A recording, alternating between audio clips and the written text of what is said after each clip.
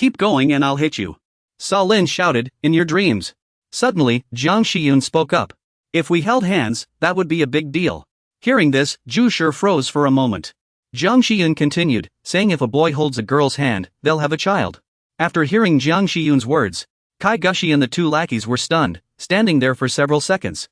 The two lackeys thought, is this guy out of his mind? Kai Gushi wondered if he was putting on an act. Suddenly, Gushi turned to Sa-lin and asked, you live with this guy? Gushi continued seriously, it's dangerous. I'll protect you. Sa-lin, holding her cat, thought, he said he'd protect me? Is it because the moonlight is making me dizzy? Or is it this atmosphere? Gushi stood in front of Sa-lin, stammering, in some rundown restroom somewhere. A man sat inside, talking on the phone, saying, yes, boss. Which stylist does the boss want? The man stuck a business card on the wall and continued, of course, the best one. They're good looking and provide great service. They can even do role-playing. Oh, absolutely. They're also very skilled in that area. We're way better than those women. Just as he hung up, a voice asked, did you hear that? The men's restroom is wandering far away. Don't like it? If you don't like it, you'd better step up your game. It turned out this man was the leader of the 100 Million gang, named Hongdopyu. He turned around and asked again, we actually got beaten by a high schooler? We, Bai Du Bang, were about to unify the Sundong district, but who was it that beat us? The underlings below whispered among themselves. They murmured to each other, saying that Guy's fate was also tied to a high schooler. Shui. He said it was just a late registration for his parents' household. Du Piao stood up, tugging at his pants, and asked, are you looking down on the invincible team of Sundong district? Was that guy good looking? Two people, a man and a woman, walked together. The man set down a cat named Tiango. The woman then asked her dad, are we abandoning it? The man replied, but what else can we do? How do you want to handle it? Just leave it here? The girl answered, here? It's still raining.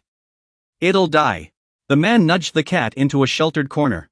Then he said, leave it here. It can stay dry now. Then the two turned and left, saying, let's go quickly. Or we might get caught now. The girl beside him said, it's so cold. They placed the cat into a clothes box. It turned out the cat was actually a baby. That's supposedly where I was found. This was the past of one of the two underlings in the gang. The one telling the story was the skinny guy. He said the backpack had Tiango written on it. So my name became Tiango. They might have been raising a dog. They were willing to raise a dog but not me. But still, that was the name my parents gave me. If they had thrown me in the trash, I might have died long ago. The other underling spoke up, at least you have a name. I was found in the backseat of a car on the highway. Tiango asked the other guy's name, are you called Gentia? The chubby underling continued, I'm called Gonggu. He and I entered the orphanage on the same day. So we're like real brothers. We've been together for 15 years. Gonggu clapped his hands with a snap. Then he said, come on, we're introducing ourselves. Don't just talk about sad things. Tiango added, the boss entered the orphanage when we were both 50. Then Gonggu began his self-introduction. I'm Gonggu, 15 years old this year. I've been protecting Jiang Valley and Tiango for 5 years now. That's all. Bei Shaolin, I'll protect you too. Shaolin replied that she doesn't need that. I just need you to disappear. Why the sudden change of heart? Even orphans are running away from you? Jiang Valley continued, saying you're more important. Shaolin introduced herself, saying, I'm Bei Shaolin, 15 years old. I received support from my grandmother in the US. Now I live alone. That's all. After hearing Shaolin's introduction, Jiang Valley's eyes lit up, and he said, let's get married. Shaolin shouted angrily, stop saying such cheesy things. Jiang Valley looked up and said, well then, that's the end of that. Jiang Shiyun was seen sitting across from them. Jiang Valley told him to speak. Jiang Shiyun turned to look at them. Jiang Valley urged him, hurry up and talk. Who are you? Shaolin was curious about how Jiang Shiyun lived. Jiang Shiyun turned to face them. He looked at them and said, I. He heard the other person continue, saying he had killed his own father. I once had a mother and father. My father hit my mother, and she cried so hard before running away. While the child was drawing in the room, a voice called out, Shiyun, Dad's home. His father brought another woman home. He smiled and said, from now on, call her mom. The woman smiled too. Hello. The other woman brought along younger siblings. The woman saw him and asked, what are you doing? Hurry up and greet your brother and sister. Shiyun timidly raised his hand. Hello. But just for that greeting, he was beaten. If he spoke to his siblings, he'd get hit. Every time his father wasn't home, he'd be beaten. That woman would hit him. You spoke to my children, didn't you? This kid. If he's alone with his mother, something terrible will happen. Her image is vicious. If you share a room with your daughter, you'll end up having a child, you know? If you pretend to be sick in front of your father, something terrible will happen. If you don't earn your own keep, something terrible will happen. But it doesn't matter anymore. As long as father is here, everything will be fine. Father asked with a smile, "Where's Shiyun?" She replied, "Maybe she's not feeling well and fell asleep. But father is gone too. Father was never in good health to begin with. Father left me and went to heaven. If you cry in front of father, something terrible will happen." So it seems no one cried. She was with her 2 daughters. "Hello, is this the insurance company? Ah, I'm calling because..." Suddenly, her daughter said, "Mom, I'm hungry. Let's go have some beef soup. I'm on the phone right now." The stepmother brought home a new father. I heard the father's original family was a complete one. They were already living together. The 2 daughters rushed into the new father's arms. "Dad, don't leave again. Dad won't leave again. This is our home now. We've been through so much. Oh dear. If you want to stay here, you have to behave." Shiyun called out softly, "Dad." But he slapped her. "No. I'm the only one who doesn't belong in this family." Shiyun trembled on the floor, begging. "Who's your dad? Stop making a fool of yourself." A steaming hot pot was set on the table. Their family of 4 sat around chatting. "What does Dad's daughter want to do for Christmas?" "I want to go to the amusement park." "Sounds great." Shiyun still sat alone in her small room, lost in thought. "The whole family will go together." My reason for running away from home. It wasn't because of the cold or the pain. But that's because I can't eat with them. Because I can only watch from afar. It's no different out here. I still feel cold and hungry. In fact, even more so. Jiang Shiyun said, holding the cat. "I actually feel more comfortable this way. My stepmother said I was the reason my father died. Because I made him angry, and that's why he passed away." The girl was shocked after hearing this. Everyone sat together, sharing stories. "So you've been wandering for 5 years? How have you survived?" "I was sleeping in a subway station when I got into a fight with a homeless man. At the fishing port, I was caught and taken onto a ship. There was plenty of food in the mountains, but I ended up fighting a wild boar." You really know how to avoid trouble. It's almost unbelievable. Under everyone's astonished gazes, Shiyun summed it up. "That's how I've been wondering." "That's all?" Gusu asked. "Then, don't you have any happy memories?" "Well, there are a few." Shiyun stroked the cat. "Hide and seek. Before my birth mother left, she often played that game with me," Shiyun said quietly. "My mother taught me how to play hide and seek. I never played tag with anyone else." "That works too, I guess." The girl stood up and said. "Let's play hide and seek, Jiang Shiyun. It'll be more fun with us." She said excitedly. "You've never played with us before, right? There are so many of us, it'll be fun." Everyone chimed in. "Yeah, let's play hide and seek, Jiang Shiyun. We're experts at it." "Jiang Shiyun, you be the seeker." But Jiang Xiyan looked a little lost. I've never been the one to find others. I don't want to find anyone." Before he could finish, the 3 of them had already run off. Who knows where they went? "You better start counting. Count to 100. Gusu said helplessly. "Sister, why are you hiding?"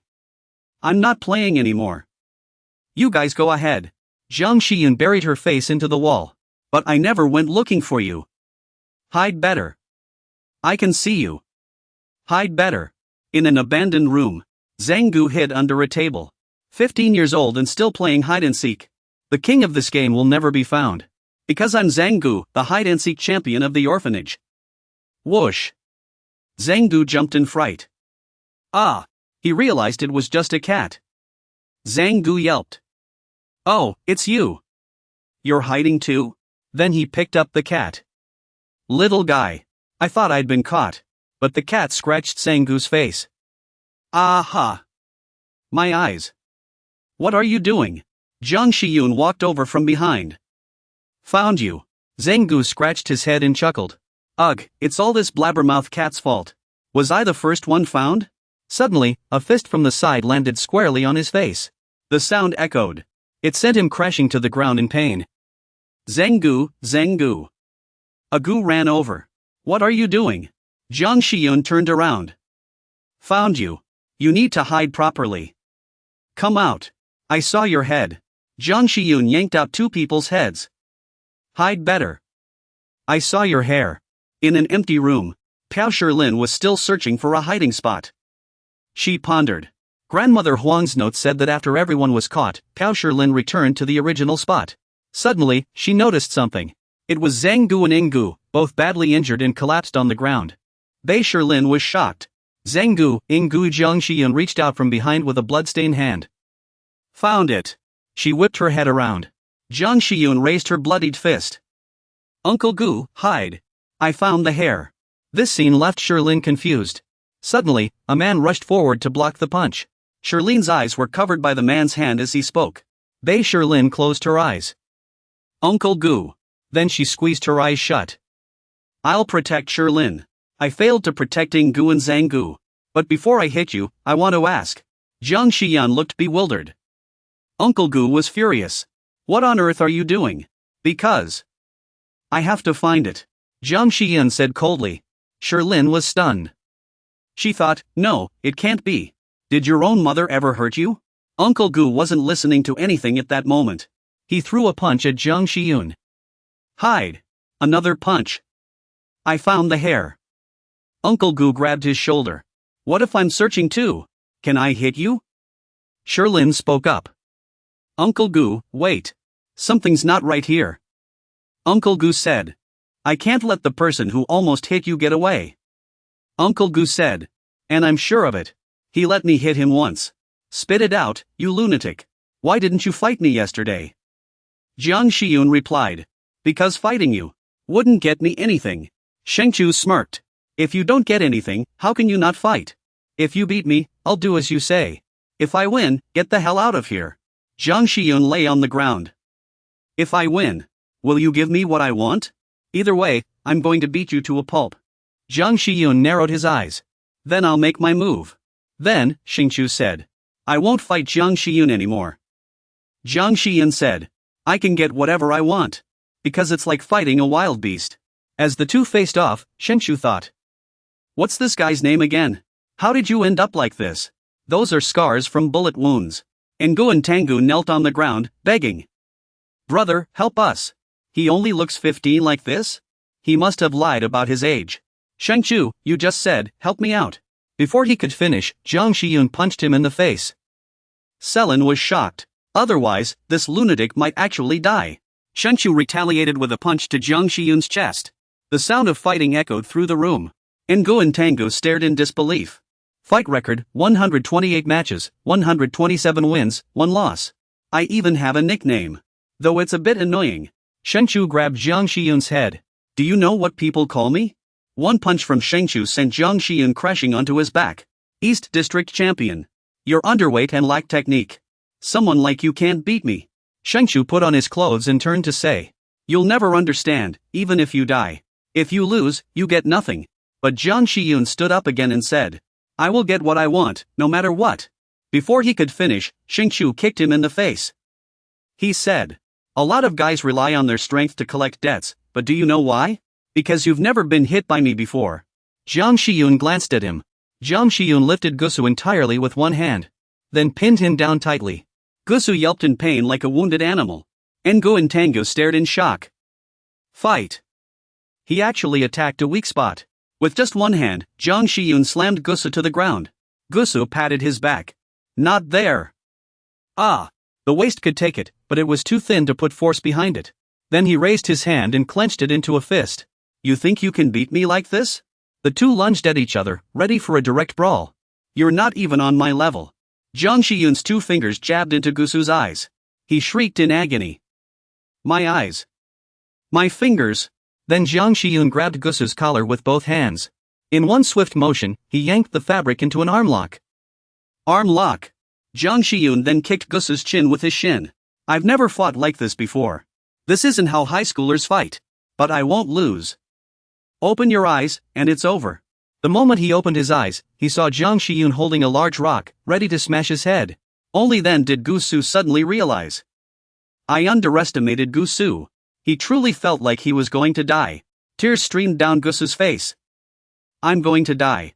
But another arm stopped Jiang Xiyun. Followed by a kick to his leg. It was Ngu and Tangu, grabbing Jiang Xiyun tightly. Taigu. Hui Angu. Karafu. Stop. Do you want to kill him? Jiang Shiyun was furious. If you underestimate me, things will get serious. Gusu wondered blankly why brothers had to fight like this, even if the older one was weaker. 129 battles, 127 losses, 2 draws. Hey! Everyone out! Sherlin shouted. In the end, Park Sherlin's shout put an end to the fight between the two of us. This is how I treat you all.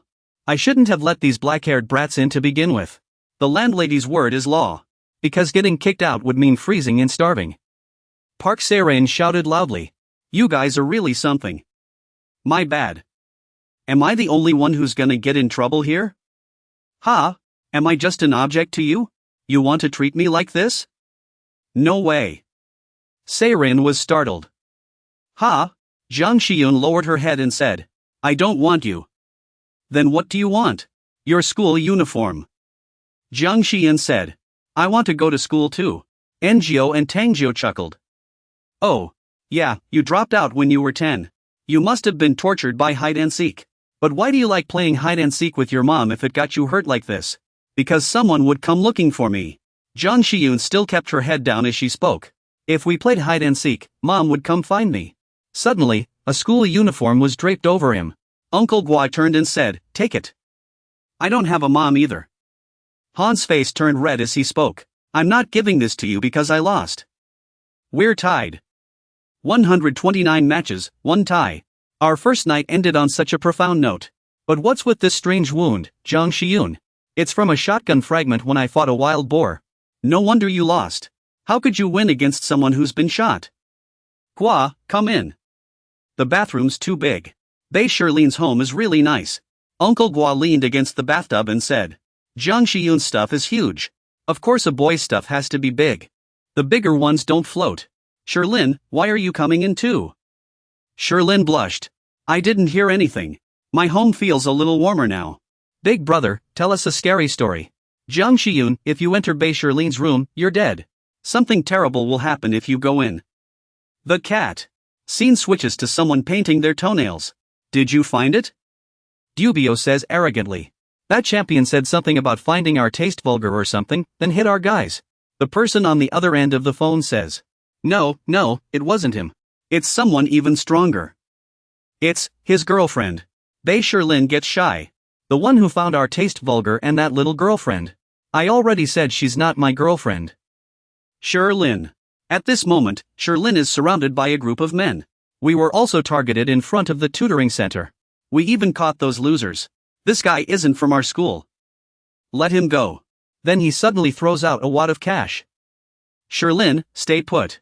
This kind of thing should be handled by men. As long as you're paid. Before he could finish, he gets kicked in the mouth. Now you'll take a beating for every bill you pulled out. Sorry. Who are you? I'm just a classmate from the same tutoring center as Sherlin. Sherlin says nervously. Stop it. Get out of here. That guy really did find our taste vulgar. What's his name to make them go this far? Bei Sherlin. I'm hungry. Jiang Shiyun clutches her stomach and yells. Sherlin is shocked. Jiang Shiyun. The one who found our taste vulgar. Jiang Shiyun says. I'm hungry. Why didn't you go home? That friend really did find our taste vulgar. Why did you come here? It's dangerous. Leave now. Suddenly, someone in the crowd grabs Jiang Shiyun by the collar. You high schooler. How dare you interfere with our target? Jiang Shiyun's eyes redden. What are you looking at, punk? Wow, your parents really scared me. If I take you to meet my big brother, that would be great. Then, Jiang Shiyun grabbed the guy's collar. Seizing the opportunity, he tackled him to the ground. Jiang Shiyun widened his eyes. Fighting while wearing a collar, this isn't a small matter. From a distance, someone charged over. That despicable dog dared to grab the collar.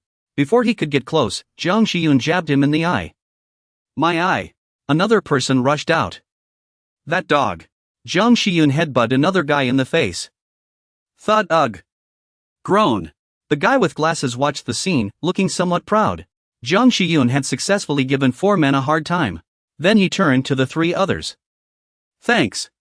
Wow, that was amazing. Jiang Shiyun barked sharply. What are you looking at? Stop it, you idiot. Sometimes I wonder. Sherlin explained that he wasn't Che Jianxi. How should I put it? Let's just ask. This is Jiang Shiyun, who's with me? Jiang Shiyun turned and asked, no more fighting? It's fine. If I hadn't introduced him to them that day. This is my classmate. Jiang Shiyun, you're the one who came looking for Sherlin earlier, right? And he's a friend from another school. Ah, let me introduce myself. Maybe our story wouldn't have turned out so tragic. The boy with glasses extended his hand. Hello, I'm Guang Yuchen. In front of everyone was a large platter of steaming hot food, drawing gasps of amazement. Wow, food. The scene showed 7 people scrambling for the food. Exclamation, wow. With so many people, someone asked where this meal came from. Never seen anything like it. A thought flashed through someone's mind. A guy walked by. Everyone was fighting over the food. Someone answered that Jiang Shiyun made it. Another person exclaimed, wow. Where did you learn to do this? Jiang Shiyun replied while eating, I learned from a carpenter. Tang Zhou says Jiang Shiyun's mind seems to have improved. Che Guasu says he was just acting. Stop thinking about it, the phrase echoes again. Jiang Shiyun has changed a lot compared to their first meeting. Che Guasu, not seeing Bei Shailin eating, asks, why aren't you eating, Bei Shailin? Bei Shailin startles and responds with a soft Oh, I'm on a diet. She thinks about how her living expenses were all spent by her grandmother. With 7 people to feed, she really can't eat much. Bei Shailin's frail body growls with hunger. Even their cat has food to eat, and it meows, I have a cat too. Then, Bei Shailin turns to look at where everyone is eating and says, but I'm a little curious. She asks, why are you all here too? Guang Wuchuan smiles and asks in surprise, huh? Jiang Shiyun also replies, us? Bei Shailin ponders why Jiang Shiyun and Guang Wuchuan come here so often. Guang Wuchuan grins and says, I came to see Jiang Shiyun. I really like Jiang Shiyun. Bei Shailin asks Jiang Shiyun, what about you, Shiyun? Your family must be strict. Shiyun blushes and looks up, replying, I. Jiang Shiyun's image flashes before her eyes. She continues, I just wanted to come. Che Guansu says, you're out of money, right? That's why you're not eating anything. Bei Shailin hums in confusion and glances at Che Guansu. At this moment, the two of them walk to another corner to talk while the others remain at the table. Che Guansu says, I'll figure something out. I'll find a part-time job. Don't worry. No matter what, I'll find a way. Bei Shailin replies, it's not easy to get a miner to agree to let you work. Then, a stranger's hand offers a stack of money. Jiang Shiyun hands the money to Bei Shailin and Che Guansu, saying it's for rent. The two ask in shock, what is this? Jiang Shiyun, where did you get it? Jiang Shiyun stammers, it's. Jiang Shiyun doesn't say more and just stuffs the money into Che Guansu's clothes. He says, just think of it as money I earned. Go buy some good food for everyone. Che Guansu panics at Jiang Shiyun suddenly shoving money at him. He demands, where did you learn this way of shoving money at people? Jiang Shiyun answers, the carpenter I live with does it like this. Che Guansu snaps, oh. Now you're using the carpenter as an excuse. Che Guansu says, I'll do the same for Shailin. Bei Shailin replies, I'm not falling for that. A cat that had appeared out of nowhere let out a meow. Bei Shailin held the money in his hand, pondering where Jiang Shiyun had gotten such a large sum. At that moment, someone was already hiding by the door, eavesdropping on their conversation. That person was none other than Guang Yuchen, who thought to himself, wow, no wonder Jiang Shiyun, where on earth did he get so much money? By then, dusk had fallen, and the streets were deserted. As Jiang Shiyun walked down the road, someone suddenly asked him, going to make some money? Hearing the voice, Jiang Shiyun turned around. The one speaking was none other than Guang Yuchen, who placed his hand on Jiang Shiyun's shoulder and said, tell me. His face alight with excitement, Guang Yuchen rapidly fired questions at Jiang Shiyun. Do you know how much I admire you? You feel like someone from another world. With a face full of excitement and admiration, Guang Yuchen continued, I'm always forced to study at home. Actually, I skipped my tutoring session today just to see you. Laughing, Guang Yuchen added, I want to live like you. But where did you get so much money? Jiang Shiyun looked helpless, not knowing what to say. Jiang Shiyun reached into his pocket and said, I used this. Guang Yuchen didn't understand what he meant and let out a confused huh? Jiang Shiyun pulled out a pair of scissors from his pocket, shocking Guang Yuchen. Guang Yuchen's eyes widened in surprise, stammering to himself, scissors? Could it be theft? Before Guang Yuchen could think further, Jiang Shiyun jammed the scissors into a lock and tried to pry open a car door. Guang Yuchen thought, what is he doing? Picking a lock with scissors. Guang Yuchen thought, this isn't in any textbook, it's something you learn from living on the streets. Watching Jiang Shiyun's actions, Guang Yuchen stammered, Jiang Shiyun, what are you doing? Jiang Shiyun replied, there's a lot of money in here. Guang Yuchen thought, Shiyun has taught me so much. Guang Yuchen asked, Where did you learn this? Jiang Shiyun, rummaging through the truck, answered, the homeless uncle who taught me a lesson before showed me. Guang Yuchen thought, I see. Guang Yuchen continued pondering, this was clearly against the law. When Jiang Shiyun suddenly said, memory card. Black box. Guang Yuchen recalled the dazzlingly beautiful images Jiang Shiyun had shown him that day. And at that moment, the memory card was in Guang Yuchen's mouth. Jiang Shiyun said, chew it.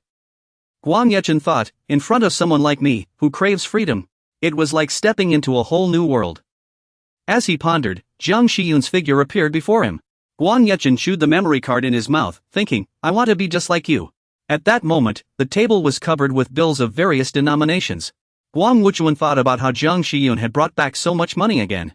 Uncle Celine sat in front of a table full of money, and everyone started whispering among themselves. Isn't this just like repaying a kindness? Everyone gathered around Jiang Shiyun, marveling at how resourceful he was. Jiang Shiyun really is the head of the family. Where do you work? You're amazing. Guang Wuchuan thought to himself that he could do it too. Guang Wuchuan spoke up, everyone. Everyone turned to look at Guang Wuchuan. Guang Wuchuan said, I know too. He thought he knew how to make money, just like Jiang Shiyun. Then, as if he had lost his mind, Guang Wuchuan blurted out that he knew how to make a lot of money. But what he was really thinking was that he could do what Jiang Shiyun did. By this time, it was already late. In a construction site for a residential area, whispers could be heard, has he gone mad? Everyone watched as Che Jianshu grabbed Guang Wuchuan by the collar. Guang Wuchuan said in a low voice, you said you knew how to make money. Let's avoid Uncle Celine and take us there. Che Jianshu, standing in the stairwell, grabbed Guang Wuchuan's collar and asked, are you planning to steal? You said you'd take us to steal. Guang Wuchuan, still held by the collar, pulled out a key and said, don't worry, the family isn't home. I checked. The parents are at work, and the kids are at school. The key is hidden in the fire hydrant. Whispers could be heard, how does this kid know so much? You weren't like this before, were you? Jiang Shiyun spoke up, I'll go in. Jiang Shiyun said, this idea sounds good, Guang Wuchuan.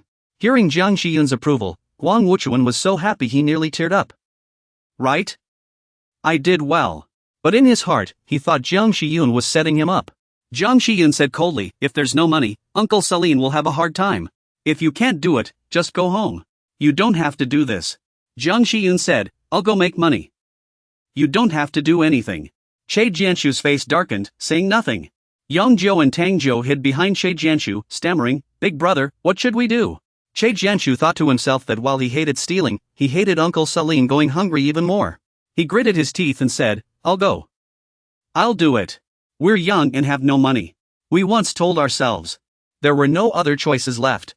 But the truth was, we were just making excuses for our desperate actions. The door to that house had already been opened. The five of them entered the house, each rummaging through corners for anything valuable. They split up, and Jiang Shiyun opened the drawers in the house. Guang Wuchuan did the same. Yingzhou and Tangzhou still followed behind Uncle Qiguan. The two of them said nervously, with Tangzhou speaking up, Big brother, I'm really scared. Yingzhou asked, are you sure this is okay? Qiguan was just as tense, thinking he couldn't back out now or Pashalin would go hungry. Qiguan snapped, what are you thinking? High schoolers can't find jobs, and I have no other options.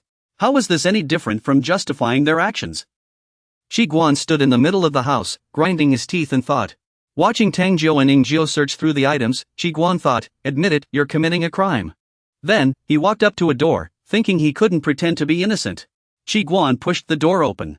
Suddenly, Guang Wuchuan burst out of the room, holding a pile of jewelry, excitedly saying, look at this. Guang Wuchuan said, there's a lot of valuable stuff here. Qiguan hissed, shut up, you maniac. Jiang Shiyun walked over and said, good job. He continued, you've got real talent. Hearing Jiang Shiyun's praise, Guang Wuchuan was overjoyed. Then, Guang Wuchuan shouted like a madman, there might be even more, like cash. Guang Wuchuan thought, praise me more, Jiang Shiyun. Acknowledge my skills. Just as Guang Wuchuan was celebrating, a sudden click startled him. It was the owner of the house, the husband, saying, The wife also said, that's odd, the door's open? The couple returned home, turned on the lights, and the husband asked, did you forget to lock the door when you left? The wife replied, how could I forget something like that? The couple was home, with the wife helping the husband take off his coat. The couple said, what if we get caught? Looks like we'll need to install a new lock. The five of them hid behind a door, watching the couple. Qiguan looked down at Guang Wuchuan, who was sitting, and whispered, what's going on? Didn't you say no one was here? Guang Wuchuan replied, this is weird. They should be at work at this hour. Chi Guan said, quick, hide over there. Guang Wuchuan replied, okay. Chi Guan thought, we have to leave before they notice us. Lost in thought, he looked outside. Before the five could escape, the husband struck Che Guanchuan hard on the head with a stick, making him cry out in pain. Dazed from the blow, Che Guanchuan collapsed to the ground as the husband continued beating him with the stick, yelling, you worthless dog. Do you think I don't know what you're up to? With his head bowed, Che Guanchuan stammered, Uncle, I was wrong. The husband shouted to his wife, honey, call the police. Just then, the husband grabbed the others hiding behind the wall. They rushed forward, pleading, Uncle, we're sorry. Don't hit our heads again. A cautious voice spoke up. It was Guang Wuchuan, who leaped from behind and wrapped his arms around the husband's neck. Guang Wuchuan shouted, run! At that moment, the husband had one foot braced against the doorframe. He gathered his strength, spun around, and kicked Guang Wuchuan, who was clinging to his back, straight into the wall. The kick left Guang Wuchuan dizzy and disoriented. He crashed to the ground, and the husband picked up the stick, cursing, you little brats. Stick in hand, he continued, did you take a wrong turn or something? Are you even minors? But then, he seemed to notice something. A thought flashed through his mind, but what we discovered next was, Guang Wuchuan had brought them to this house to impress Jiang Shiyun. Guang Wuchuan clutched his stomach, tears streaming down his face from the pain. The husband gasped in disbelief, huh?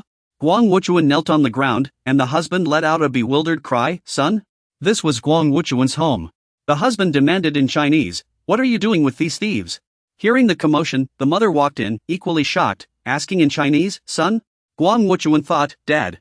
The husband roared, answer me. Guang Wuchuan pleaded with his eyes, don't say anything. Losing patience, the husband yelled, Guang Wuchuan. Why won't you talk? Guang Wuchuan thought, stop talking.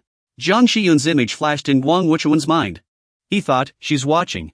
Just as the husband questioned his son, he was suddenly punched in the face. The one who struck him was none other than his own son, Guang Wuchuan, in front of everyone. Guang Wuchuan shouted, run, now. He turned to the others, sweating profusely, urging, hurry up, move it. Even now, Guang Wuchuan still hoped Jiang Shiyun would approve of him. With a loud crack, Guang Wuchuan's glasses were knocked off by his father's punch. The husband roared in fury, are you messing with me? How dare you hit your own father? By this time, they had arrived outside Guang Wuchuan's house. Guang Wuchuan sat on the ground while Che Jianxi loudly questioned him from inside his home. How could you even call yourself human? Sitting on the ground, Guang Wuchuan muttered, who do you think you are, daring to yell at me? Guang Wuchuan said, Piao Shailin gave you a place to stay, and Jiang Shiyun went out to earn money, what were you all doing? Guang Wuchuan continued, protecting Piao Shailin with just your words? This made Che Jianxi roar in fury, cursing, you bastard. Guang Wuchuan asked, why won't any of you understand me? You all understand each other, but no one understands me. Guang Wuchuan, his face covered in blood, sat on the ground looking utterly indifferent. Guang Wuchuan recalled his past, asking, have any of you ever lived under such suffocating pressure? Were you ever forced to obey even in your sleep? As he spoke, he remembered having to study hard in school. Have you ever lived a life where you couldn't even do what you wanted? He recalled his parents watching over him as he did homework, his father scolding him for every little mistake. His mother stood beside him, saying, let's sign you up for another cram school tomorrow. Guang Wuchuan felt trapped and controlled at home. He said, abusing family isn't just about violence. Guang Wuchuan added, I envy all of you, as he remembered his friends playing freely. He continued, at least you've always been free. Guang Wuchuan picked up his broken glasses from the ground. Guang Wuchuan went on, I wish I were an orphan. Hearing this, Che Jianxi shouted furiously, you animal. Jiang Shiyun, who had witnessed everything, spoke up, stop this. Jiang Shiyun added, Guang Wuchuan was just trying to earn a living. Seeing Jiang Shiyun defend him, Guang Wuchuan secretly rejoiced, thinking, Jiang Shiyun, of course. Only you, as expected. Jiang Shiyun said, Guang Wuchuan, that's enough. Let's go home. Just as he was happy to have support, Guang Wuchuan heard something that shocked him. Guang Wuchuan thought, how could Jiang Shiyun say that? Had he lost faith in me? Jiang Shiyun looked at Guang Wuchuan with disappointment. Guang Wuchuan's world seemed to collapse. Now you're all I have left. At that moment, a commotion arose around them. Is this true? It is. They're coming to my house now. How old are they? A vocational school student. Impressive, right? A message appeared on the phone screen, how old are you? The girl replied, 15. I'm young, aren't I? The reply came, perfect. Where are you now? The girl replied that she was almost there. They urged, hurry up. You've got some nerve. 3 elementary school boys, flirting with a girl online, gasped, wait, we have to pay extra for that? The kid who suggested it said it shouldn't be necessary. Another kid chuckled, she's really coming. Then they asked each other, whoa, can we kiss a high school sister? Fortunately, Yang Su's family wasn't home. One kid asked, do you have a photo? Yang Su replied, of course. Her name is Xian. A letter A appeared on the screen. She said the photo wasn't very clear, then Xian's picture showed up.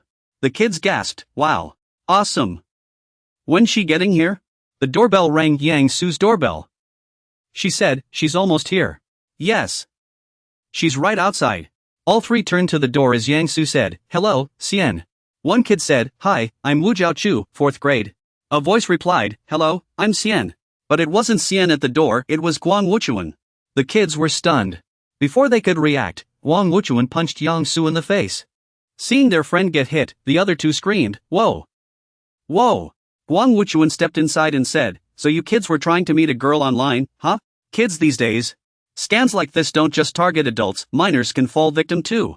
The three kids dropped to their knees as Guang Wuchuan threatened, do you know this could cost at least 3 million in fines? You know this is illegal, right? The kids clasped their hands together, begging, we're sorry. Please don't call the police. Their voices trembled with sobs. Since minors can also be targets of online scams, parents raising kids should be extra cautious. Guang Wuchuan said, my dad's a cop. I'm calling him now. This is a serious offense. Your parents could get in trouble too. Yang Su, bruised and teary-eyed, pleaded. Please, let us go this time. Don't let our parents go to jail. Guang Wuchuan sneered, oh, really? Then how are you going to explain this to your parents? Guang Wuchuan rummaged through Yang Su's house, holding up a bunch of jewelry. The kids chimed in unison, we'll say we lost them. Guang Wuchuan said, bingo. It's crucial to pay special attention to educating children. Guang Wuchuan is right, getting scolded is better than going to jail, isn't it? The children answered in unison, yes. He continued, asking what they should say if their parents suddenly returned. The children replied, we'll say you're our close older brother. Guang Wuchuan pressed on, asking which they prefer, getting scolded for online dating or for losing something. The children answered, losing something. Guang Wuchuan said, good. He thought to himself with a chuckle, he'd tricked quite a few valuables out of the kids' homes. Scamming elementary schoolers was just too easy. He felt a little guilty for impersonating Xian, but Guang Wuchuan's eyes flickered as he wondered if Zhang Xian would start to like him now. Holding up the things he'd just tricked out of them, he said, see? I got all this myself. Phew, you have no idea how scared June was of getting caught.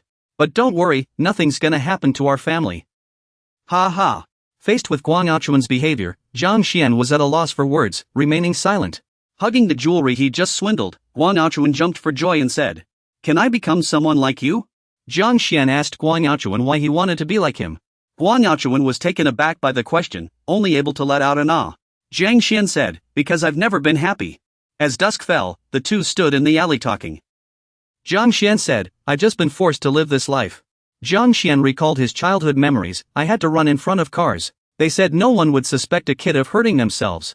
The driver gave me money to keep quiet from my parents. That's how I made my first earnings. While waiting for his body to recover, he had to line up all night. In the scene, a frail Zhang Xian stood shivering as someone asked, little guy, are you here alone? Where are your parents? Zhang Xian said, they told me to line up for limited edition phones or shoes. Zhang Xian added, I've also pretended to be lame or begged in subway stations. If I didn't earn money in a day, I'd get beaten.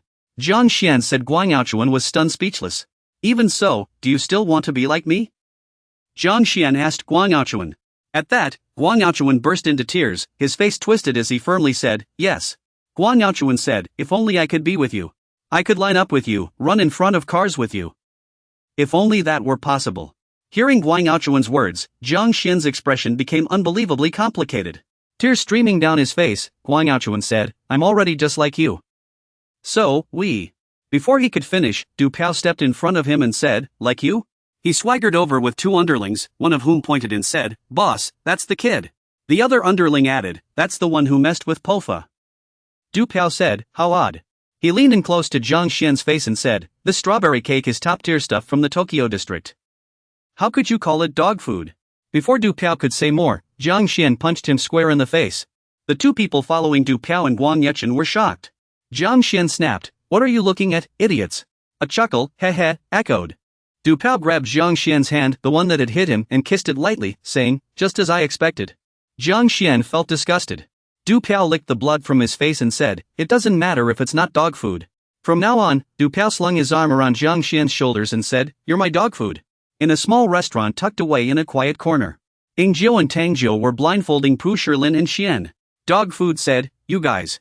Bring them inside." Dog food tilted his head and asked, "What now?" He turned to the group across from them and asked, "Who are you?"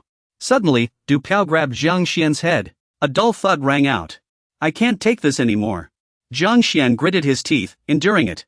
Du Piao seized Jiang Xian's head and slammed it into the ground. As Jiang Xian hit the floor with a loud crash, Du Piao cooed, "Oh, what a cute little thing. Now you're scared, huh?" Jiang Xian slowly got back up. Blood splattered from Jiang Xian's face. "Uncle. You might end up in a wheelchair too."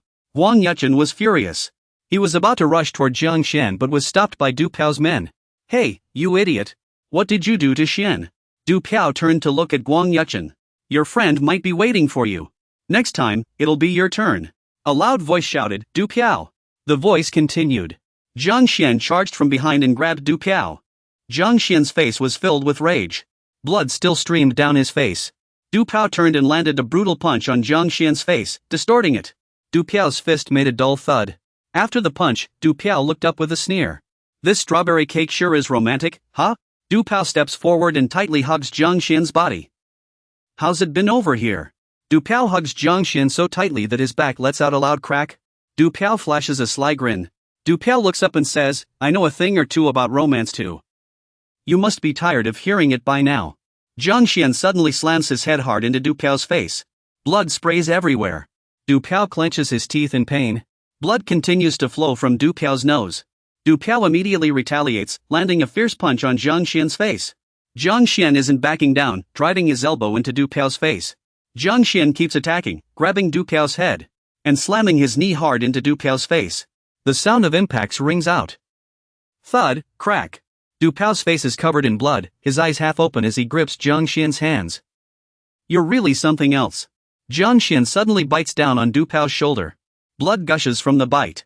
Jiang Xian keeps biting down. Du Piao cries out in pain. Filled with rage, Du Piao lifts Jiang Xian up. "Maybe I've been too lenient with you." Du Piao slams Jiang Xian hard onto the ground. A loud crash echoes. Du Piao says, "Who do you think you are?" Jiang Xian doesn't have time to react. Du Piao lands another brutal punch on Jiang Xian's face. Du Piao, his hands covered in blood, grips Jiang Xian tightly in fury. "You think just because I complimented your looks, you can rebel against me?" Du Piao is suddenly struck by something. Jiang Xian grabs the necklace around Du Piao's neck. Jiang Xian lies on the ground, his face covered in blood and wounds. His hand clutches Du Piao's necklace tightly. "Who do you think you're fighting? You wear a necklace too?" Jiang Xian grabs both ends of the necklace and pulls hard in opposite directions. The necklace tightens around Du Piao's neck, causing him immense pain. Guang Wuchan and Du Piao's men stare in shock at Du Piao. Guang Wuchan gives a hopeful yet eerie smile. Du Piao collapses to the ground with a heavy thud. Jiang Xian still grips the necklace tightly around Du Piao's neck. Du Piao endures through gritted teeth, his face twisted in rage. "Idiot. When I get this off, I'll make you pay." Du Piao freezes when he sees Jiang Xian's face. Jiang Xian's thoughts begin to surface. Hong Du Piao, Jiang Xian's expression is terrifying, filled with murderous intent. "To be honest, you're the first person to see these eyes of mine that want to kill." Du Piao lay on the ground, mouth agape, eyes wide open. After that day, Hong Du Piao of the 100 Million Gang became the gang's biggest loser. Du Piao lay unconscious on the ground, his mouth still wide open. Du Piao was left with deep psychological trauma from being choked. The once famous 100 Million Gang began its decline. A hairbow lay beside him. The flower fell off. Du Piao's underlings immediately fled.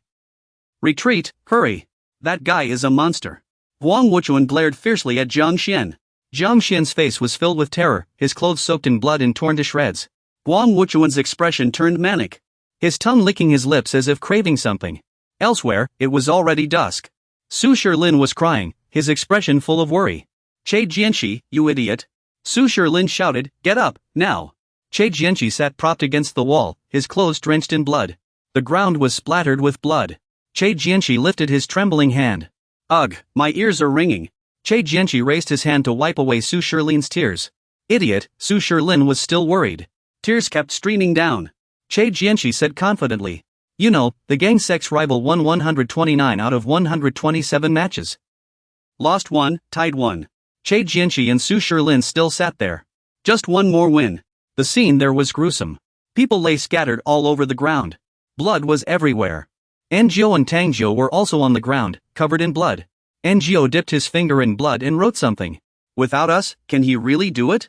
Back on the rooftop of a certain building. It was the place where Jiang Shishuan and his friends often gathered. Che Jianxi woke up from unconsciousness. Ah, monster, monster. Su Shilin was carefully tending to Che Jianxi. Sit still and watch. It'll leave a scar now. You're not afraid of fighting, but you're afraid of disinfectant? Su Shilin said. No more fighting from now on. I told you not to fight anymore. Che Jianxi silently looked at Su Shilin. Che Jianxi turned to look at Jiang Shishuan. Jiang Shishuan, it's your turn to strike now. Well, Uncle Salin is here again. I completely understand how you feel. But you should know when to stop. Che Jianxi suddenly spoke up. Let's get married, Uncle Salin. Uncle Salin was shocked by Che Jianxi's words. Ah, Jiang Shishuan was silently watching the two of them. Suddenly, a voice came. Hey, Shishuan, I've got disinfectant wipes. Let me clean that for you. Let me help. Jiang Shishuan nodded in agreement. Shishuan said. Good thing you came to the hospital. But you might end up with a scar. Shishuan gently dabbed Jiang Shishuan's wound with the disinfectant wipe. Shishuan said. Getting into fights like this isn't good, you know? Uncle Salin looked at Jiang Shishuan. If you keep fighting, I won't help you disinfect next time. Ingjiu and Tangjiu were disinfecting each other. Ingjiu said. The fight's over, so why can't we stop crying? Tangjiu quietly replied, stop talking. It's already bad enough. A heartwarming scene. As everyone cared for each other like family, Che Jianxi spoke up. You're so picky, it's just like family. Uncle Salin replied, we're not related by blood. What family? Tangjiu chimed in. Do we need blood ties to be family? Ingjiu nodded in agreement. But we're together 24/7, just like family. Then, Che Jianxi declared firmly. We're already family. Uncle Salin, Ingjiu, and Tangjiu all looked at Che Jianxi. Even the little black cat noticed. Che Jianxi stood up, hands on his hips, and said confidently. What's so important about blood? As long as we're close, we're family. Uncle Salin looked up angrily. Hey, what are you thinking? Che Jianxi shouted. I'm the big brother. If you have any complaints, say them, Jiang Shishuan. Jiang Shishuan reluctantly nodded. Fine, you can be the big brother. Che Jianxi shouted. Any problems? Then call out Xiyin and let's hear it. Jiang Xiyin says. I'm going to be a dad. Ingjiu gets very excited hearing Jiang Xiyin say that. Jiang Xiyin is going to be a dad? Then I'll be the uncle. Tangjiu also speaks up. Then I'll be the uncle's older brother. Che Gushu asks in confusion. What? Shilin says. Then I'll be the mom. Che Gushu disagrees with this outcome. Hey, that would make you two a couple, wouldn't it? No way. Everyone starts giving their opinions. Let's give ourselves names too. A surname. Using English names would be cool. Who's going to pick them? Shiyun smiles as he watches them. Meanwhile, Wang Wujuan looks at them in bewilderment. Jiang Shiyun says a little awkwardly. I know English.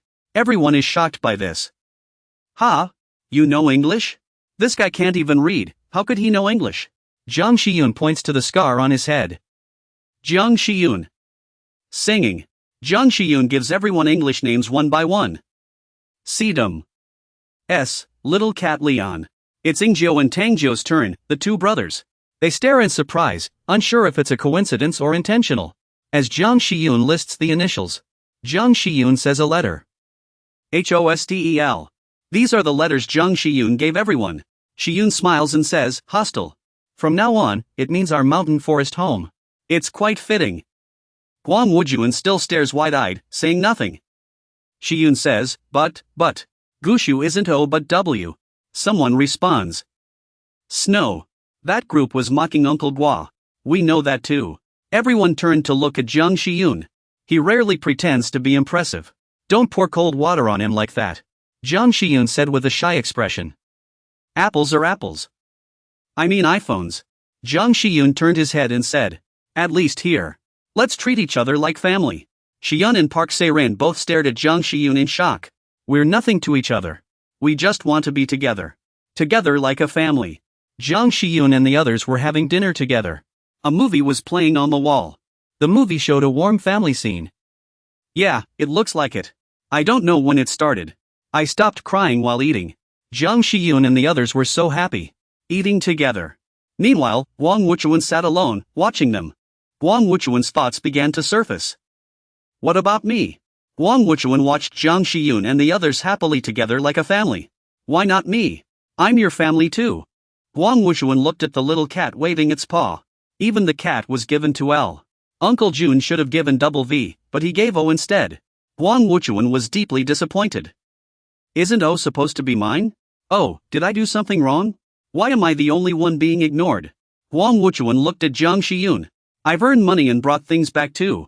I've cleaned the house as well. Why am I not part of his family? Jiang Shiyun said, you have a home to return to. You haven't been abandoned. Jiang Shiyun's words stunned Wang Wuchuan. He stared at Jiang Shiyun in shock. Wang Wuchuan's expression changed. Wang Wuchuan furrowed his brow. If you want to form a group without family, at least be fair, right? Don't you have a family too? Wang Shujun looked at the little black cat. Your family is the Leon family, right? Wouldn't it be fair if it weren't here?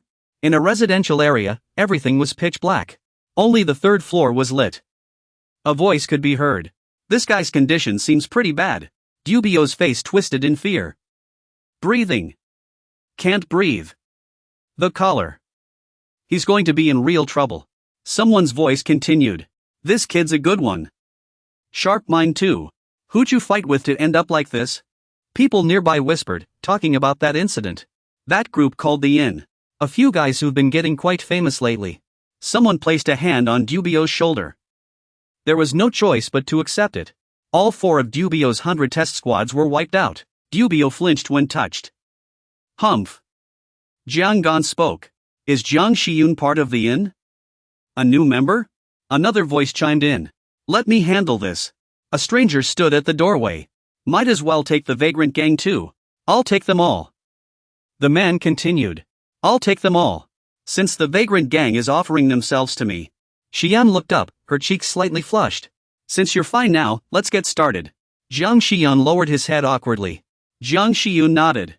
Xian placed a Chinese character-shaped sticker on Jiang Shiyun's forehead scar. This is called henna. It's a temporary tattoo. Your wound has healed. It's fine to put it on now. Jiang Shiyun sat on the ground, letting Shiyun apply the tattoo to his forehead. Good thing it can cover this scar. Even if you don't like it, it'll fade over time. Don't worry. Everyone in the dorm squad is watching. Bakelamu also has the same tattoo as Jiang Shiyun and Che Jianchua. He's holding a kitten. Since we're all family, we should feel this way. I want it too. A voice responds. You can't do that. The brothers Xingjiu and Xingjiu have tattoos on different arms. Together, they form the symbol. Xingjiu asks in confusion. Why did ours turn out like this? Xingjiu says it's crossed. Xingjiu replies. How did we end up like a couple? This is so embarrassing. Jiang Xian looks at everyone shyly. Thanks. Jiang Shiyun's thoughts surface. But we don't want this mark to disappear in the future.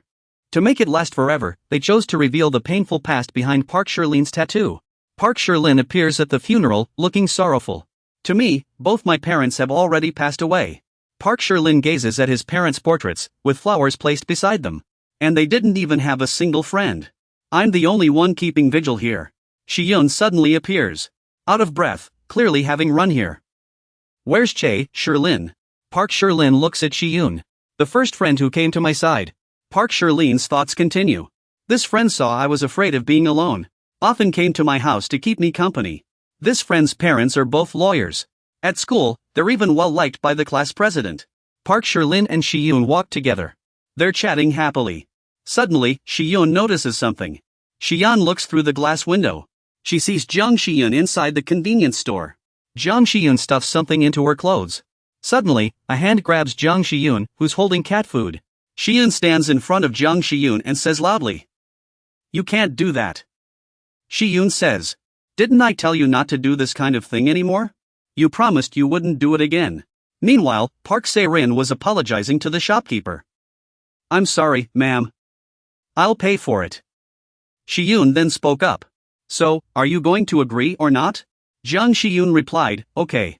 Shiyun smiled happily and patted Jiang Shiyun's head. Our Shiyun. Jiang Shiyun bit her lip and looked down at Shiyun. Park Se-ran stood at a distance, watching the two of them. Park Se-ran recalled her earlier conversation with Shi-yoon. Shi-yoon had said, "Se-ran, is there something between you and Shi-yoon?" Park Se-ran asked in surprise. "Huh? Why do you ask?" Shi-yoon simply said, "I was just a little curious." Park Se-ran laughed and replied, "Ha ha, we're just family. Nothing more." Back to the present. Park Se-ran looked at Shi-yoon and Jang Shi-yoon, her eyes carrying a hint of sadness.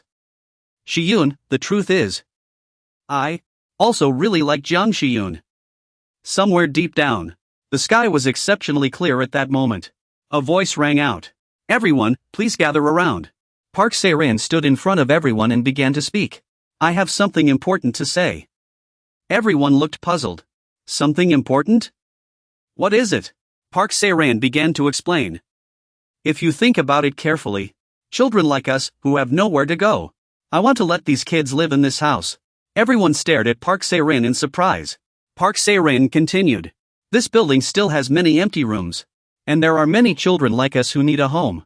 Enjio and Tanjio were playing in the bathtub. Tanjio held a water gun in his hand. "Oh, is this really a good idea?" Enjio asked. "You mean taking in those homeless kids? The ones who have nothing?"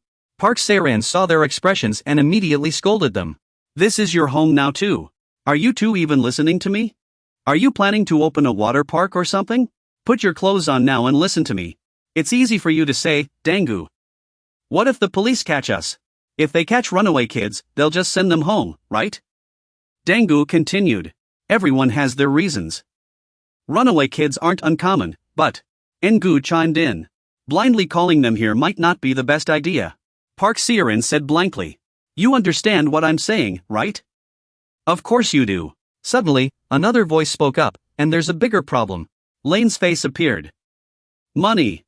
The soaking wet beast brigade followed Lane. "These kids' living expenses. We don't even have enough people now.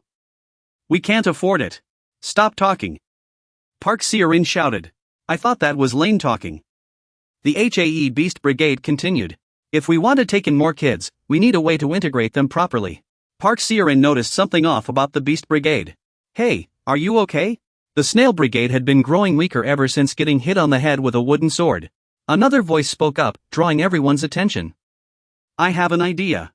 Jiang Shi-yoon was speaking. "A way to avoid the police and still make money to cover the costs." Jiang Shi-yoon continued. "The way to make big money without getting caught by the police is..." The scene suddenly shifted to another place, where Jong-yun appeared. Jong-yun continued. "This is the challenge I'm giving to all gang leaders.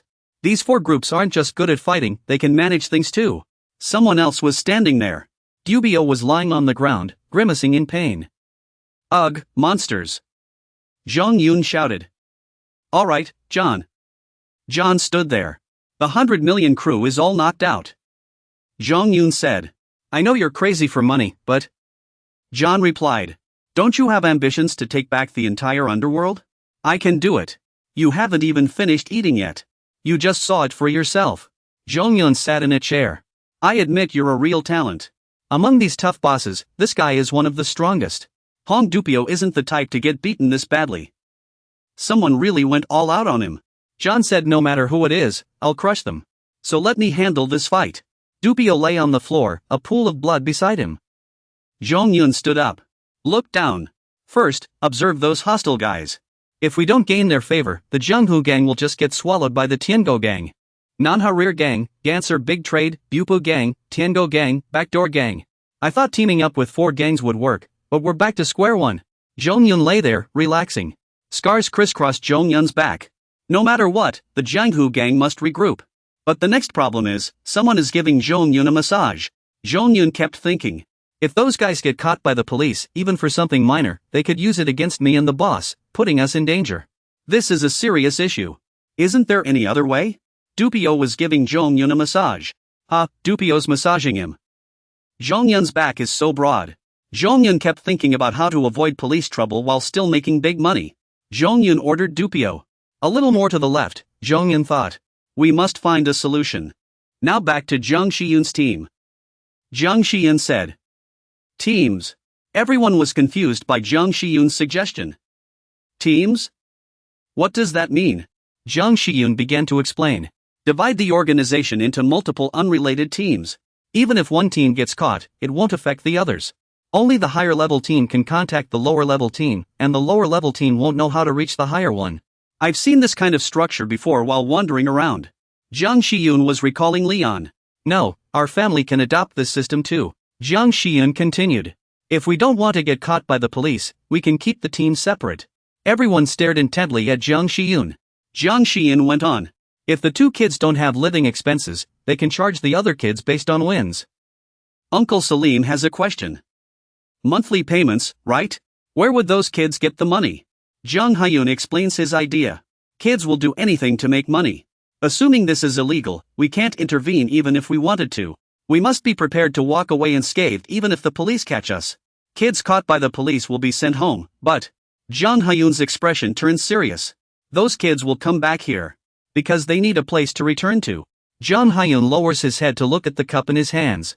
To me, this place feels like a warm home. Mitsuki claps in approval. Clap clap clap clap clap. Mitsuki is very interested in Jiang Hyun's idea. Brilliant. This will work. Mitsuki keeps clapping. Clap clap clap. Mitsuki's expression turns wild. There will be more kids like Jiang Hyun. Xianyun stands in front of Jiang Hyun, hands on her hips. You said you'd do things legally. Xianyun continues. You promised me you wouldn't break the law again. No matter how good the intention, crime is still crime. This statement catches Mitsuki's attention. Jiang Hyun's eyes well with sadness. I know. I already promised. Xianyun says you won't do bad things anymore, right? Jiang Hyun replies with a hum. Xianyun adds that they should think of another way together. Jiang Hyun replies with a hum. Mitsuki glares in disbelief.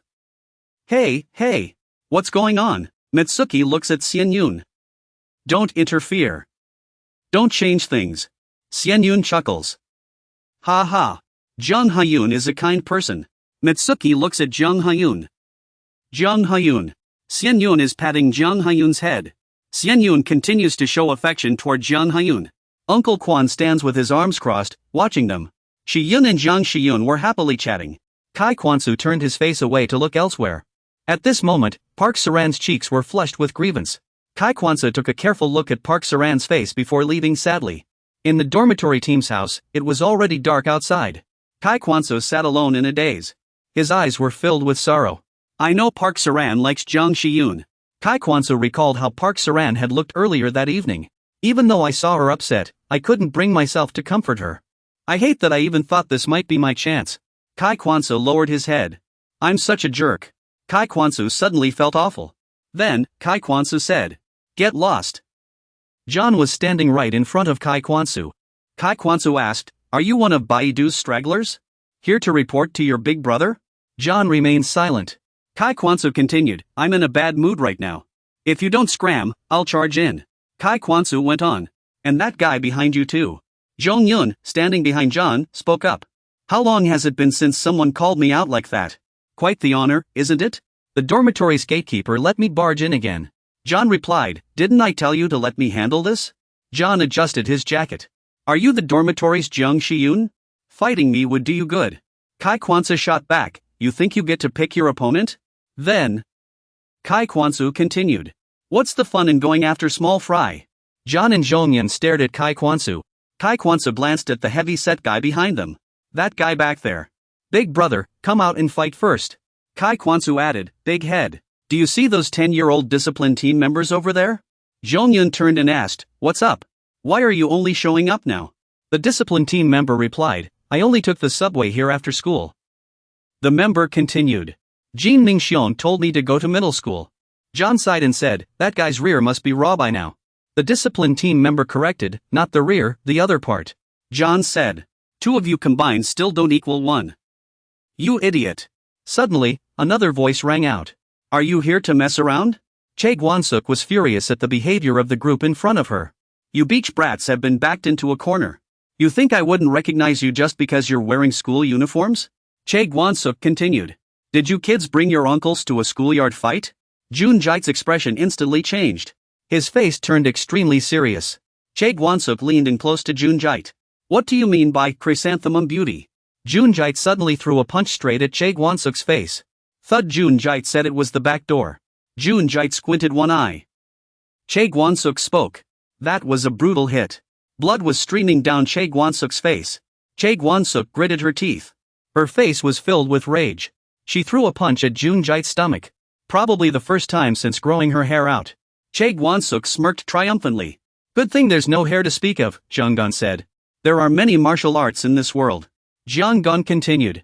Depending on whether you learn judo, wrestling, or boxing, there are corresponding techniques. Jeonggun wondered.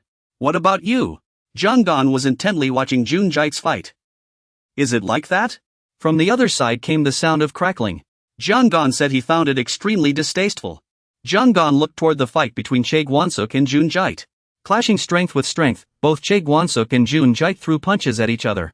Blood splattered everywhere. Jeonggun continued. Isn't this already outdated?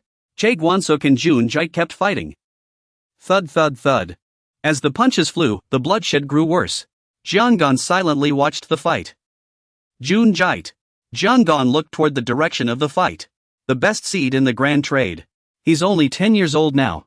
Jeonggun continued observing the fight. As an adult, he's a suitable candidate to lead, but this guy has one flaw. Jun Jait and Chae Gwanshu threw punches at their opponent at the same time. Jeonggun kept thinking. Too stubborn, he took a direct hit to Jun Jait's face. Jeonggun continued his train of thought. He could have dodged but chose not to. Still, he's a promising talent. After Chae Gwanshu's punch, Jun Jait seemed unharmed and stepped forward. Jun Jait landed a powerful punch straight to Chae Gwanshu's face, as if his strength could overpower everything.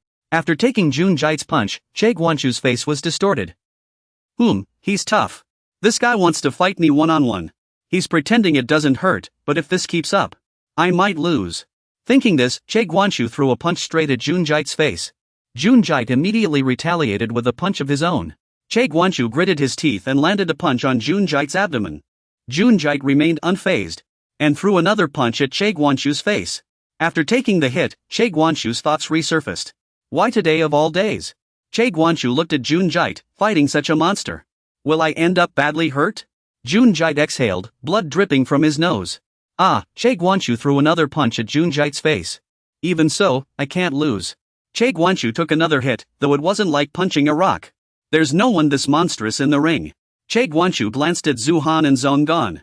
Are the guys standing behind this strong too? I'm starting to understand. Zongnan thought that if Jun Jait could overcome his stubbornness and learn to dodge attacks, he'd be unstoppable. Zonggan continued watching the fight. The guy fighting Jun Jait was stronger than he expected. Besides Baidu, there's another powerhouse in the ring. In the dorm, the sound of fists colliding echoed again. Zonggan looked at Chae Gwanshu. That gatekeeper guy is pretty tough too. At that moment, Chae Gwanshu thought, I'm the boss of this gang. My goal is to become the undefeated champion of the ring. Chae Gwanshu's expression turned serious. Memories began to surface. The table is filled with all kinds of food. A voice asks, is this your mom's homemade lunch? MHM. Shiyun and Jiang Shiyun are sitting together. Shiyun says, how is this so amazing? Jiang Shiyun replies, it's my first time seeing this too. Jiang Shiyun says a little shyly, the lunch was made by my mom. Shiyun gives Jiang Shiyun a gentle smile. The two start talking. Jiang Huiyun asks, if you stay out too late at night, will your mom call you? Shiyun answers, yes. My mom would worry, but do you think that's amazing? What about you? Isn't it hard to wander around alone? Jiang Shiyun replies, it's not that serious. Jiang Shiyun says, I can be freer than anyone else. And every time I wander like this, I meet different people. Shiyun is amazed by Jiang Shiyun's words. Wow! Shiyun picks up a piece of egg. Shiyun feeds it to Jiang Shiyun. It's so delicious. At this moment, Park Shiren watches the two from a distance with a sad expression. Park Shiren keeps staring at them intently. Chae Gusuk suddenly appears behind her. It's just because Shiyun finds it novel to have parents. Park Shiren holds her lunchbox, looking sad. Chae Gusuk continues, we don't have a mom, but Shiyun does. That's nice. That Jiang Shiyun guy is always meddling in other people's business. Chae Gusuk looks at Park Shiren's lunchbox, his hands covered in scars. Next time, he'll definitely eat your lunch. I'm hungry. Let's eat together. Chae Gusuk's eyes are filled with sadness. Then, Chae Gusuk looks at the sad Park Shiren. Don't be upset. Back in reality, Chae Gusuk is lying unconscious on the ground. Leaning against the wall, blood is splattered everywhere. Jun Jitai steps forward and says, 130 fights, 128 wins, 1 draw, 1 loss. Chae Gusuk is the street king. Jun Jitai continues, why didn't you go all out with that last punch? Jun Jitai asks again, can you tell me why you didn't fight with everything you had? Che Gusuk says softly, heartbroken. Jun Jitai asks in confusion, what did you say? Che Gusuk says, even without this, Park Shiren is already exhausted. If I kept fighting, she'd be even more upset. Che Gusuk continues, so let's end it here. You can go back now. Avenging Buatao is enough. Che Gusuk adds, I'm sorry, but we're not like other people. We are a family full of troubled kids. I don't want the other members to get dragged into this fight. Su Shishio trembled as she looked up. You can do whatever you want to me. Just don't let the other kids find out. Jun Jitai replied, understood. Jun Jitai said, because I also want to protect someone. She smiled in satisfaction. Thank you. Jun Jitai raised his fist. Then from now on, I'll relay brother Jin Jiming's words. If the Jiangdong gang has no suitable candidate. Jun Jitai clenched his hand.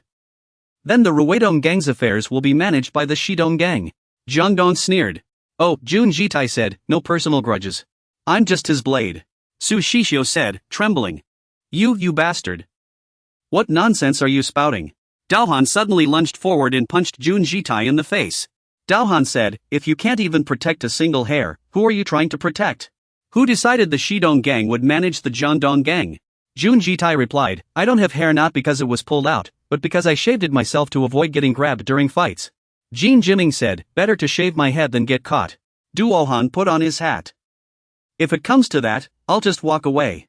The Jiangdong gang will handle this themselves. Daohan glanced at Jun Jitai. A bunch of baldies can play among yourselves. I'll take care of that Jiang Xian guy. Quan Sisi gripped Daohan's leg tightly. No. Those kids. Don't touch them. Study, Quan Sisi said. Don't you also have someone you cherish? Don't touch my family. I'm enough on my own. Daohan silently looked down at Quan Sisi. Daohan kicked Quan Sisi in the face. Thud. Quan Sisi collapsed to the ground, bleeding. Daohan said, is it really just for family? How pathetic. That's why you need to get stronger. Without strength, you can't protect anything. Daohan suddenly noticed something. Quan Sisi was still clinging to Daohan's shoe with his last bit of strength. Good. This day was bound to come. Uncle C continued. To protect the people you cherish. Someone like me, a worthless fool. Du-Han said. Sorry, but that day will never come. Du-Han lifted his injured leg. Du-Han said he felt sick. Uncle C suddenly noticed something else. Jiang Shiyun suddenly lunged forward and grabbed Du-Han by the throat. Jiang Shiyun held him tightly and bit into his neck. Then Jiang Shiyun struck Du-Han with his knee. Thud. Jiang Jun and the foreign soldiers were watching Du-Han and Jiang Shiyun. Du-Han touched the wound on his neck. Blood was flowing out. Du-Han's face twisted into a grimace. Hey! Jiang Shiyun wiped the blood from his mouth. Don't! Jiang Shiyun continued. Don't touch! Uncle C stopped and coldly glared at Jiang Shiyun. Jiang Gan was also looking at Jiang Shiyun. Jiang Shiyun went on, my family. Don't touch! The innkeeper. Jiang Shiyun said. Don't touch my family. His face looked terrifying. With a black and white cat perched on his shoulder, Jiang Shiyun threatened. Let my family go. Quan watched Jiang Shiyun, lost in thought. He must be Jiang Shiyun, the leader of the inn. So this is the guy who defeated Zhu Baiao. He's as wild as a wolf. Quan thought. Wow. I have to admit. He stared into Jiang Shiyun's crazed eyes. Quan thought. His eyes are truly perfect. Quan watched the cat on Jiang Shiyun's shoulder, lost in thought. A leader with a cat, huh? Interesting. Yawan approached from a distance. Looking at Jiang Shiyun, he sneered. Well. Come in. A leader even brings a cat along. Quan saw John with a dog perched on his head. He thought, I see. John squinted at Jiang Shiyun and said. A leader with a cat, huh? Fine, hand it over. I need to take the bronze knuckles. Quan thought. This guy also has a dog. John looked at the JT army and said. Avoid changing colors. Guan JT stood before Yohan. John continued. Bald guy. Gua Huntayo said. The bronze knuckles belong to Jin Shiyun. You can't claim ownership, especially when. Yohan paid attention to Guan JT's words. He took out a catnip stick and held it in his mouth, savoring the scent. The cat on Jiang Shiyun's shoulder immediately pounced at John. John picked up the cat. The cat grabbed the catnip. Give it to me, it meowed. Hua Huntao saw this and said, "This is ridiculous. Either you play with the cat, or you fight. You can't do both." John told Guan JT, "Go get a hair transplant," Hua Huntao retorted. "I told you. I'm not bald. I shaved my head myself to avoid getting my hair grabbed during fights." In the distance, Ingjiu and Zhangjiu stood on either side of Che Kwansu. Ingjiu asked, "Why did we come out?" "These idiots." Che Kwansu said, "Is the boss okay?" Zhangjiu said, "We knew you couldn't handle this without us." Johan angrily questioned Guan JT, "Are you really not planning to leave?" Hua Huntao replied with a chuckle, "Men really settle things with their fists. If you can leave even a single scratch on my face." Just as Guan JT was still talking, "Then I'll step aside." Then Johan took out the cat and let it swipe at Guan JT's face. The cat said, "Dodge the cat." Hua Huntao shouted. "Damn it," John said. "There." Guan JT calmly said to Johan, "Coward. How dare you use such an adorable little cat to attack me?" "Oof. Even though it scratched my face, it's still too cute," Johan said. "Next time, it'll be a vertical scratch." John told Guan JT, "We don't get to choose who does the hitting." Then he set the cat down. "Bye, kitty." Jiang Xian charged at Johan. Johan continued. Because he's already made his decision. Johan punched Jiang Xian in the face. He grinned and said, "He wants to take me on." Guan looked at Johan, then said to Guan JT, "There are many martial arts in this world. Boxing. Wrestling. Judo." Guan JT said, "You've already said that once." Guan ignored Guan JT and continued, "No matter what martial arts you learn," Hua Huntao spoke again. "That's already been said." Guan asked Guan JT, "So what do you think?" Hua Huntao wiped the cat scratches on his face as he spoke. "I think Jin Ming is the best," Guan said. "No, that's not how it is," Hua Huntao asked. "Are you talking about that kind of fighting style?" Hua Huntao said, "I hate that kind of fighting." Hua Huntao said, "Using talent to crush your opponent." Yaoan easily punched Jiang Xian in the face, only to get punched back. Hua Huntao said, "He'll never understand how hard fighting really is for others." Yaoan kept striking Jiang Xian's body. Hua Huntao continued, "Because he's a genius." Quan watched Yaoan and Jiang Xian's fight. Quan thought. Jiang Xian gritted his teeth and threw a punch at Yaoan, but Yaoan dodged it effortlessly. Quan thought. Hiding a monster inside. Jiang Xian tried to jab 2 fingers at Yaoan's eyes. Quan thought. Maybe his technique isn't perfect. Jiang Xian's fingers were about to touch Yaoan's eyes. Quan thought. But when he fights, Yaoan quickly bit Jiang Xian's fingers. Quan thought. He can mimic anything. Yaoan threw a punch straight at Jiang Xian's face. Quan thought. From his opponent, Yaoan jabbed 2 fingers into Jiang Xian's eyes. Quan thought. The only thing he has. Yaoan hooked Jiang Xian's leg with his foot. Quan thought. Is combat skill. Quan thought. But with just that, Yaoan landed a powerful punch on Jiang Xian's chin. Quan thought. It's enough to make him the leader of a group. Yaoan squinted at Jiang Xian, thinking, should I leave? Because you're not a gang, you're family? Yaoan thought. Sorry. Jiang Xian looked up at the sky, clenching his teeth. Yaoan thought. But the moment you stepped into this world, it was already decided. Yaoan thought. Friends and family? Yuhan's fist remained clenched. A silver cord was tied around his wrist. Yuhan thought.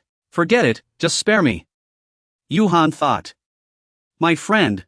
Yuhan recalled the happy times spent with his friends. Yuhan thought. I've cut ties with everyone. Yuhan thought. Even my family. Yuhan remembered his mother. Yuhan thought.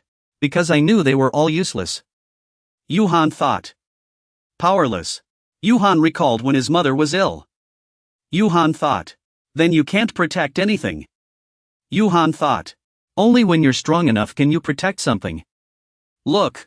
Witness the consequences of having no power. Jiang Xian was already lying on the ground. Yuhan said to Jen. I've already taken down the leader. Yuhan continued. From now on, I'll personally take charge of the East District. Jen said with a smile. You took him down so quickly. I must admit, you truly are the most talented among all the leaders. Jen continued. Able to counter every attack from your opponent. Able to mirror your opponent's techniques like a reflection. With my limited vocabulary, I can only compare you to a flawless crystal statue. From the outside, you really are beautiful. Yuhan asked Jen in surprise. What's gotten into you? Jen continued. But you have a weakness. Yuhan asked in surprise. A weakness? Jen said.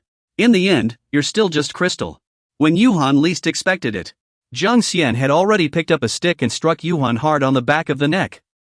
Jen said. And the nature of crystal is? Yuhan's eyes rolled back. Spit flying, A Chang continued. It's so easy to break. A Chang looked at the fallen Yuhan and said to him. Someday, that fragile body of yours needs a hardware upgrade. Yuhan groaned. Yeah. A Chang continued. Train until you can stand right back up after getting hit by a sneak attack like that. Take on an entire gang by yourself. Yuhan looked at A Chang, thinking. What does he mean? What are you talking about? A Chang said. Once you reach that level, that's enough. A Chang said. Your fists will surpass mine. Yuhan lowered his head in thought. You're about to lose consciousness. A Chang looked at Yuhan. Are you passing out? I can't say this is a happy thing. Jiang Xian said. You actually used a weapon in a hand-to-hand fight. A Chang thought. That jerk just picked up a weapon. A Chang looked at the stick in Jiang Xian's hand and asked. What's your deal? Taste in weapons? A Chang thought. Feels completely different. A Chang asked Jiang Xian. I'll only ask you one question. What drives you to fight so hard? Jiang Xian recalled the scene on the old rooftop. Jiang Xian and his friends sat together chatting. Everyone said to Jiang Xian. Now we're family. Say something, Xian? You're the dad here. What would Dad Xian say? Everyone listened. Jiang Xian said. Huh? Yeah. As a father, I. Jiang Xian said. I won't hit anyone. Please, Jejun, help me. A Jiao and Zhang Jiao watched Jiang Xian smile. Jiang Xian says, abandon someone? Jiang Xian says, leave someone all alone? From now on, everyone is my family. Jiang Xian says. I will protect everyone. Jiang Xian says to A Jun. A father must protect his family. A Jun blares at Jiang Xian angrily and asks, is that all? A Jun says. Big deal risked his life to take my place. Even Baidu went all out to build an empire for the Hongzhu sect. And all you want is this? A Jun continues. No ambition.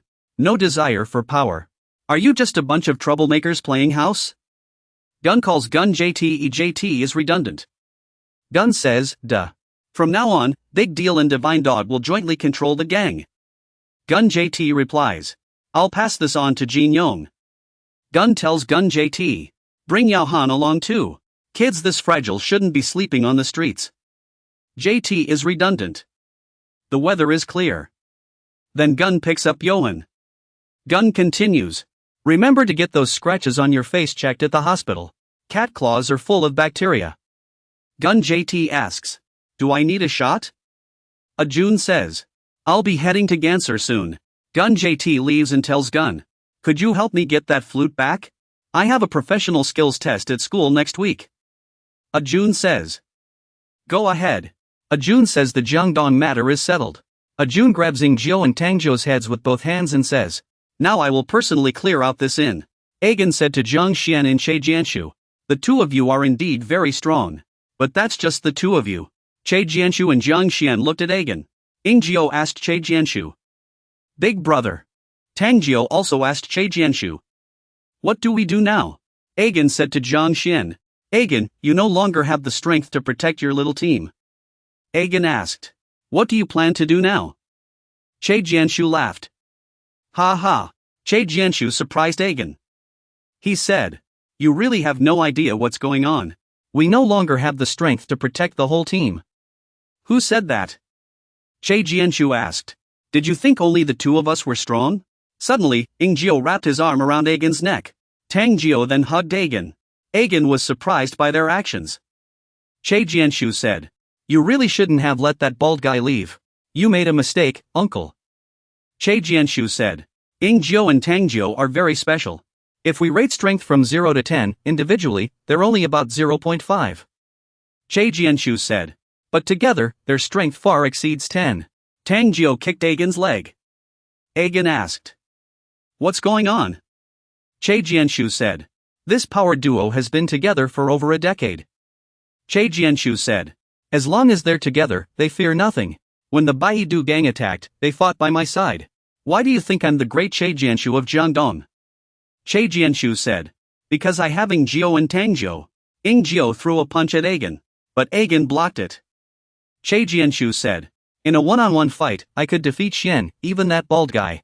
But there's one person I can't beat." Huang Wuchuan laughed heartily. Che Jianshi said, 130 matches. 128 wins. 1 draw. Che Jianshi continued. And 1 loss to Ing Jiao and Tang Jiao. Ing Jiao and Tang Jiao crossed their arms into a shape and stood in front of Jian. Che Jianshi said, "Uncle. We're not like you, just some random folks from the martial world." Che Jianshi said to Jiang Xian, "You know what, Xian? I think he's looking down on us." Ing Jiao and Tang Jiao crossed their arms into a shape again. Jiang Xian gripped his stick. Che Jianshi rubbed his hands together. "We're from the Traveler's Lodge," they said. Then 4 members of the Traveler's Lodge surrounded Jian. Jian calmly lit a cigarette. Che Jianshi asked, "What are you going to do now, uncle?" Jian was punched in the face by Che Jianshi and staggered backward. Ing Jiao and Tang Jiao each grabbed one of Jian's legs. Jiang Xian rushed forward, trying to smash Jian's face with his stick. Jian suddenly lifted his head, causing Jiang Xian's stick to hit the ground instead. Jiang Xian grabbed Jian's hair from behind. Jiang Xian yanked Jian downward and drove his knee hard into Jian's back. Jian retaliated with a punch straight to Jiang Xian's face. Jian suddenly thought, "Didn't my fist reach its full range?" Ing Jiao and Tang Jiao pulled Jian's body back. Jiang Xian swung his stick at Jian's face. Tang Jiao glanced at Ing Jiao. Ing Jiao looked at Tang Jiao. Jiang Xian's stick had already snapped in two. Jian stood there with his head bowed, blood splattered all over his clothes. They stared at the motionless Jian and said, "Hey, is this guy out of it? Did he pass out standing up?" Che Jianshi said, "So, we won, right?" Ing Jiao quickly said to Che Jianshi, "Big brother, don't say that." Tang Jiao also told Che Jianshi, saying that will bring bad luck. Jian still had his head down but said, "How ridiculous." Tang Jiao swallowed hard. Ing Jiao said, "See? You woke him up." Jian continued, "There was once someone who dared to touch my glasses." Jian's glasses had already snapped in half and fallen to the ground. A Chang puts a cigarette in his mouth. A Chang says, "But no one has ever dared to touch my hair." A Chang tells them, "You did well. It's been a long time since I've seen this." Che Shi, Enjiao, and Zhang Jiao look at A Chang in fear. A Chang, furious, flicks away his cigarette but says, "I'm both angry and thrilled." After a moment, A Chang calms down, cigarette still in his mouth, and asks them, "Which gang are you from?" "Say it again." A Chang wonders to himself, "Is it the Yin gang?" A Chang asks them, "Is this all you've got?"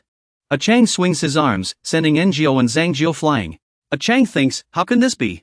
A Chang looks at Enjiao and Zhang Jiao and says, "This week?" A Chang thinks, "I need to be as strong as Junyi." Che Shi. Che Shi charges at A Chang. He says, "I'm the doorman, not Che Shi." Someone hearing this thinks, "That doesn't sound right." A Chang thinks, "Then I need to be as strong as Jun Jia." A Chang thinks, "I like this." A Chang ducks and punches Che Shi in the chin. A Chang says, "Then go be a doorman." A Chang thinks, "I like this guy." A Chang still has a cigarette in his mouth. A Chang thinks, "Boss," a broken rod flies toward his head, he's the leader of this group. A Chang thinks, "Jiang Xian." Jiang Xian stabs at A Chang with the sharp end of the broken rod.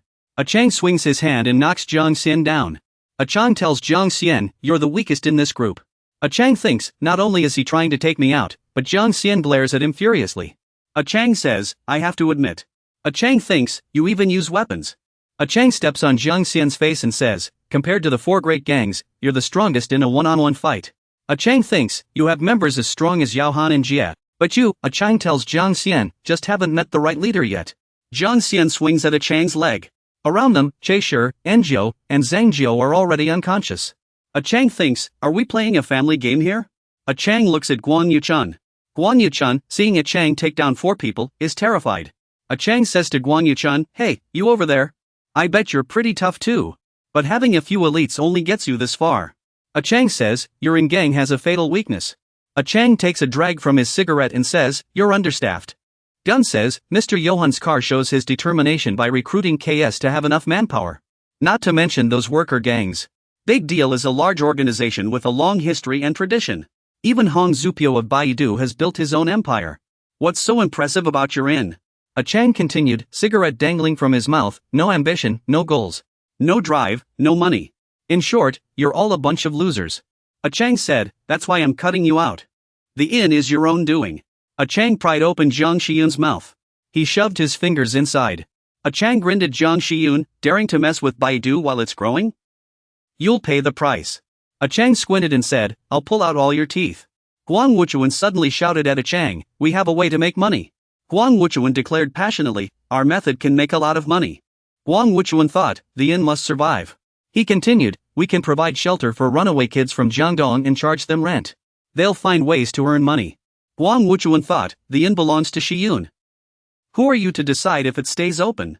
Guang Wuchuan said, though we're short-staffed, we can use homeless kids to fill the gaps. Guang Wuchuan thought, I have to protect the inn. A Chang stared silently at Guang Wuchuan. A Chang said, if you mess around, the police will come knocking. How will you hide from them? Guang Wuchuan suddenly thought, he's actually listening to me. A Chang glared at Guang Wuchuan with a terrifying look and asked, can you shake off the kids who get caught while still making a lot of money? Guang Wuchuan replied, an online organizational structure. A Chang looked at Guang Wuchuan curiously. Guang Wuchuan said, with an online structure, we'll never get caught. A Chang's mouth fell open in shock. Guang Wuchuan continued shakily, as long as we don't directly contact those homeless kids, we can always cut ties with them. If we make it so the lower levels can't contact the upper levels. And only the upper levels can reach the lower ones. A Chang immediately stopped Guang Wuchuan. Hey, A Chang cackled slyly. Was this your idea? A Chang said, I thought you only had Yaowen and Jitai. Didn't expect you had Jinha too. Guang Wuchuan said, it was Xian's idea. A Chang suddenly looked down at Jiang Xian, who was pinned under his foot. Guang Wuchuan said, the leader of the inn. A Chang was stunned by Guang Wuchuan's words. A Chang turned to look at Che Jianshu, Ingjiu, and Tangzhou. A Gun thought to himself, his men were as formidable as Yaowen and Jite. Yangzhou and Tangzhou declared along the river that anyone who dared touch Xian would have to step over their corpses first. A Gun thought to himself, and as loyal as Jin Xian. A Gun turned to look at Guang Wuchuan. A Gun thought to himself, this kid and business genius reminded him of Jin He. A Gun looked up at the old building. A Gun thought to himself, this place would gather a group of wandering children. A Gun looked down at Jiang Xian. A Gun thought to himself, this guy reminded him of Ju, someone with a clear vision. A Gun thought to himself, this kid had all the right qualities. A Gun said, hey. A Gun heard Jiang Xian laughing as she spoke to Jiang Xian. After all, you're the strongest candidate. A Gun tossed a phone next to Jiang Xian. A Gun said, since this is an online organization, we can't just exchange phone numbers, right? I'll be waiting for your call. A Gun turned to leave, cheerfully telling them, now you're part of the Jiangdong Tavern gang too. And so, A Gun left, leaving behind those words, saying our fate was to become a gang. A Gun said, good luck. At the time, we couldn't understand what those words meant. The scene shifted to a street with flashing red lights, where Gun JT lowered his head and said to Jin Ming, boss, I'm back. Jin Ming said, good. What did you learn at school today? Gun JT replied, I need to practice for the vocal test. Kim Myung told Gun JT, don't worry about it. You'll pass anyway. You're a mess. Gun JT continued, also, I took a boat to Jiangdong to handle things there. From now on, Big Deal and Divine Dog will be managed by Gangdong. Jin Ming replied, well done. Oh, by the way. Jin Ming asked Gun JT, what's that in your hands? Gun JT held Yohan in his arms and told Jin Ming his name was Chang Yaowen. He caused trouble in Jiangdong. Should I throw him to the wild dogs? Jin Ming said, let him sleep a little longer. Gun JT replied, yes, sir. I didn't mean to question you, I was just confused. On the road, many bodies lay scattered, blood splattered everywhere. Gun JT asked Jin Ming, what happened here? Gun JT asked, Jin Ming, sir, you're covered in blood. Jin Ming was still gripping one person's throat and had kicked another away. Jin Ming told Gun JT, it's nothing. Go inside and study. A voice chimed in, oh? You're late?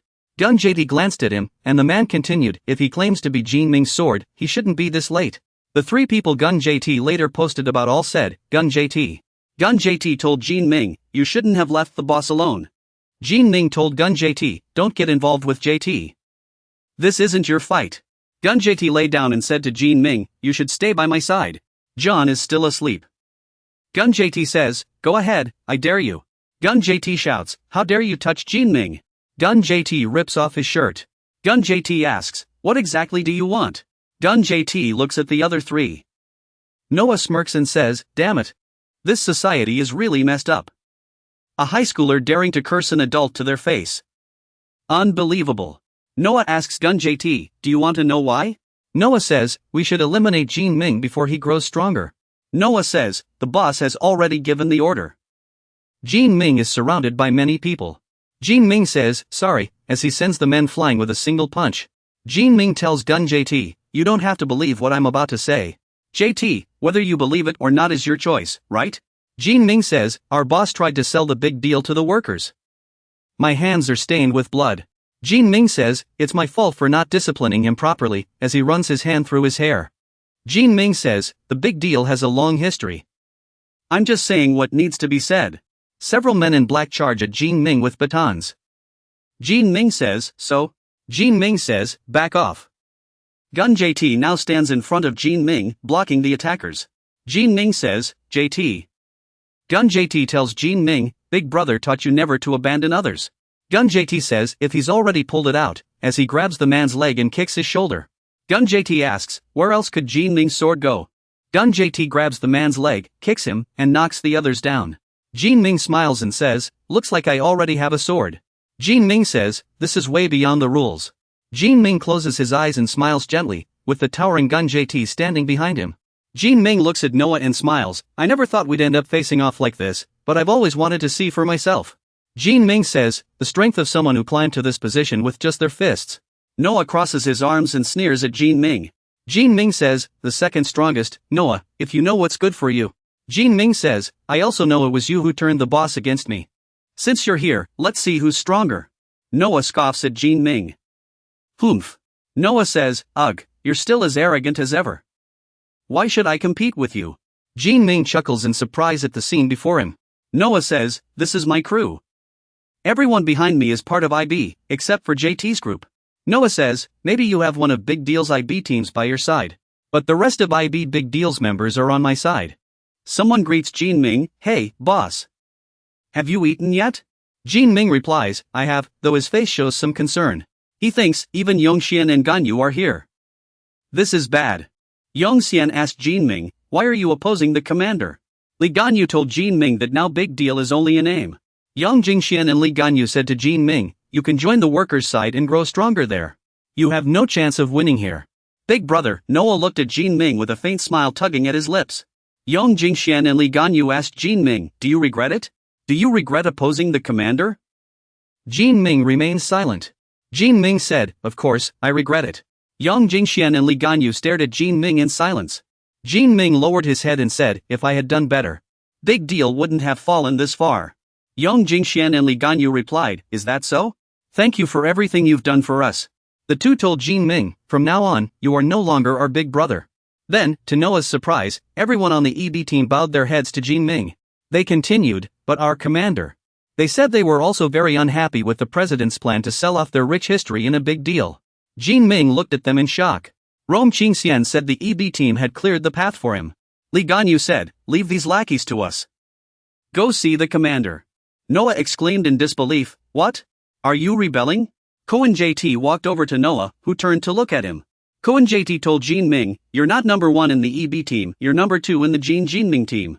Koen JT continued, so I'll take care of this guy and take the number 2 spot in Big Deal. Noah's face twisted in fury. He gritted his teeth and said, you piece of trash. Koen JT said, then let Koen JT be number 1. Jin Ming was surprised by Koen JT's words. Koen JT said, big brother, do your best. The EB squad immediately stood in front of the black-clad thugs who needed a beating. Jin Ming turned away. Jin Ming told everyone, I won't be gone for long. Jin Ming turned back with a smile and said to Koen JT, you still need to prepare for school. Koen JT said, dear, as a black-clad man charged at him. Koen JT continued, this is just my sword, nothing more. That day, Jin Ming became the youngest leader of Big Deal. The scene shifted to Jian Heng getting a haircut from Heng. Heng happily said, actually, I once wanted to be a hairstylist. Jian Heng curiously asked, once? Heng said, my parents wanted me to be a lawyer. Since they both studied law, they hoped I'd follow in their footsteps. They don't know I often skipped school to come here. If they found out, they'd be furious. Heng cheered, done. Jiang Heng was amazed at his reflection in the mirror. The older brother placed his hand on Jiang Heng's head and said, I know this style really suits you. You look so dashing. Jung Hung asked shyly, oh, really? I feel a bit weird about it. The older brother said in surprise, wow, you just smiled. You look especially cute when you smile. Jung Hung asked, what? The older brother told Jung Hung, I hope you can keep smiling no matter if you're sad or facing difficulties. People often say we don't smile because we're happy, but we're happy because we smile. Jung Hung asked, so I should smile even when I'm sad? The older brother replied, yeah, just smile and you'll get through it. Maybe it'll make you feel better. Jung Hung said, alright, but for now, he grinned happily and added, I'm smiling because I like you, brother. The older brother blushed and looked around the room at the TV, computer, chairs, bookshelf, and other things, making Park Si-hoon exclaim in amazement, wow, this is amazing. Park Si-hoon widened his eyes as Ha-homo asked, is this really the first floor of my house? This used to be just a big hall. Chae Gun-suk and Gwang Oh-chun sat in chairs playing a video game. Chae Gun-suk said, now this feels like a secret base. Hey, Gwang Oh-chun, stop cheating. I don't want to add another win to my 131st victory. Gwang Oh-chun asked, does beating anyone here count? Tang-gu asked, who brought the karaoke machine? And Ku replied, it was me. Xian already fixed it. Someone told Park Si-hoon, who was lying in a massage chair getting her nails done, you'll love this chair. Though it didn't move anymore, it was still comfortable. Park Si-hoon smiled to herself. Oh my, you guys finally did something useful. Park Si-hoon, even if I don't grow taller, it's fine if you all eat more. I've been so much happier since you all came. Park Si-hoon watched Ku and Tang-ku arguing over drinking soup. She thought, they're noisy and always causing trouble. But I'm proud to call them my sons. Xian thought back to the first time she saw Xian chasing her cat. Xian called out to the cat, Leon, where are you going? Xian thought, she was so surprised at the time. Xian thought, she didn't know what to do. She recalled the first time she met Jung Hung. Back in the present, Xian sat down and smiled at Jung Hung. Jung Hung said shyly, I can't share a room with a girl, or there'll be trouble. Xian replied, I know. Jung Hung added, if I hold a girl's hand, there'll be trouble. Xian replied, I know. Their lips drew closer and closer. Xian said, now you know too. The cat Leon scratched at the door from outside, while Park Si-hoon stood in the distance. As for that pot of soup, he sat on the rooftop gazing at the sky. Our story is slowly coming to an end. Xian fell asleep in the chair. Dawn broke, and sunlight spilled into the room where Xian and Jung Hong were sleeping.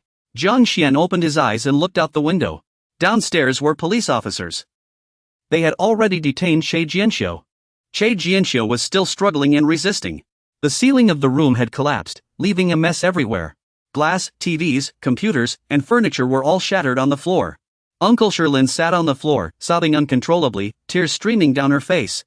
The vanity was just as chaotic as the rest of the room. Unqiu and Zhang Jiao knelt on the ground, crying and pleading with their hands clasped together. They were begging Xian's mother, who was directing the police officers. Suddenly, she noticed something and looked up toward the floor where Jiang Xian and Xian were. Xian was startled. Ah, she said. Xian's mother had spotted her, and her expression instantly turned furious. The secret room had only one door and one window. Inside sat two men, appearing to be conducting an interrogation. The man in white looked very thin. His name was Jiang Xian, who had run away from home at the age of 50. Since then, he had been wandering outside. The man in black was interrogating him, flipping through Jiang Xian's criminal record.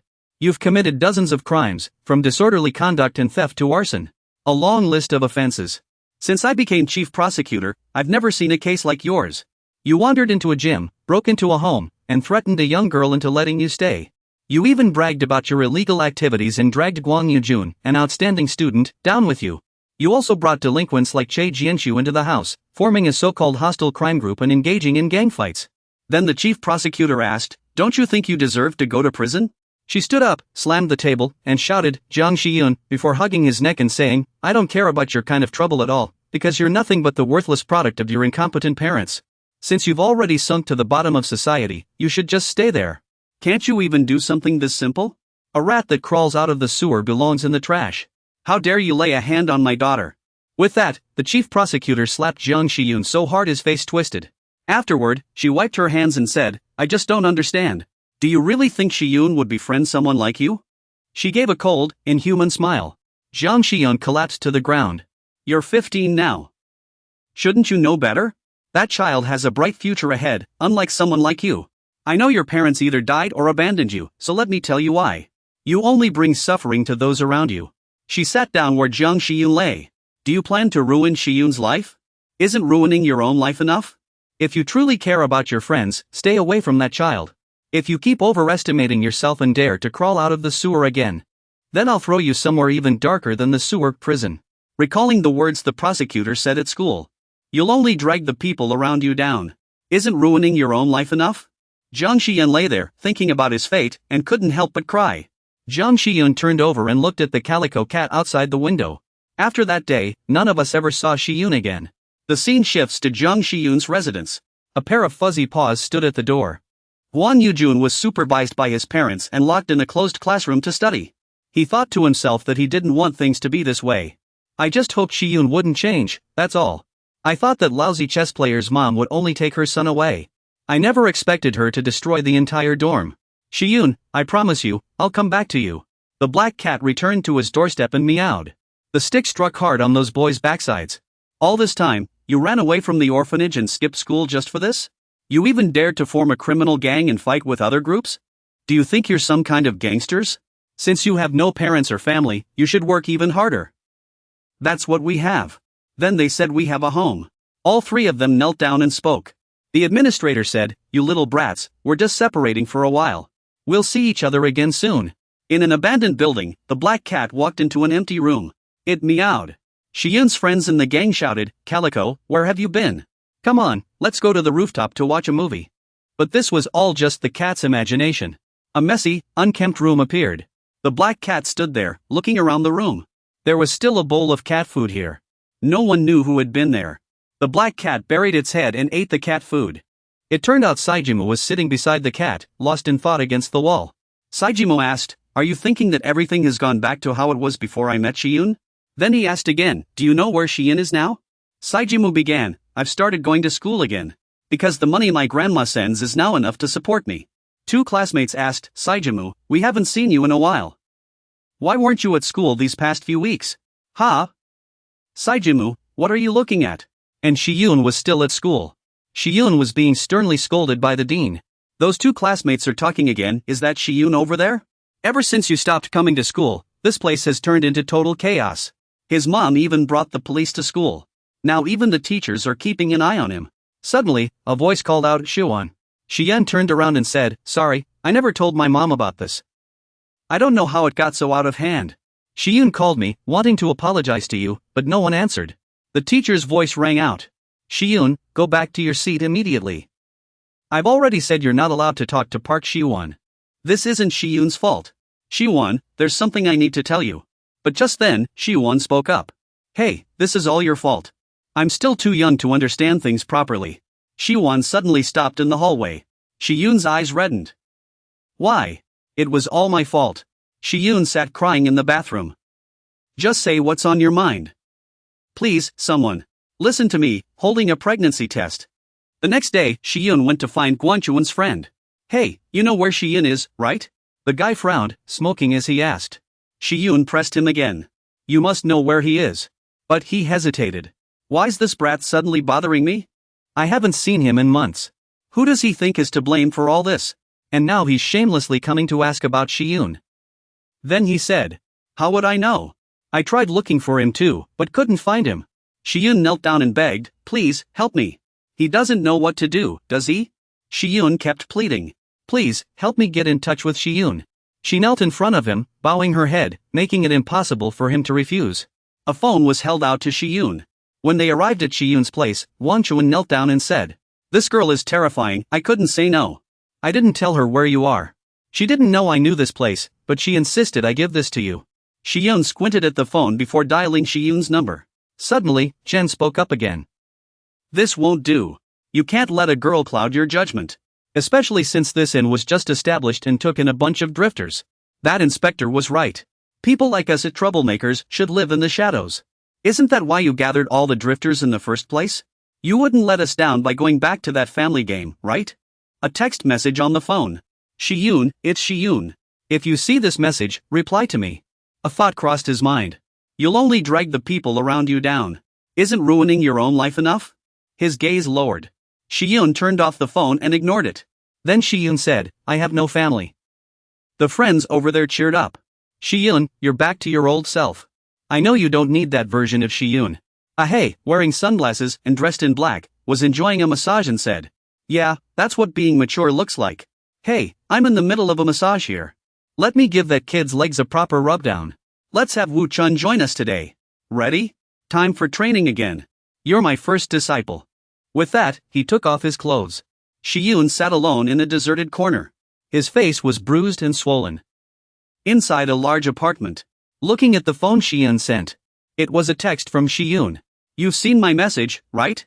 Shiyun, since you read it, just reply with one word. I want to see you." Shiyun stared at the message from Shiyun. His face was bruised and battered, his eyes hollow. He hesitated, then replied. "I miss you so much, Shiyun." On the other side, Shiyun was surprised to receive a reply from Shiyun. She thought it was from Shiyun. He sent another message to himself. She covered her face as tears streamed down. "Shiyun wants to see me too." Shiyun thought happily. "I need to tell him right away. But how should I say it? Time is running out. My mom will be here soon." Shiyun sent another message saying she might be pregnant. Shiyun sat waiting for a reply. "I've already sent it." Suddenly, a new message arrived. She quickly opened her phone. She was happy. He replied. But the message was cold and heartless. It had been deleted. Shiyun still sat in the dim corner. Shiyun looked at her phone. She asked herself, why wasn't he messaging her? It turned out everything had been planned. That jerk, Chun, her ex-boyfriend, had swapped Shiyun's phone and sent messages in her place. He laughed. "Don't worry." In a rundown slum, Chun held two phones, glancing back. He pondered. Yes, filtering Shiyun's words was the right thing to do. No matter how much he missed Shiyun. How could she lie so shamelessly? It was all because of her that the inn fell apart. How could she be so foolish? How dare she think she could be with Shiyun? Did she really think Shiyun liked her? Pregnant? In her dreams, Shiyun was too kind and naive. He would definitely be deceived. It had been a while since he heard from her. Had she finally given up? Chun pushed the door open and said, "Shiyun, I'm here." "Where's Agan?" When Chun reached Shiyun, he saw him looking troubled. He asked, "Shiyun? What's wrong?" Then he chuckled. "Aha! Ugh, I told you the apron wasn't enough to cover him. But now he was facing Shiyun and another Shiyun?" He looked at the girl in front of Shiyun and called her Shiyun. Because he was too unexpected. Shiyun said, "I don't know why she's here. I knew I'd find you. If I followed the path Wu-chun opened. So this is your true self? Who else could I blame? I should have seen it from the start, right?" She showed Shiyun the message on her phone. Then she slapped Shiyun hard across the face. "Do you think you're so great? Just give it back to me.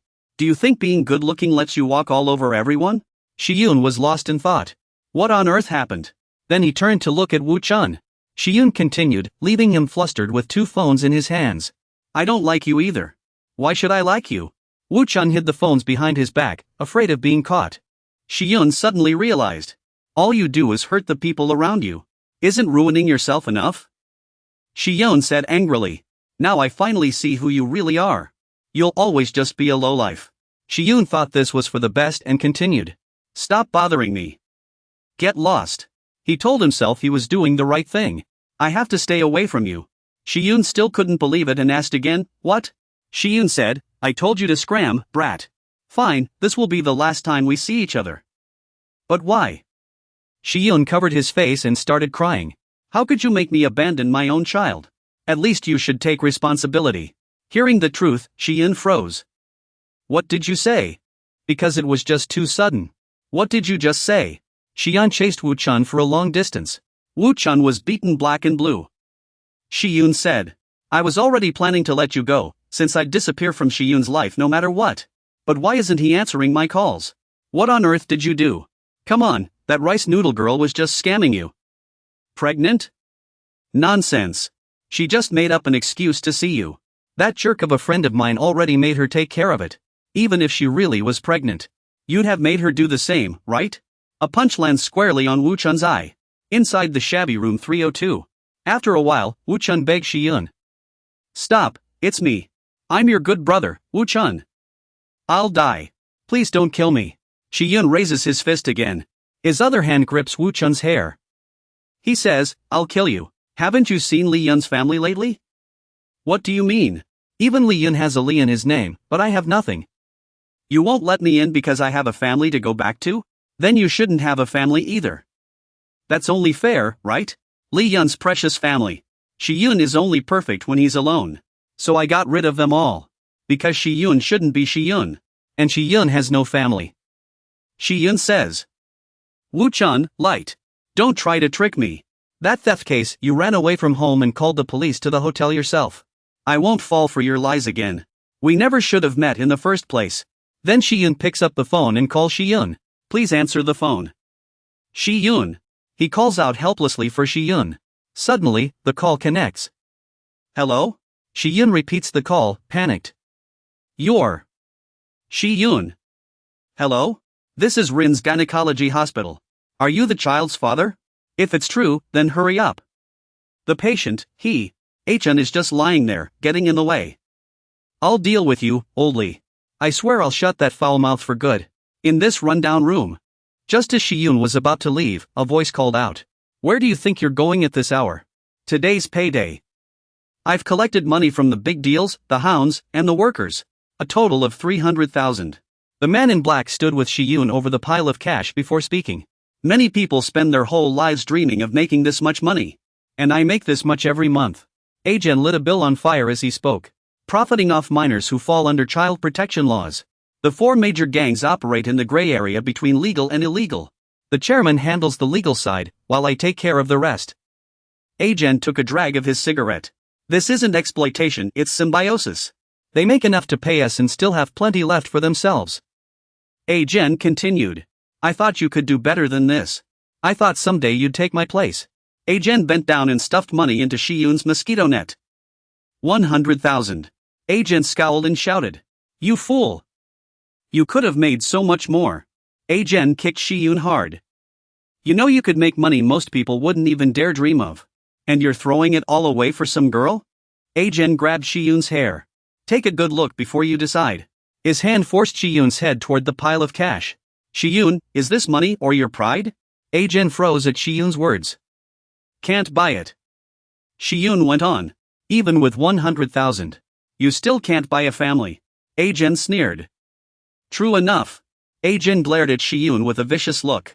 You've always been nothing but a clueless animal. The man in black continued. Come to think of it, I've trained you for so long but never really put you to the test.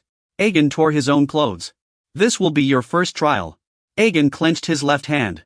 If you can still breathe after I beat you, I'll let you leave. Shi Yun said, tousling his hair.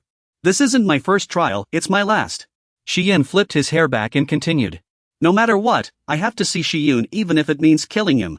Shi Yun roared at me to get lost or he'd turn me into mincemeat.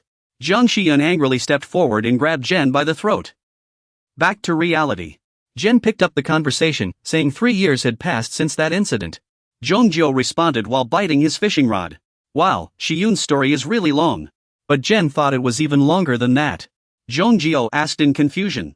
But that sounds way too absurd. She was clearly showing, how did no one notice? It was so obvious, yet no one saw it. Jen said, fetuses are fascinating creatures. Gui was completely lost. What on earth are you talking about? Jen explained that if a mother didn't want the child, the fetus would try to make itself appear smaller. He continued, that child must have sensed how desperately its mother wanted to hide it. Zhongjio pressed impatiently. No, I'm not interested in that. What happened after she went to see Shi Yun? Jen smiled mysteriously. In his memory, it was a pair of blood-stained feet desperately crawling. Jiang Shiyun trembled uncontrollably. There wasn't a single spot on him that wasn't covered in blood. Past Jen calmly smoked, saying, I have to admit, you're much stronger than before. You're probably the strongest of all the leaders. And it's also because I've grown softer. Around Jen lay scattered stacks of cash. He sat in a large chair. A massive wound gaped in his chest, blood flowing freely. Just making excuses. Creak, creak, the sound of grumbling echoed. Jen replied, I let him go on purpose. Because I knew the story of Kingolv was a tragedy. That girl, Shiyun, was found too late. In the prayer room, the atmosphere was unbearably bleak. Shiyun's portrait sat in the center. Njio and Danjio sobbed uncontrollably. Che Jianxi trembled, covering his face as tears streamed down. I'm sorry. I really shouldn't have treated you like that back then. Bei Shilin recalled the past. Shiyun had once tried to tell her. There's something I have to tell you. But Bei Shilin only responded coldly. It's all your fault. It's because of me that Xian died. Bei Shilin recalled the good times, drowning in self-blame. His sobs were heartbreaking. But the one suffering the most right now was likely Xian's mother. Xian's mother clutched her daughter tightly. When people experience extreme resentment, they often look for a target to vent their anger. Xian's mother's wails were filled with bitterness. How dare you come here? You heartless monster. Xian must have known the truth about what happened 3 years ago. Yet he still showed up, becoming the target of their rage. You killed her. You are the one who took my daughter's life. Zhen continued speaking. Though young, he had already learned a harsh truth. Xian's mother shouted loudly. If you hadn't forced her to terminate the pregnancy, she wouldn't have hidden it from everyone. After hearing this, everyone present was left speechless. If this resentment could be directed at him as anger, Zhen continued. Xian replied, yes, I killed her. Zhen added. Perhaps others would feel a little better then. A fist struck Xian's face hard, distorting it. The scene was bathed in the glow of dusk. They dragged Xian to the parking lot, hurling insults at him. You made her get an abortion? You, of all people, who longed for a family, said something so cruel. June was sobbing in agony. He screamed, unable to believe what he had heard. You know we were all orphans. How could you say something like that? I can't believe it. We can never look at you the same way again. Enjiu, Tangjiu, and Puo Shilin stood aside, heads bowed in silence. You are the one who killed Xian. It was you. After saying that, they left Xian behind and walked away. Puo Shilin glanced back one last time. Then he followed them and left. Xian lay on the ground, motionless. He was covered in blood. A pair of hands reached out. Those hands quickly stroked the black cat. Are you okay? Where did Xian come from? They gathered around you, warm and happy, as if nothing had happened. But all of this was just Shiyun's imagination. Now, you have nothing left. In the hospital corridor, Shiyun watched through the glass window. A fair-skinned child lay in the hospital bed. We recalled something Xian had once said. Shiyun, I hope you can always smile. Even when you're sad or facing difficulties, maybe it will make you feel better. Perhaps it will help you feel a little better. From now on, I won't cry anymore. When something sad happens, I promise I'll smile. Shiyun silently reminded herself. Just like you told me to. Shiyun forced a faint smile, though her eyes were already brimming with tears. Wait, Jianggu spoke up. Where's the cat? Is it still alive? Jianggu asked. That cat, Jiang Zhen repeated. A pair of feet appeared in front of the cat. A hand reached out toward the cat. I'm going to finish it off. Guang Yijun appeared. I'm going to kill it. This wretched thing, he repeated. You must disappear for Shiyun to be perfect. Guang Yijun thought. Stop. A voice interrupted him. Guang Yijun was startled. Jianggu was overjoyed. Wow, so someone saved it? Who was it? Who saved the cat? And so, the story of the inn came to an end. Jianggu demanded angrily. I'm asking who saved that cat. The girls around her grew curious too. Who saved the cat? They were dying to know. Alright, just tell us already. In front of a towering building standing in the rain. Shiyun stands in the pouring rain. Huiyun laughs in the rain, as if nothing had happened. Let's play hide and seek. Juyun snaps angrily. What are you babbling about, you useless piece of trash? Juyun's eyes widen in shock. On the rain-soaked ground, only a drenched jacket remains. Only much later did we realize. That was Shiyun's final goodbye. This was how Shiyun disappeared. No one knew where he had gone. Perhaps he was wandering outside again. But this time, with newborn Yona, in the place he vanished. Jin Chang, in his school uniform, ponders to himself. What's going on? Feels like it's been ages since I last showed up. Or did I remember wrong? Is Jin Chang okay? Huh? Why am I crying? What's happening? Why are you crying? Possessed or something? Coward. A bandage is stuck on Shiyun's tear-streaked face. A thought suddenly flashes through Jin Chang's mind. Is it Qi Xian? Long time no see. Hey, everyone. Has it been 3 months already? We're going to sing karaoke. Want to come? The girls wave and say. A girl puts her hand on his shoulder and exclaims. Wow. It's been a while, hasn't it? Even though we saw each other yesterday, it feels like 3 months. A voice rings out. Looks so peaceful. The fat guy holding a stick curses. These good-for-nothings. You walk through the crowd, lost in thought. You have to go home with these idiots, while Xiaoni Yun is with that guy. I swear I'll make him pay. Ahei, wearing sunglasses, walks down the road and says. It's getting dark. It's too dark. You seem lost in thought. That short guy with sunglasses loves tea. He's heading back alone. The chubby guy across from you smirks. You think it's dark here? Let me be your light. Then he hesitates. Nah, I'll go with this guy instead. Still better than being bored with those idiots. Heisey walks hand in hand with another girl. She calls him an idiot. Can't you find your way home by yourself? Heisey says. Let go of me, you jerk. I'm your dad. Oh, right.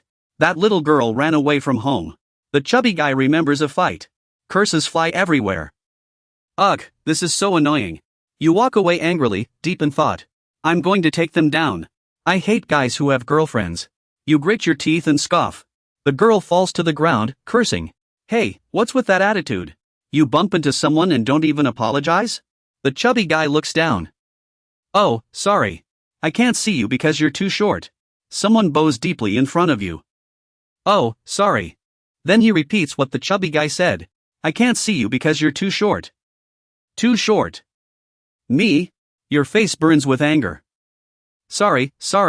I'm a little flustered. It's been 3 months since something like this happened. Now I get it. The chubby guy grabs the other's collar. You came here looking for a fight, didn't you? Li Jiqing glares at the jerk with that annoying face of his. This is it. Jiqing thinks about how to turn this arrogant punk into mincemeat. But he decides to let the kid off. Jiqing sighs. This kid. Jim, close your eyes. The train guard warns. The north train responds. You always make me do this, Chi-song thought to himself. This guy really has a knight's spirit. He knew he'd be beaten to a pulp but still tried his best to protect his girl. The guard's actions reminded Chi-song of when he protected Xianian from the vagrants. I'm surprised too, Xianian. I never thought there was someone else like me out there. Chi-song thought. Meijin. I feel so sad. Meijin quickly patted his back. Do you want me to pat your back? I've gone soft. Just like that, Li Chi-song vanished. All he left behind were words no one could understand. Jin Shui replied. Maybe we should punch him too. By the way, where's Huobin? Next to her were Huobin's sunglasses. What kind of place is this school? It's full of weirdos. Thoughts echoed in his mind. The girls helped Park Se-rin to her feet. Let me help you up. You don't seem like a student from this school. Which school are you from? Park Se-rin looked confused. Ha? Thanks. Are you okay? A hand reached out. What? You must be shocked, right? Park Se-rin thought blankly. It felt like seeing an angel descended from heaven. Shi Xiangshu spoke. I apologize on behalf of the high school. Have I already fallen for her? The sunlight is as beautiful as a fairy tale, isn't it? Park Se-rin stared at Shi Xiangshu. She was drawn into the atmosphere. Poof. So everything just now was what Che Junchuo said. Piao Shilin hit him. Just let it go. Why aren't you helping me up? Chi Jun stands in front of Shi Xiangshu. You need to speak up, Chi Jun. Why are you protecting me like this? A hand extends toward Shi Xiangshu. Nice to meet you. Allow me to introduce myself. 1083 battles. 1079 victories and 4 losses. Che Junchuo steps forward to introduce himself. I am the great Che Junchuo of Jiangdong. He seems to radiate a dazzling light. People around them start murmuring. Thankfully, our group doesn't have anyone as ridiculous as him. Did you hear that? The greatness of Jiangdong. It's giving me chills. Sounds like some kind of game. Ugh, my sides. I'm gonna be sick. Okusarim is speechless. Communication. I told you not to say that in public. I'm Chun Chang. I don't even remember my own record because I stopped counting after 1,000 wins. People around them start whispering. Meijin, can't you make Chin Chung drop out? I think he'd listen to you. Please? But Meijin replies. But he's a good person. They can't take it anymore. Does anyone have a weapon? I need to take care of these two. Ha ha ha. Poor guys. Ha ha ha. Chen Chang grabs Che Junchuo's hand in challenge. Is that all you've got? Che Junchuo responds. I was going easy on you. Chen Chang replies. So was I. No one here cares about them anymore, chatting away. Whatever. So you're from Jiangdong? Well, we're here to look for a long-lost friend who attends this school. We were on our way home. Wow, you really are 18, huh? You're even younger than me. Do you use Instagram? Please give me your phone number, Hanun said. I know a weird guy who also goes to this school. What was his name again? Not just our school, Meijin replied. Ha? Who? Park Seolin couldn't help but sigh. So there are this many oddballs in Gangdong district too. Is it Bosco? Park Seolin and Han said in unison. They stood facing each other, staring blankly. On this side were Park Seolin and Cha Jian-sik. On the other side were Hyung-sik, Jin-seon, and Ji-hyun. Cha Jian-sik seemed to understand. So you're the ones Bosco mentioned. Jaga High School. Cha Jian-sik looked at them and said. I've heard a lot about you. Though I didn't expect we'd meet like this. Park Hyung-sik. Cha Jian-sik said. Hyung-sik thought to himself. Him? He knows my name? Cha Jian-sik turned to leave and said. Tell Bosco I said thanks. I have to go now. The boss is waiting for us. Cha Jian-sik waved goodbye to everyone. Just like that, they left. Leaving behind words I couldn't understand. By then, Haben had already fallen into the sewer and said, I went too far.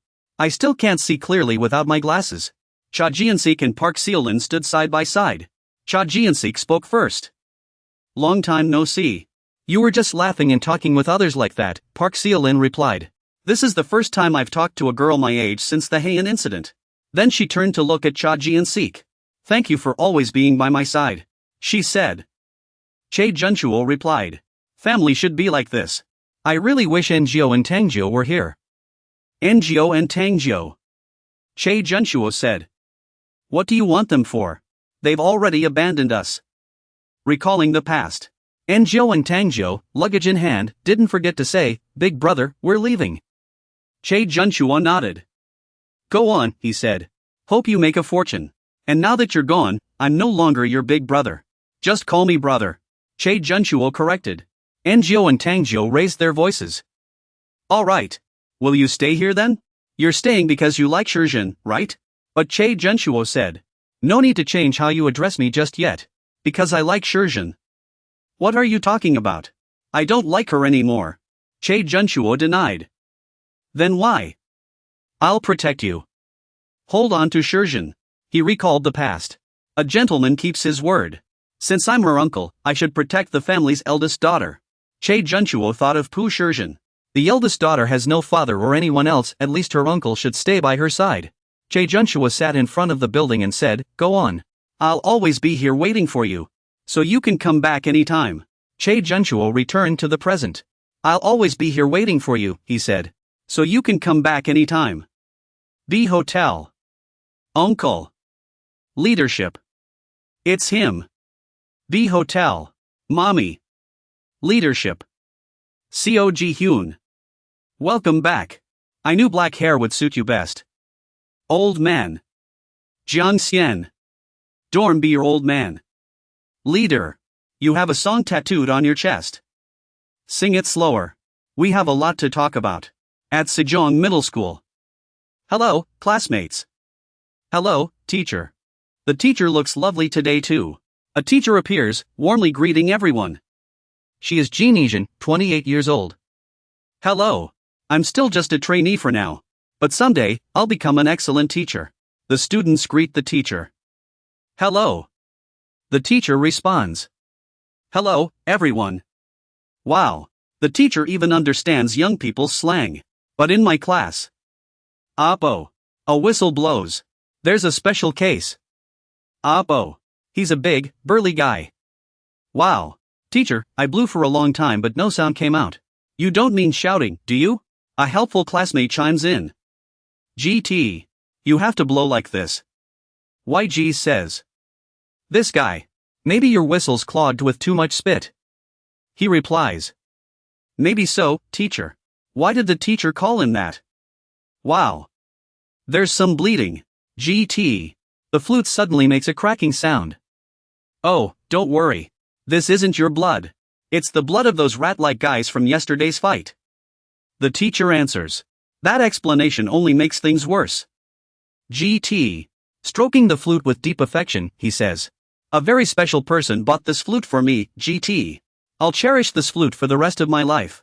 He remembers that person's words. GT snaps the flute in half. I'll buy you a new flute so you won't get scolded at school.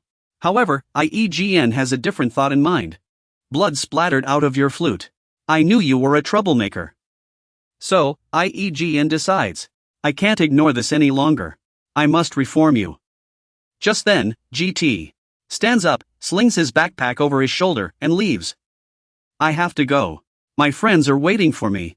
Your friends ask eagerly. GT. Where did DINHN go? Let's go have some fun together. I'm going to a fight between gangs. GT answers. Everyone around you admires you. Wow. Do you play fighting games? How many people did you take on alone? GT answers. Yesterday. We took on about 40 people. Xion. I took down around 20 by myself. Your friends get excited. I could do that too. Let's play that game together. GT. Pondering to himself. I've learned a lot at school.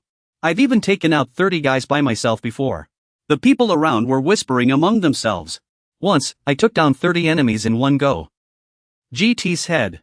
Smells like my dad's skincare cream. Must be GT. Put some skincare cream on his head. There we go. If you guys want, next time I'll take you along to a fight. GT, yeah. That way, I can play games with GT. Speaking of GT, why is your head so bald? Big brother Jin Young shaved it for me. GT replied. Teacher IEG. Watching all this unfold, she grew worried. This can't go on. That problem student, GT, is having a bad influence on the other kids. If I don't step in, they'll end up like the troublemakers from C Middle School. That's the Wild Sands gang. The leader is IHAG. He boasted loudly. Do you know what day it is today? I'm collecting your gifts. Hand them over nicely. Don't make me lose my temper. 1 liter each. Got it? Anyone who complains gets tossed out the window. His lackeys were just as arrogant. Congrats, boss. Former Wild Sands gang leader. Someone replied. Pfft, what's the big deal? Now he's joined Big Deal. Stop talking. Ha ha. The kids are watching. What's the big deal about that? He's a rookie in the Big Deal. Lin Nyman answered. Wow. You could say Chi Jun and I are like brothers now. Someone's praising him. Wow. Really? A legendary banner beast. Yet Lin Neiman thought to himself. Even though I've never spoken to him, it'd be too embarrassing to tell them the truth. Especially since I've fought that banner beast before. After seeing my fighting skills, he gave me a nickname. His lackeys quickly asked. Wow. The legendary banner beast gave you a nickname? That's amazing. You've got a nickname now. Lin Neiman tossed his hair arrogantly. It's Ganzer's hidden dragon. But inside, he was screaming. What am I even saying? Lin Neiman thought. I'm just a loser who got knocked down. And yeah, I did fight him. So technically, I'm not lying. His lackeys got excited. So, boss, you must know this guy, right? Luan Jiantao. Jaimin's sword. He has a long scar on his face. Who's this guy? Lin Neiman wondered. I have to admit, that guy was really strong. Though in the end, he still lost to me. Lin Neiman started making things up. Lin Neiman described him. He has long, shiny black hair. The scar on his eye is from our battle. He wears a perfectly tailored suit, even models would be jealous. That's probably what he looks like now, Lin Neiman imagined. How could a minor be bald? Lin Neiman thought. Just then, someone walked over and said, Sorry, boss. I have something to report. Lin Neiman attacked him without warning. Lin Neiman snapped angrily. How dare you interrupt a Great Deal member while they're talking? I am the Great Deal. Got it? The guy, clutching his face, said. Sorry, but there was an issue with the payment. I didn't dare tell that guy. He points at JT. JT is currently practicing the flute. Jamai's Song of the Pines, a folk song from Ali River, is indeed difficult. But you have a talent show exam next week. You must perform well because Chi Rong bought this flute for you. Lin Neiman immediately hits him. That jerk. Do you know who I am? Though he says this, Lin Neiman feels this bald guy doesn't look like a middle schooler at all. Lin Neiman is drunk by now, but his words remain tough. I'm the hidden dragon boss. You've probably heard of Big Deal, right? But JT only responds. Please pick up this bamboo flute and return it to me. What? Bamboo flute? Lin Neiman? Do you still think I'm an idiot after saying that? I need to strike first. Bamboo flute? You mean let him pick it up? Did your mom buy it for you? Lin Neiman smashes JT's flute. The flute snaps in two and flies into the air. JT is furious but doesn't understand what just happened. He doesn't get it, but he remembers the bamboo flute Chi Myung gave him, eager to hear himself play Ararang. No, this can't be happening. JT covers his face, recalling memories of the flute. JT, thank you for everything. Good luck with the flute. JT shouts angrily. A foot stomps on his head. It's Lin Neiman, who says, "Hey, this guy is crying. What a pathetic loser." Ha ha. Then Lin Neiman suddenly freezes. JT now looks terrifying. A face covered in scars, fierce enough to frighten anyone, appears. Lin Neiman speaks first. "You skinny monkey. Confess. You're not a middle schooler, are you?" 15-year-old JT Kwan is deep in thought. He's considering whether to break this guy's bones for snapping the bamboo flute Chi Myung gave him. Or should he listen to Chi Myung's advice and avoid fighting with classmates at school? I'm so conflicted. If I seek revenge for Saju, I'll be going against Jimmy Xiang's last wishes. Big brother, is this guy really a middle schooler? I don't think so. JT is playing with the upperclassman at the counter. Master, please enlighten me. JT thought. Like receiving a signal. Yes, master. JT thought. I will follow your words and be a model student. JT said. I'll give up the melody of Arirang. But after he made his decision, everyone kept hitting him until he was exhausted before leaving. Someone said, hasn't JT come back yet? Have you made up your mind? The Starshine gang is tired and has gone back. There's also a guy crying like a baby. There are a lot of plants outside the hallway. Big brother. Tell us about Jin Yon's unrivaled sword. What kind of person is the whole JT? Lin Yiman replied. Ha ha. You could say he's as cold as ice. He plays the flute in the middle of the battlefield. His hair flows in the wind. His Black Panther pet. It always follows him and is very eye-catching. He says he doesn't need to feed it, because it eats the defeated. Ling Yiman is used to bragging. Hey, you guys. We want to ask something. We're looking for someone. The little brother said proudly. Ha? You guys? How dare you call the monster gang you guys? You've got some nerve. We're being sincere, though. Only Ling Yiman recognized them. These two are Rong Jingxian and Li Ganyu, members of the Big Deal leadership team. Ling Yiman greeted them loudly. Little brother has met the two big brothers. Oh, who are you? I'm Lin Yiman, just joined Big Deal. Please have a seat, both of you. The two asked. So that's why you got all these tattoos on you? This chair is actually pretty comfy, huh? The lackeys hurriedly bowed in respect. We're looking for someone named Juandi Chi. He goes to this school, but we can't find him. It's that Juandi Chi, they said. If you two are looking for Juandi Chi from the middle school division, Ling Yiman replied. Then the chair you're sitting on right now is Chi. The two were stunned. Juandi Chi was focused on playing a bamboo flute, humming a simple tune. Ever since the flute broke, the pitch hasn't been right. He ignored the calls. Big bro. The two asked Juandi Chi, confused. Chi, what are you doing over there? You look like you just got hit on the head. But Juandi Chi answered nonchalantly. I'm practicing my flute. The melody of Arirang. You said school was great. Then why turn yourself into a chair? Ling Yiman clutched her head in thought. Oh no. It is him. This bald guy is Dite Nuai, the military leader of Big Deal. Dite. Did you forget your lunchbox? A voice called out. Shiming Ge. Juandi Chi said. How did Shiming Ge end up bringing me lunch? That's your job, errand boys, they replied. We tried to stop him. But Shiming Ge insisted on seeing Big Bro's school. Big Bro, you'd better explain this human chair situation first. Ling Yiman was too shocked to speak. Shiming Ge. The lackeys said excitedly. Big Bro, introduce us to him. He's Shiming Ge's best buddy. Great things hide in dragons. Ugh, grab a broom and scram, you idiots, Ling Yiman thought to herself. Shiming was taken aback. Poof. My good buddy, huh? Dichi said angrily. How dare you joke about Jiming's name? There's another voice. Who said that? Ling Yiman was crying silently. She had been caught red-handed. They'll punish me for this. It could have been worse. Jiming stepped forward and gently patted Ling Yiman's head. We're more than just brothers. We're true family. You're a new recruit, Ling Yiman? So you go to this school too? Jiming said. Ling Yiman thought to herself. He even knows my name. And no one else does. In that moment, I made my decision. I'll follow this man.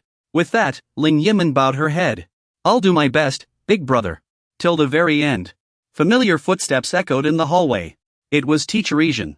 There's good news at school. The Manster gang has disbanded. They shouted to each other. Please tell us what kind of role model brother JT was in his school days. Let's earn money the right way, like big deal. This is all thanks to you. I mean, JT. She called. The boy in uniform turned around and asked. What's up, teacher? Hello. The teacher greeted him with a casual teen-style hello, but JT didn't respond. He walked past her. Maybe it was JT.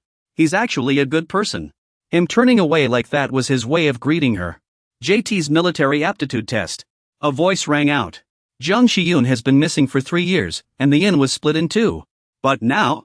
Phoenix woman Park Sharon found Hyun again. In A. Fake father Gwang Ochan replied. I'm surprised too. I didn't expect Vasco to give Saran Shiyun's intel. Jang Jinchu from the Great Trade speaks up in response. Wu Chun from the Light faction provokes him. Are you just going to stand by and watch? Shiyun joining Dorm B will bring trouble to the Great Trade, Jinchu retorts. Let me cut to the chase. I have a plan to completely wipe out Ji-Hai's influence. Let's hear it. If you're just spouting nonsense, I'll make you regret it.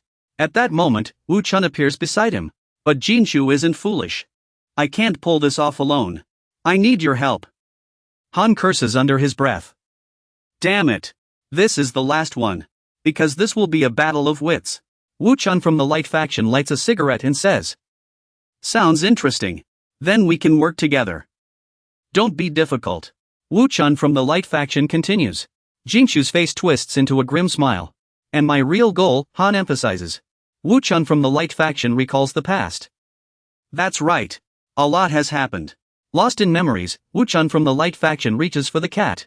His face distorts as he glares at it, thinking he must get rid of it. Must get rid of it. Stop. A voice rings out, halting him. Wu Chun from the Light faction turns in surprise. It's Jija. He speaks up in warning. Wu Chun. I knew you were despicable, but I didn't think you'd bully a stray cat. Don't push your luck, Jija says. Good thing I missed the bus and walked home. Otherwise, I wouldn't have caught this. Jija stops him. Wu Chun from the Light faction mulls it over. Jin Yunwoo's sword. Ji Zhejuan. Why show up now of all times? Ji Zhejuan decides. I'm taking this cat. Who gave you the right? Wu Chun is furious. Ha! This cat looks so familiar, Zitai said. Yet it just scratched your face. Jun Jitai cried out in pain. It hurts, but it's so cute. I've been to the hospital before. Next time, I'll introduce you to Jeannie Young. Hong Zhubiao. A burly man appeared and grabbed Guang Yechan tightly. Zhubiao said. You've been playing dumb all day. Because you're a romantic, waiting a few months is no big deal. I'm not interested in cats. So, babe. Guang Yechan screamed. Monster. The monster collapsed. Let's have some fun together. Ah. Guang Yechan's screams echoed all around. Because of this, Zhubiao was sent to a labor camp. Later, Guang Yechan met Jen again. Jen said. Since Shiyun has left, you'll be in charge of managing the Yin gang. So, Guang Yechan began training to become stronger. Jen, who was training him directly, said. You need strength to run a gang. You're not strong enough yet. Go back and keep training. I promise I'll make you stronger until Shiyun returns. And I'll choose to become the second Shiyun. Guang Yechan recalled. Jen believed that for him to grow stronger, he had to be crazier than anyone else. And continue on his path. To build this inn. From then on, Guang Yechan led the entire Inn gang. Guang Yechan knew that on the other side, at Inn A, Che Jianxi stayed behind for Park Sierin, and after Ringjiu and Tangjiu left, over here, Guang Yechan met the new Ingjiu and Tangjiu. 2 people who could replace them. He spoke. You two are amazing. I want you. I'll make Shiyun see. Guang Yechan swore. He wondered what he had truly gained by following his path. His hair was slicked back. A Chinese character tattoo was revealed. Guang Yechan recalled everything In B had once possessed. It had been his inn. He should remember all that he had created. At Jigao High, a sign on the door marked this as the fashion department. Shi Xiongsu walked in, and whispers filled the air. Have you heard? Shi Xiongsu from the fashion department had joined a wandering group and then left. Oh my, is that true? He had run away from home. He was never really one of them anyway. The class buzzed with non-stop chatter. Looking closely, he had indeed changed a lot recently. He got his ears pierced and permed his hair. But he had become much more handsome. He looked more determined now. Suddenly, a voice rang out. Hey, do you know who's sitting in Shixiangsu's seat? Shixiangsu felt nervous, sweat beading on his forehead, too afraid to speak. A new student? He shouldn't have taken Shixiangsu's seat. Shixiangsu cursed under his breath. Darn it! How could he make such a mistake? He had swapped bodies too many times and lost track. That was why he had come to school in this body without realizing it. Shouldn't he have come in Shixiangsu's original body? So, Shixiangsu made up a ridiculous excuse. It was a bizarre reason, but they actually believed it. They started gossiping again. They said he was here to substitute for Shixiangsu's classes. All attention was now on Shixiangsu. He silently prayed nothing would go wrong today. A voice called out, "Are you heading to the fashion department? I have some new information about the inn." Vasco, a second-year architecture student. He said, "I was just about to go there myself. Haven't seen Shixiangsu's original self in a while." "And who's with you?" Beipingji, also a second-year architecture student. "Hey, isn't this the way to the fashion department?" Another voice chimed in. Jin Shui, a second-year vocal and dance student, said. Pengji said he was on his way to the fashion department. Meanwhile, Jin Haobin, a second-year student from the vocal and dance department, spoke. "What? You like that big-eared guy's name?" "Nonsense. Idiot." Shui Jin replied. Haobin still wouldn't give up. "I came here today just to touch Bangji's ears." Li Jinchang, a second-year fashion design student, said. "Why is our class so noisy?" Jin Shui Jin, another second-year fashion design student, responded. "Your hair looks so cute." Meanwhile, Park Hien, also a second-year fashion design student, chimed in. "It's so lively this early in the morning." Her hair danced in the wind. Hong Jae-jun rode his motorcycle onto campus. "So you're a second-year fashion design student too?" Sitting behind him was Hong Jae-hai. She was a first-year fashion design student. She asked, "Jaejin-ji, Hyun, do you like twin tails? Don't be like that. Why are you mad at me?" On the other side was Jiang Shiyun. He was a second-year styling and beauty student. At that moment, he was surrounded by admiring voices. "Wow! Shiyun, you dyed your hair black? It suits you so well." "Hey, big bro!" A beaming guy ran out to greet him. However, the boy's enthusiasm was met with a punch straight to the stomach. The guy said, "Greet me again, and you're dead to me." Yet the one who got hit didn't seem upset at all. He even said excitedly, as expected of big bro. "I almost passed out." "Where are you headed, big bro?" Someone replied. It was Li Taichung. "We're second-year comic and animation students," he said. "Going to find Henin." They were all heading toward the fashion design department. Shiyun had no idea a storm was about to hit. The girl in the school uniform asked with a smile. She smiled back slightly. "What are you doing here?" "In the classroom. Everyone is discussing downstairs." "Are you here to substitute for Xuanxiu's class?" "Yeah. I couldn't wake him up, so." I can't explain in too much detail." Jin Chang pondered. "This is absurd. Why couldn't you wake Xuanxiu? Don't you guys take turns sleeping at night and during the day?" The question flashed through his mind. Jun Chung continued. "I already know why you couldn't wake Xuanxiu." Little Xuanxiu froze, lost in thought. "Oh, how? How did Jin Chang find out? How did he realize you couldn't wake the other body while you were awake?" Jin Chang spoke again. "How long have you been deceiving us?" "That's exactly why." Jin Chang tightly hugged little Xuanxiu and said. "Xuanxiu threatened you." Jin Chang held him and shouted in front of everyone in little Xuanxiu's shock. "Xuanxiu is such a jerk. How could he make his roommate cover his classes? Hurry and tell everyone Xuanxiu is a jerk." Xuanxiu, protected in Jin Chang's embrace, said. "Meijin, did you see that? This is Xuanxiu's true nature. He bullies people worse than the 4 major gangs. Compared to him, I'm much better." Little Xuanxiu let out a sigh of relief, thinking, "Looks like I've dodged a bullet." Heen stood beside little Xuanxiu and said, "But I'm really happy you're here. Can you time travel again?" He wondered inwardly. "Oh, wait. This feeling." Little Xuanxiu said. "Heen, let go of my hand first." She immediately replied. "No way." Little Xuanxiu's eyes suddenly lit up. "It feels like I've experienced this before." Shiyun clutched the mouse, staring out the window, frozen in place as Heen held his arm. The person outside the window blared in with a livid expression. Xixing stepped forward and handed over a pink bandage, saying, "If I use my right hand, I'll spare Heen." Xixing flung little Xiyun to the ground. If he uses his right hand in the fight, he won't lay a finger on Heen. Xixing is a man of honor. Honorable men keep their word. He didn't want to lose control in front of Heen because Xixing always stands by his word. Xixing lifted little Xiyun like a sack of rice and said, "Damn it, this brat." Xixing scowled. "Long time no see." Another voice chimed in, "Pikachu. Hey, what are you doing? Put him down, now." His glasses were held in hand. "Have you forgotten your duty? You're my ashtray." Xiyun recalled the days when Xixing used to bully him. "I remember what I was like before." But then Xixing grabbed Xiyun's hair and said, "This isn't a good idea, Xixing. Not now." Xixing snapped angrily, "You've got some nerve, kid.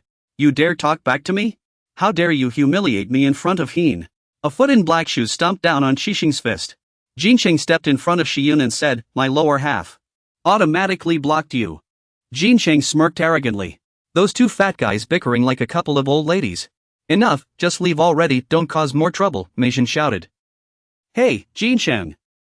He immediately replied, "I'm ignoring you." "I won't hit him, Meishan." Heen placed his hand on Jinsheng's shoulder and said, "I made up my mind the moment I cut my hair." "Right? You've made up your mind, haven't you?" Determined to train hard, Jinsheng continued. "And then beat these jerks to a pulp." Meishan let out a loud shout. "So, you still want to fight, huh?" Taisong took off his clothes, revealing tattoos all over his body. Taisong said angrily, "Oh, I see. You're that crippled punk. Today, I'll break one of your legs." A pair of slender hands tightly grabbed Taisong's tattooed arm. Zisatima tossed his golden hair, covering his eyes as he stared at Taisong, making him even angrier. Taisong cursed loudly. "This golden-haired brat. What's this golden-haired Zisatima up to? Isn't this the fashion department? Why are all these guys boxers, and what's with Zeon? Is this some kind of hidden martial arts department?" Someone asked. No one responded to the call for help. "I don't like a lot of people in this class either. The enemy of my enemy is my friend," the guy with glasses said. "Want to team up? Now I don't have to worry about my glasses falling off. Let's take down those fashion department guys together." "What do you say?" Taisong strode forward proudly. "I wouldn't lower myself to shake hands with a guy like you wearing sunglasses." He immediately cursed. "Pathetic loser." "Jerk." Taisong continued. "Any objections? If you like, I'll take a bite out of you too." As soon as Taisong entered, everyone blocked his way. The people in the room spoke to Taisong one by one. "What's going on? I heard there's someone here who bullies others." "That's pretty intimidating." A burst of laughter followed. Taisong grabbed the hand of the guy with black-framed glasses and said, "It's freezing. My hands and feet get cold easily by nature." The guy with black-framed glasses frowned and said, "Let go of my hand, you pig." "Shut up. You're only holding my hand because you're scared of them, aren't you?" A voice rang out. Everyone stopped. Beifan Jun spoke. "How much longer are you two going to fight? Our main target is the 4 major gangs, remember? Wanting to call on Detective Fan again, huh? We don't know when we'll clash with them head-on. We absolutely can't let them see us divided." The three of them moved closer together. It's possible Jiang Jin, he, and Guang Wuchuan have already teamed up. If their target is us. Jigahong. After those homeless incidents, they've already recognized us. The real battle is only just beginning. Honshu widened his eyes and kept listening. "Now, the 4 major gangs' affairs are our affairs," Beifan continued. "You all need to take this as seriously as I do." "You don't look serious at all, idiot." His girlfriend beside him rubbed his hand and said. She looked down at her own clothes and said, "This school uniform looks really nice. I want to be part of Fan's group too." "If you can't protect them, you're not worthy of being in Fan's group," he snapped angrily. "Take off those clothes now." "There's still time," the guy with glasses said. "The 4 major gangs? Sounds ridiculously childish. If we'd met in middle school, you wouldn't even dare look at me." Junchuei chimed in with a smile. "You weren't any better. Back then, you wouldn't dare look me in the eye either." The guy with glasses added. "Either way, today is the day you meet your end." Asong charged forward, roaring as if to overpower them with his body. "Go on, you mutts. I'll break every one of your legs." Despite the chaos, On followed Haishu's lead. "Let's go, little fatty. Let me show you around the school." Fan elegantly rested his chin on his hand. "Shuei, toss me the number 3 goggles, quick. Charge in, golden system." He closed his eyes and pinched his arm with one hand. Shui, grab my detective coat for me. Everyone in the hallway suddenly stopped to watch the commotion. An patted Haishu's hand and said, "Being in school with you feels kinda new," he replied hesitantly. "Well, if that's the case. Go on, Hien, keep shouting. And you too, chubby girl." Then she thought to herself again. It would be great if he went to our school. That way, we could have lunch together and walk home together. Hongsu looked at Hien in surprise and asked, "Huh? What's up? Why do you ask?" Blushing, Hien hesitated before asking, Do you think there are a lot of pretty girls at our school?" Then she pondered for a moment and started blaming herself. Why did I even ask that? It sounds like I'm trying to put him on the spot. Hongsu glanced awkwardly to the side. "Chubby girl. What kind of girls do you like? Want me to set you up on a date?" Then he reconsidered. No way. That question was way too direct. Oh, it's Hien. She used to date Li Taicheng. What a terrible reputation. I heard they weren't really dating, but her reputation isn't great. She can't go a day without a guy around. She used to only hang out with good-looking guys, but now she's all over that chubby guy? People around them started whispering and laughing, including about Hien. Hien lowered her head slightly, not wanting to see anyone. But the whispers still reached her ears. That's the kind of person she is. She likes a different guy every day. Hongsu, standing beside her, spoke up for Hien. "You don't know anything." His next words made Hien freeze. "You have no idea how kind and thoughtful she is." Then Hongsu comforted Hien. "Ignore them. I get it. You're not that kind of girl. You're just nice to everyone." Hien stood frozen as Hongsu continued, "Thank you for always protecting me." Hien clenched her teeth in frustration and retorted, "What?" Hien shouted loudly. You're just a chubby guy. Don't get your hopes up." Jiangju burst into laughter and replied, "That line you said earlier was way too cheesy." Suddenly, Hien's hand touched little Jiangju's face. Then he lifted it and placed it on his own head, saying, "You've grown taller." Jiangju also put his hand on his head to compare, then exclaimed, "Wow, you're right. You really have grown taller. That means I can protect you now, Hien," he said with a bright smile. Hien blushed and thought to herself, "This is dangerous. Why is this guy being so smooth today?" Ugh, look over there. A group of 3 students blocked their way and said, "Hien, do you have a new boyfriend? Why do you flirt with everyone but me, Jongdu? I think this kid is having second thoughts." Fashion department's finest. Jongdu, the troublemaker. Hien said angrily, "Get lost. Don't bother me." They immediately started jeering. No way, no way. She continued, "I'll go tell Jean Chang right now." They jeered again. Then he kept taunting. "I can protect you now, Hien. At least flirt with me too." Too funny. Jungdu is definitely good at sweet-talking girls. Even a young is stunned, right? "Hey, Jungdu. This fatty is crying." Little Jungju covered his face. Little Jungju raised his hand, listening to them with annoyance. His tears looked like bone broth. "Gross, you fatso." Jungju thought to himself, "Yeah. School should be like this. Thank goodness. Too many scary things have happened lately. All those adults pretending to be high schoolers. That group was putting on an act in front of me. Don't be like that." Then they laughed. God, I realize they're not scary at all. Jungju gently hugged someone who was crying uncontrollably. "Thank you, everyone. Because I haven't joined any factions." Hirn sweeps his hair back, listening to them talk. Big Brother passed out. "This pig is freaking huge." Big Brother strides forward, a bright smile on his lips. Hirn blushes, lost in thought. Being by his side really makes me happy. And he even said he'd protect me, isn't that basically courting me? Big Brother squints and smiles. The best part is, I have no rivals. Besides me, who else would like someone as chubby as him? I really hope I'll be the only one who likes his chubby self in the future. In the fashion department, the whole class is buzzing. Hey, who's that chubby guy sitting in Xingshu's seat? Ugh, he even came with Hirn, what a lucky guy. Didn't Xingshu come to school today? But who's that person sitting next to Xingshu today? A question is raised. The girl struggles to hold back, clenching her fists. The murmurs start up again around her. Oh no, it looks like Xiaoding's sister. Is she her twin sister? She wonders how she could make such a mistake. Xiaoding lies in bed, lost in thought. She got mixed up after swapping bodies so many times. She was supposed to go to school in that body. Xiaoding sits up straight at her desk. Xingshu and Hirn walk into the classroom together. Hirn is a little surprised. Ha! There weren't supposed to be any rivals, right? Hirn and Xiaoding stand face to face. In the middle is a bewildered little Xingshu. Another person likes his chubby self. Jinshin asks blankly. Auntie, since Shooting is sick, are you here in her place? Shooting panics, not knowing how to answer. Yeah, that's the gist of it. The murmurs start up again around them. Why does everyone have someone sub for them at school now? Is this school for real? Then she starts thinking. They'd never believe something this ridiculous. He's just like that other person. Jinshin laughs along with everyone else, used to this kind of thing. Do they really believe it? Shinshu stands in front of Shooting, listening to her laugh. Actually, this is Vegas style. Everyone there takes turns going to school for each other. Yuan kept stealing glances at them. Yuan pondered the name Sudong. How can he be that good-looking? Isn't that against the rules? I'm even starting to fall for him myself. I heard his family is well off too. I didn't think I'd have any rivals.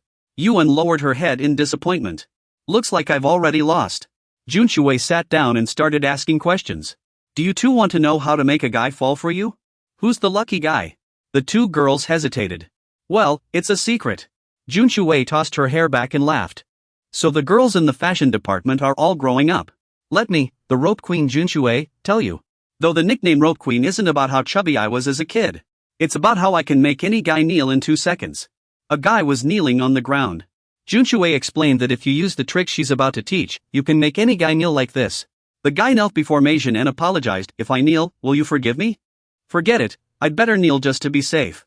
The two girls commented, this looks like slavery. So, sis, can you teach us how to turn guys into lapdogs? Junshui began to teach, just remember 2 things, smiling and distraction. Junshui crossed her arms as they asked, smiling and distraction? What do you mean, sis? She started explaining, men are simple creatures. They crave love to the point of desperation. If a girl smiles at them like this, they'll go crazy. Junshui flashed a dazzling smile. The two girls immediately said, wow, Anjania, sis, I didn't know you could make that kind of face. Junshui looked to the side and continued, distraction is a technique to make a guy focus on everything you do. It works best when you trigger his paternal instincts. As Junshui helped Ben pick up his books, she said loudly, you idiot, you're distracting me. Men are still boys, they can't even hold their books properly. The two girls whispered, Ben is using the distraction technique on that guy, while the other said, it really works. Junshui tugged Ben's ear and said, I just helped you. Now hold out your hand so I can touch it. This soft, delicate hand. Ben suddenly pulled his hand away, stop it, sis. People will think we're on a date. Girls, what's wrong with you? Then Ben declared, I don't care. Failed. Forget it, goodbye. Jinshui, think about it, what is this idiot even saying? The guy in sunglasses burst out laughing. Hey, Sister Shui, you've never even had a decent relationship yourself. What makes you think you can lecture others? The girl crossed her arms. Hanan, I know why Sister Shui fell for Brother Ben's hands. Another girl asked, why? She pinched Jongshu's cheek. Because they're as soft as marshmallows. Hanan said, don't try to distract me with your useless charm. Ignoring the hand behind him, Jongshu continued, Hanan half knelt to tie her shoelaces. Jongshu asked, Hanan, what are you doing? She laughed. My shoelace came undone. Here, what's wrong, cutie? Am I distracting you? Jongshu replied, yeah, a little. Hanan thought to herself, perfect. Distraction works like a charm, Shirong suddenly appeared. Hanan, isn't that method outdated? Hanan froze. Outdated? How, Does Shirong know this distraction trick too? Shirong sat down to help tie Hanan's shoelace. I'm an expert at tying laces. Let me show you a new way. Hanan thought, that startled me. She continued, he's so mischievous. I know he's a good person, but he's just too mischievous. Shirong, sweating slightly, said, you thread it like this, then pull it through done. Jujuan asked Jongshu, Marshmallow brother, do you really live with Jongshu? He replied, huh? She asked again, where do you live? Can I come over? Jongshu hesitated. Oh, of course. Next time, come with Shijuan. I'm busy today. Jujuan cut in, but we've already picked a date. Hanan thought, no, if Sister Zhe goes to his place. She imagined Jongshu sitting in a cushion chair, his tempting belly on display. That little girl might fall for his soft belly instead of him, just like I did. Hanan firmly reminded herself, I must follow Master Shui's teachings and remember what Jin Shui once said. Men need positive responses. Just smile whenever they talk. Jongshu scratched his head. Not sure if it'll work, though. My place is really small. Hanan burst into laughter. What kind of reaction is that? Still laughing, she said, don't joke around. What kind of place is so small? Is your house about to collapse or something? Hanan covered her face, still laughing. What else are you going to say? That your house is collapsing? Then in the summer, when it rains, wouldn't it turn into a water park inside? Jongshu said awkwardly, actually, the house does look like it's about to collapse. Part of the roof caved in yesterday, and the ceiling leaks when it rains in the summer. She thought, wait, is he serious? She covered her mouth in embarrassment, thinking, how can Yuan laugh while saying those things? That's not what I meant. Yuan reassured Jiangshu by placing a hand on his shoulder from behind, saying, it's okay. I've lived in a place like that before. Shu continued, and when I visited your place last time, it wasn't that small. Yuan thought, because she had gone to your house to track down that stalker. What? Shu's already been to your place? She lowered her head, lost in thought. She hadn't even been to Mauzi's house, yet they had already done this and that at his place? And in the school cafeteria, no less. People around them started whispering, hey, look at this. Unbelievable. Is this really a school? Why is this happening? The chatter was because 3 beautiful girls were surrounding Jiangshu. Why would such pretty girls flock to a guy like him? 2 boys sitting together said, Jiangshu, I'm so jealous. Another asked, are you okay? Junshui held a pink notebook, with a group of rowdy boys behind her. She shouted, who wants to be like him? My guide to dating is on sale. Someone behind her immediately said, give me a copy. The boy in sunglasses grumbled. A little girl like her hasn't even dated, and she's lecturing us old hands? Another asked, can I pay by card? Noticing something off about him, she asked, who are you? Jiangshu was about to take a bite when he heard someone call his name, Jiangshu. Shu, sitting across from him, said, I'm sorry for slapping you back in my hometown. She recalled the hard slap she had given Jiangshu. Back then, I didn't understand your situation. I was too arrogant. I can't tell you, but I have a secret too. I overcame myself through a similar experience, so I thought that would help you. Shu lowered his head, eyes reddening, and said, I'm sorry. Our situations weren't the same, yet I carelessly judged you and decided what was best for you. Jiangshu said, thank you. She was surprised. There's so much I have to thank you for. Jiangshu smiled and continued, if you hadn't done that, I might never have changed. Shu widened his eyes at Jiangshu, thinking of his past self. If that were the case, I wouldn't have been able to protect Yuan. Jiangshu stood up, calling out with a smile, Yuan? Yuan, where are you? When did she leave? Yuan was hiding in the corner with 3 cups of water. She wondered, what exactly happened between them? Why do they have so many secrets? It felt like she was intruding, but that wasn't the case at all. Yuan's steps were too hurried, and she tripped over her shoelaces. She stumbled forward, and the cups on her tray spilled everywhere. A hand steadied her shoulder. Jiangshu had caught her just in time, preventing her from falling. Yuan stammered, thank you. Jiangshu tied her shoelaces for her. Jiangshu told Yuan, though the new method is. It's good, but I think everyone has their own way of doing things. After the action ended, Bingshu continued, did I do something to upset you today? You seem a little down. Heian blushed and exclaimed, hey, Bingshu responded, Heian then asked, should I do things my own way, right? He replied, of course, Heian. Just ask yourself what your heart wants to do. Heian rushed forward and hugged Bingshu tightly, thinking, why is this guy being so gentlemanly today? What matters most is always what's inside, not how things look. A hand was holding a pen, drawing something. The architecture student with the wild hair was sitting and writing when a hand grabbed his, saying, you're distracting me, you know? There's no secret trick to make a guy like you. Heian was shyly holding Bingshu's arm when another rival appeared. Li Zhenxing suddenly burst out laughing, pointing at Wasiko. Wasiko went on a blind date before. That's hilarious. Don't make fun of me. Wasiko recalled grabbing a girl's hair back then, saying, I wasn't gentle or polite enough. That's how it went. Zhenxing mocked again, poor thing. No girl would like that kind of behavior. Zhenxing leaned back in his chair and said, when it comes to girls, you've got to take the lead. Wasiko said while shoveling food into his mouth, I just saw you kneel in front of Meijin. At the next table, Sihue muttered angrily, they're so loud. This is the cafeteria. Can't you keep it down? Bingshua carried his tray over to Sihue and said, Sihue, you. Bingshua grabbed her hair, lifting it like Wasiko had done, and said, be careful not to get food in your hair. Zhenxing laughed loudly, pointing ahead, see? Only an idiot would do that. He's definitely going to get slapped. Wasiko warned him, Zhenxing. Sihue blushed at Bingshua's actions. Zhenxing and Wasiko suddenly teared up, shocked to hear Sihue say, Softy, you promised to take me to your place to hang out. At the school gate, a sign advertising bank account sales sparked murmurs. It's still here? What? A hand holding a phone said, oh no, sorry. I just remembered something from before.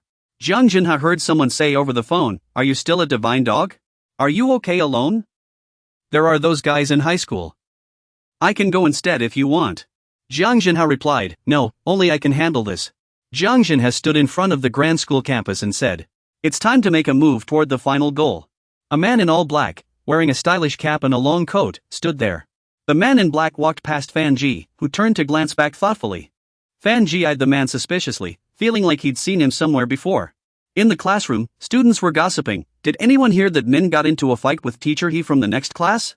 A classmate has already won, and another asks if this place is really a school. All we see every day is fighting. A student asks who everyone thinks is the strongest person in the school. A few people turn around and ask him what kind of question that is. It sounds childish, but if we had to pick, it would be Meijin's loyal servant, Li Xinxing. Another person murmurs Meijin, and the others ask what's wrong with him. He says he just heard someone mention Meijin's name. Xinxing is still absent-mindedly jumping rope, while some people behind him gossip. He once gave up boxing but started training again. Is he trying to make his legs as thick as an elephant's? He was just sleeping, how did he end up jumping rope?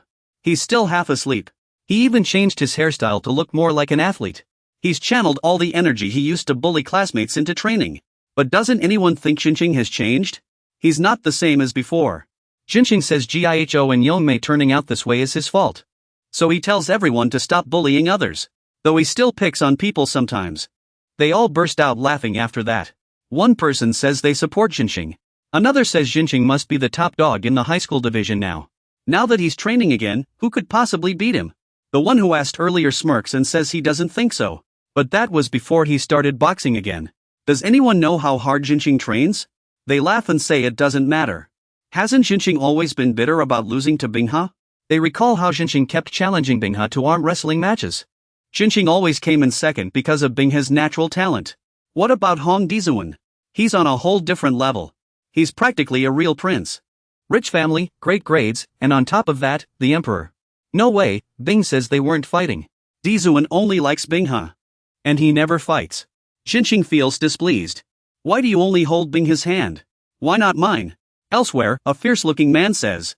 Those guys are spreading rumors that Xinxing and Bingha are the two strongest in the school. You don't have any objections? Big bro, Vasco was sitting there reading when he looked up at the sound of their voices. 4 people were standing there, and one of them said they were discussing who the strongest person in school was. Another person clearly stated that Vasco was the strongest in the school. How dare they look down on their big bro? Vasco said he didn't care. Being weaker than your enemies is the real problem. The others sighed in admiration at Vasco's wise words. Vasco said he killed 2 birds with 1 stone. The others continued to praise him. Their big bro was getting smarter and smarter. Pao Zhashuan turned away angrily, thinking they were all idiots. Meanwhile, the people behind him kept singing Vasco's praises. When Vasco read the proverb, only the hard can withstand the wind. With enough effort, even an iron rod can be ground into a needle. They all cheered loudly, saying it was so true. With that kind of wisdom, he'd definitely get into college. Then someone asked about Pao Zhashuan. He'd never seen that guy fight before. The group discussing it realized that was true. Yeah, he's never been in a fight. One person said Pao Zhashuan seemed like the type who only talked big. Pao Zhashuan had been thinking about this since this morning. The school suddenly became unusually noisy. Suddenly, a few people nearby were chatting. Someone walked in. The guy said arrogantly, "Are you all joking about me?" The others turned around in panic. He snapped angrily, "You list everyone else's names but don't dare to touch a hair on my head?" He threatened to turn the whole school upside down. Were they tired of living? The 3 people discussing trembled in fear and apologized to him. The girl next to him smacked him and told him to drop it. He still said arrogantly that if this were his middle school days, they wouldn't even dare to look at him. The girl grabbed his hair and dragged him away. They then said that this guy, Huobin, was all talk, always bringing up his middle school days, who didn't know he was lying. One person said they heard from a friend in the streets that Huobin's gang supposedly controlled a district. Another didn't believe it, telling him not to spout nonsense. If that were true, why was Huobin always getting beaten up at school? He'd been beaten by Vasco and Tichon before, probably just good at running his mouth. The one who started the conversation kept going, saying he sure could talk. But he couldn't argue with Jean Meiru. Over by Huobin, Meiru told him to stop causing trouble and leave quickly. After the question was asked, everyone fell silent, thinking he was pathetic. The one who started it all thought that no matter what they said, his big bro was still the strongest. Big brother, is this true?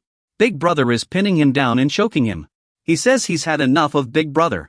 Big brother, he's thinking of using that perfect rear naked choke move. Ling Su, the fierce fist fighter like a raging storm. He tells the others that Ling Su once defeated the great Jin Shang and humiliated Shiyun right in front of him. Doesn't that mean he's the strongest?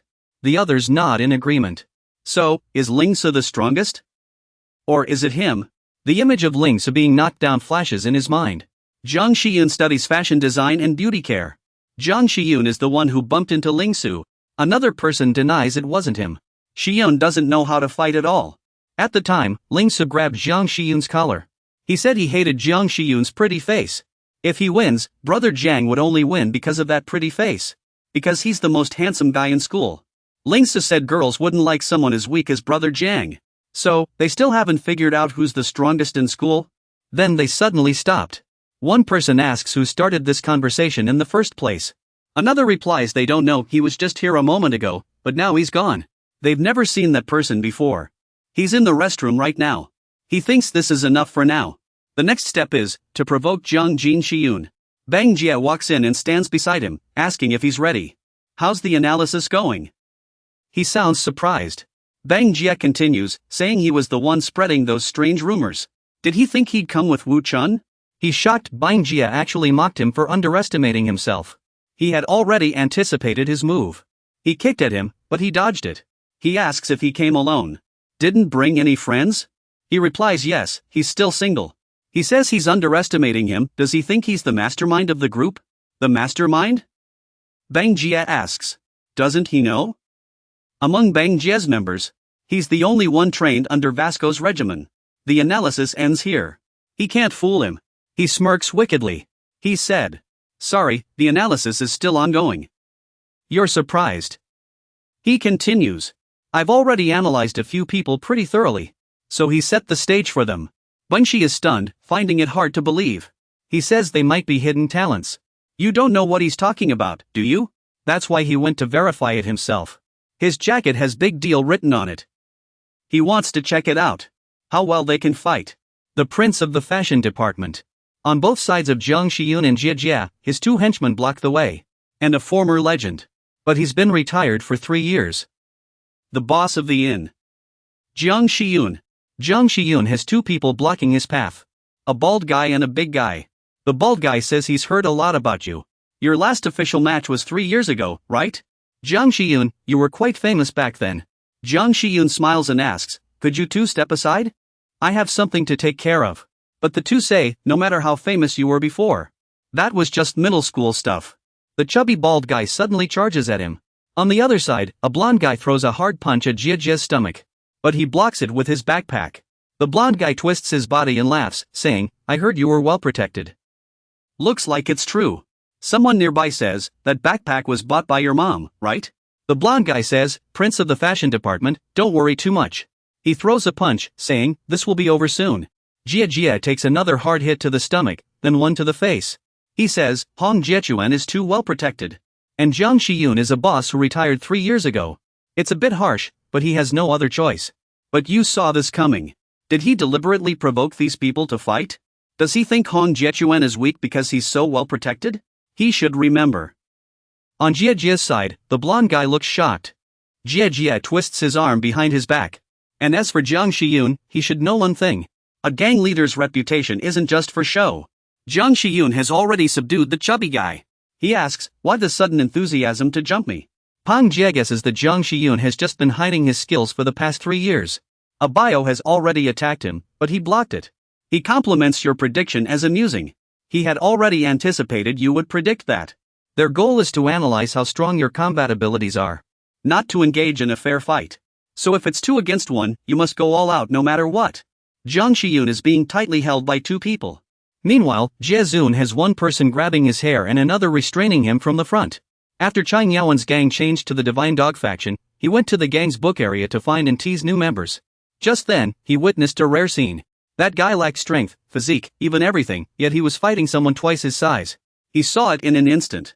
This man was a fighter, raised on the streets. He approached the man and asked if he wanted to work with him. The man asked about the payment. He continued, saying that while he was a good piece, his fate had been quite rough. Though quite capable, his fate had been shattered by those guys from the dorm. Then he ran into Jiang Xian, someone just as skilled in brawls as he was. Fate was no match for Jiang Xian. But now his lines would be different from when he was in the Divine Dog Gang. This time, he chose a suitable opponent for Fate. For Prince Hong Jijian, a brawl would be his worst nightmare. Fate stepped forward and threw a punch at Jijian, calling it the Hydra hairstyle. Even roses have thorns. When Fate couldn't handle it, the youngest member of the National Olympic team, Jun Shixiang, would appear. Jijian blocked Fate's punch, and Jun Shixiang immediately struck him in the face. Jiang Shiyun was pinned down from behind. And the man said, "The bald guy in blue, stand up." The red-robed bald guy had already grabbed him, and he whispered in confusion, asking what was going on. Bei Shiming and Bei Summing were two brothers. The smaller one was the younger brother, while Shiming was naturally massive. Almost like an African elephant. He once thought all martial arts were useless until he was defeated by Li Taichung. When he was knocked down, Summing decided to change his brother. Summing took a method to ensure Shiming would never be humiliated like that again. Summing taught this African elephant how to wrestle. Shiming flung Jiang Shiyun behind him. Over at Abayo's side, he was also thrown into a wall. He walked over and said that the key to winning a fight lies in having the right opponent. Hong Jizuan isn't a good match for Jun Chang and Zhong Shan, he can't win against them. Likewise, Jiang Shishu couldn't stand against two wrestlers with his brawling style. He asked Feng Ji if he hadn't anticipated this situation, right? Do you think you can out-analyze his predictions? You claimed you foresaw something he absolutely couldn't analyze. He was shocked. Feng Ke looked up in surprise, laughing as he said they had no idea what happens when they anger the fashion prince. Over at Ji Xian's side, the two soldiers, Chang and Zongshan, were babbling incoherently, unsure of what Ji Xian was doing. Why did he suddenly put a helmet on him? Systema, a martial art taught in the Special Assault Unit of Special Forces. Soldiers training in this art aren't doing it for fitness, its sole purpose is killing. That's why Ji Xian put a helmet on his opponent before using Systema. A street fighter's vast experience is certainly terrifying. Ji Xian broke Soldier Chang's arm, but mastering Systema was still far off. When Zongshan charged, he used Chang as a shield, a martial art designed for killing, perfected on the battlefield. Then he kicked both of them away. This martial art has no equal from the start. He seemed flustered because Feng Ji had accurately predicted his analysis, Zhang Jinshu. He said he was far from flustered, but you insisted it was confusion talking. He said he had already analyzed what he just said. He smirked and said, Hong Jixian, there's an opponent even Systema can't escape. Something round like a marble appeared, shooting straight at Jixian's face. Systema's weakness is that it's at a disadvantage against ranged attacks. Jianshan said he missed last time, but this shot would hit Jixian's eye for sure. Feng Ji cursed him, what martial art isn't stronger when using weapons? Dongshan always has the upper hand in battle because he's skilled with all kinds of weapons. Even if his attack fails, Soldier Chang is there to finish the job. Soldier Chang rushed at him, and Hong Jixian had no chance of winning. He fell to the ground, while on Jiang Shishu's side, the two brothers cheered excitedly, celebrating their victory. Jiang Shishu was too, his specialty was brawling. The wrestlers couldn't even touch a hair on his head. For a stylist, baldness is the ultimate punishment. He couldn't pull off his ultimate move, Hydra, or anything like it. Did you see the difference in choosing the right opponent? His analysis beat your prediction. Feng Ji said he thought Shishu had lost, sorry, but that moment was coming. The moment Feng Ji predicted, the clock bell rang. The two brothers turned and asked what the bell was, an alarm? Jiang Shishu stood up. Jiang Shishu, the dorm leader, the one recognized by Jen. Shishu muttered, move, hurry up. The other brother looked surprised, what was happening? Why is he standing there talking to himself, and isn't he Ina's father? You're not being very friendly anymore. You just told me to get lost. It's time for Ina to eat. Those jerks. Peng Jia, wearing glasses, raised his finger menacingly and said, can't you tell it's time for Ina to eat? He had no idea how stubborn a Korean father could be. He was a little surprised. Are you deliberately wearing glasses and flipping me off?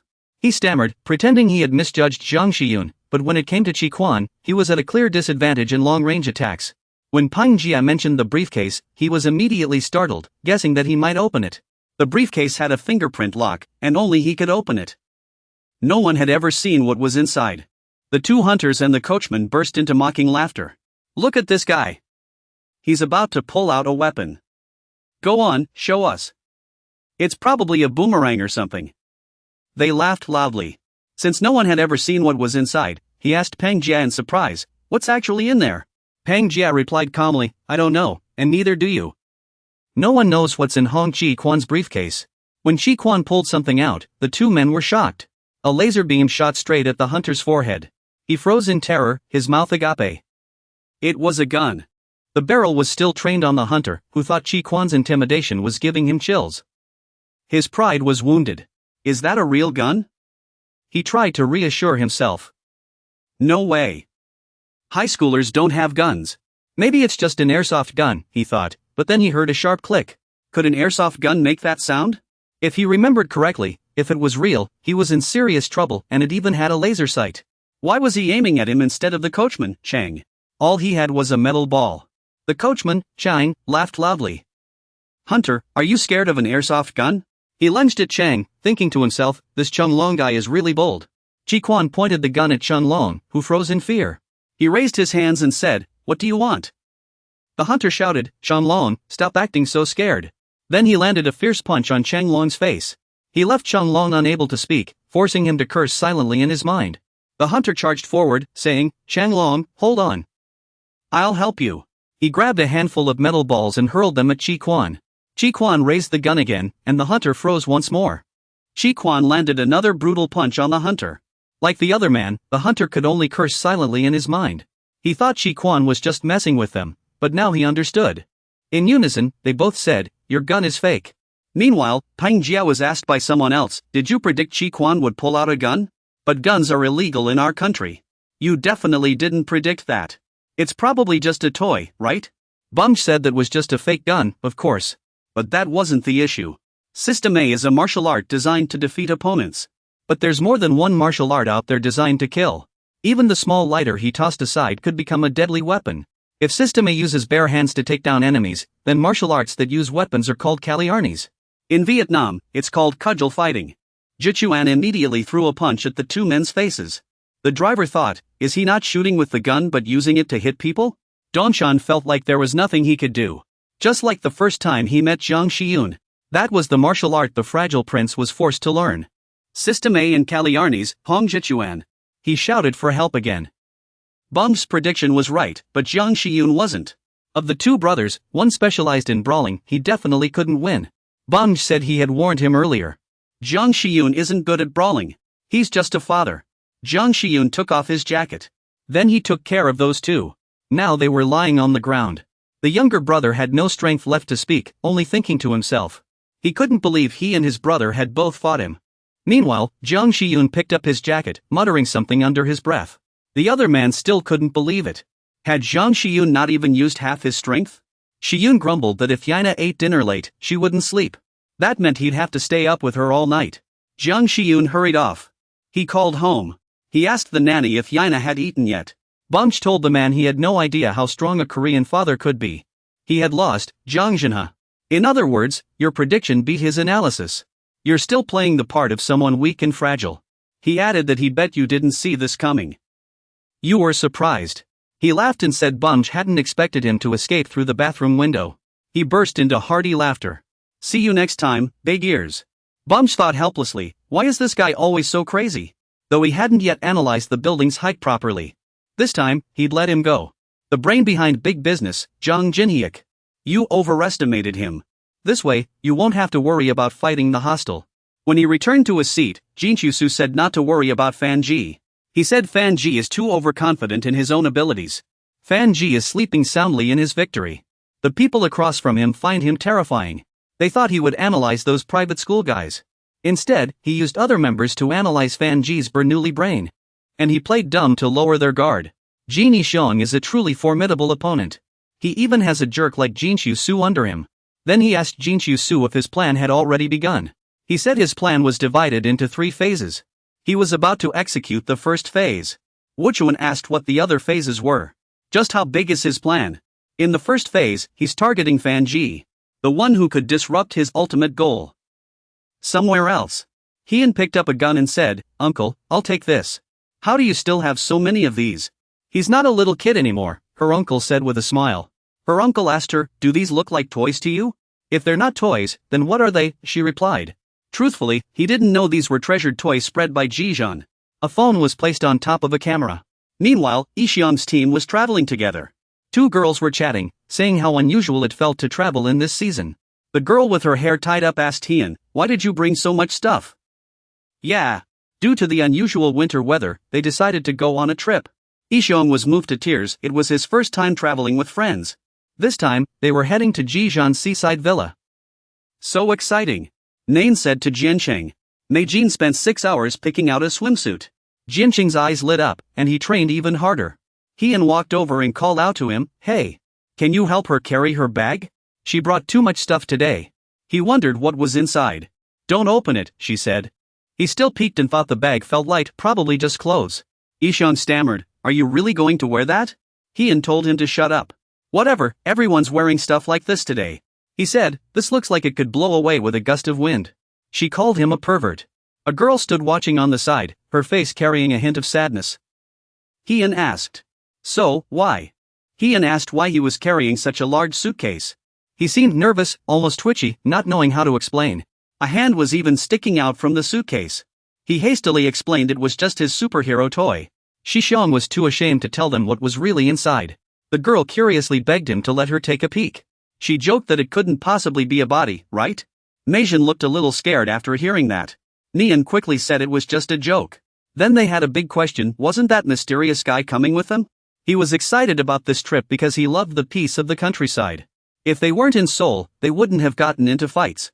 At Shinha's gathering, Yuchin mentioned an upcoming fight, which was why he sent them. A few uncles from the A uncles and 3 leaders, the trio. Jinyang said the AN branch plan was a good idea, boss.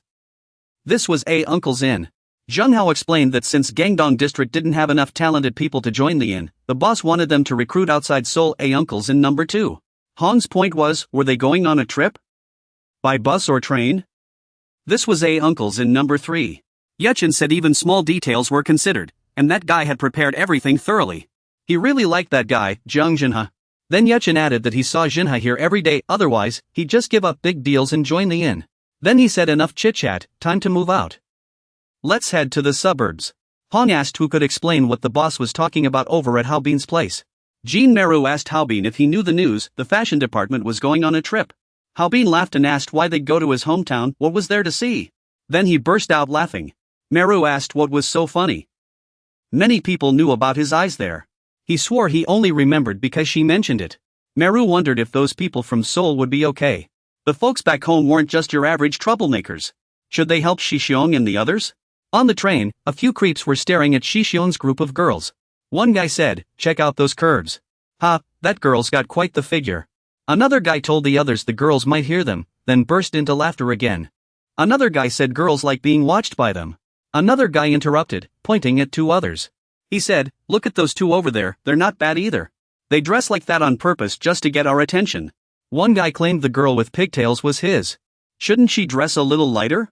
Those words came from a 3-man group from the Kwanliang area. Greed flickered across their faces. One of them muttered that they had entered their territory. Another said if you enter their turf, you'd better announce yourself first.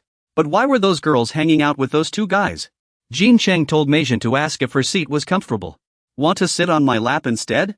Meanwhile, Shixiong sat beside them, engrossed in his phone. This metal workshop was featured on TV. One of them squinted at the chubby guy and asked, "Which one is which?"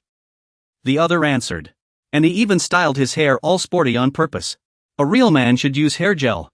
Another grumbled that if the 4 of them were a team, they should act like one. Yet those 2 guys got to travel with a bunch of girls. They just couldn't stand the sight of them. Hanan called out to Jean Chang, who turned around. Hanan held up Meijin's dress, saying it was her new purchase. "Do you think it looks good on her? You'd better be gentle with Meijin." Jean Chang immediately had a nosebleed. Hanan said Meijin had dressed up especially for today. "But you're definitely going to start a fight, right?" Jean Chen quickly promised he wouldn't, asking Meijin to trust him. Shixiong smiled approvingly from the side. This was what normal high school life should be like. Jean Chang swore an oath. If this trip got ruined because of a fight, he'd shave his head. Hanan said to forget it, no need for that. He believed Jean Chang would keep his promise not to fight. They just needed to have fun. Make some great memories before heading back. 2 girls sat together, complimenting each other's outfits, their laughter painting a picture of youth. It was so peaceful. Is this what youth is supposed to be like? Their group was full of laughter and joy. This moment was beautiful. No fights would break out. The scene was lovely now, but glancing at those troublemakers, this peace wouldn't last long. On the train's route map, some people had already disappeared. On the same train, Wenjie sat reading a book. He introduced himself as Wenjie Pu, the man married to Blazing Fist. He was on this train too. Why not go over and say hello? Because that would be childish. At his age, why get excited over a trip? Unlike those kids, Wenjie was here on a business trip to investigate plans for a branch guest house. As he thought about it, he couldn't help but sigh, hoping Shixiang would grow up a little. Second, Vasco. Vasco agreed. Bamj thought these guys were completely out of their minds for still going out to have fun at a time like this. Then he started muttering to himself. They really are foolish. Only an idiot would pick seats like these. Turns out they chose back-to-back seats, and their view was blocked too. Vasco apologized to him for not booking tickets in advance. Then Vasco asked Bamj, "Are you ready to eat some hot dogs?" The highlight of the trip was those hot dog stands. Bamj was so excited that tears welled up in his eyes. Tears streamed down his face without him realizing it. Suddenly, a girl walked over. She said the seat next to Bamj was hers. He moved his backpack away and apologized, thinking the seat was empty. He thought to himself, this was the classic meet cute from a romance novel. Bamj thought, too bad he was already married to Dofu. He wasn't interested in romance. The girl turned around and smiled at him in thanks. Bamj froze when he saw her, thinking she was really cute. He quickly turned away, his face flushing red. Bamj thought, if he kept this up, it would be rude. It was just that this girl happened to be his type, that's all. He didn't care about love. The girl smiled brightly, took out a lollipop, and thanked him before offering it to him. He reminded himself again that he was married to Dofu. Bamj leaned in slightly, took the lollipop, and said this wasn't love, but fate. The girl looked confused and asked him what he meant. Meanwhile, he had already decided to divorce Dofu and apologize to Vasco. Over at Hanchua's side, a thug walked over and apologized. Jin Cheng said it was fine, but the guy poured something on his head. He was a little surprised, wondering what it was. Was it soda? The guy kept pouring slowly. Jin Cheng lost his temper, grabbed the guy by the collar, and asked if he was looking for trouble. The guy kept apologizing, but his hand continued pouring. Jin Cheng's expression turned terrifying, scaring the guy into thinking he was just a nobody. Who would have thought he was so aggressive and so tall? Jin Cheng suddenly remembered his earlier vow. Though still angry, he held back and said it was fine. He wished the guy a pleasant journey. Seeing this, the guy thought Jin Cheng was a pushover. His buddy next to him said he had already told him it was just a bag of sand. They had the ability to take him down since they had already met. The fat guy who had been bothering Jin Cheng earlier went over to flirt with some girls. Hanchua walked over and apologized, saying they were his friends and traveling together. The guy snapped at him, telling him to go eat slop and mind his own business. Hanchua stared at him and asked, "What did you just say?" "They were just joking around, not doing anything serious." "You're worried this might turn into a fight?" "No, I won't let this trip get ruined." You turn to Jin Cheng, who's holding back. He really doesn't want to get a haircut. Those guys said they weren't doing anything. If they piss you off, just teach them a lesson. The two stand there in silence. They think the two of them are idiots. Neither dares to say a word. How did these two end up traveling with those girls? They glance at the four girls, thinking it's a shame they're with those two. Their faces are full of ill intent, staring at the girls with sleazy thoughts, scheming how to get their hands on them. Vasco appears from behind at some point and pats one of them on the shoulder. Vasco says he saw everything and tells them to knock it off. They're terrified again, wondering who this gang leader is. Shi Xiangshu is happy to see Vasco. Jin Cheng asks if he's also taking this train. Vasco greets them, saying it's good to see them again. The guy whose arm is twisted thinks, is Vasco their accomplice? He notices Vasco's tattoos and how strong his grip is. No doubt about it, Vasco is a gang boss. What kind of gang boss travels with pretty girls? They must be his underlings. The four girls are happy to see Vasco and thank him. Vasco blares and tells the guy to scram. They're too scared, this must be a real gang leader. Better run. Forcing a smile, they say they thought the girls were alone. You should have said something sooner. Vasco turns and asks if everyone's going on a trip, Xiangshu. You reply yes. Vasco looks at the four girls. He's so envious he's about to cry. The girls whisper, "Ugh, is he crying over us?" Gross. Those guys are groveling to their boss over there. But now another gang leader shows up. Next time, they'll definitely recruit someone. Their boss asks if it's another gang leader. Which gang's boss is he? This guy is the leader of a small gang from Jiala province. His name is Jiang Wupei. On the diagram, everyone is gradually appearing. Only one anonymous person hasn't shown up yet. An announcement says the train has arrived at a rest stop. It will be stopping for a short while. Vasco is eating a sausage. He thinks stopping here means it's time to rest. The most important thing about traveling is sausages. A sausage stall. The vendor held up 2 sausages and said, "Here's your sausages, young hero." Then he corrected himself, calling him the guy holding 2 sausages instead. Wasiko asked the owner if he could add some sweet bean sauce and mustard, and write something on them. Right, wishing Bomj and his love a lifetime together, soaring to the skies. The owner thought this kid was out of his mind. Wasiko apologized to Bomj in his heart for forgetting about him. He also apologized for forgetting that Bomj was enjoying his youth too. That girl and Bomj were chatting happily. The girl said it was such a coincidence, they were both from Seoul. Bomj added that they were even on the same bus. The girl said they had the same destination, sat together, and it was all so unbelievable. Bomj replied, "What's so unbelievable about it?" He thought he shouldn't get too close to the girl and should push her away. The girl asked how old he was, saying she was 17. He answered 18. She said that made him her older brother. She called herself his little sister and asked if she could call him Hyung. He blushed shyly. He thought, no way. Then he said she was making things difficult for him. He thought he wouldn't see her again after this trip. So he wished her a pleasant journey. He thought he was doing the right thing. Why should he care about her anyway? Suddenly, she grabbed his hand tightly. Bomj panicked and said, "It's too early to talk about marriage." She said that wasn't what she meant. She asked, "Isn't that your friend over there?" Turns out Wasiko hadn't boarded the train yet, it was already moving, and he was running after it. Bomj asked Wasiko, "Did you miss the train? Did you have to go out for sausages?" Wasiko pointed at the 2 sausages. Bomj said he couldn't hear him. "Why did you buy 2 sausages anyway?" Bomj said Wasiko's phone was still on the train. "How are we supposed to contact you now? What were you doing at the sausage stall all this time?" Bomj said, "Wasiko, you're all grown up now. You can go on your own, right? See you at the destination. Love you." Wasiko shouted Bomj's name. It didn't matter that he missed the train. But the problem was the girl sitting next to him, she had a tattoo from a hostel on her hand. It was true.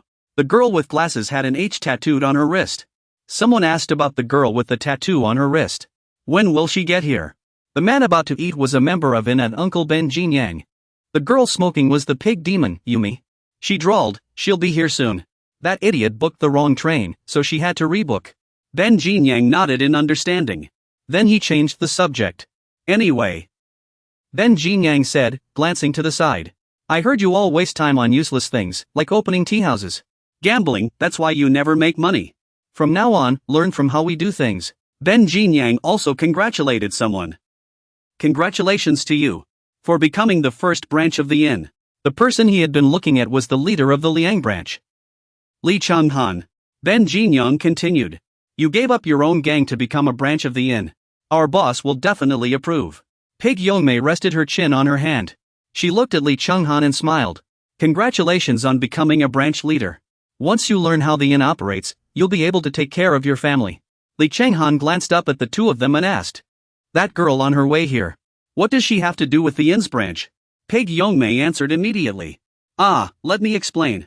To run the inn's business, we need to recruit many girls from homeless groups. But your gang doesn't have any girls, right? That girl on her way is a sample sent by our headquarters for you. With her, you can start the same business as us." As Pig Yongmei spoke, someone was still snoring loudly in their chair. She burst into laughter. "You can use the sample however you like. Use her for fake extortion schemes or as a decoy." Lee Chang-han took note of that. He put the cigarette in his mouth and asked her. He asked Pig Yongmei, "You mean she's good at that kind of thing?" She replied, "Not exactly. She has no experience at all."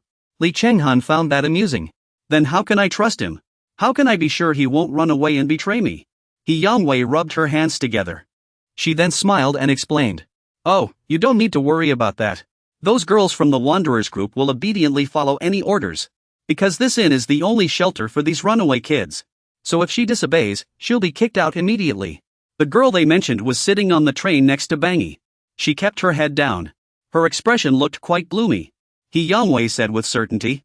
Though she might not have even held hands with a boy before. But who knows? She'd rather be treated as a test subject than be thrown out. At this moment, Lee Chang-han was wiping the blood off his hands. He ordered the 2 of them. "Let me make this clear again. Our bang isn't a branch of the inn because we're weak. It's just that my brothers are starving. So don't get cocky in front of me. What do you take me for?" The thing Lee Chang-han used to wipe the blood was the clothes of the person he had just taken down. He spoke with utter disdain. "If you want to test me, at least send 2 decent guys." Ben Jin Yang let out a light chuckle. "Ha ha. What a difference?" he asked Lee Chang-han. Let me ask you something. I've heard the women's gang is the dominant force around here. Is it possible they'll discover this branch and start a fight? Li Changhan answered immediately. They're just a bunch of thugs who like to brawl. You don't need to worry about them. It's all about give and take. Li Changhan said. Then let me ask you this. The Yin's headquarters is in Jiangdong. I know you've had conflicts with that group called Burning Fist. Li Changhan continued, locking eyes with Fang Zhenyan. Is it possible Burning Fist will come looking for trouble and disrupt the Yin's branch? Fang Zhenyan looked up and replied. I can assure you they won't. Burning Fist and those guys from D-School don't even know we're expanding branches outside Seoul. Even if they did know, no one is clever enough to stop the branch plans of the Yin. At this moment, Bumu Jia gently rested his head against the glass door, gazing at the scenery outside. The girl with glasses initiated a conversation with him. Your friend seems quite amusing? Bumu Jia scratched his head. He answered awkwardly. Hey, Vasco is always causing trouble.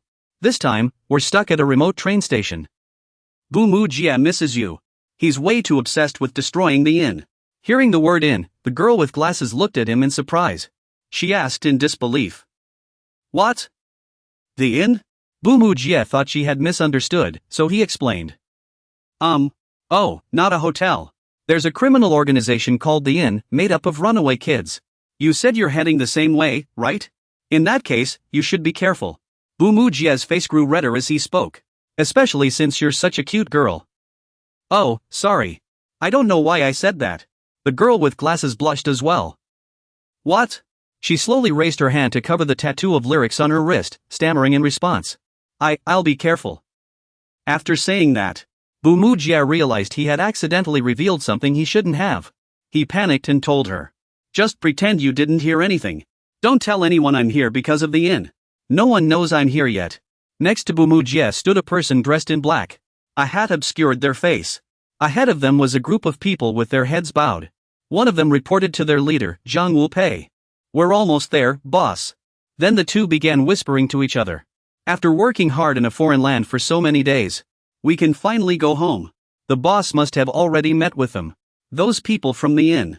It turned out they were bowing their heads so their leader could sleep on them. They continued their discussion. I can't believe we've actually become a branch of the travel agency. I don't get why we have to work under them, someone sighed. We really didn't have any other choice.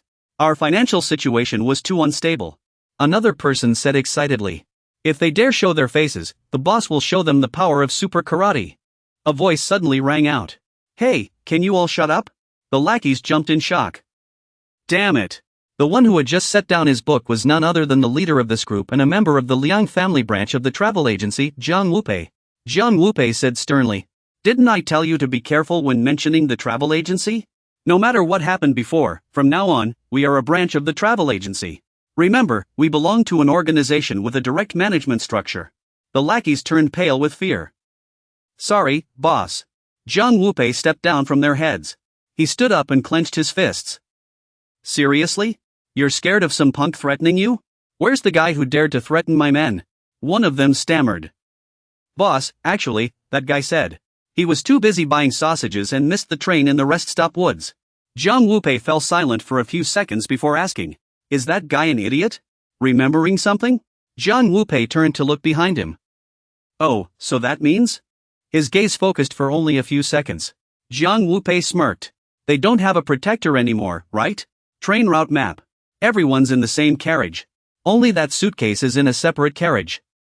Over here. A hand from Xionggu was visible from inside the suitcase. A voice suddenly spoke up. Is Shishian already waiting there? Hong Zhishi smiled as he answered Meijin. Yeah, my brother's waiting for us over there. Does he have a villa by the sea? She never expected him to personally invite every friend. Meijin looked puzzled. But why isn't Jiangshu coming with us? Hong Zhishi nodded. Yeah, I want to see brother Jiangshu too. Hong Zhishi confided to Meijin. Just don't know how excited Mr. Zexisi is. This is the first time he's invited friends over. The two were chatting happily when suddenly a guy in brown clothes grabbed his own hair, sniffed it, and said in a creepy tone. Whoa, this scent. Hong Zhishi suddenly stopped in her tracks. She turned around and quickly touched her hair. Ah, his accomplice asked. Well, how is it? The guy in brown burst into laughter. It's intoxicating. Ah, his accomplice said enviously. I want to smell it too. The brown-haired guy stepped closer and casually slung his arm over Hong Zhishi's shoulder. Oh, sorry. I thought you were my friend. The group behind them burst into laughter. Ha ha ha, ha ha ha. Hongjishi flinched but couldn't dodge in time. She asked the guy warily. Hey, what are you doing? The guy immediately asked. By the way, do you want to be my friend? Suddenly, Jincheng appeared behind the guy. He sniffed the guy's hair. Then mimicked the earlier tone. This scent. The guy in brown recoiled in fear. He stammered as he spoke. This jerk just crossed the line. Jincheng calmly replied. Oh, sorry, I mistook you for someone else. I thought you were my friend. The guy immediately splashed his drink in Jincheng's face and cursed. Get lost. Jincheng lowered his head. Water dripped from his face onto his clothes. The troublemakers immediately left. They even said, this was definitely on purpose, not an accident. The guy in brown sneered. What a pity. Meijin and Hongjishi rushed to his side in concern. Meijin comforts him. Jin Chang. After seeing them off, Hong Zaishi says angrily. I'm going to tell Dad. Jin Chang then goes to wash his face. Hyang-sik stands beside him, patting his hand, trying to comfort him. You did the right thing, Jin Chang. Don't worry. We're almost there. Don't lower yourself to fight them. Besides, we won't see them again anyway. Hyang-sik smiles slightly. If I get into another fight, I'll shave my head. You promised, remember? You won't fight, right? Hyang-sik thinks to himself. The purpose of this trip is to avoid any conflicts. We absolutely cannot let a fight happen. Jin Chang calls out to Hyang-sik impatiently. Hey! He looks up at himself in the mirror. Then asks Hyang-sik. Don't you think Meijin looks especially pretty today? She's been through so much lately. Finally, on this trip, we've seen her smile. She really looks happy. At the mention of that word, Jin Chang smiles too. He turns to Hyang-sik and says, do you think I'd ruin her happiness with my own hands? If I get into a fight, I'll shave my head. Hyang-sik's mouth drops open in surprise. I didn't expect Jin Chang to suddenly become so mature. Jin Chang. Suddenly, a burst of laughter rings out. Ha ha ha. When Jin Chang and Hyang-sik look toward the sound, they see the same group of guys laughing. Dae bro, do you remember what you said? What if we beat you up? The guy in the brown shirt pretends to be scared. Wow. That gave me goosebumps. Ha ha. The one wearing a hat laughs too. All talk, no action. Ha ha. They took turns saying, what game are you two playing? Do you think you're the main characters in some game? Ha ha ha. Looks like your big brother isn't here anymore. He missed the train because he was too busy eating sausages. Ha ha. Jin Chang and Uncle Jeong remained silent. They stepped closer to the two. The guy in brown asked Jin Chang, staring at him. What are you looking at? You dare put on airs with me? The guy with the hat kicked Uncle Jeong's suitcase. He said in a provocative tone. No one's protecting you now. What are you going to do about it? Uncle Jeong hurriedly tried to stop them. No, stop. You'll wake up another version of me. Ha ha ha. Another version of you? Does this punk have two bodies or something? The guy in brown brought his cigarette but close to Jin Chang's face. What should we do with him now? How about we give him a burn scar? The other two agreed. Go ahead. Press the cigarette butt against his face. Jin Chang kept his lips tightly sealed. He just silently stared at the cigarette butt. Where did Jia Wu suddenly come from? He stopped his underlings. Stop it. If you keep scaring them like this, how are you any different from that thug? The three were startled when they saw Jia Wu. Oh, boss. Jia Wu ordered them. Go back to your seats. Let me talk to them. They sneered, then obediently returned. Yes, boss, we're going back to our seats. Jia Wu looked directly at Jin Chang's face and asked him. You're one of that street thug's lackeys, aren't you? I haven't even met that bastard yet. What a dog. He swung his hand, trying to slap Jin Chang's face while laughing. Your glare is pretty fierce, huh? But Gongwu didn't expect Jin Chang to effortlessly step back. He was shocked the guy actually dodged. Immediately after, he punched Jin Chang square in the right cheek and burst into laughter. Lucky bastard. Hit and run, that's his style. He stuffed his hands in his pockets and strolled off casually. He even reminded his two buddies. Let's keep this trip trouble-free, yeah? I don't want any unnecessary drama. Jin Chang raised his hand to cover his face. Shi Xiangshu cautiously tried to comfort him. Jin Chang. Jin Chang's gaze was icy cold. He stayed silent. I instinctively dodged his first swing. Though, that second punch really stung. He stared hard at the back of the guy who just hit him and walked away like nothing happened. After a moment, Jin Chang gave a faint smile. Forget it. Getting punched in the face beats getting a buzz cut any day. He turned to Shi Xiongxiu. Let's go, Xiongxiu. Shi Xiongxiu blinked in confusion. Huh? Where to? Jin Chang flashed a bright smile. Meijin is waiting for us. When they returned to their seats, neither Jin Chang nor Shi Xiongxiu could smile anymore. Their spots had been taken for no reason by those three shameless guys from earlier. They refused to leave and even sat down to chat up their friends. Come on, just give me your number. Do you have a boyfriend? The girl with bangs snapped, I'm married. The guy in the cap said, oh. Then just divorce him and marry me instead. That guy in brown is sitting next to Meijin. He remembers you were staring at her. You wore this short skirt on purpose, didn't you? What perfume are you wearing? But both of them turned their heads away without answering. Xianku hesitated before speaking. Sorry. But these are our seats, the guy in the hat said in an annoyed tone. What? You got a problem? You can come over to our side. The other two guys burst into mocking laughter. Ha ha ha. The guy in the hat spoke again. We've got food and drinks over here. Take whatever you want. Over here. The guy in black poured cola on Meijin's skirt and said innocently, oops, sorry. Meijin yelped. Ah. The guy in black said, drooling. I didn't notice your thighs were here. Let me wipe that off for you. He groped her thigh and remarked, wow. This girl's got some serious training. Are these legs even real? Feels like stone. Suddenly, he realized the thigh he'd been touching wasn't Meijin's, it was someone else's firm leg. Turns out it was Jin Chang. The guy in brown jumped in shock. He cursed at Jin Chang furiously. Damn it. You scared me to death. What the hell are you doing, you mutt? Get your paws off me. Jin Chang's expression darkened instantly. He shouted Xianku's name sharply. Xianku. Xianku looked up at him. Ha? Jin Chang was now seething with rage. He said coldly to Xianku, go get me a razor. Jin Chang's face right now looks like a demon crawling out of hell. He's asking himself.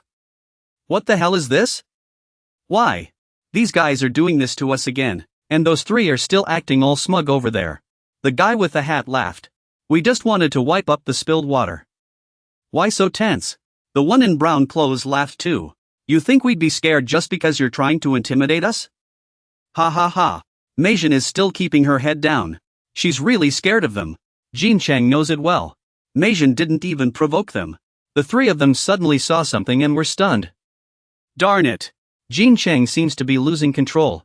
He clenches his fists, ready to throw a punch at those three. Jin Chang thinks to himself, why do you always have to mess with Meijin? Suddenly, a voice interrupts Jin Chang's actions. That's enough. The one who just spoke was Jiang Wu, leaning back in his seat. Jin Chang can't believe it. Since when could Jiang Wu give orders to his underlings? Let's go. No more trouble.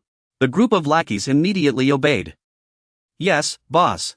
Jin Chang is still shocked by Jiang Wu. Is this guy a ninja or something? Amid Meijin and Xiuzong's surprise, the three guys say goodbye to the girls. We're leaving. See you. Xiuzong seems to be the most shocked. What? Jiang Wu? He moves the book away from his face. He even winks and smiles at Xiuzong. Miss, Xiuzong is stunned.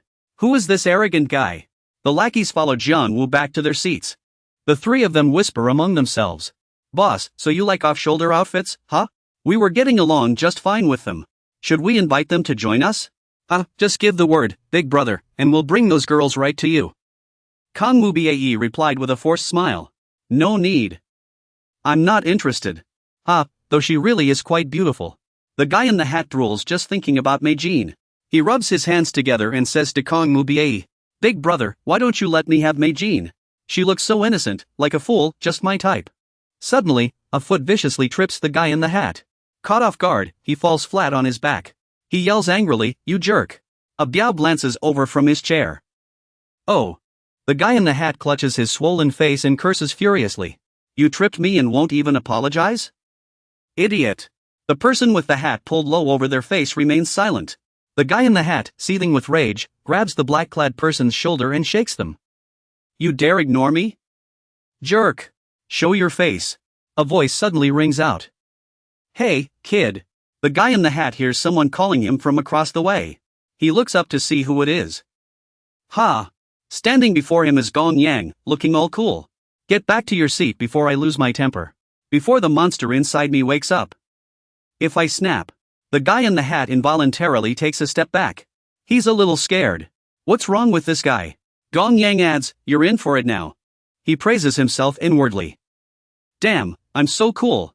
The guy in the hat, however, sizes up Gong Yang with a different look. His ears are way too big, are they swollen? He thinks to himself. This guy must be an idiot. Why bother with him? Then he turns and walks away, shouting at the top of his lungs. Hey! Those guys. Wait for me, the girl with glasses praised. Wow. Aren't you scared? Pang let out a long sigh. What's that guy even worth? The girl asked, confused. But why did you unbutton your shirt? Pang quickly explained. Ah. Whenever I see something unfair, I just can't hold back my anger. Pang looked in one direction. He thought. Though, the person he was looking at was the guy dressed all in black. That guy seemed to be deliberately tripping people. In the train carriage's restroom, the three troublemakers had gathered again. They sat looking through someone's phone, discussing among themselves. Wow, that's amazing. Did you take sneaky photos? Ha ha. Let me see it for 5 minutes. Ha ha ha. What do you want with this? Jerk. The guy in the black cap was engrossed. Hey, send it to me. DAE. Of course I won't. No way. I only share with the boss. Photo sent. Ha ha ha. Another guy was still pleading. Can I just lick your phone? DAE ugh, gross. Ha ha ha. Another guy joined in the laughter. Ha ha ha.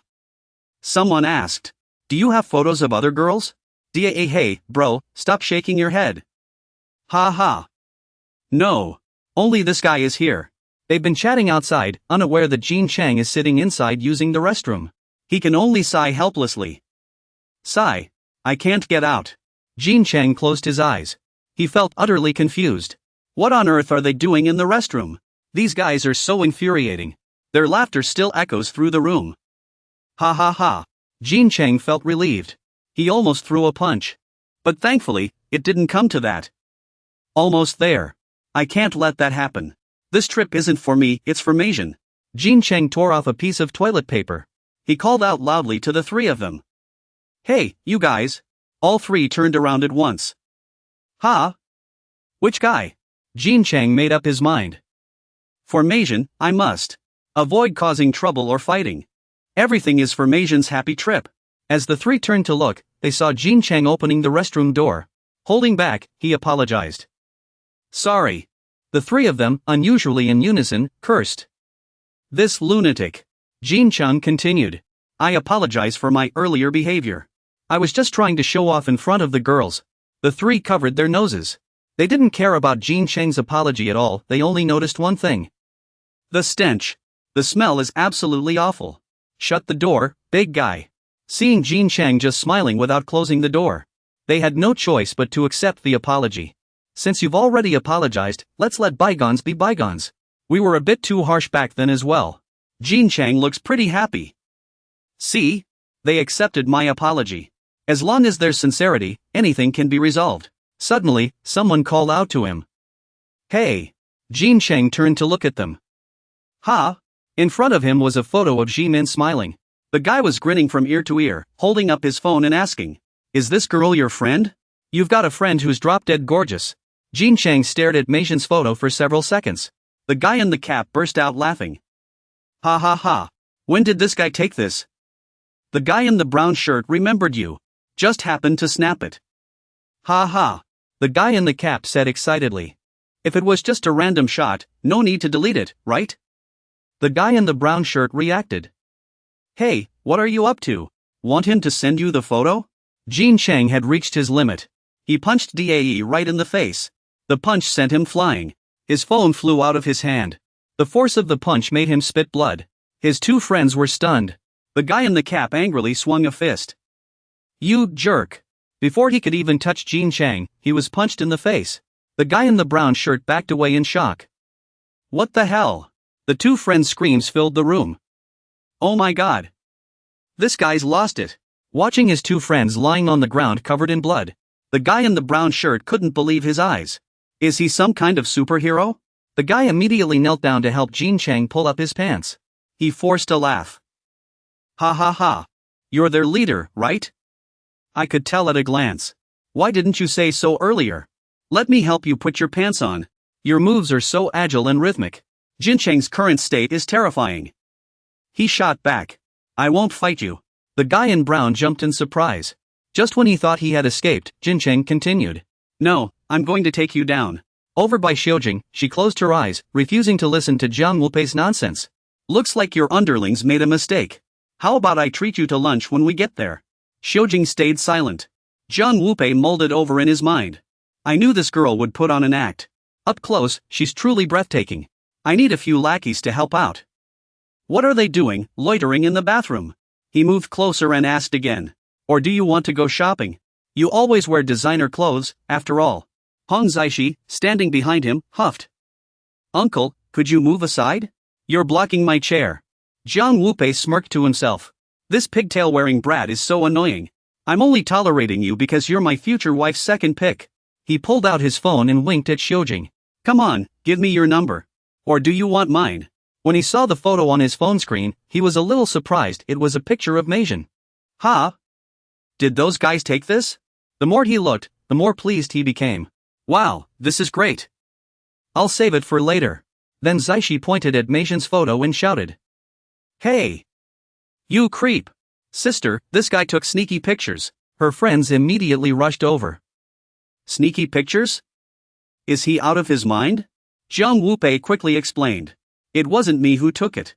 The girls started yelling at him all at once. This pervert is a pro at this. Only someone like that would wait around to watch. Jiang Wupei shouted back. No, I already said it wasn't me. Shi Yang angrily reached out. Hand over your phone so I can check. He really panicked. Unable to hold back any longer, he grabbed Shi Xiangsu by the collar. Come on, open it and let's see. He asked through gritted teeth. What if it was me who took it? The next moment, a fist landed squarely on the brown-clad man's right cheek. The one who threw the punch was none other than Jin Chang. His punch had accidentally hit the luggage of Jin Chang's group. Jin Chang snapped angrily. Because of you, our luggage got knocked over. You'll pay for this. Someone recognized you. Whoa, isn't this Shi Xiangsu's suitcase? Hope nothing inside got damaged. Suddenly, the suitcase popped open, and a hand shot out, making him jump back. Ah! Over here. Jiang Wupei was utterly confused. What's wrong with this kid? Wants to see my phone, and then just passes out? Shi Xiangsu seemed to have lost consciousness. Jiang Wupei cursed in frustration. Stop playing dumb with me. I'll keep my eyes on you. Xiujing couldn't take it anymore. She turned around and shouted. Hey, when you saw what was behind. Her eyes widened in shock. Jin Chang's group reacted the same way. Jiang Wupei asked them coldly. What are you all staring at? Trying to set me up? Are these people possessed? What's going on? Suddenly, Shi Xiangsu appeared behind him. The atmosphere froze instantly. Feng Ji stood up. They finally started fighting. I have to go help. The girl in glasses quickly stopped him. Don't go. Feng Ji replied confidently. Didn't I tell you already? I can't stand injustice. He felt like he was on a roll with the ladies today. The girl in glasses gasped. What? Feng Ji was about to leave. Then but a hand suddenly stopped him. Ha! It was the person in black sitting in the chair who had blocked his way. Wenj gave a faint smile. Oh, are you worried about me? Don't be. I'll be fine. He thought to himself. Was it that guy from earlier? He must be worried about me. He spoke up. Actually, in Seoul, the man immediately said. I know. This took Wenj by surprise. Ha! The man took off his hat. He continued the rest of his sentence. You're that big-eared fool. Wenj took a cautious step back. Xia Wang Yaoan. He demanded. What are you doing here? What are you scheming with the people from the inn? Xia Wang Yaoan grabbed the bespectacled girl's hand. He replied. I'm the one who should be asking that. He made Wenj look closely at the tattoo on the girl's wrist, bearing the inn's insignia. He snapped at Wenj. What are you plotting with the inn's people? Meanwhile, Ba Ai turned his head toward Uncle Shishon. Uncle Shishon locked eyes with him and commanded. Hand over the phone and the photos you took. Now. Ba Ai scoffed. So you've got backers, huh? Brat. Your glare is pretty fierce.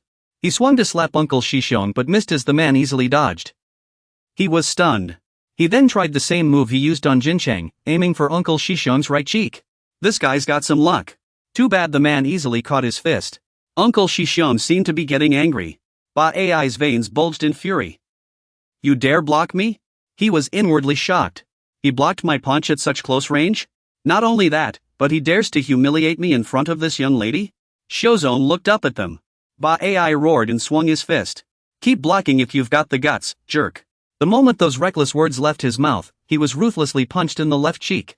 The one who struck him was none other than Shozong. Shishang-su was stunned. The rest of Ji Hui's group was just as shocked. Shozong said coldly.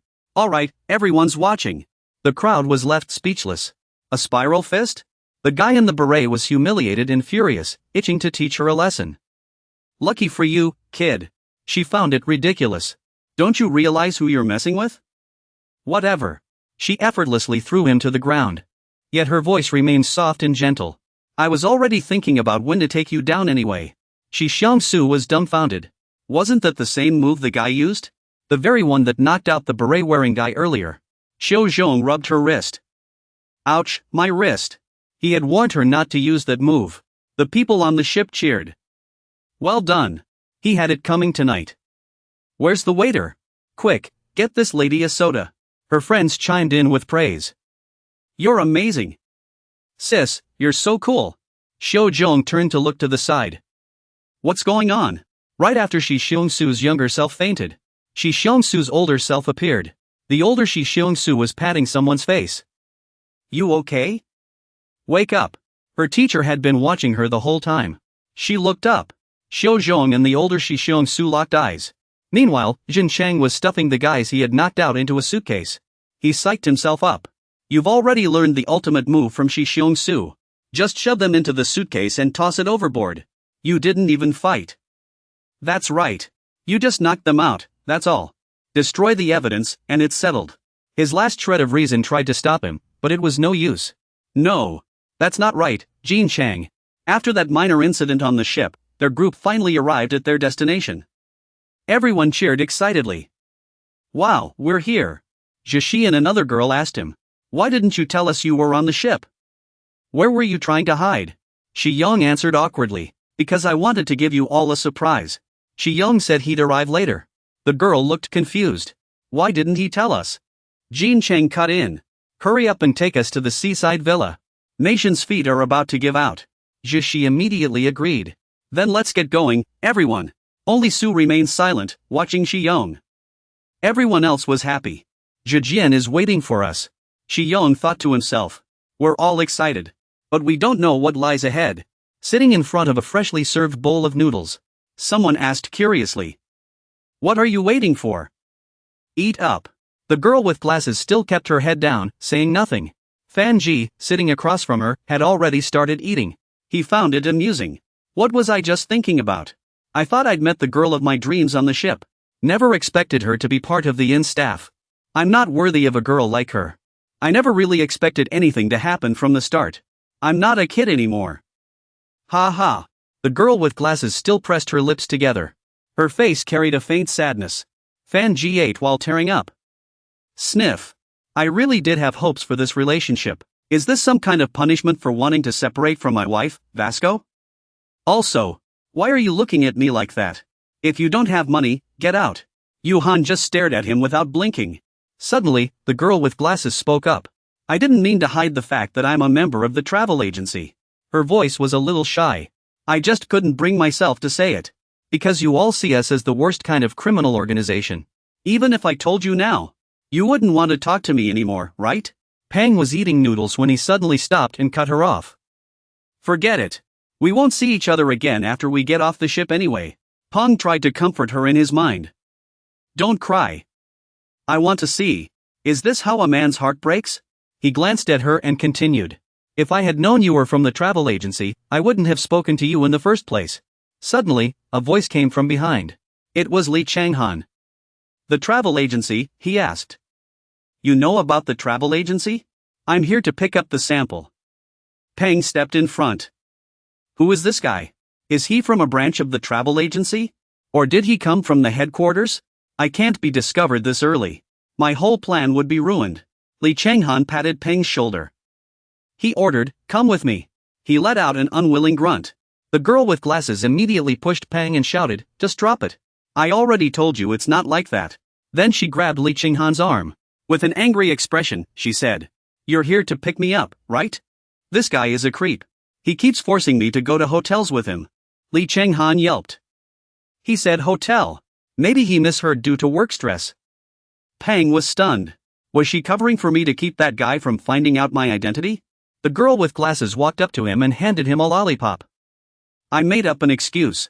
This candy. I don't eat it. Why not? I'm the enemy of the dorm, after all. Li Changhan pats her shoulder and reminds her. Let's go. We still have a lot to do. The girl with glasses answers, confused. I'm a little tired. Looking at the 3 lollipops in his hand, Fan Jie grits his teeth. I really don't know what to do with her. Then he furrows his brow. He reminds himself inwardly. What are you thinking? Stay sharp. If they find out I helped her, it'll all be over. And if I get caught, there won't be anyone smart left around her to figure things out. This is when we really need Vasco. I wish someone could help me save her right now. Su Wang Yaoan still sits at the table with no food. A waiter brings over a bowl of noodles and says politely, "Please enjoy your meal. This meal was sent to you by someone over there." She points toward Fan Jia, who is waving. Then he walks over and sits beside Su Wang Yaoan, saying warmly, "We didn't get a chance to say hello earlier." Ha ha. Let me treat you to a meal. Ha ha. Su Wang Yaoan still clutches the bowl tightly. Fan Jia comments. He looks like a wary beast. He adds, "Oh, so you're on this train too? What brings you to Liangzhou?" Suddenly, he notices Su Wang Yaoan isn't looking at him but somewhere else. Ha? What's he looking at? Su Wang Yaoan is watching the news on TV. The chairman of HNH Group is scheduled to visit Liang this Wednesday. Tomorrow? Fan Jia is puzzled. Is he just watching TV? Or does he know that person? That idea is immediately dismissed. No way. How would he know the CEO of HNH Group? He must just want an autograph. The news anchor continues. The chairman will inspect the development of the region. Meanwhile, Chairman Yang will also arrive in Liangzhou. Mr. Yuehan pondered to himself. The next day, Bam J scratched his head and asked in confusion. By the way, don't you want to stretch your legs a bit? Could you help me dismantle the branch of the inn? Before he could finish speaking, Mr. Yuehan's bowl of sauce splashed right onto Bam J's face. He replied while eating. Don't joke with me. I won't speak to someone like you. And remember to pay for my sauce too. With that, he left immediately. Bam J felt a little exhausted. What a ridiculous guy. Of course, I'll pay in full. Wiping the sauce off his face, he asked the owner, "How much is it?" He began to blame himself. I was so foolish to think this plan would work. Yuehan would never help for free. I should stop asking others for help. I need to be more realistic. It seems she joined the inn of her own free will. Not because she was forced. I've done all I could. I shouldn't meddle any further. The shopkeeper mentioned casually. If those chairmen could help develop this area, the crime rate in Liang district would drop. Bang Ji looked up and asked, "Crime?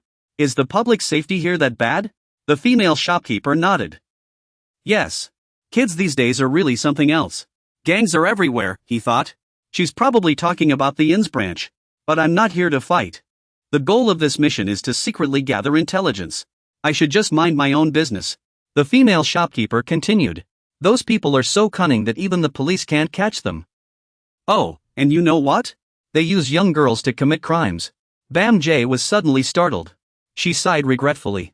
Those girls don't even realize they're being used. Not until they're abandoned.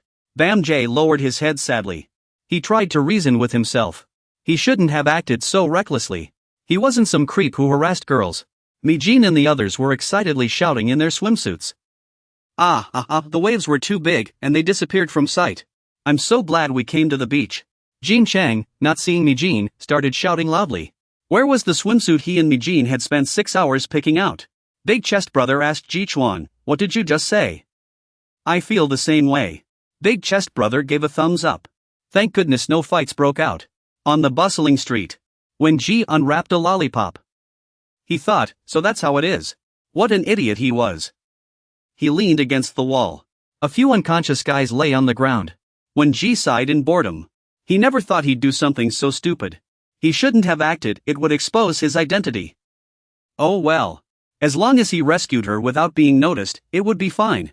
He'd rescue her and escape the branch's hideout. When Ji peeked inside, the sight inside stunned him. Hundreds of guys were waiting for him.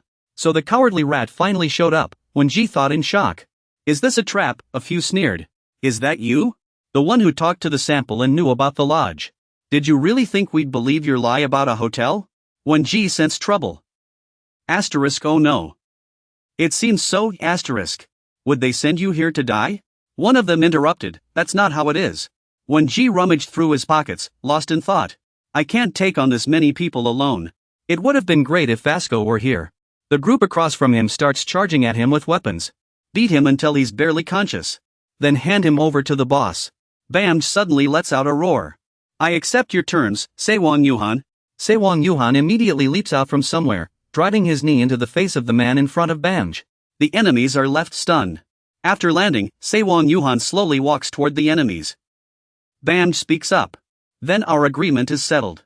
This is a personal agreement between Sewon Yuhan and Bamj. He even grabs the hair of the man he just struck and drags him alone. A few thugs angrily charge forward with their weapons. Who is this guy? Never mind, just attack. Bamj continues. This agreement is valid for 12 hours. Sewon Yuhan uses the man he's holding by the hair to slam into another. Bamj flicks out a piece of paper. After the agreement ends, Bamj will pay Yuhan the agreed upon sum. The agreed amount is 1.534 billion won. Sewon Yuhan effortlessly takes down another. He finishes his sentence. This agreement is called the One Night Pact. 11 hours, 59 minutes, and 22 seconds remaining. Yuhan and Bamj head to a cafe to continue their discussion. He's focused on writing the agreement. Meanwhile, Bamj watches him, lost in thought. At first, I was a little worried. Instead of choosing someone else, I went with Sewon Yuhan for this agreement. Vasco isn't here. Can this guy handle it alone? Yuhan suddenly asks him. You'll really pay me? Bamj immediately answers firmly. I keep my word. I swear on my ancestors. Yuhan adds.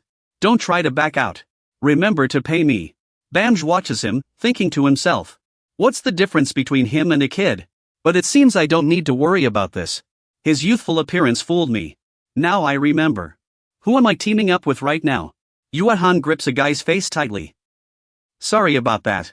He ruthlessly slams the man's head into the wall. But these guys are too noisy. Move aside.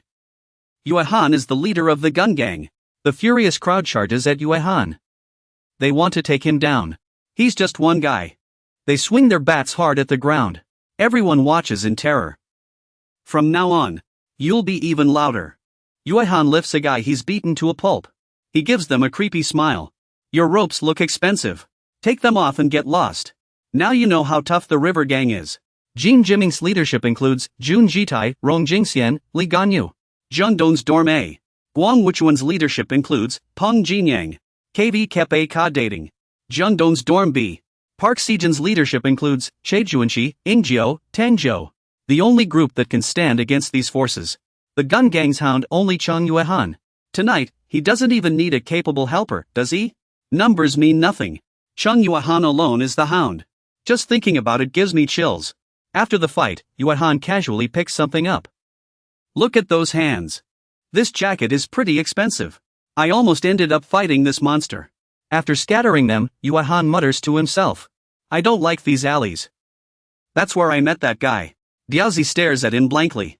If Jiangjin hadn't hit Yuhan's head back then, what would have happened to us?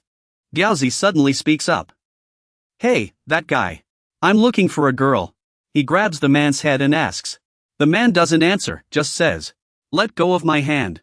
I swear my loyalty to Big Brother, Bams thought to himself. I've lost track of her. I need to get this guy to talk. He seems very loyal to the Yin branch. He mused. I wonder if I can make him spill the beans. Bams continued. Where are those girls now? He steeled himself mentally. Time to show my skills. I'll use my professional interrogation techniques to make him confess. He immediately told him. You can go to the tea room. All the girls are there, he added. Do you need any other information? Call me Jinjia when you need me. Hearing this, Bams quickly called out to Yuehan, who was holding a pile of spiked shoes. Yuehan, I used my professional interrogation skills to find the branch's operation location. Yuehan turned to him and said, the tea room, huh? Alright. Then I'll just take care of them all while I'm at it. Hearing Yuehan's words, Bams hurriedly tried to stop him. Are you planning to take them all on alone? You don't even know how many members the branch has. He sighed inwardly. How reckless is this guy? Is he planning to fight the entire group by himself? Bams said seriously. We should discuss a strategy first. Yuehan immediately cut him off. I don't need any strategy. Hearing this, Bams sighed inwardly. Who acts like this? He was at a loss for words with Yuehan. He had no choice but to speak up. Clause 3. Bams took out the agreement and said seriously. Mr. Yuehan must follow Babam's plan. Have you forgotten? He felt puzzled. What's going on? How can Jiang Jinshu control this ticking time bomb? Yuehan turned to him with an impatient look. You're so annoying. He stepped closer to Bams and asked. What's your plan? He is pondering silently. Fortunately, I already put it in black and white in the agreement. Thanks to that, I have a way to rein in that Jiang guy. Ben said gravely. And you will gather intelligence from the inside. This is a feint tactic. I'm a little worried. I wonder if this ticking time bomb will cooperate. John yawned. Is this really necessary? Wouldn't it be easier to just take them all out? Benz was still lost in thought. Bloodshed could happen in the blink of an eye. Meanwhile, Jinqing's expression turned serious. I feel the wind. He shouted. The sea breeze. Where's Meijin? He took a full 6 hours to pick out that swimsuit. Hone looked at him, confused. What's wrong with him? Jinqing turned to Zhishi and shouted. What are you doing here? You're not Meijin. Zhishi looked at him, puzzled. Jinqing? Are you okay? Why are you being so gentle all of a sudden? Xiaodong, hearing him ask for Meijin, said. She's over there. Jinqing asked urgently. Where? Meijin asked with a smile. Jinqing, are you looking for me? Seeing her, Jinqing asked in disappointment. Why aren't you showing off your figure? Xiyang smiled contentedly at the situation. We haven't gotten into any fights. That's great. John Leon, leader of the Leon branch, under in Group A. Li Changhan asked seriously. So someone attacked our negotiation team? The man immediately reported to Changhan. That guy has big ears. His next target is the lounge. I risked my life to get this information. I didn't leak it to him, Changhan continued. What does that big-eared guy want? He immediately spoke up. It seems he's looking for a girl. Xian stood by, listening to the man mention that name, and thought to himself. Big ears? Impossible. Zheng Hao sat nearby, smoking, and said to them. That big-eared guy must be one, yeah. He's one of the members of Bueno. He might have picked up our trail and followed us from Shang. If it's just him alone, there's nothing to worry about. We can take care of him for you. How about it? Xian's face flushed red after hearing that. One Ye came here personally to save me. Changhan immediately said. No need. Especially since his next destination was the tea house. Inside the tea house, Binkan, the bodyguard, was there. While calming the girls, he smiled and asked the man in front of him, Are you looking for a girl to take back to Rue with you? You're from Goksu, right? Wan Ya responded cheerfully. Yes, I'm looking for someone. Is there a girl here with short hair down to her neck and black-rimmed glasses? He thought smugly. I've successfully blended in. Now I just need to find her. Binkan immediately said. Sorry, but we only have girls like this here. He asked the two girls. Hey, why did you two come back so soon? They immediately answered. Because the customers always complain about us. Hearing this, he quickly replied. So that's why you came back early? One Ye looked at them, pondering to himself. Is it already closing time? But these two girls aren't who I'm looking for. He suddenly lost his temper, grabbing the girl's head and scolding her. You wretched woman. The girl turned pale with fear and kept begging for mercy. I'm sorry. Please spare me. He shouted angrily. Humph, these worthless fools. You should apologize to the customer. Binkan yelled at them angrily. If the customer wants to touch you, just let them. You're afraid of me, but aren't you afraid of offending the customers? That little girl who just arrived. What kind of attitude is that? Don't you know what you're supposed to do? This infuriating scene was too much for Aben to bear, and he stepped forward. He said sternly to the man, That's enough. The man looked at Aben in surprise and asked, What? I thought you workers did business this way too. Isn't that right? You're not from the union, you're from the fried chicken gang. Dianqin sneered with a laugh. I've heard about you before. Grab Aben from the fried chicken gang. Aben was instantly exposed, stunned and bewildered, wondering to himself. How did he know? Suddenly, a group of people appeared from nowhere, laughing and shouting, Dianqin. This acting is top-notch. I didn't expect someone to be watching us. Ha ha. He laughed loudly, ha ha. I was stalling for time, waiting for you to arrive. The branch leader called and told me. Aben looked at them in panic. This is a trap? Dianqin asked him. So you're the one who took on our guy single-handedly? Aben's heart raced with panic. Are they connected? I miscalculated. He grinned wildly. If that's the case, you do have some skill in a fight. But if you move an inch, I'll smash this girl's head in. The girl pleaded in terror, it hurts. Please let me go. Seeing this, Aben was taken aback. He actually had a hostage. Hearing the girl's pleas, he grew even more furious and grabbed an ashtray, ready to smash it on her head. Shut up, you wretch. I told you to be quiet. Suddenly, a girl rushed forward and kicked the ashtray out of his hand. Everyone present, including Aben, stared in shock. The man immediately said, I told you I wouldn't follow the plan. That girl was actually Yuhan in disguise. Yuhan said solemnly, I don't agree with this feint strategy. Seeing Yuhan, the group felt disgusted. Some of them burst into laughter. They mocked him, ha ha ha, are you even a man? Ha ha ha, this is disgusting. Ha ha ha, he must be a man disguised as a woman to gather intel. One of them stepped forward and squeezed Yuhan's butt, saying, but this feels electric. Bro, this might be even softer than our girls. They laughed loudly, continuing to taunt Yuhan, demanding he perform for them. Hey, make him dance. The branch leader will definitely like this guy. We can use him as a sample. Yuhan silently endured it all. He suddenly spoke, listen carefully, Wenji. Yuhan's tone made Wenji panic inwardly. This is bad. Yuhan continued, from now on, there will be no more plans. Wenji stared at him in shock. This guy's lost it. Yuhan immediately tore off his dress with his hands. He stood on the table and said, I will do things my way. I'm going straight to the branch leader. That wild horse bound by the agreement. Yuhan said coldly, the fastest way. The reins are already broken. We don't have much time left. 3 hours and 67 minutes. Let's finish this. Someone picked up an iron rod. What's going on? Did Bai Xiongzan lose? He was so furious he bent the iron rod in his hands. His underling answered fearfully, yes, boss. The man was sure Xionghan. He asked angrily, are you sure? The man knelt on the ground and confirmed. I heard this from my brother. It's absolutely accurate. I think that big-eared guy isn't simple. Hearing this, two people named Jin Yang turned and said, never would have thought. Never thought Pu Wenji was this capable. Did Wazike go with him too? Zhang Hao added. Maybe he didn't go alone. That monster called Wazike. Sure, Xionghan asked doubtfully, Wazike the monster? He quickly explained. Ah, he's the leader of the Iron Fist gang. He's famous for his extraordinary strength. But he's definitely not as strong as you. The iron bars Shi Xionghan snapped lay scattered on the ground.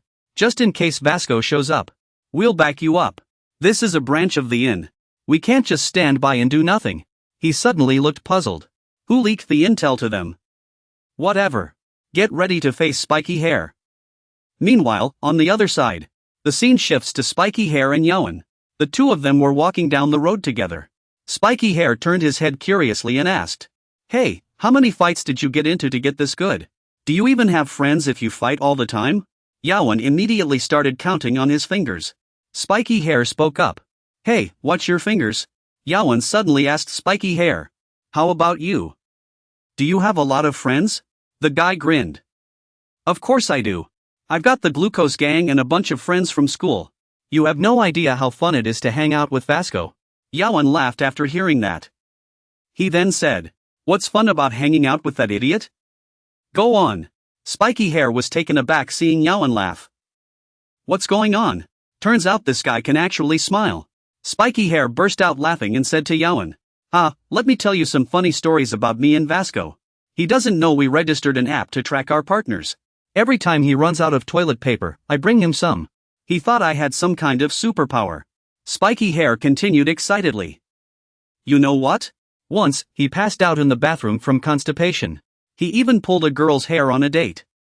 He's so hilarious to be around. One time, Yowen just looked at him, saying nothing. Spiky Hair laughed heartily.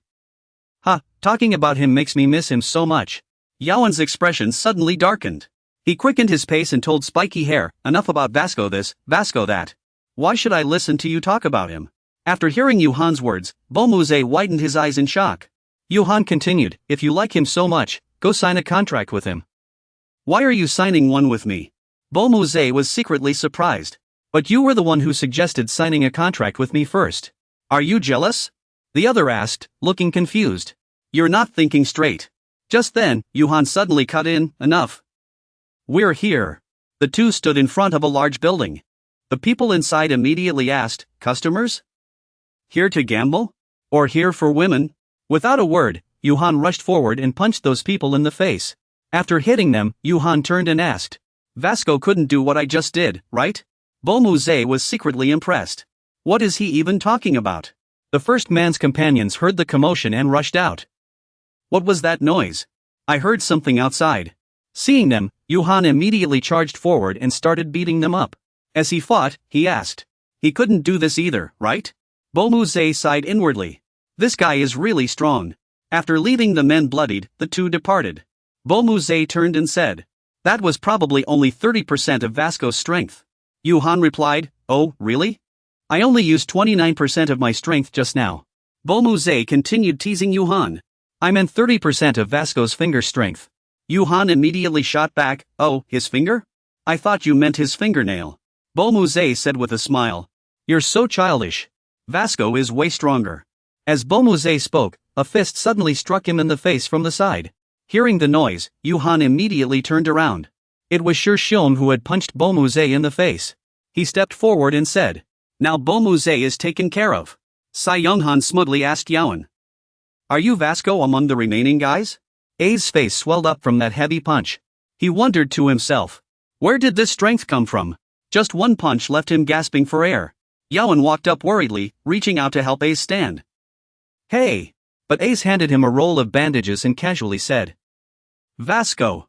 He smiled faintly, thinking to himself. If Vasco were here, the three of us would definitely be good brothers. Sai Younghan suddenly charged forward, delivering a brutal knee strike to A's face. This kid can really take a hit. His strike sent blood splattering onto the still shocked Yaoan's face. He immediately called out to him. Hey! Yaoan glared at him with intense anger and said. You got blood all over the place. Sai Younghan stepped closer to Yaoan and sneered. Blood all over the place? Looks like Vasco is a real idiot. I don't understand what you're saying. Yaoan said coldly. Vasco. I'm so tired of hearing that. He said while wrapping the bandage. A powerful fool. What's so great about that? You really want to see Vasco that badly? Ace stared at Yaoan in shock, mouth agape. He stood in a warrior stance, serious and composed. Behind Yaoan, Vasco's figure seemed to appear. Then take a good look. I'll show you what he'll do to you. Ace stared at Yaoan in disbelief, thinking to himself. What is this fool talking about? Is he trying to imitate Vasco in a fight?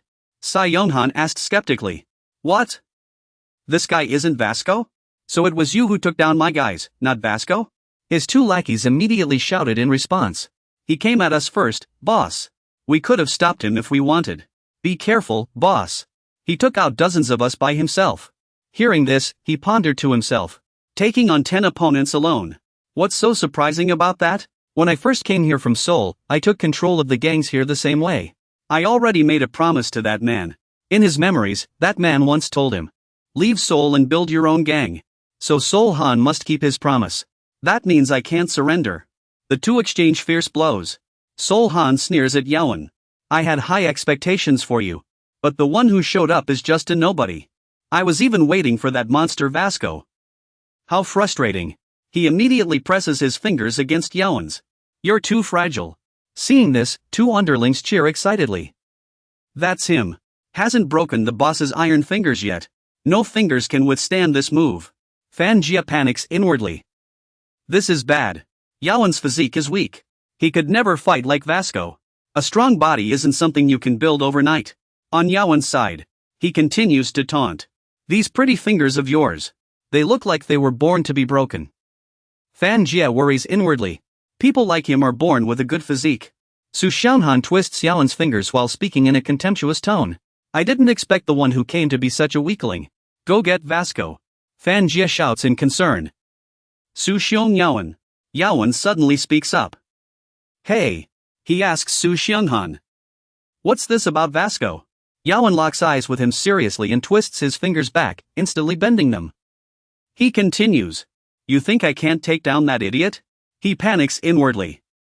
What? He actually twisted my fingers back? Su Xionghan swings a furious punch at Yawen. That bastard. Yawen strikes first, landing a solid punch on his face. I just don't like it. He landed another brutal punch on that guy's face. Witnessing this, Fan Jie sighed to himself. Unbelievable. Yuhan kept attacking. It was just wild strikes. Though his opponent fought back, it had no effect on Yuhan. He was secretly shocked. Is he stronger than me? He grabbed Shi Xionghan's head and asked. That Vasco guy. Is this the right thing to do? Then Yuhan drove his knee straight into his face. Shi Xionghan was instantly defeated. Turns out his physique wasn't weak at all. Fan Jie was stunned by what he had just seen. No way. His underlings panicked and shouted. Boss! The branch leader lost. In a one-on-one fight. Fan Jie couldn't believe it. Did Shi Xionghan surpass him in physique? This was nothing like his match against the Divine Hound. Had he been training his body all this time? On Yuhan's side? He wiped the blood from his face and muttered. That was brutal. Yuhan suddenly called out. Hey! Loyalty! Brotherhood! Hearing this, Shi Xionghan's two underlings immediately knelt on one knee and replied. Loyalty! Brotherhood! He ordered them. Help him up. Yes, sir. Boss. Fan Jie asked in shock. Why? Yuhan answered. We still need to save that short-haired girl with the black-framed glasses. Let's go. Hearing this, his eyes widened in surprise. Yuhan led the way. Those guys who bully women. Tonight's deal. 6 minutes left. A panicked underling from the Black Hand bursts in to report. The branch leader lost. They're heading this way. That big-eared guy in Vasco. Hearing Zhonghao's name, Jin Yang calmly turns and asks. The branch leader lost? Looks like Vasco is way stronger than him. How did they find this place? That's odd. Hearing this, Jin Su can't help but feel surprised. Is a bio coming to save me? Jin Yang sighs and says to Zhonghao. We have no choice, brother. We'll have to handle this ourselves. Zhonghao clicks his tongue and says. I thought we wouldn't have to fight. Watching the two, Jin Su silently worries for a bio. Can he handle these two alone? The two glance at the bloodied crowd and shout, Hey, you lot. We can get hurt too, you know. She mutters to herself, daring to mess with us? They're out of their minds. They turn to their men and say, Get ready, brothers. A terrified underling stammers, WH what? They continue. Even if a bio brings anyone from Jin Clan School, no one can beat the two of us, not even Vasco. Meanwhile, in a bio and Yuehan's direction, the two walk inside together. A bio says seriously to Yuehan, Listen, Yuehan. According to Zhong Chang's intel and comrades' reports, it seems those uncles from the inn are here. Those two are said to be strong enough to defeat the leaders of the 4 great gangs. Not even you can take them on alone. He ponders to himself. This time, our opponents are Peng Jinyang and Kiki Zhonghao. Even Yuehan feels uneasy. He knows how strong they are. Yuehan curses under his breath. Then he raises his hand to cover his nose. The smoke here is so thick it stings your throat. Seeing this, Bum Jay stares at him in shock. Did he not hear what he just said? Bum Jay thinks to himself. It vanished. He has no idea how serious this is. Yawen strides forward quickly. This must be the right room, right? Bum Jay continues to worry and ponder. At least someone needs to stay clear-headed to assist Yawen. Yawen grips the doorknob and slowly pushes the door open. The two of them have been waiting here for a long time. Zhang He and Jin Yang look grave, their eyes dangerously fixed on them. Seeing this, Bum Jay immediately pulls out the bat hidden behind his back, silently guessing. These two must be the leaders of a hotel, Benzin Yang and Cubby Kpa Trung Ho. As he thinks, he looks up and feels something is off. He wonders to himself why they're just standing there, expressionless, as if they look like they've seen a ghost. Only when he steps forward does he realize. How could these two defeat a gang leader but just stand there frozen? It's because this is Su Yawen. He was fooled by his youthful appearance, forgetting who he's dealing with. Yawen speaks up. I found her. Jinha stares at him in shock. This guy is that monster, Su Yawen. Yawen pulls Jinha away, and in front of them, the others don't even dare to breathe. He walks boldly through enemy territory, and though they know they're being humiliated, they can't confront him. Instead, they seem eager for him to leave as soon as possible. Johan extends Jin Hayek's hand. This is the divine dog, Xiang Johan. He hands the person over to Pingza. Hey, the moment I hand her over, the one-night agreement is over. The agreement ends, and Jinha immediately rushes forward to hug the still stunned Pingza. He asks urgently, "Are you okay? You're not hurt, are you?" She looks at Pingza in surprise. "Pingza, your face. You fought for me." Hearing this, he responds, "What's the big deal? It was just a few dozen people. Actually, Yawan handled them all by himself." Pingza smiles. "Don't worry, this friend here will make those bad guys pay." Yawan glances at Pingza and says, "Our agreement is over. Get lost. The condition was to rescue the girl, and that's done. I have no reason to say anything more to you. And that was the last time I saw Yuhan's car at Liang's shop." Dumuzi smiled as he watched Yuhan's figure fade into the distance. "I wanted to stop him and become his good friend. But I couldn't. Because what we had was just a one-night stand, so it ended there." Perhaps Yuhan was moving forward to fulfill his original goal. Yuhan sat to the side, holding a backpack, while the man was surrounded by reporters. He closed his eyes tightly. And in his mind, he recalled the doctor's words: his mother's eyesight would soon be completely lost. Only a cornea transplant could cure it. But we had no idea how long she would have to wait. Remembering what Zhong Yun had said, I urged him to earn money and go see the dean. Getting someone prioritized on the hospital waiting list was as easy as flipping a hand back then. Yuhan recalled Zhongzhou's words. It turned out the kid had become a gang leader just to pay for his mother's eye treatment. Could that really be considered filial piety? Finally, Yuhan remembered his mother's happy smile. He looked up, as if deep in thought. Yuhan stared at the backpack full of money. He clutched it tightly, as if he had already decided what to do next. Meanwhile, John Lee Huey's group glared fiercely at the person across from them and demanded, "You burned our clothes and still call it an accident?" The person was Shi Xiong. He looked at them, hesitating before answering. "Well, it was just an accident." Shi Xiong worried silently. This was too dangerous. "I have a bad feeling about this. This is definitely going to lead to a fight. Or maybe not." Thankfully, they left. The group quickly blended into the party, greeting everyone warmly. "I haven't seen you guys before. Where are you from? How did you find out?" "Oh, Mr. K, of course. Hey, brothers, nice to meet you. By the way, how old are you?" "We're 18. Hearing that, he immediately replied, "Wow, we're the same age." Shi Xiong smiled. "Even without fighting, I can still make new friends like this." Jin Cheng smiled and suddenly asked them, "By the way, why are you still wearing sunglasses at night? You're not Jin Haobin, huh?" Everyone in the group gasped in unison, surprised. "Huh? Jin Haobin? Is he somewhere around?" Meiru turned to Haobin with a smile, clearly excited. "We haven't seen those guys in ages," he replied casually. "Really?" Suddenly, Haobin's expression turned serious. "But..." Over there, they immediately forced Jin Cheng's head down. The scene was chaotic. Each of them advanced menacingly toward those worthless scum. Haobin continued, "Why do I have a bad feeling about this?"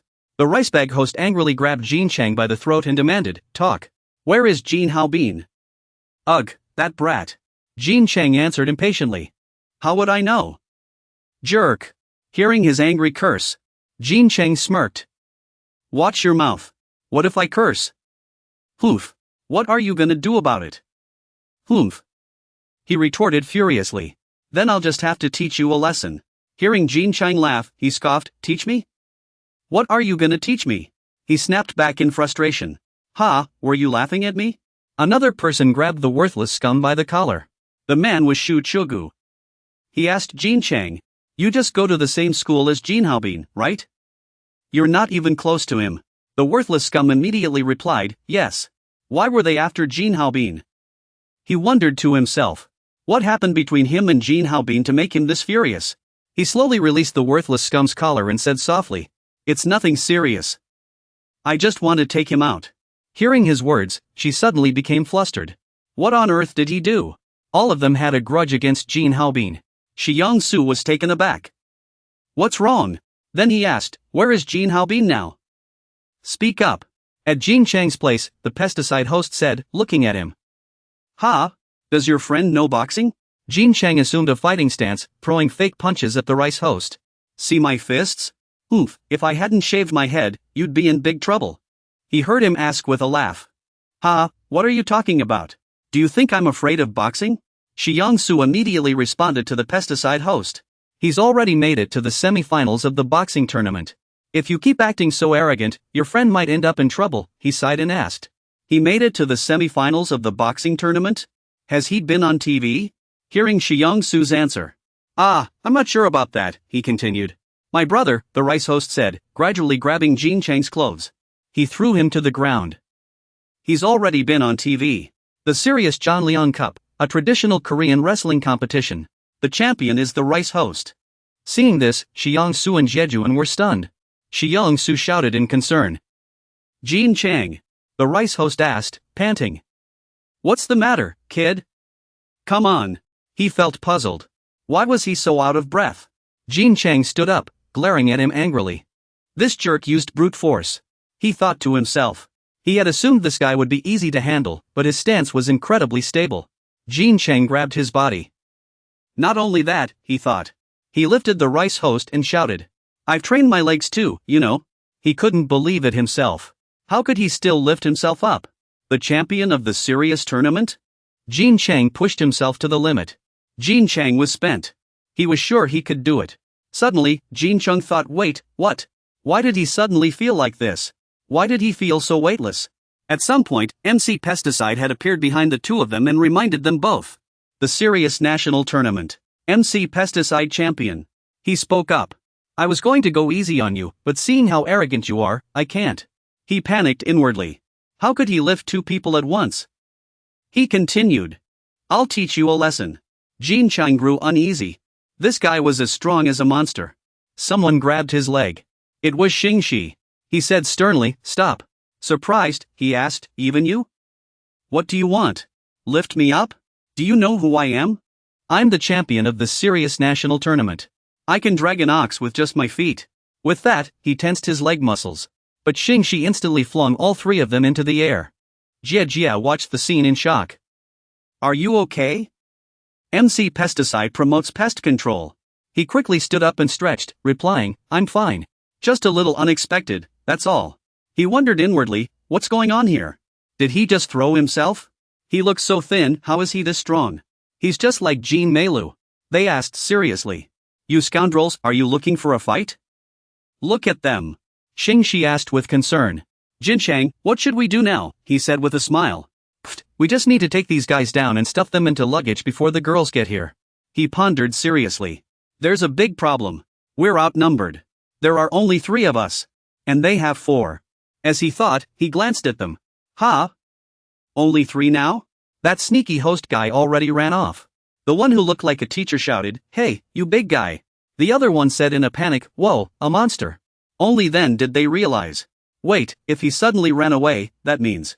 A slender hand grabbed the two from behind. 1 second. Meiru, 2 seconds. She instantly took them down in 2 seconds. Meiru was here. The guys stared at her in shock. Meiru blinked and asked with a smile, Are you guys okay? They gasped in surprise. Jean Meiru. The host turned to her and asked, Huh? When did you get here? The guy next to him cursed angrily, This crazy woman. Did you really need to throw me like that? She shot back. Can't go a day without fighting, can you? Well. Nice to see you all. That jerk ran off as soon as he saw me. He probably feels guilty, they asked her. Hey. Did you come alone? Meiru asked with a smile. Of course not. Hearing this, they stammered, so that means. No way. A mysterious figure approached. Long time no see. The moment they saw this person, they shouted in anger. These guys. Meanwhile, reporters gathered around. Big news. Cui Zongxiu, Hong Jixiong, chairman of the HNH Group. The chairman of the HNH Group came to Lion because he plans to redevelop the area. Hong Jixiong smiled and said, Well, long time no see, Mr. Cui. This is our first reunion since we had porridge together that day. Cui Zongxiu smiled in response. I'm honored you still remember me. How have you been? Watching the two of them, the reporters kept taking photos and exclaimed, Wow. The two of them got along very well. The meeting of the two chairmen was a beautiful sight. They all urged the two to speak louder. Mr. Hong and Mr. Cui. We can't hear what you're saying. Hong Jixiong smiled and whispered, Good job, kid. Climbing this high with just one hand. Cui Zongxiu smiled back. Since I've already lost one hand, I want to grab more with the one I have left. After hearing this, he leaned in to adjust Chui Zongxiu's collar and said, "Don't be too greedy, Chairman Chui. I have my suspicions. You wouldn't be exploiting those kids for money, would you?" He continued with a smile, "You know, I've been in the mood for hunting lately. There's a beast I really want to catch, but it's too cautious. I don't know what kind of beast it is, but if you catch it, it's done for." "You think so too? That beast is using kids, it deserves to be punished." Chui Zongxiu sighed with a smile. "But there's no solid evidence yet. It's all just speculation for now. Why are you hunting like this?" He suddenly leaned to one side, putting on a friendly face in front of the reporters. He whispered to Qi Yongyang, "You're getting on in years, and I worry that beast might seriously injure you." After hearing this, he patted Zhong Shu on the shoulder and said, "I have a favor to ask of you.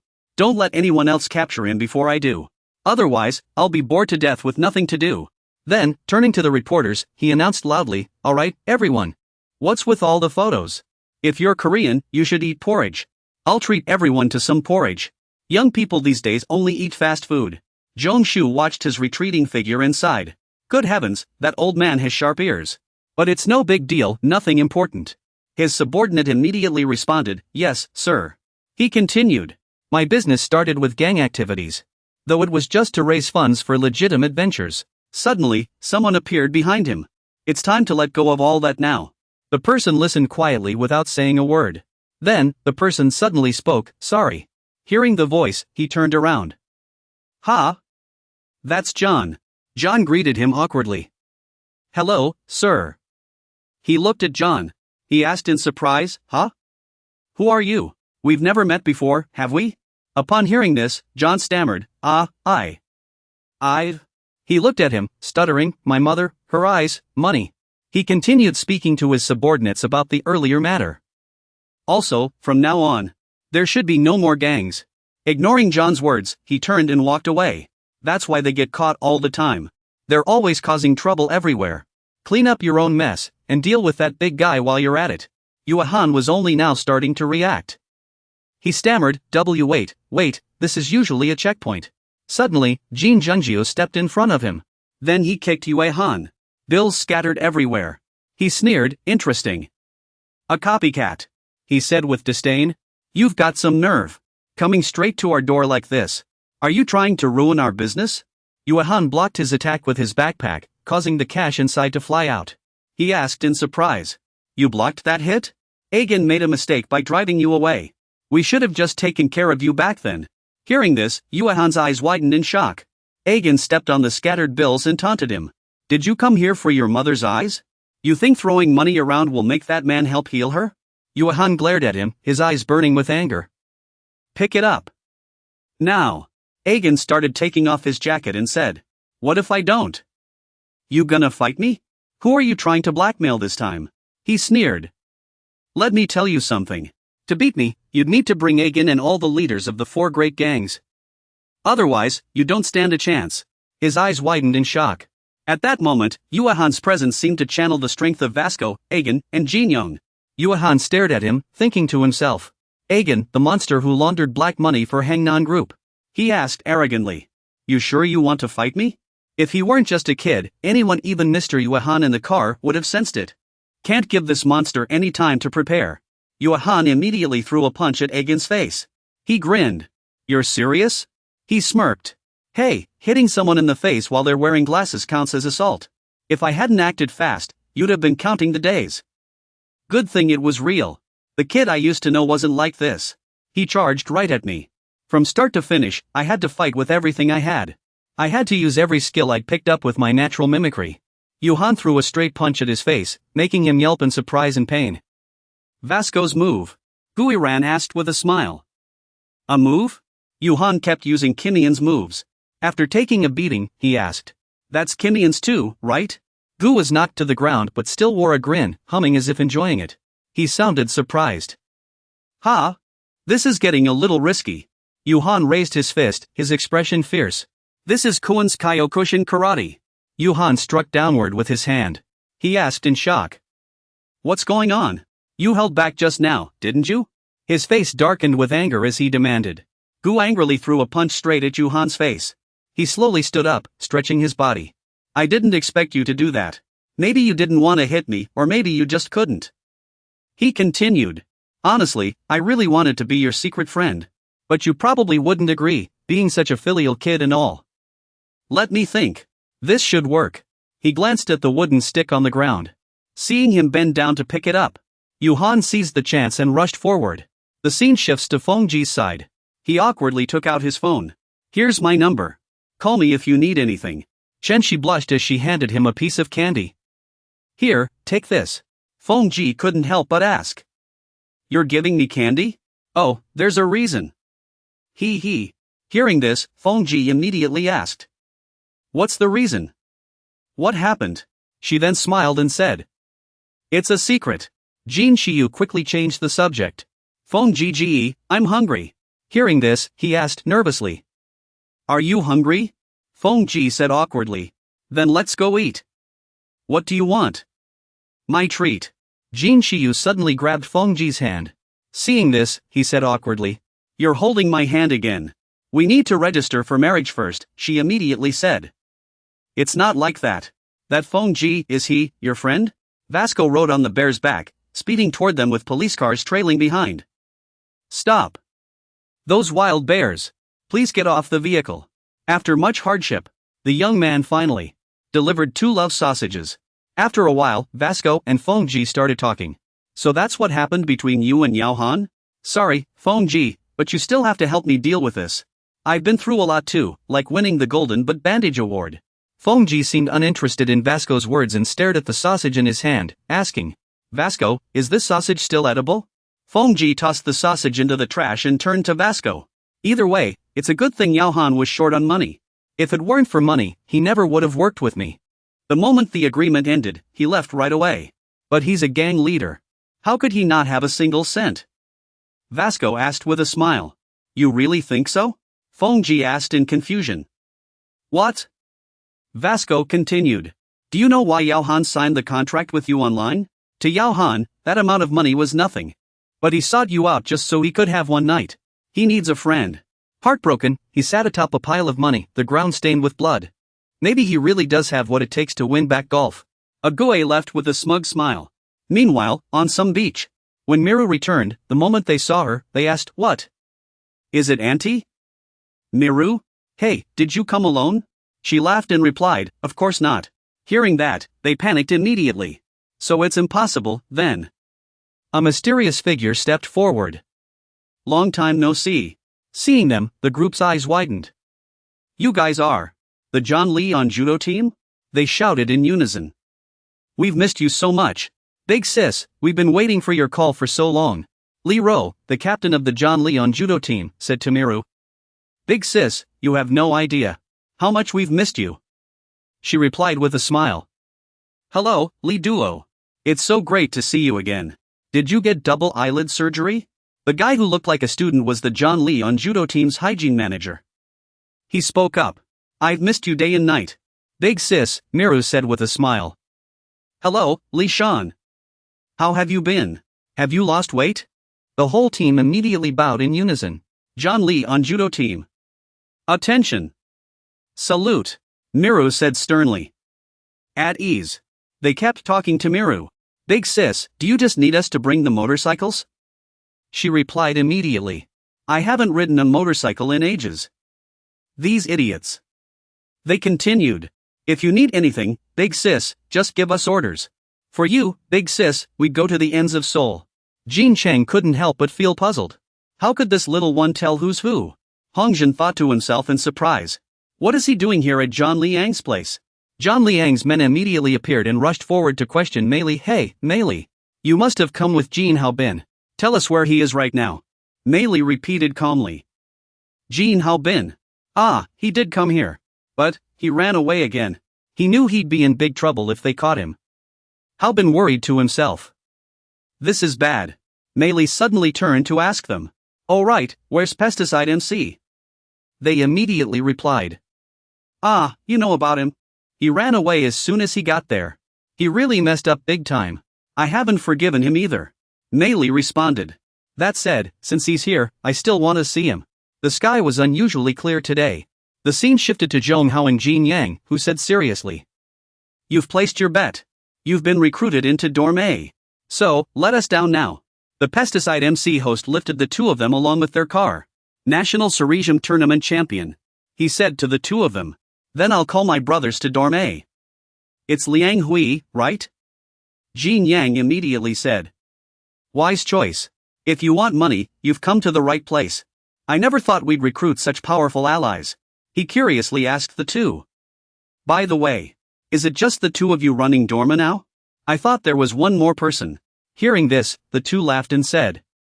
Ah, you mean Uncle San, right? We have no idea where he's gone off to. The scene shifted to that person. He was riding his pink motorcycle with a girl. The girl asked curiously. Why Wang? Is it okay to repaint the car this color? This is Dad's car. He immediately answered. No way. Now this car is mine. What? Why? Because I'm the one driving it now. From prison. They're organizing a rehabilitation program for inmates. Open your hearts. Welcome, everyone. The man stood before the inmates and introduced himself. I'm Jin Xinyu. I'll be in charge of the 1-month rehabilitation program. He smirked to himself. I've finally made it here. Xianyu continued. My belief is that there are no bad kids in this world. He arrived with firm determination. I'm here to teach these kids. Am I afraid of them? To me, they're all children who need society's care. The officers watched him and began whispering among themselves. Isn't that the famous dog trainer's motto? This guy must be a rookie. Xianyu thought confidently. I've always believed every child can be reformed. That was my thought before I came. The inmates stared at him with cold eyes. The kids here are beyond my expectations. Their presence and demeanor don't seem like teenagers. It feels like I've stepped into another world. Can I really reform these kids? Xianyu sat smiling in the prepared room. An officer told him the boy was here, and he could start the lesson. Upon hearing this, Xianyu immediately replied, Oh, okay. Hello, you must be Park Jihao, bound tightly from head to toe. Today, I met this child. He immediately felt indignant for the boy and turned to the officer. Officer, how can I communicate with a child like this?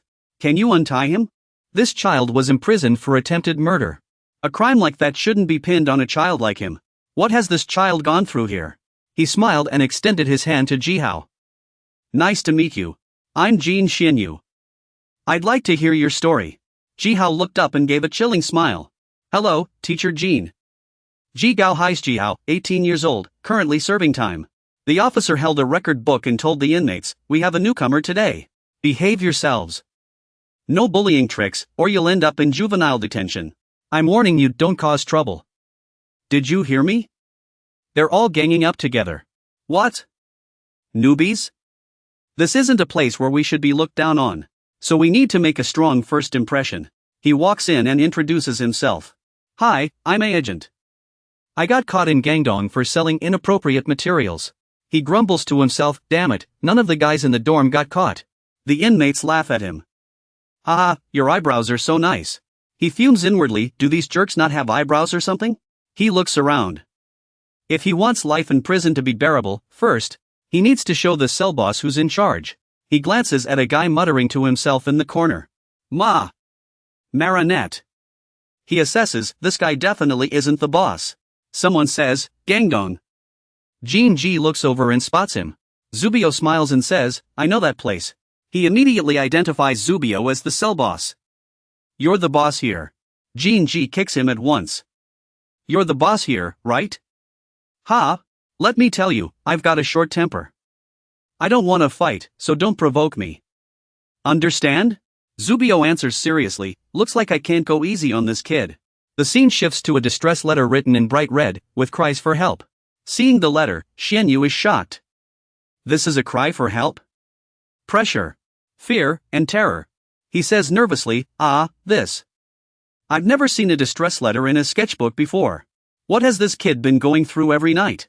The boy says in sheer terror, please save me. Every night, the boss does this to me.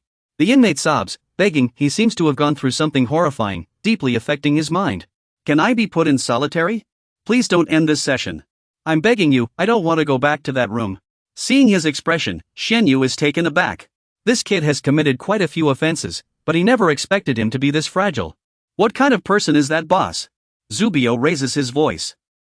Humph, I hit him because he was getting beaten. How did it become my fault? The kid's name is Hong Zubio. He continues, you dare come to juvenile detention without checking first? Here, strength is everything. Xianyu assesses, this guy is shameless. Rehabilitation starts with understanding the kids, preventing violent behavior. I need to understand what's going on in his mind. He tells Zubio, draw what you're thinking in the sketchbook. Xianyu thinks, he's just a kid after all. Hearing this, Zubio snaps, drawing? You think I'm a 5-year-old? Looking at the drawing, Xianyu ponders 2 mountains in green grass, symbolizing loneliness and a desire for self-protection. His expression softens with sympathy. So Zubio values care and peace too, this surprises me. Xuanyu suddenly turned his head and asked about that name. So this is what you've been thinking about all along? Zubio suddenly climbed onto the table, giving a creepy look as he said, I was just thinking about you. Xuanyu watched as officer dragged Hong Zubio away. This guy was the cell boss, sent here for labor education due to sexual assault. As Zubio was being dragged away, he struggled and sneered, I just wanted to show him this. The officer shouted, don't let him take his pants off. Xuanyu sighed, holding the fidget spinner in his hand. Sigh, I really don't know if I can still reform these kids. A voice interrupted Xuanyu's thoughts. Brother, what's that? He smiled slightly. This? It's called a fidget spinner. Spinning it can make you feel more relaxed, which is the opposite of how I feel right now. Jihao, a very well-behaved child, excitedly replied, wow, that's amazing. Xuanyu suddenly asked, how do you feel about being in the cell? I heard you had a conflict with Hong Zubio. Did he bully you? Jihao answered while drawing on paper, no matter what, I'm here because I committed a crime. There's no other way. You brought this on yourself. Hearing this, he said with satisfaction, it's good that you can recognize your mistakes. Xuanyu suddenly patted Jihao's head and reminded him, Zubio might treat you poorly. But you're strong. You didn't fight violence with violence. That's good. Don't let those people change you. Jihao, you're a well-behaved and smart kid. You understand what I mean, right? He patted Jihao's head, completely unaware of the strange look on his face. Xuanyu continued, you're honest and straightforward. Only pitiful people deny themselves. After talking with Jihao, he smiled with satisfaction. As he spoke with another inmate, the inmate suddenly lunged at him and grabbed his neck. The boss told me to kill you, so I'm going to kill you. The officers hurriedly pulled the man away. Quick, get Li Zhuozhou off the table. How are we supposed to reform anyone like this? In this place called juvenile labor education, I found a glimmer of hope, a child named Park Jihao. I wonder what this child drew. I will definitely reform Jihao. I want to help Jihao escape from here. Looking at the drawing, 2 small windows and 2 doors, this is emotional deprivation. Longing for warmth, bullied in the cell.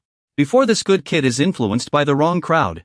Xuanyu angrily slammed the table and asked, can't Jihao be moved to another room? Why not? The officer answered bluntly, this is the only juvenile labor education facility in the country.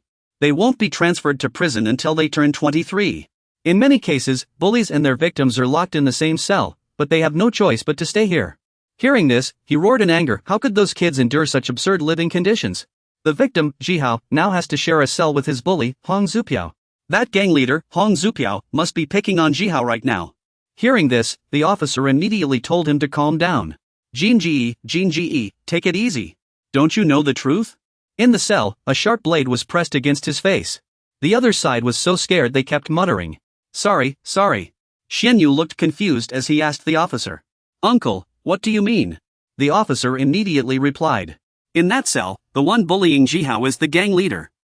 Jihao is the one who makes that guy obey. Stop crying, or I'll poke your eyes out right now. The officer continued. Even that psychopath Li Zupio listens to Jihao. That guy is in the corner, ranting to himself like a madman.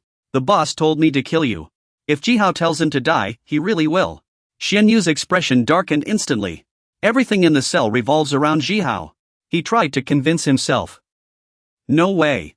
This must be a lie. That kid is so well behaved. Meanwhile, Jihao smirked, saying in a chilling tone. You're bleeding. Impossible. Several inmates were brutally punching each other in the face. They need to stop fighting like wild animals. Jin Zhong's 2 subordinates watched the scene and told him. They're all leaders of their respective cells. Each one is incredibly tough. That guy is the leader of Cell 17, Huang Zongshuan. He single-handedly took over the entire East Bank district. Zongshuan dragged the heads of 2 other inmates over to greet him. Nice to meet you. Brother Jin Zhong, I hope to join your ranks and serve the great gang. This guy's got guts. The two subordinates exchanged glances, sizing him up. He reminds me of Boss Jize. If he joins our gang, he'll be a huge help. Are you choosing him? Jin Zhong replied immediately. No, there's no sword left. Jihao ambushed that guy from behind. Seeing the scene, the two were stunned. Jin Zhong continued. A single sword is way too simple. So, you've already surpassed Big Brother? Grab Zehao. He lifted Jihao's sleeve and said. I clearly said no weapons allowed. Are you really that desperate to win? He suddenly called for Jin Zhong. All the cell bosses are fighting. Why are you just standing by? It's just the two of us fighting. That's not fair. Jin Zhong ignored him and said. Let Jihao keep going like this. Until you become a useful card for me. Two underlings watched Jin Zhong leave and started whispering. Did you see that? Yeah. He pretended to faint, then ambushed the last standing guy from behind. What a sneaky rat. With that, he immediately charged and kicked Jihao, saying. He stomped hard on Jihao's face and said. The big deal doesn't accept scoundrels like you. I don't know why Jin Zhong even bothers with you. But if you want to join the big deal, you'd better give up now. We need honorable and fair people like Huang Zongxuan. He immediately asked. What about someone who beats Huang Zongxuan? Hearing that, he chuckled and replied. You're crazy, this counts as winning? Jihao smiled.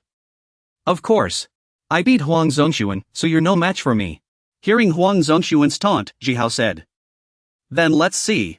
Try your hardest to beat me, you poor kid. Jihao grinned. Oh yeah? Fine. The next day, in some house, Huang Zongxuan was cutting wood. He spoke. 2. Then asked. You want to push me? Then send me to the hospital like your friend? If you're this quiet, you must regret pushing him and now you're here. Jihao shot back. I do regret it. If I could go back, I wouldn't have pushed him myself. Qi Zhongxuan was shoved directly toward the buzzing table saw by another inmate. With a devilish grin, he walked away. Every inmate standing there was stunned.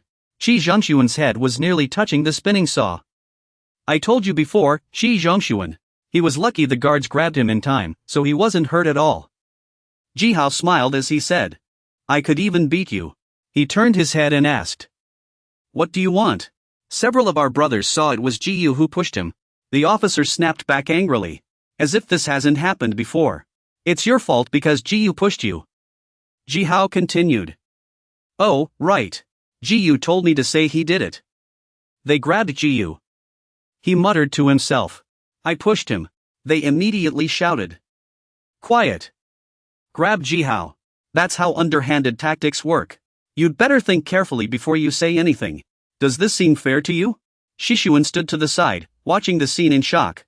Still refusing to believe the truth, he stubbornly told the officer. I'm willing to testify. Jihao never told Jiyu to push him. The officer replied thoughtfully. This isn't a joke, Mr. Jin. You're the only witness, so don't say that. He quickly added. I'm just stating the facts. Arrest Jihao and Jiyu. The two never even spoke to each other. This was just an accident. That lunatic Li Daoji pushed Yin Zhongxi himself. I'm saying this because you're wrongly accusing Jihao of a crime. The officer tossed out a stack of photos. I don't know why you're protecting Jihao. But after seeing these, you'll change your mind. All these inmates are victims of Jihao. They're all covered in injuries. The officer continued. All these incidents happened when the guards weren't around. Or in blind spots where the cameras couldn't see. And in many cases, he used his own allies. Locking us up together like this to distract the guards. This is the true face of Pu Jihao in this prison. He angrily pulled out a piece of paper and said. Pu Jihao is from Jizhong High School, which no longer exists. Rehabilitation? Don't even dream about it. He'll only become more violent. Don't you see what he's doing? He's just pretending to be well-behaved to earn more points. Do you understand what that means? According to the special orders of the labor camp, he's preparing to return to society. So you should just give up. Xuanyu stubbornly replied. This is exactly why I shouldn't give up on Jihao. Art doesn't lie. That drawing showed a longing for warmth and care. Clearly, Jihao is crying out for help. I believe in this kid. I can definitely change Jihao. Because it's an adult's responsibility. After hearing this, the officer sighed helplessly. Sigh, Mr. Jin, I'm warning you. Don't provoke that kid. With that, he left helplessly. A prisoner touched his clothes and said, There's something in this world called emotion. It's what makes the Big Brother gang different from other gangs. Do you know why Jin Ming hates the travelers in gang? Not just because they lack emotion, but also because they always play dirty. Pu Shihao. If Jin Ming had taken action, you'd be in serious trouble by now. That's why it's me teaching you a lesson. Emotion saved your worthless hide. The disgusting things you've done, even the travelers in gang wouldn't stoop that low, Jihao said softly. Alright, let me go. The more you talk, the more disgusting it gets. Emotion, fair competition. What crime did you commit, abusing emotion or something? Hearing Jihao's words, he asked in surprise. What? He tightly gripped Jihao's neck and lifted him up. Jihao continued with a smile. Do you really think people will believe in fair competition from a bunch of criminals like you? How long do you think it would take someone like me to fairly defeat that monster in Jingxian? 10 years or 20? He spat a bloodied tooth into his opponent's face and continued. Since this is a fight, the last one standing is the winner. Jihao seized the moment his opponent was distracted and punched him square in the face. But his opponent wasn't about to back down and landed a hard punch to Jihao's stomach. Though he took the hit, he still slurred his words. I was right, wasn't I, you piece of trash? Jihao suddenly bit down on his ear. His opponent immediately flung Jihao to the ground. Jihao smirked. You've got nothing to say now. Doesn't that just prove I was right, Jinzhong? During the entire fight, Jinzhong had somehow ended up standing in the back, watching. If you're going to fight, you have to be ready to finish your opponent. That's the only way to guarantee you won't lose. Jihao's face was now a bloody mess.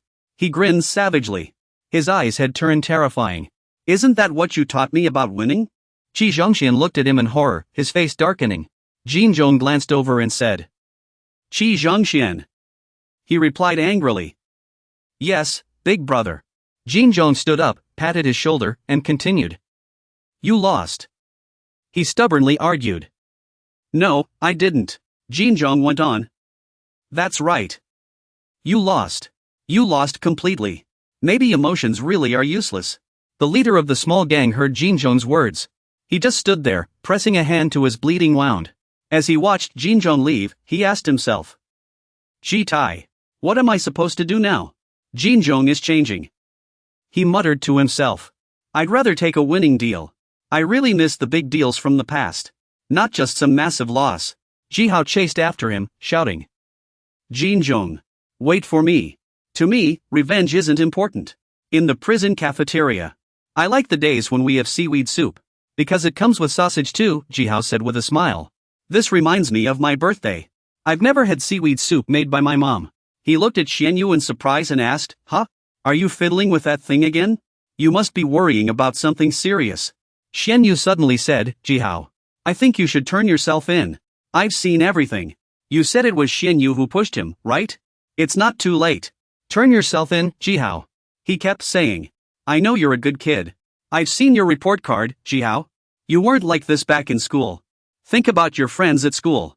How heartbroken they'd be if you keep going like this. Jihao suddenly spoke up. Park Jihao from high school. Jihao smirked casually as he said. I've left him behind. Jihao grew even angrier. He confronted Xianyu. Why do you always scold me? You say I must be honest. You talk to my friends. He shouted at Jihao in shock. Jihao immediately grabbed his tray and smashed it against Xianyu's head. Don't dig into other people's past. The prisoners watched in stunned silence. The bald man observed the chaotic scene. The guards around them shouted, What happened, Officer Jean? Oh no, now we're in for another special order. This guy's gonna be in a straitjacket again. It's a long-sleeved shirt that can be tied up. Used to restrain people with mental health issues. Despite the murmurs around him, Jihao remained unfazed. Jihao looked at Xianyu and said, I did have a friend once. His name was Piao Xingxi. But now I can't even remember what he looked like. The officer immediately ran over and shouted. Stop right now. Who did this? Xianyu's face is badly swollen. Brother Jean. Those bastards. Who did this? Which one of them? A hand slowly rose into the air. Then, except for Jihao, every prisoner raised their hand in unison. He stared in shock at the scene before him. This was just like what happened with Jinming. No, this was different. This isn't something you can just pin on someone else. The officer was baffled by the situation. They were all scrambling to confess. It was me. I did it. If Jinming controlled everyone through leadership, then it was me. Take me away. But Jihao's case was different. They pleaded earnestly. I'd rather be locked up alone. It was fear. The bald man glanced back. Fear was the new power that controlled a gang. He wasn't someone who would join a big deal, he was someone who would take it. After hitting Jin Xianyu, Jihao sat down next to the person he had struck. Meanwhile, Jihao picked up the spinning top in his hand and said, "I've been wanting to do this for a while. I couldn't wait to try this out. The drawing is finally done. Don't you know? This is your portrait. When you spin the drawing Jihao made, it really looks like you. This is the right way to see it." Meanwhile, he also used the spinning top for other things. Spinning it really feels satisfying. And it's much easier to handle than a pipe. I don't need to be good at fighting. As long as I win, that's all that matters. He used it as a weapon to take down the other prisoners. On the other side of the officers' meeting room. Is this the special pardon nomination list? Yes. This list has already reached a consensus. The only one granted a pardon is the officer pointed at in the photo. This guy right here. But there are clearly two photos on the table, one of Jihao and one of Jin Ming. At a vegetable shop, a customer spoke up. "Forget it. Give me a discount." What did the vendor say? "No, this is already the lowest price." The female customer insisted. "Then never mind. I'll buy from someone else." The vendor joked, "Who? Don't you know the rules of this business? No one else sells this kind of goods but me. You know that, right?" The middle-aged woman glanced at something. It turned out she was looking at young Jiang Xiyun sitting in a chair. The vendor continued, 10 million military coins is a fair price. Jiang Xiyun wondered to herself, am I really worth 10 million? Illegal adoption is done through middlemen who trade children. The woman went on. This kid looks decent, but 10 million is too steep. The vendor replied. You won't find a child this pretty in an orphanage. I've already said this is a competitive price. Many people are eyeing this kid. Take another look at him. Young Jiang Xiyun continued thinking. A person's life is priced from 250,000 to 1 million military coins. They say the price can go up to 10 million based on looks. The vendor collected the money and told the woman.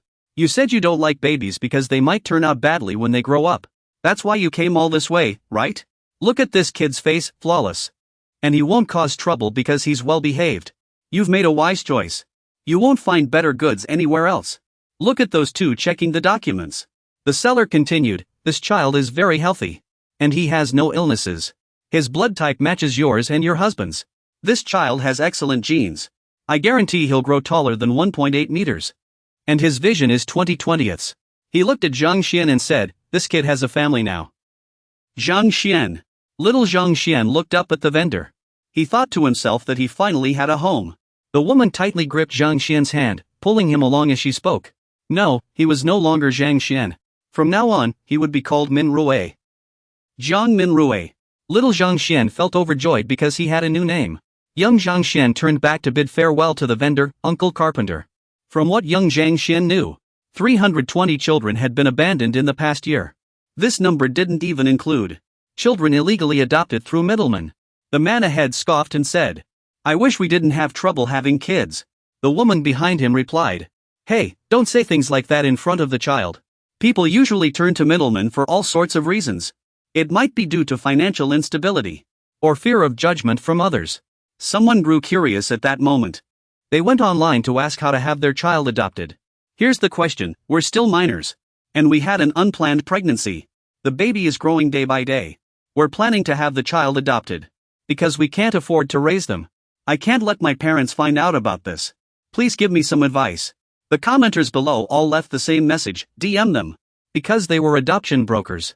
Such terrible things still happen in reality. Even at this very moment. Somewhere, a child might be being traded. Zhang Xian's adoptive parents had just returned home. As soon as they walked in, they called out his new name, Min Suk, Mom and Dad are home. Zhang Xian, lying on the floor drawing, replied, Hi, Mom and Dad. Little Zhang Xian's thoughts were of a new family. I don't want to be abandoned. I want to be loved.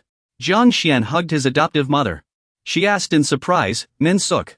What are you drawing? Then she turned away and spoke to Zhang Xian. Min Shuwa. Mommy's a little tired. I'm going back to the woods to lie down for a bit. Zhang Xian lowered his head, thinking he was ready to do anything just to be loved.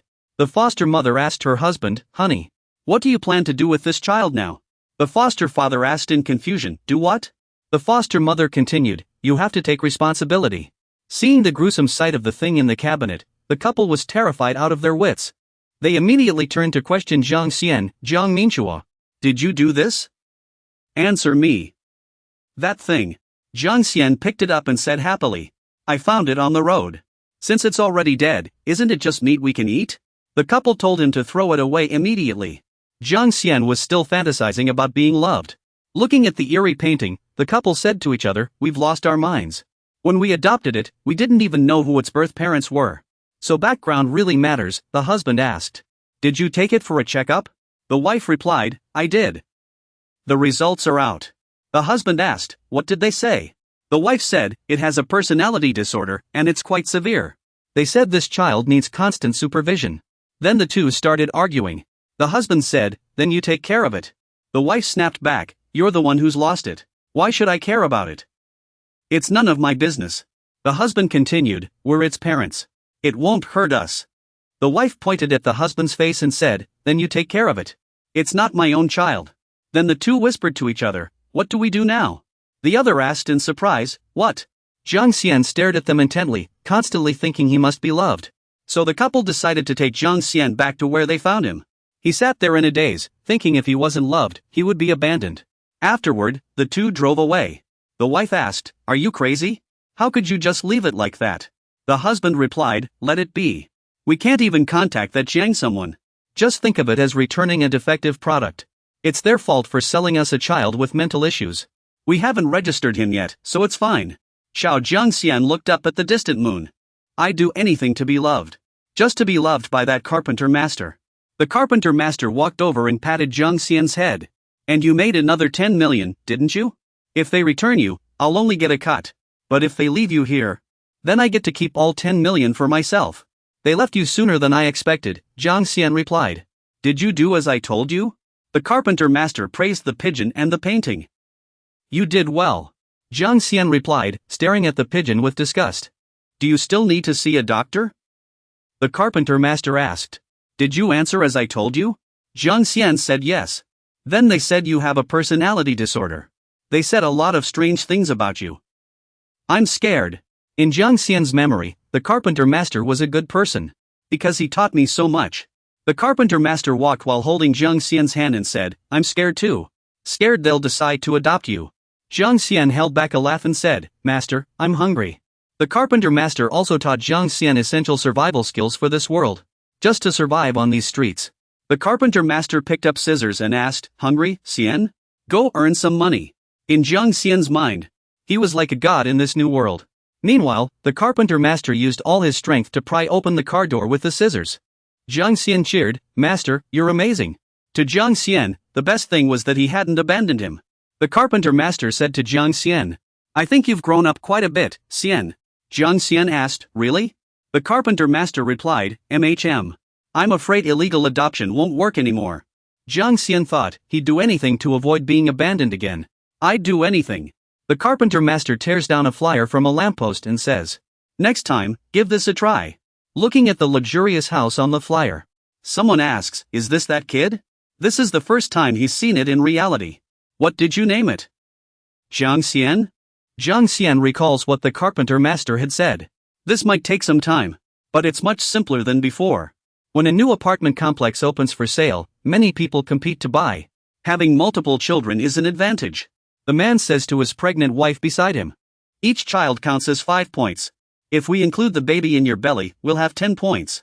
That'll qualify us to bid for this apartment. His wife replies happily. We're about to buy a new home. Husband A. Jiang Xian continues recalling what the carpenter master had said this time. This child will become their family. Someone watches the three of them and says, Congratulations on your new home.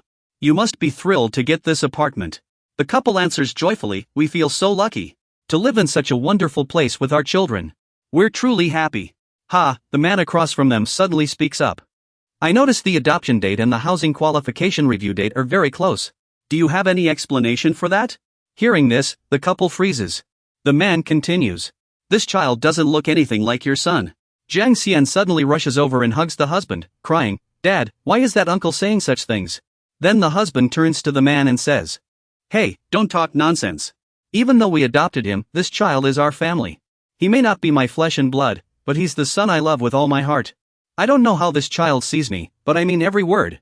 How dare you mess with our family? I'll report you. Hearing this, the two hurriedly leave, saying, we'll take our leave now. Afterward, the couple exchanges whispers. The other two, upon hearing this, quickly leave awkwardly, saying, please allow us to leave. Then the couple begins to discuss quietly. The wife asked worriedly, they won't come back, will they? The husband retorted, how could they possibly return? What they fear most is us filing a complaint. The wife continued, they're really scared of that. Honey, you did so well. Suddenly, Jang Shiyun spoke up, startling the husband. Blushing, he called the man Dad. Dad. The husband gently patted Jang Shiyun's head and said, child, you've been through so much. You don't have to pretend anymore. Uncle isn't your real father. This kid's acting skills are really professional. According to ads, lately, to buy a house. A method involving falsified documents has become widespread. They exploit system loopholes by adopting children to gain extra points. After successfully purchasing a house, they abandon the adopted child. On a Naver Cafe Q&A page, someone asked, now that we've bought the house, what should we do with the child? One reply read, we just moved into our new home. Everything's settled, is it legal to terminate the adoption now? At first, Jang Shiyun had no idea forming a family could be so easy. But now, Jang Shiyun had no family to speak of. Noticing the hair on the floor, the carpenter asked Jang Shiyun, is this your 13th family? Did they hurt you? Poof. If they dared lay a hand on their adopted child, they'd regret it. Suddenly, Jang Shiyun asked the carpenter, Master, I have a question. He looked up and asked, why do you call me Jang Shiyun? The carpenter countered, why do you ask? It turned out the carpenter was Guang Wuchuan, who was trying to replicate Jang Shiyun. With a terrifying expression, he answered, because you're the Jang Shiyun I created with my own hands. I've told you before I'm your carpenter master, and your name is Jang Shiyun. Jang Shiyun trembled in fear as he looked up at him. But no matter how scared he was, he still believed the man was a good person. Yet every time he mentioned the name Jang Shiyun, he insisted that Jang Shiyun shouldn't have a family, that he was meant to be alone. Guang Wuchuan suddenly asked little Jang Shiyun, what were you supposed to say? Trembling, the boy replied, no one can touch me. I can take whatever I want. Little Jang Shiyun still longed to be loved. To avoid being abandoned, I'd do anything. Then, he lifted his head, staring blankly ahead, and said, I am Jang Shiyun. Guang Wuchuan's accomplice told him, exploiting children for crimes. No wonder everyone calls you the biggest criminal organization.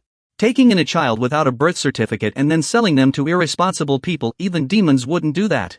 With a bitter smile, he turned to the most terrifying criminal organization and begged, please, let me join you. Guan Wuchuan pressed close to the cute and petite Jang Shiyun, saying, where there's demand, there's supply. Do you find this amusing? I wonder which side, the one demanding or the one supplying, is the true demon in disguise. Meanwhile, his accomplice was deep in thought about Guang Wuchuan. He's raising a monster. After getting dressed, Guang Wuchuan called out to little Jang Shiyun, come eat. At a convenience store, a small hand was stretching to reach something on a high shelf. It was little Jang Shiyun. He sneaked the item into his clothes. Suddenly, someone tapped his shoulder and said, hey. It was Ri Jungxian. He asked Jang Shiyun, what are you doing? The boy turned around and looked at Jang Shiyun, slightly startled. The little boy's face twisted as he shouted at the handsome stranger. What are you staring at? Jang Shiyun thought to himself, no one is allowed to touch me. Little Ina smiled adorably. Uncle Celine was overjoyed to see Ina so happy. So this little girl is Ina? She dodged after saying she'd give a kiss, what a handful. Gross, don't touch me. Celine reminded her, stop calling me stinky uncle. Celine sighed, she really looks like Shiyun. Jang Shiyun broke the mood. All of that is in the past. Don't dwell on it too much. He asked, how have you all been lately? Celine replied, after you left, we kept the inn running. We took in runaway kids. We let them stay in our communal home. The dorm was always filled with laughter. The kids warmly welcomed guests. Try our dorm's specialty dishes, they're delicious. Celine continued, we even gave them jobs to support themselves. We've become like a family. Jang Shiyun smiled in satisfaction, just as he'd hoped. But one of Celine's remarks caught Jang Shiyun off guard. There's just one problem. Guang Wuchuan opened another inn. Celine said, he's exploiting the kids to make illegal profits. He claims Jang Shiyun's inn isn't some family game. We did everything we could to stop him. But it was no use. More and more drifters are following him. Sherlin pleaded sincerely. Shiyun, I know this is selfish of me. But I have to say it. Sherlin proposed to Jang Shiyun. Let's go back to the inn. She said haltingly, I'm sorry for bringing this up while you're living happily. But only you can stop Guan Wuchuan. He only listens to you. Sherlin asked, will you go back? Jang Shiyun hesitated. On the other side, Wang Yujun spoke arrogantly. Come back. Shiyun, I bet that dog Park Sherlin would say something like that. But Shiyun won't return. In Yujun's eyes, once a person has attachments, they become weak. Zhang Jinshu let out a relaxed sigh. Thank goodness Jiang Shiyun didn't come back. From what I see, he's a game changer on par with Su Yang'an. No joke. Yang Sun asked blankly. Who's Jiang Shiyun? Zhang Jinshu smirked. Well, it's time to execute the second step of my three-step plan to achieve my grand vision. Yang Sun asked casually. Grand vision? Are you a painter? Yujun replied. Already on the second step? I'm so excited. Yang Sun butted in again. Hey, I want to know too. Then Yang Sun sulked as he was scolded. Go eat your mother's cooking. Yang Sun, don't interrupt me when I'm talking. Idiot. What a disobedient kid. Jinshu placed his hand on Yang Mei's shoulder to show trust. Go ahead. No matter what, your role is crucial for the second step of my grand vision. While grabbing her face, he called her name. Yang Mei. At school, they're talking about Li Jinchang's hairstyle. Jinchang thought to himself. Yeah, it's true. The whispers just won't stop. Didn't I just style her hair a while ago? How did his hair grow so fast? Jinchang thought confidently. A gentle breeze blew from the southeast. The wind direction was perfect for his hairstyle. Suddenly, Han Yunan walked over, snatched the wig off Jinchang's head, and called him Baldy. Jinchang snapped back in frustration. Rude, much, Han Yunan? Yeah. Li Jinchang was now completely bald. He had been punished with a shaved head for fighting with Li Yang.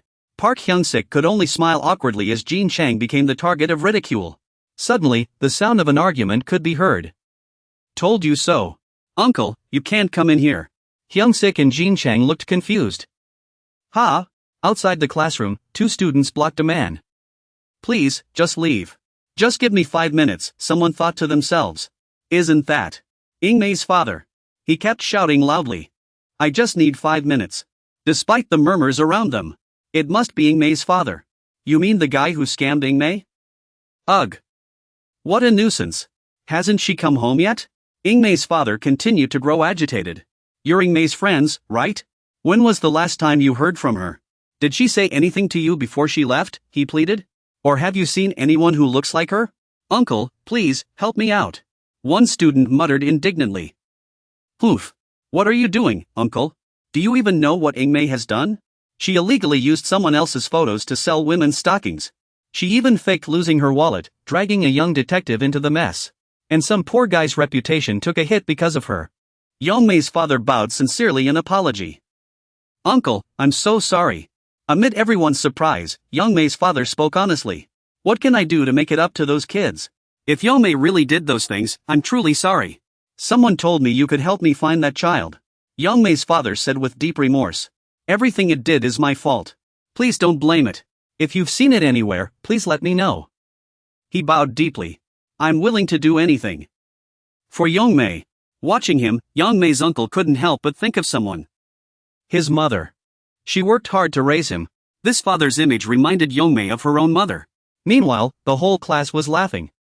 What's wrong with that old man? Now I know where Yongmei gets that annoying personality. Kick him out. Finally, Shixiong stepped forward to speak. Everyone, Shixiong defended Yongmei's father. Stop making fun of him. The class gradually quieted down. Shixiong began to speak. Uncle, if you'd like. Shixiong reached out his hand. We'll help you find him. Wasco agreed. I'll help too. Jinchang silently observed from the side. Thank you so much. It's nothing, Wasco's girl said. Why do I see you in our class every day? Jinchang quietly looked at the classroom with 2 empty seats. He remembered Yongmei and the chubby friend who used to sit there. Suddenly, Mizu asked from behind. Do you think Yongmei and Jihao are alike? Those words stirred Jinchang's memories. There, Jinchang had once said. In my opinion, kids who lie deserve to be eaten by wolves. Yongmei looked miserable. Jinchang, I really didn't do it. Jinchang threatened. I guess you're more afraid of wolves than people. I should just turn you over to the police right now. But never mind. Just don't let me catch you again. Like Mizu said, you want to help. But you also think you're meddling, right? Meishin said softly to comfort him. It's okay, Jinchang. She said, do what you want to do. In some alleyway, Jiang Xian seemed to be leaning against a car. He was recalling what Park Sherlin had said. Guang Wuchuan was exploiting children to make illegal money. He only listens to you. Park Shirleen's words echoed in Jiang Xian's mind. Jiang Xian, go back to the hostel. Jiang Xian. A boy suddenly attacked the car. Then he asked, "Are you Jiang Xian?" The boy handed Jiang Xian a stack of money he had just stolen. "I'm also called Jiang Xian." The older Jiang Xian took the money and asked, "Who taught you to do these things?" Little Jiang Xian replied, "The carpenter master." Little Jiang Xian spoke with deep respect. "Yes, he taught me a lot. Like how to survive on this street." The older Jiang Xian asked curiously, "Can you tell me the name of that carpenter master?" Little Jiang Xian thought for a moment. "His name, huh? Let me think." The boy answered firmly. "Oh, I remember now. It's Guang Wuchuan." The scene shifts to a subway. Li Taichang was heading to Jiangdong without telling anyone. He had received a mysterious text from an unknown number. "If you want Park Hanchuan's photos, come to Jiangdong." So Taichang was preparing to teach some reckless guys a lesson. Besides me, he thought, no one can have Park Hanchuan's photos. The passengers on the subway were all scared. Oh, he looks so intimidating. Better stay away from him for safety. Turns out he's just a lovesick guy protecting his crush's photos. Taichung denied it. "No, I'm not lovesick. A real man." Li Taichung. The one going with him was Chen Haobin. He was sent by Jean Meilu. He was furious. "That darn Jean Meilu. Instead of handling it yourself, you made your dad do it." Jean Meilu forced Hebin. "If you don't go to the East District Arena to delete my photos, I won't let this go." The two started arguing fiercely. If there really are photos, it must be those in people messing with us. Get lost. This body of mine is a perfect balance of muscle and fat. You fat pig, why don't you lose some weight? Damn it. My body is a perfect combination of muscle and fat. Suddenly, Hebin spoke up. "Ha?" Taichang replied. "Didn't I tell you not to talk to me, you creep?" Seeing Shi Xiongsu and his group, Hebin asked in confusion. "What are those guys doing here?" Shi Xiongsu said. "Shouldn't we be the ones asking you that? What are you two doing at the East District Arena?" Hebin ignored Shi Xiongsu's question and sneered. "What about your big-eared friend? Is he dead?" Shi Xiongsu shot back. "Abaya is enjoying his youth," Taichang replied. "We don't have time to mess with you. We still need to find the inn." "The inn?" Vasco asked. "But I won't let you find the inn first." "If that's the case, at least we're not enemies," Taiching replied. "Who said that?" Finally, everyone decided. Whoever finds it first gets it. All of them. They all came here for their own reasons. Tonight, NA will see a major turning point. Only these 5 people. It will overturn the entire gang. But no. It's 6 people, there's also Jean Chang. But they have no idea what exactly is about to happen to them. Too many people, Hebin thought. Take it easy. Just these few people should be enough to handle it. Can we go home now? Why do I always have this uneasy feeling? Right at that moment. Lin Mercenary Dorme John Liang Association. MC Pesticide. Call me. Finally, I get to meet Jean Haobin. A bunch of liquor bottles crammed onto a 4-wheeler. Hey. Let's kill him together. If you kill him first, I'll fight you to the end. Hey. Is it raining in Seoul right now? Why are you dressed like that? This is my battle armor. A foolish argument. They're gossiping about it. That guy named Li Taichung. You said his main skill is illusions? Uncle and second Uncle Pine Jin Yang. KVK cough confirmed. Then we can definitely beat him. It's Vasco's turn. Vasco. I as cuttlefish and octopus. Great uncle sneered sarcastically. Why do you want me to deal with him? I want to kill someone else. They declared firmly. I'll handle whoever you want. This time, I promise I won't let you down. The team members include Li Changhan, Jiang Wupei, Li Bingkan, loyalty, and camaraderie. They said it was just the name of a protective charm because the last opponent was too strong. An ally from Hotel A said. We might have to face Park Hyung-sik and Li Jincheng. As long as we're allies of Hotel A. We must keep our promise. That's Big Deal, just out of re-education, and Big Deal doesn't have 2 JT works. One of them said. I'm worried about Cheng Yaowen's reaction. Learning that Zhang Jinhe's mind is stuck on the throne. Welcome. The second stage of the panoramic painting. This is it. Copper Village. That night, Che Chuanchi thought about many things. Chuanchua said. Once a man makes a decision, he can't regret it. So, you've decided to go back? It seems Jiang Xian has already decided to return to the gang dormitory. Chuanchua confirmed. Is that alright? After all, you still have a child at home. Jiang Xian said firmly. Yinat isn't my only child. Jiang Xian picked up the bat. Jiang Xian strode forward like a deity. I must take responsibility for everything I've created. Because I am a father. That's right, this is the great Che Chuanchua, the leader of East District Gang Dormitory B. Our target is Guang Wuchuan. The projector displayed a warm, cozy family scene. Guang Wuchuan sat watching for a long time. He was the leader of Dormitory A. In the dormitory, a man in yellow rushed in frantically. Something terrible has happened, boss. Those guys from G High School are attacking us. The two people in the room continued playing cards calmly. No need to panic. Ateo and I will handle them right away. Tell me their location, the man in yellow said. But, they're all over the East District, he replied. That crazy guy with sunglasses is in the East, he continued. The tattooed fat guy is in the West, he added. The blonde one is heading south. Vasco is in the North. The leader of the Fist Gang, he stammered. The coward from last time is in the middle. Hangshua, in the crowd, asked with a grin. Does anyone know where that pig is? The people around kept turning their heads in admiration. Wow, so cool. Someone answered Hangshua's question. Yeah, we know. Let us lead the way. Only then did the two bosses start to panic. The man in yellow kept asking. What should we do now? Boss, give us orders. Which position should we defend first? Jin Su was still leisurely working on his painting. Nothing to worry about, he said. I've already started the sketch for the second piece. Guang Wuchuan sighed. I must admit, this will be a masterpiece. Jin Su said proudly. You're welcome. Changgao High School. This is where you'll perform today, Jiang Tong. A small underling was being interrogated. We have an online organizational structure.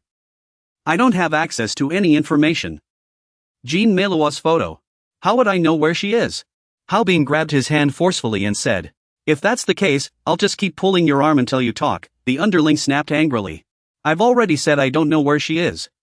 What else do you want me to say? We haven't even seen the fake boss's face. Haobin still refused to let him go. I don't know what'll happen to your shoulder next, the underling pleaded. Stop. Vasco tried to intervene. Let go. Vasco tried to reason with Haobin. You won't get anything more out of him anyway. No need to push him further, Haobin insisted. Are you kidding me? What I do is none of your business. Or do you want to experience a dislocated shoulder first? Though he said that, Haobin thought to himself. Despite his tough talk, he couldn't fight back because of these sunglasses. Haobin felt frustrated. This is so annoying. Ever since I came to Seoul, so many arrogant guys have dared to challenge me. Late at night, Taichung was still calling out for Han Yen. Taichung had already taken down all the thugs. Even while beating them, he kept calling Han Yan's name in his heart. He murmured to himself, I'm sorry, Han Yen. No matter how hard I try, I can't get any more information out of him. This is all I can do. I hope you can accept this for now. She kept calling out Hanen's name, thinking to herself. I've searched everywhere, but I found nothing. And my feet are killing me. Even seeing a motorcycle reminds me of Hanen. What's going on? She kept shouting Hanen's name. It's so annoying. Isn't this the blonde guy's motorcycle? How careless. Just leaving it out like this, what if someone sees it and steals it? And then Taichung went and lost it again. He rode off still yelling Hanen's name. Ha! In some room, Yenmei was inside.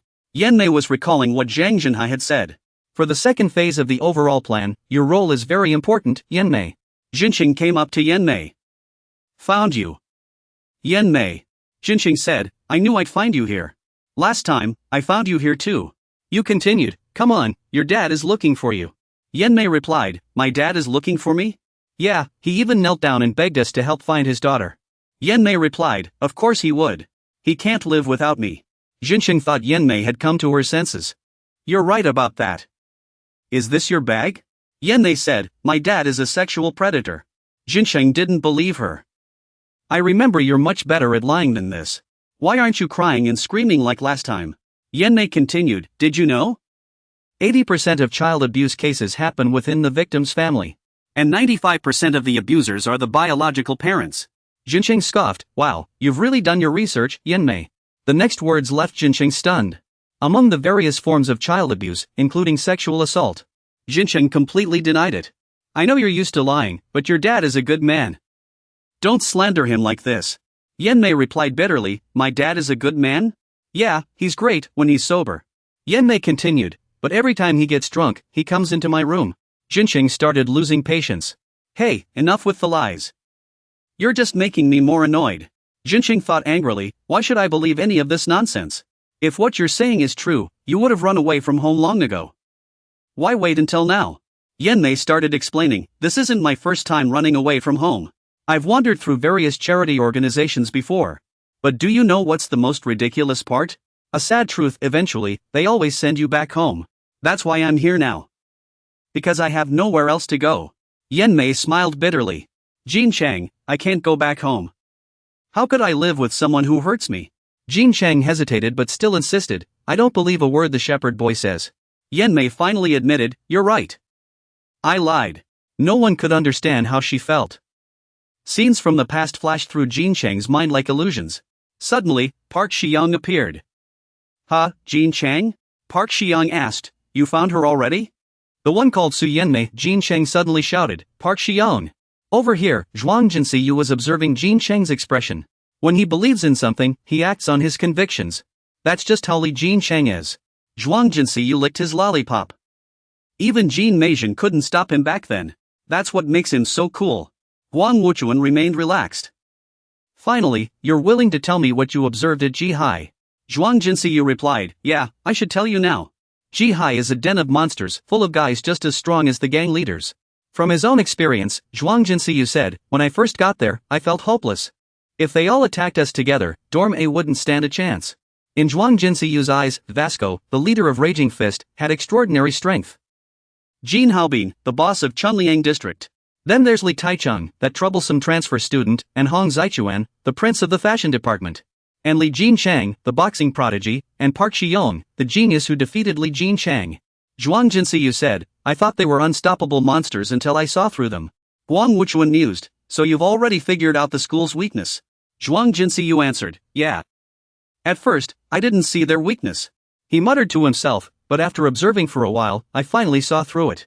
Jihai's only weakness. Zhuang Jinxiyu declared firmly, they're not united. Jin Haobin punched through the glass. Haobin sneered.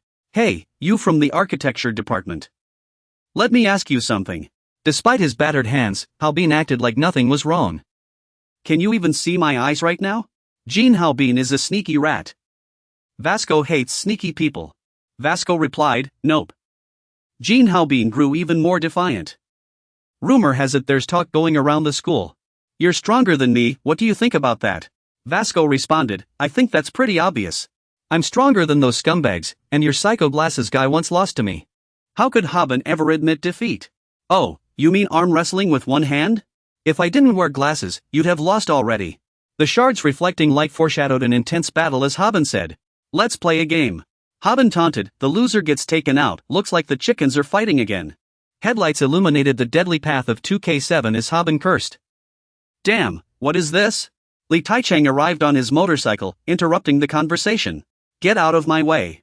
Wait, never mind. I heard Li Taichung hates Park Hyungshik. And since Hong Jaetian likes Park Hyungsik, Taichung said, I'll take care of that guy and dispose of his body. Taichung continued, I've had enough of you two Park and Hong, you disgusting pair. Rumor has it they once fought over Hyungshik's 5001. Taichung growled, I'll deal with you and Park Hyungshik together. And so, two more chickens were about to fight. At the spot where Yumi had been, Jincheng and Hyungshik faced off. Zhang Jin Hyungshik observed that whenever someone mentioned parents, Hyungshik became a different person. Just like Yumi's father said, for Yumi, uncle would do anything. Hyungshik thought of his own mother. She had told him, son, you know mom would do anything for you. Hyungshik declared firmly, I have to bring Yumi back to her father. No matter what you've heard, get out of my way. Jincheng countered, I can't let you do that. What did you hear, anyway? I can't tell you. As Zhang Jinshu said, Li Jincheng only acts on his own beliefs. Yumi told Jincheng, I can't go home. How can I live with someone who hurt me? It was a lie, but those words shook Jincheng deeply. Jincheng thought, the kid who cried wolf has finally told the truth. Jincheng stated firmly, what if I say I'll stop you at all costs? Zhang Jinshu guessed right. Yeah, it was me who told Yumi's father about that high school. Huang Wuchuan listened excitedly to Jinshu's story. Isn't it fun watching these couples face off? He continued, the second step of my grand plan is to split that high school apart. Jinshu stood by the painting and said, if Park Fanji were here, he could have stopped this, but for some reason, he's not with them this time. On one side, Jin Cheng wore a fox-like expression, while on the other, Jinshu was slowly revealing the truth. The shocking story Jin Cheng heard from Yumi might actually be true. This isn't something you just tell anyone. To protect Yumi, he had to keep her in the dorm. And stop Park Hyesu from taking her home. Meanwhile, Hyesu's expression wasn't much better than Jin Cheng's, and he continued speaking on this side. Park Hyesu wanted to take Ingmei back to her father. But he was blocked by Li Jincheng, who had already heard about her situation. Hyesu couldn't understand why Jincheng refused to give him a reason. So he assumed Jincheng was just looking for trouble, wanting to challenge him. Does that sound fun? At this moment, Jincheng and Hyesu locked eyes. He said something fitting for the situation. A confrontation even friends couldn't avoid. A clash between two beliefs. Hyesu began to speak. Ingmei's father is looking for her. We must take her home. Open the door. Hyesu walked toward the door where Jincheng stood silently. Seeing this, he reached for the doorknob and said, if you won't say anything, then I'll have to take her back myself. Jincheng remained motionless, as if he hadn't heard Hyesu or at least owed him an explanation. Why are you doing this? Memories resurfaced, the images of Ingmei's father and Ingmei swirling in Jincheng's mind. In that moment, Jincheng was recalling that day, remembering the words the helpless Ingmei had said to him. Jincheng, I can't go home. How can I live with someone who hurt me like that? Then he quickly grabbed Hyesu's wrist and said, I can't and I never will go back. Jincheng pushed Hyesu against the door and leaned in, repeating Ingmei's words as if they were truth. The problem is, when did you start trusting Ingmei so much? Staring at Jincheng's cold expression, he asked, are you siding with Ian now? Leaving Jincheng to his thoughts, Hyesu walked out. Before leaving, he patted Jincheng's back and said, you've seen how desperate Ingmei's father is. I don't want to fight my own friend. Step aside. The moment he turned to leave, Jincheng suddenly punched the wall in front of Hyesu, startling him. With a fierce glare, Jincheng answered Hyesu's earlier question, I'm not siding with Ian, I'm siding with Ingmei. Still stunned, Hyesu heard Jincheng continue, you trust her father, but I believe Ingmei. Then he stepped forward and grabbed the doorknob. I can't tell you the reason because there was never one to begin with. Jincheng wrenched the doorknob off with a roar, get out of here. His face twisted with anger, his eyes sharp as he spat out each word with hatred. I really hate meddling busybodies like you. After hearing you say that, uncle, I understand now. Jincheng, you just want to have a match with me, right? Now that I've decided to eliminate the 4 major gangs, how could I possibly leave empty-handed? Uncle calmly rolled up his sleeves and continued, I'll take Yenmei back, even if it means I have to fight you. Uncle's expression grew even more solemn. I'm doing this for his father. Jincheng replied, yeah, I knew you'd say that. For this battle, Uncle felt as if it were the past all over again, he was still facing the same Li Jincheng he had once fought. Just like last time, I can end this quickly. Uncle suddenly threw a punch at Jincheng, kicking off the intense fight. But he widened his eyes and thought to himself, there's one difference though, this time, the outcome won't be the same as before. Just then, Li Jincheng spoke up, oh right, our last match wasn't finished, was it? A shattered street sign on the floor reflected a hopeful blue glow. I have something to ask you, Vasco. It was Jinhaben's voice. A man in a blue shirt held something in his hand. He continued, why do you hate me so much? Is it because I bullied Zhu Hua? Vasco remained silent, hands in his pockets, as he listened to him go on. He had it coming. That ugly jerk was just putting on an act. You could say I was doing society a favor. No one likes an ugly guy. I was just helping clean up that unsightly face so everyone could feel more comfortable. Even if that ugly guy fought back, what difference would your thoughts make? He flashed a bright smile and continued. He'll thank me for it someday. Faced with the other's complete lack of remorse, Vasco simply replied, change takes time. Vasco felt a surge of strength and stepped forward. I've gone through the process of change myself.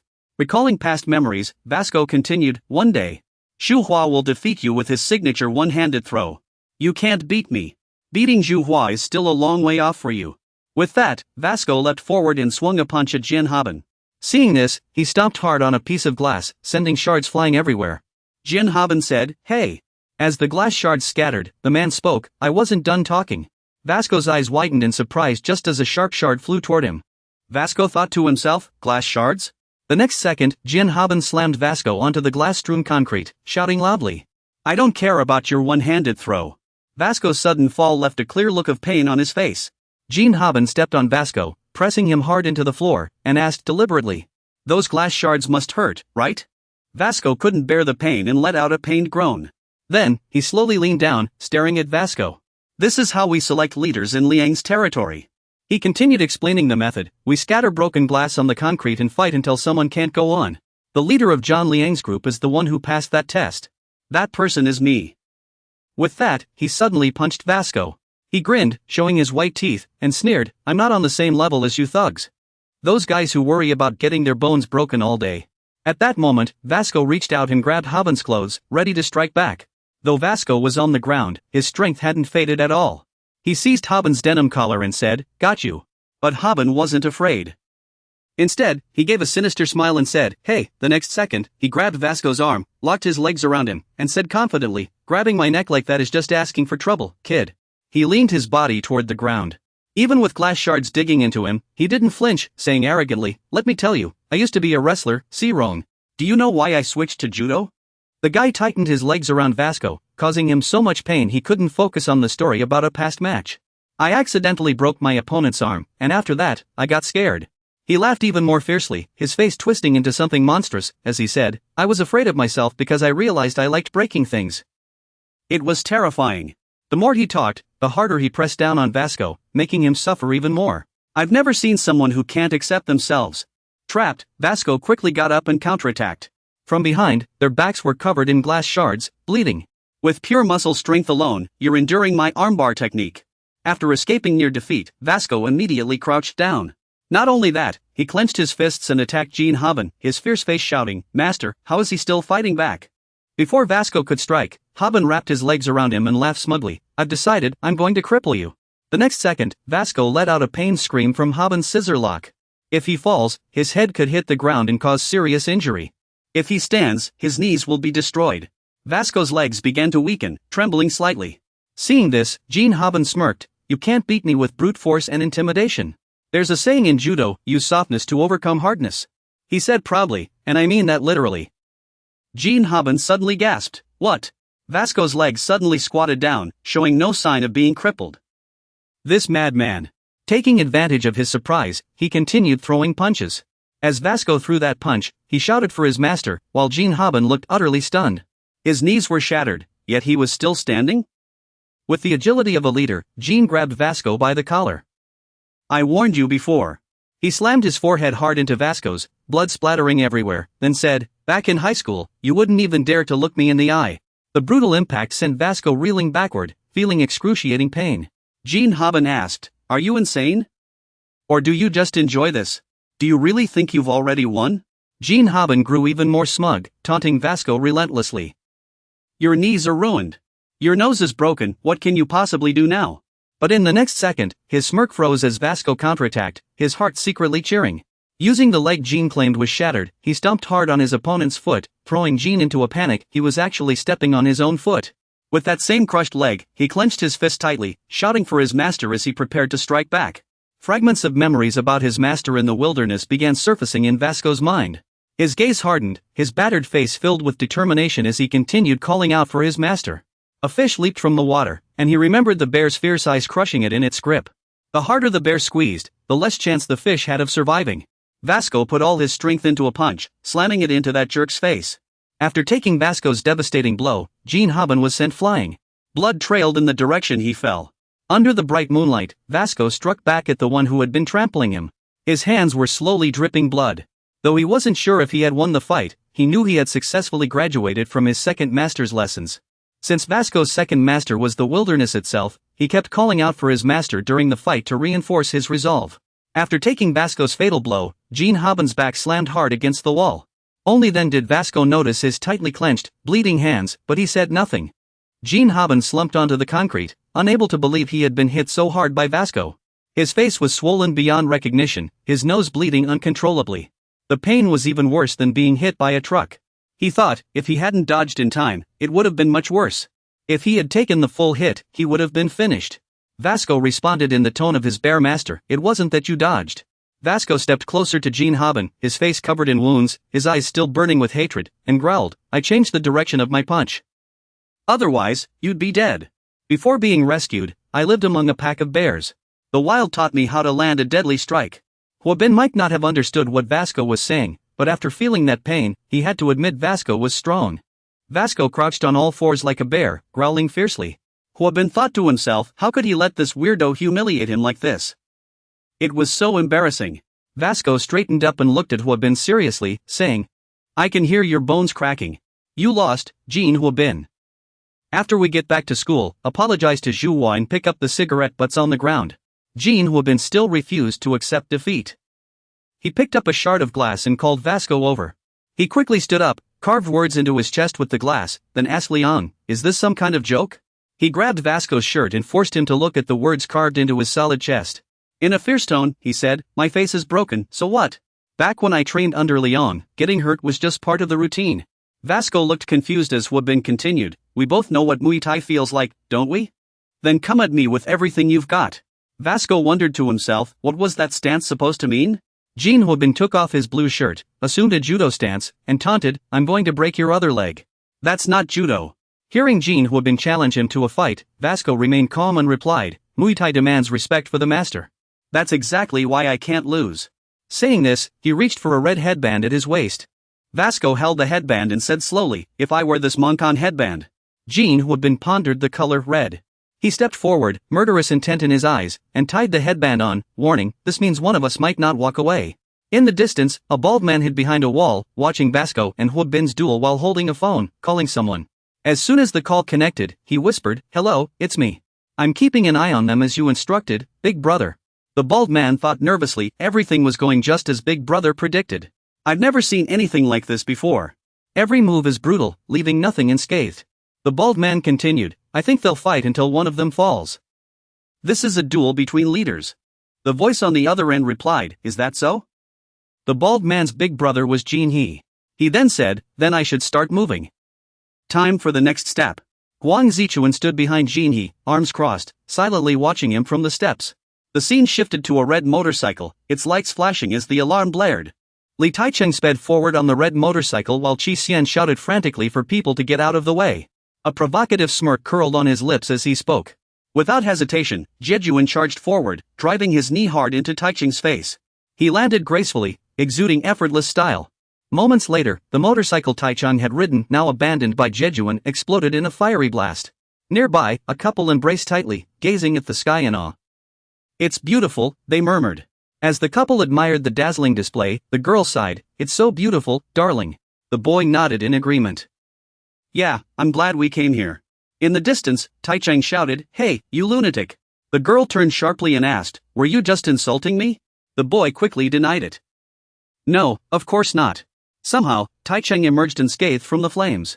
He stripped off his shirt, revealing a muscular frame covered in tattoos. Helmet in hand, he snarled, I was gonna return the bike, but you wrecked it like this? Jijuan waited calmly as Taicheng approached, taunting, got money to burn, huh? Jerk, your family must be loaded. Fragments of their past fights flashed through Taicheng's mind as he growled, here to cause trouble again? Trying to extort me? He lunged forward, fist raised. I'll take you down in the name of the 15 million proletariat. Jijuan didn't respond, just kept pounding his fists into Taicheng's body. The relentless blows left Taicheng spitting blood. The scene shifted to Xianqing's home, where he stood wearing an apron. Holding a pot, he turned and asked, Taicheng? He's my secret friend. What about him? What's wrong with that guy? Choi Jiangyuan sat nearby, peeling onions, and replied. None of us meet the standards. I was planning to have him handle the remaining areas. And Xianqing raised an eyebrow. But don't you hate his ugly face? Choi Jiangyuan smirked. I can use the rest of him. And Xianqing nodded in agreement. True. He's the only one who didn't pass out after fighting me. He's all puffed up on the outside but fragile inside. Choi Jiangyuan muttered under his breath, you're something else. His face twisted in annoyance, tears streaming from the onions. He asked, what do you mean, all puffed up but fragile inside? And Xianqing just shrugged. I was surprised too. Back with Zizong and Taicheng, Zizong yelled, hey, you. Despite the relentless beating and blood streaming down, Taicheng stood unharmed. Done yet, he taunted. Zizong kept striking Taicheng. On the surface, he looked like any other heavy-set guy. But once you hit him, you realized something was different. His muscles were wrapped in a layer of fat, absorbing every punch like a cushion. Possessing a body perfectly optimized for combat, robust on the outside and resilient within, it remained unyielding even under Zhong's punches. Taicheng still seemed unfazed, even a little scornful. To hurt him, you'd need a hammer. After letting Zhong punch him for a while, Taicheng counterattacked with his so-called proletariat boxing style. Now, his fist was raised right in front of this fierce face. His right hand would send him to the afterlife. Suddenly, he let out an ah. Just as he raised his fist, it froze midair as a sharp pain shot through him. Ouch! That hurts. What's going on? Recalling the earlier fight, he couldn't help but feel puzzled. No one had ever made him feel pain before. No one had ever made him feel pain. That time he fought Pikachu was because it aimed for his chin. While it's true you'd need a hammer to make Li Taichung feel pain, he overlooked one thing. There's a martial art based on optimizing the human body's structure and physique. This art delivers power through the shortest path. It's called Systema. And Jinjin might be using it, with every punch packing the force of a hammer, making Taichung feel pain. After taking Jinjin's punches, he always ended up bleeding, confirming that this lethal Systema style truly exists. Some say this martial art is either fake or just a myth. After being struck repeatedly, Taichung retaliated, returning the pain he endured, and snapped angrily. That hurts, you brat. The reason is this martial art has branched into the Systema school. A style truly designed for killing. But Jinjin dodged the punch with agility, though his Systema might still be fake. To explain why Jinjin knows this martial art, we have to go back to his childhood, when his mother told him, you must learn to become a real man. Say hello. But it was impossible for the conglomerate Hong Jixiong to let his second son, Hong Jingjin, learn such a dubious martial art, so he hired a burly instructor. Then he raised his fist to Jingjin's face and mocked, so you trade light punches like this and call it a killing art? If you really wanted to kill. With that, Taichung drove his knee into Jingjin's stomach. Grabbing Jingjin's golden hair, Taichung asked, do you remember? Jingjin continued with a jujitsu move. Last time you passed out when I did this to you. Being choked so tightly made him suffer, clenching his teeth in agony. He recalled how he had been treated the same way before. He put all his strength into punching Jiching in the chest, even knocking off his helmet, cursing as he struck. Jiching immediately retaliated, landing a fierce punch on Jiejie and even complimenting him with a cute. Then, Jiejie slowly lifted his left foot. His arm also hung loosely by his side. Jiching smugly said, now, go to sleep. Thinking Jiejie had given up, Jiching arrogantly reassured him, don't worry. He tightened his grip on Jiejie and added, I'll handle Park Hyung just as gently. Suddenly, a red-hot iron rod inched closer to his back. It turned out Jiejie was holding a glowing red metal bat. Jiching felt the searing heat from behind and screamed, cursing that damn dog over and over. Suddenly, he stopped screaming, his eyes wide with shock. This is a Filipino martial art that uses sticks and other weapons. Jiejie struck Jiching repeatedly with the bat at over 250 kilometers per hour. The pain was unbearable, leaving him bruised all over, furious but helpless against this fighting style. In the midst of his rage, Jiching froze, mouth agape, stunned. Memories of Jiejie and Hyung playing together flashed through his mind. Staring at Jiejie's expressionless face, he stammered. Jiching was shocked by the sight of Jiejie holding a smoldering iron rod, his hands covered in blood. Your hands. It seems you've been practicing Kali martial arts for this day. The scene shifts to an eerily quiet park. Huan Chu grabbed a badly bruised man by the collar and turned to curse, unbelievable. He then asked a man holding a black bat, what kind of nonsense did you learn from that guy? Under the full moon, a man stood silently with a bat, watching the person on the ground. Dornby has arrived at the Eastern Boxing Arena. Yak Xianqing held a rolling pin and said, do you know how to make pork tender? The secret is to pound it hard before cooking. Yak Xianqing's words weren't just about cooking. Jiejie was brutally beating Jiching. Each punch landed like thunder, making him groan in pain. Jiching was now covered in bruises, wincing as he endured each strike, whimpering in agony. Watching Jiejie, he thought to himself, usually, getting hit or struck with weapons doesn't hurt this much. It wasn't as painful as when that blonde guy hit him, but it still hurt too much. Are all blonde guys this strong? Taichung immediately lunged forward, planning to finish the guy off once he grabbed Jiejie. But every time he got close, Jiejie would retreat and strike him relentlessly. With every hit, Taichung cursed Jiejie in his mind, determined to catch him. But in jujitsu, he couldn't even lay a hand on his opponent. Failing to grab him meant defeat. Cui Jianjun had finished chopping the onions and, wiping his knife, asked, what's that guy's skill? Endurance, free fighting, and jujitsu, right? And Xiancheng carried a large pot of soup and casually replied, pretty much, but that guy's a bit odd. Jianjun immediately asked, odd how? Taichung has a weird habit, and Xiancheng said. Every time he gets hit, he seems to learn something. He carefully observes his opponent's techniques and makes them his own. Sure enough, he was now trying out Jiejie's moves, catching him off guard. He smirked, hope you won't regret this. He took a drag from his cigarette while heating an iron bar in the fire, saying, you were the one who drew first. Jiejie didn't respond, just raised his weapon, ready to fight. He wondered to himself, I wonder what he's become now. Taichung fearlessly blocked with his bare hands. The two stood off, neither backing down. Their eyes burned with unspoken hatred. Taisheng used a U-shaped iron bar to lock Jiejia's neck. Then he grabbed him, executing a final jujitsu move, saying, "Love tea." Surprised? How's that? He clamped his legs tightly around Jiejia's body. He thought, this guy must be a real piece of work. He grabbed Jiejia's hair and said, even through clothes, it must still be burning hot, right? My weapon was just heated up. A man in black hiding behind the wall watched all this and gasped, "Monster." Though watching from afar, he felt a chill, thinking, so he went easy on me earlier because of the bandages. Jiu-jitsu, free fighting, and weapons combined. Jiejia now used his stick to lock Taisheng's neck. Taisheng struggled, his eyes rolling back, and cursed, "Scum." But he put on a cocky grin, "Your weapon's gone cold. It's just lukewarm now, scum." For revenge, he pressed Jiejia's head against the edge of the U-shaped iron bar, saying, "There." Jiejia gritted his teeth, enduring in silence. Taisheng lost all reason. With a twisted expression, he declared, "Let's settle this here and now." The scene shifted to a black boxing glove lying on the ground. A voice nearby calls out, "Kid, you better come clean." Li Jichuan sits exhausted on the boxing ring floor, leaning against the corner as his master questions why he decided to return to the ring. Hearing the question, he shrugs helplessly. Why does his master always ask this? But he finally answers, "I've already broken my promise." His master immediately asks, "What promise?"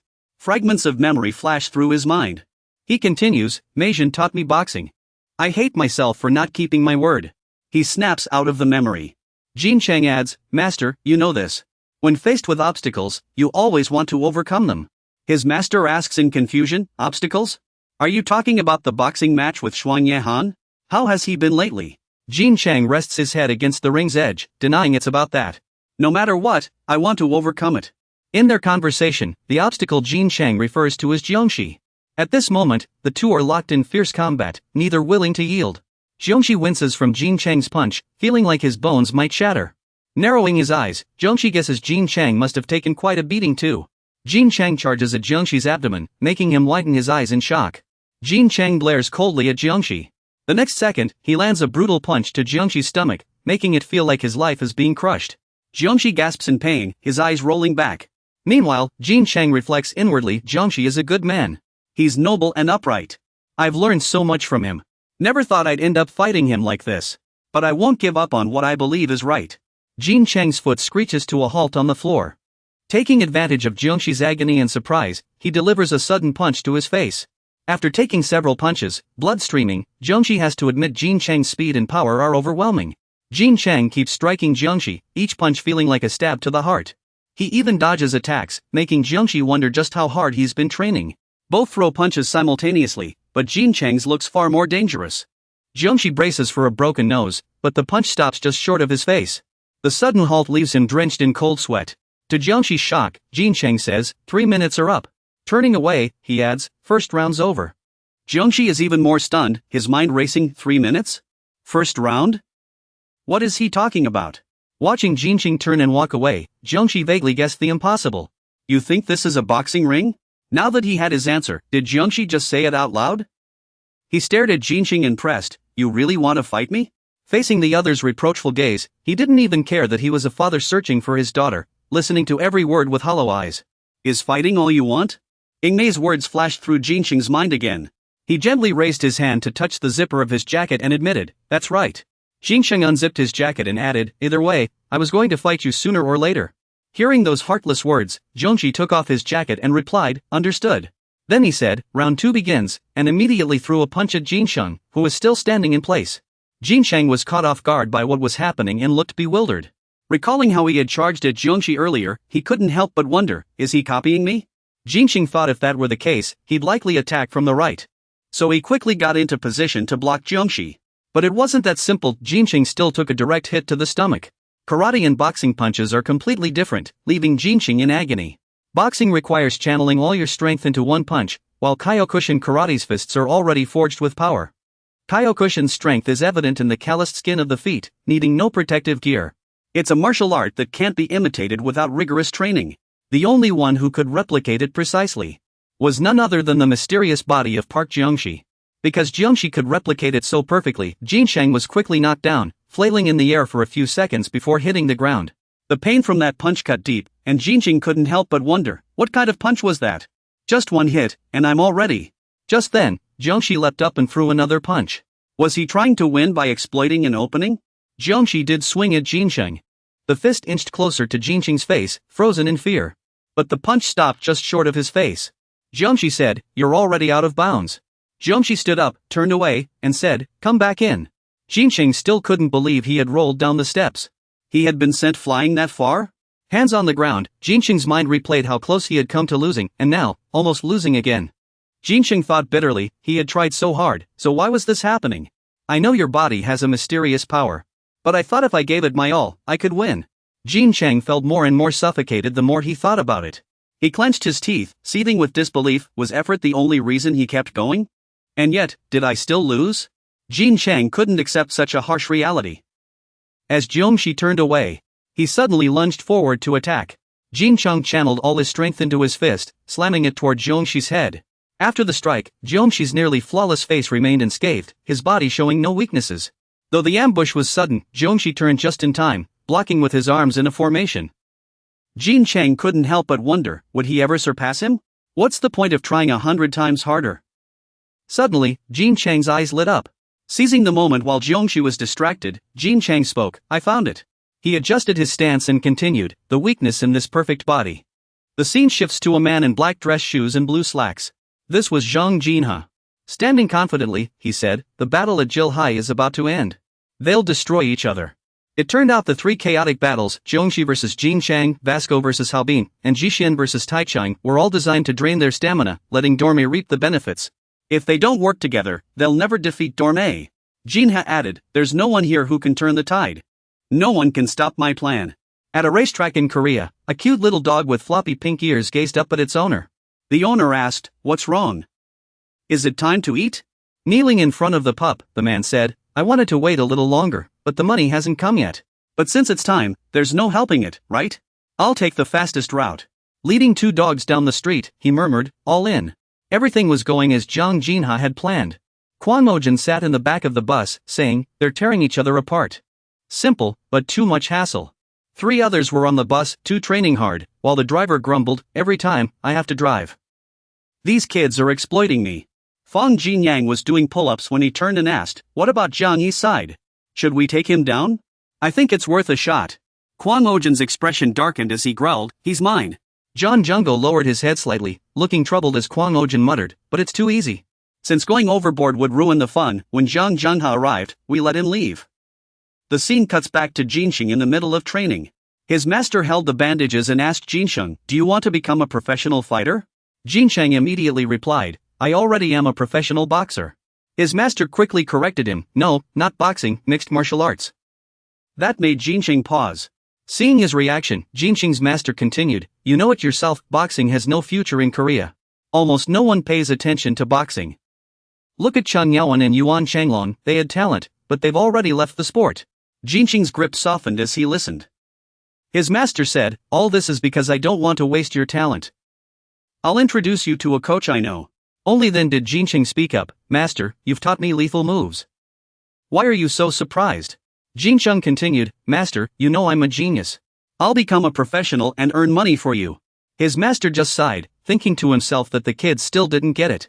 Soon after, Jincheng changed into casual clothes and walked out of the training room, only to hear his master yelling from behind, "Genius? What kind of genius are you? Stop spouting nonsense about lethal moves and get back here, you fool." Jincheng put on his cap and muttered, "That old man is always complaining. Where else would he find another genius like me?" Then, Jincheng murmured to himself, "I truly love this. Though Meijin was the one who taught me boxing, now I love the sport itself. So don't follow my path. You don't even have an interest in boxing, but it's all I have." The scene quickly returned to Jincheng's match against Hanshua. Jincheng launched an attack, but Hanshua easily dodged it. Not only that, but he countered with a punch that left Jincheng in pain. Blood quickly trickled from Jincheng's nose after the hit. He couldn't accept that all his hard training still led to defeat. He kept attacking, but every move was blocked by Hanshua. Yet when Hanshua struck back, Jincheng couldn't defend himself, leaving his arms bloodied. He recalled lying exhausted on the ring. Jincheng begged his master to teach him lethal moves. His master said he didn't want to waste his talent. "Why does my master only teach me the basics?" His master crossed his arms and replied, "I've already taught you lethal moves, kid. You're just too slow to realize it." Jincheng let out a frustrated humph. "When will I ever win if this keeps up?" The coach finally couldn't help but retort, aren't you a self-proclaimed genius? Is there really someone who can beat a genius? Jin Chang immediately answered, there is one. Then he told his coach, there's someone with a perfect physique who can copy any move. But his master didn't believe him, sighing and saying it was impossible. As he turned to leave, the coach continued, if there really is such a person, then that person might truly be a genius. It was only when he was beaten bloody and battered that he finally understood. The teacher only said you had talent. He never called you a genius. Because you aren't one. Watching Shishong unscathed, Jin Chang couldn't help but wonder what to do. Though he only knew boxing, he kept fighting back. But all he gained were more bruises and more pain. Jin Chang seemed to have lost his mind, relentlessly attacking Shishong. Even his earlier strikes had all missed. Finally, unable to tolerate the persistence, Shishong asked, are you satisfied now? Aren't we fighting just as you wanted? Jin Chang was enduring immense pain. Furrowing his brows and gritting his teeth against the agony, he heard Shishong say, I'm sorry, but I've seen through all your moves. Unable to accept this, Jin Chang immediately launched another attack.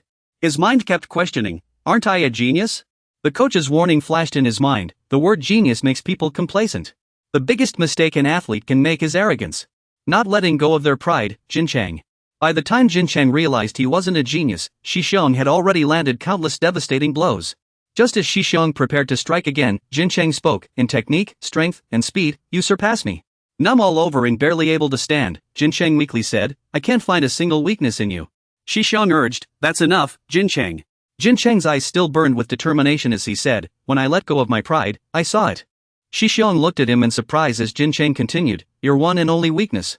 Instead of explaining further, Jin Chang charged forward. He landed a punch on Shishong's face, and the quick-reacting Shishong retaliated immediately. Neither held back, ruthlessly trading blows to each other's faces. Jin Chang believed Shishong couldn't replicate one thing, his body was too perfect. That was Jin Chang's trump card, and the image of the trophy flashed in his mind again. The coach asked, do you know why I never called you a genius? As their fists hovered near each other's cheeks, Jin Chang mustered all his strength and struck Shishong hard, sending him reeling and blood flying. The scene shifted elsewhere, and a voice spoke, Jiang Jinha's plan is to escalate the internal conflicts at Jigo High. What do you think, brother Jin Shishong? Just as this question was raised, big brother Jin Shishong was goofing off with one hand. Watching the sweat drip to the floor and pool into a small puddle, he must have been at it for quite a while. Jin Shishong answered me expressionlessly, believing this matter would help maintain the balance of power. Jiang Jinha can definitely handle everything. He once told me he spent years analyzing Cheng Yaoan just to betray him. He'll still show his cunning and underhandedness in this plan. To prevent them from fighting to the death and leaving one standing, Jiang Jinha borrowed my sword. Just as Jin Shishong finished speaking, Yuan Jitai walked up from the stairs. A towering, heavyweight figure, you could even call him a big shot, stepped into the boxing center. After Jin Xiangshua was knocked down by Jin Chang's punch, his gaze sharpened, realizing he wasn't a genius. Thankfully, he wasn't. Before Xiangshua could react, Jin Chang charged forward and struck him right in the face. He thought to himself that he wasn't a genius, so winning or losing didn't matter. All he needed was to work harder until he truly became one. Letting go of his ego, Jin Chang was able to attack Xiangshua's face relentlessly without retaliation. In the end, Jin Chang understood what his master meant by don't let your ego control your fists. Li Jin Chang had the upper hand, easily landing hits on his opponent's face and even striking Xiangshua's abdomen. Park Xiangshua had never lost a match before, thanks to his mysterious physique. This was the first time since gaining this body that he was pushed to his limits. This perfect body had everything but had never truly fought seriously. Park Xiangshua pressed a hand to his chest, shocked to find himself overheating, something that had never happened before. Meanwhile, the battle on the other side was just as intense. A year's worth of punches had already drawn blood, yet a determined voice rang out, I'm gonna punch your face. Then, Haobin asked his opponent Vasco, what about you? Vasco, his face bruised and nose bleeding, replied, the face too. With that, both launched a physical assault on each other's faces. Vasco groaned out a few words, next, the face too.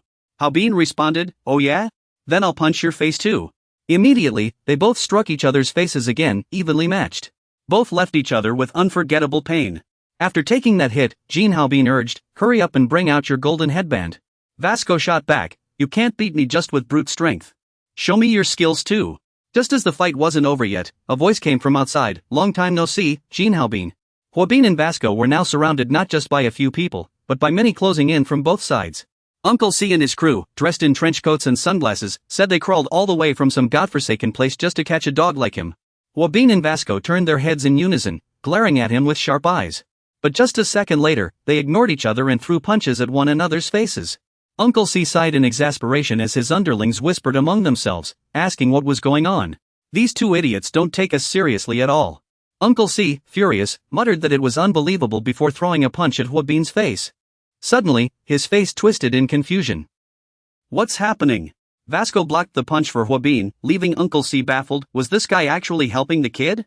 But in reality, Vasco had only intercepted the punch to land one of his own on Huabin's face, as if declaring, "This is my prey, back off." Just as Uncle C stood stunned, a hand landed on his shoulder. It was Huabin, who shoved his face aside and threw another punch at Vasco. Though dazed by the affectionate shove, Uncle C said nothing. Seeing their boss treated like this, the underlings excitedly pulled out popcorn to watch the show. Uncle C finally spoke, ordering Bald Chun to handle something. The underlings looked confused, asking, "What is it, boss?" Uncle C took off his trench coat and sunglasses, revealing his muscular frame. "Remember, go tell him I'll bring both Jean Huabin and Vasco, dead or alive." Meanwhile, a motorcycle was burning, billowing thick smoke. A group gathered around, led by Peng Jinyang and Ge Zhanghao. They both looked toward the direction where Taixing and Zhixiang were fighting. Zhanghao smirked, "Look, a pig and a golden retriever." Then he asked, "Those two must be the ones, right?" The two continued brawling in front of everyone. Taixing noticed the uninvited guests and snapped, "Hey, wait, what the hell? Let go of me for now," he thought, his mind racing. Those guys were from the A Hotel. So these jerks were here to wipe them out together. He looked at Zhixiang and said, "I'll let you go for now, demon." But his heart was conflicted, he still had to deal with those guys. And then there was this blue-eyed, blonde-haired Sestarta guy. Was this fate giving him a chance? His eyes widened as he quickly calculated his next move. Without warning, he yanked Zhixiang's head closer, his expression suddenly tender. He whispered into Zhixiang's ear, "How about we team up?" Zhanghao sneered, "Look at those two." Peng Jinyang immediately replied, "I have no idea what secret plan you two have." Taixing's smug look and Zhixiang's blank face made Jinyang scoff, "You two think you can take us on with those hairstyles and zero teamwork?" Zhanghao smirked, "Anyway, the real deal is taking them there, might as well warm up first." Just as the two were talking, Cai Song immediately swung his iron rod hard at Zhe Xian's head. Jinyang and Zhonghao watched this hormone-fueled scene in shock, thinking Cai Song had lost his mind for betraying his own teammate. Without a care, Cai Song smirked and asked, "Surprised? Kid, I win." Zhe Xian lay motionless on the ground, but Cai Song taunted, "What are you gonna do about it?" He dragged his weapon toward Peng Jingxing's group, provoking, "I'll crush all your heads next." Meanwhile, Hong Su felt something was wrong. He had never been attacked so brutally in his life. His eyes glazed over, his breathing grew ragged, and his body burned as if with a fever. Had he ever been this sick in this body before? Hong Su felt dizzy and disoriented, barely able to see Jin Cheng approaching. Maybe he had taken too much damage. As Jin Cheng stepped forward to strike him, Hong Su felt like he might pass out at any moment. Strangely, if he blacked out, he might wake up in a different body. Suddenly, his body began to change, though he still felt on the verge of collapsing. Yet in an instant, he caught Jin Cheng's fist. Not only that, but he felt stronger than ever. This happened because his perfect body had been pushed to its limits. Li Jin Cheng had grown stronger than anyone, and his instincts told him his progress had awakened something within Hong Su.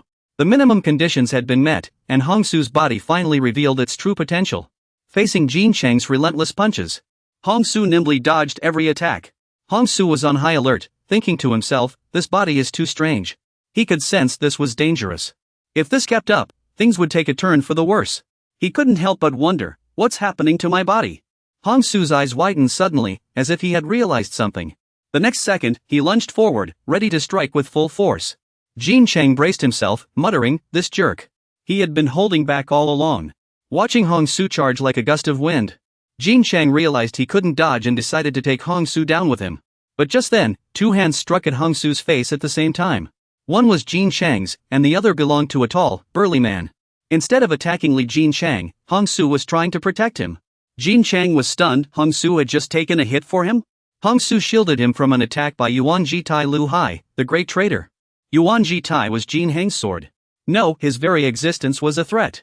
Yet strangely, now Yuan Ji Tai was deeply concerned. Yuan Ji Tai was a threat himself, but he felt threatened by Pu Hongsu, who had just struck. Yuan Ji Tai had originally planned to charge forward and eliminate the obstacle in his way. Looking at his fist, he wondered if this could be considered a sneak attack. How could I ambush someone I've never even met before, let alone a lowly guy like that? Glancing at Zhong Shu, who had just collapsed, he felt like he sensed something from him, or was it just his imagination? Then he rolled up his sleeves and said, "Let me introduce myself." Tall and expressive, he said, "I'm Yuan Ji Tai from Big Deal. Jin Cheng assumed a fighting stance and said, "One of you wants to fight me, while the other claims to protect me." His face twisted in anger as he demanded, "Are you two treating me like an idiot?" Jitai stepped closer to Jin Cheng and said, "Brother Jin Ming ordered me to help Jiang Jinha. I'm here to eliminate pests like you."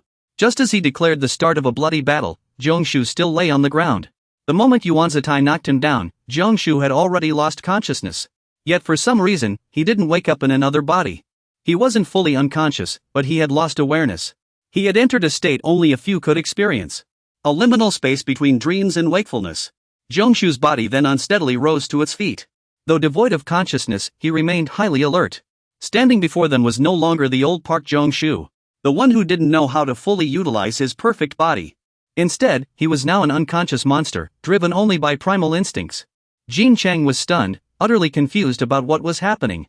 Looking at the towering man before him, Jin Cheng wondered, who was this guy? Was he a foreign mercenary hired from overseas? Why was he asking about hair? Did he want to shave his head? Was he taking some kind of hair growth treatment? Jin Cheng turned to Zhongshu, still puzzled. Who is this guy? His consciousness is gone. How is he still standing? Is he really Park Zhongshu? Watching the situation unfold, Jin Cheng suddenly realized that he and Hong Shu's dorm were completely exhausted. Maybe this was all planned from the start. Jin Cheng slowly stood up, thinking, even though I'm drained, I'm the only one left who can move. Jin Cheng immediately rushed toward Zhongshu's position, trying to drag him away, shouting, "Wake up, you idiot." Unexpectedly, Zhongshu landed a heavy punch on Jin Cheng's face. Even Jitai, who witnessed it, was shocked. Jin Cheng spat blood and was sent flying. Jitai couldn't believe Zhongshu would pull off such a move. He was nothing like the rumors suggested. Staring at that cold, expressionless face, Jitai couldn't help but doubt, is this really Park Zhongshu? In another scene, the sky began to rain again. With a cigarette between his fingers, Guangxian said, "I was just too tired. But I didn't expect you to be this strong." Ignoring his bleeding wounds, he let the rain wash over him. He calmly continued, "You still have the guts to give me another scar." Gazing at the gruesome corpse lying on the road, he went on, "Can loyalty truly make someone this powerful? If only you knew how to defend yourself. I've met many people determined to kill their opponents. But this is the first time I've seen someone so reckless with their own life." Yuan Jitai stood in the rain, his body bruised and bloodied, the downpour unable to wash away the marks. Then, a voice rang out. "I understand. I concede. For now, I'll postpone my plans to eliminate you." After hearing Jin Ming's assurance of safety, Yuan Jitai passed out. Afterward, he let himself be drenched by the rain while using an umbrella to shield Jin Ming. A man with the potential to lead, yet he refused. The one who left Yuan with an unforgettable scar. It was Jitai, now being force-fed by an unthinking monster, Shixiangsu. Shixiangsu attacked Jitai relentlessly, showing no fear. As he took the blows, he mused to himself, his technique and form were flawless. He must have a solid foundation in boxing. But when he counterattacked, his opponent's head was as expressionless as stone. He stopped his fist just before Jitai's face, and Jitai sprang up from the ground. A lethal kick aimed at Jitai's head. Jitai stretched out his large hands, thinking he wasn't just a boxer. If he could grab him, he'd take him down. Then, a fist appeared before Jitai's eyes, leaving him dazed. Next, Shixiangsu's karate strike sent him reeling backward. Jin Cheng watched the entire scene unfold, stunned. Seeing Shixiangsu's Muay Thai on Jitai, Jin Cheng couldn't help but wonder if this was the same person he'd fought before. Shixiangsu now seemed unstoppable, as if he knew every martial art. Despite his small stature, he could throw Jitai twice his size to the ground. Even after being thrown, Jitai struggled to stand back up. Shixiangsu kept asking himself, "Who are you, really? Are you even human?" Jitai's face was swollen, his gaze hollow as he barely stood. Shixiangsu charged forward and landed a brutal punch square on his face. With Shixiangsu dominating, it seemed Jitai might lose this fight. After losing to that monster that day, Jitai's army had sworn an oath. For Kamiqing, Jitai would never lose again. That day, he wept in the rain, vowing no matter who the opponent was, "I will never lose again." From then on, he learned to defend himself in every martial art he chose. Jiqing suddenly found himself too terrified to speak. "No, this can't be. Kamiqing's resolve will never break." The more Jiqing thought about it, the more afraid he became. Boxing? With that appearance, does he even have a conscience? Jiqing suddenly clutches his head, wincing in pain. "You should at least respond, you were fighting like a madman just now." Instinctively, Jiqing replies, "That's true." Suddenly, he looks up and scans his surroundings. Shixiangsu has recovered and rubs his head, saying, "My head hurts too." Jiqing muses to himself that consciousness usually returns on its own after a while. Dos Santos lost consciousness in the second round but was fully awake by the end of the match. Su naively asks, did I pass out just now, and gets a confirming nod from Jixing. Jixing then stands up, draping his arm over Su's shoulder, while Su supports him by wrapping an arm around his waist. Once steady, he says, none of that matters now. Listen, I think we've walked into a trap. Jixing looks up at Su, his expression pained as he explains the situation. From the start, this might have been someone's plan all along. Su is confused and presses, a trap? A plan? What do you mean? Both of their gazes shift toward JT. Jixing continues, look at that foreign mercenary. JT notices the odd expressions on the other two and immediately remarks that the atmosphere feels different. Have you changed your strategy? As for Hyung Suc, he just woke up, saw JT, and has been wondering who that old man is. He looks quite old. Hyung Suc and Jin Hyuc seem terrified of JT, but he says it doesn't affect him no matter what. JT steps closer to the two, declaring firmly, I'll do my best. The camera shifts to a pair of hands adorned with jewelry. JT stands beside Jiang Shixiong, who eyes the pile of jewels in his hand, asking how he felt witnessing what Guang Aochuan taught firsthand. Jiang Shixiong remains silent. JT continues, you might feel guilty, but don't blame yourself. This isn't your fault. While we may have set things in motion, it was Guang Wuchuan who turned this into an organized crime network. Just as he's saying they must stop Guang Wuchuan quickly, a man with powerful arms appears. Jiang Shixiong looks at him in surprise, while Guan Su beside him asks, who are you? Meanwhile, in another scene, a voice asks, have you met that guy by now? With those psychological scars, can you handle him? And Guang Wuchuan's shadow? A hand spins atop, saying, we're all part of Big Deal now, so listen to them before leaving camp. The hand and voice belong to Jihao. He turns and adds, I'll give you further instructions after the fight. A tall, burly man, Hong Zubiao, steps out of the reform school and calls out, darling. Jiang Shixiuan stands beside him, looking especially small.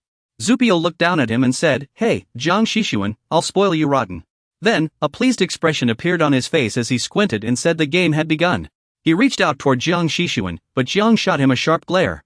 Immediately after, Jiang flipped the burly man onto the ground. Su witnessed this and thought in shock, did he learn that move from that guy? Jiang Shixiuan continued striking Zubiao relentlessly with a baton, blood splattering everywhere. Watching how swiftly someone had been taken down, Su wondered, if I fought Jiang Shixiuan now, could I still win?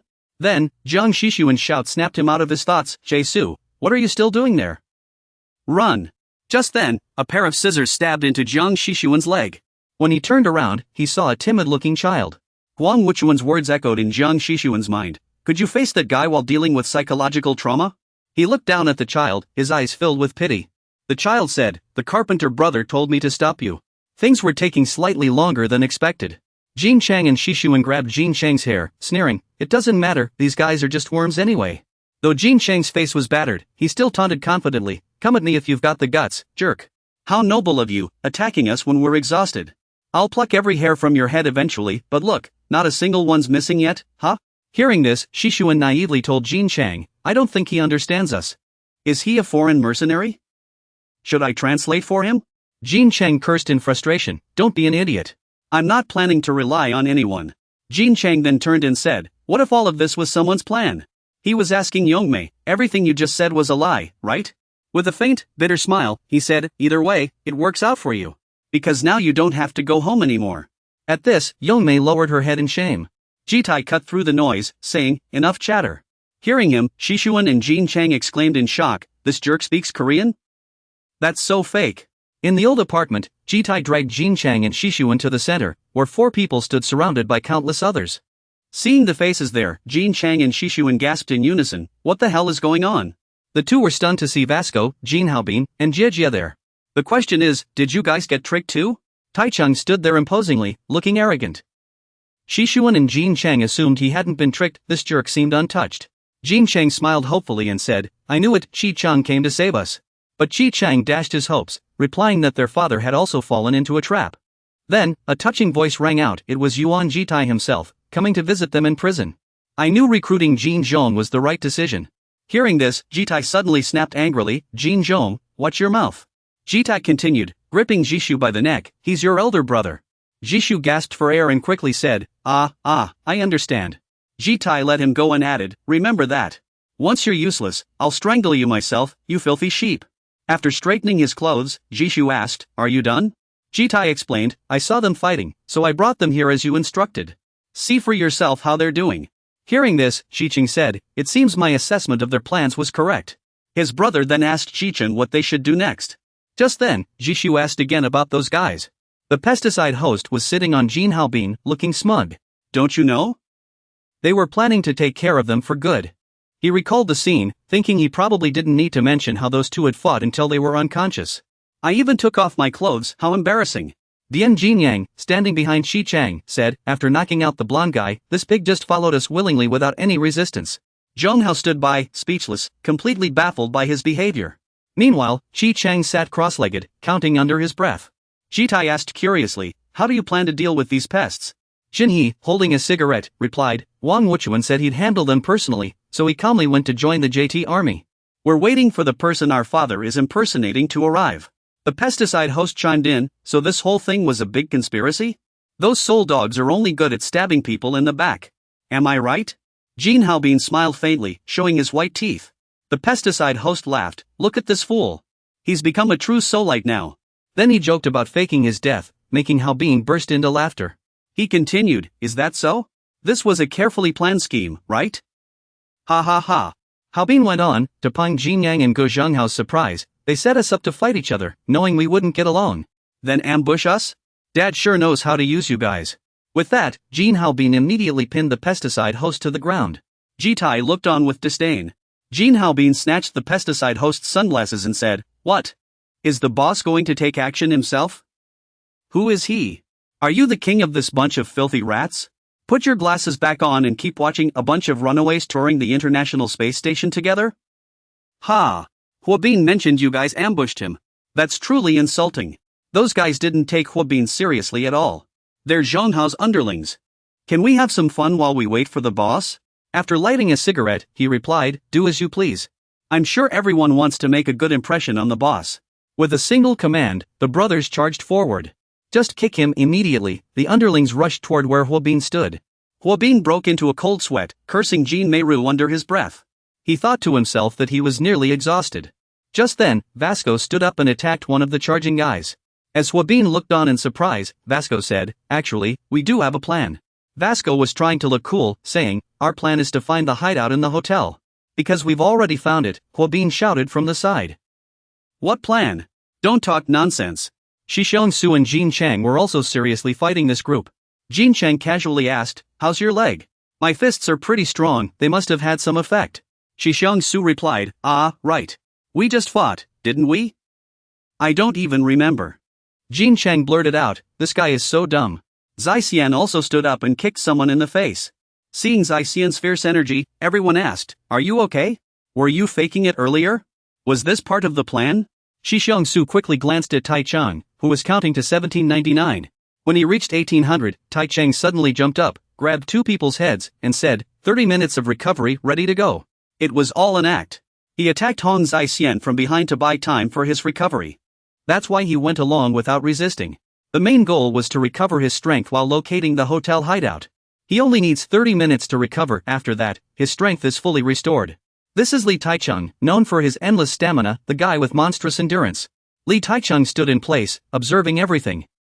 Hearing their words, he said, "If you thought we weren't united and tried to trick us, you should have prepared for what happens when we are united.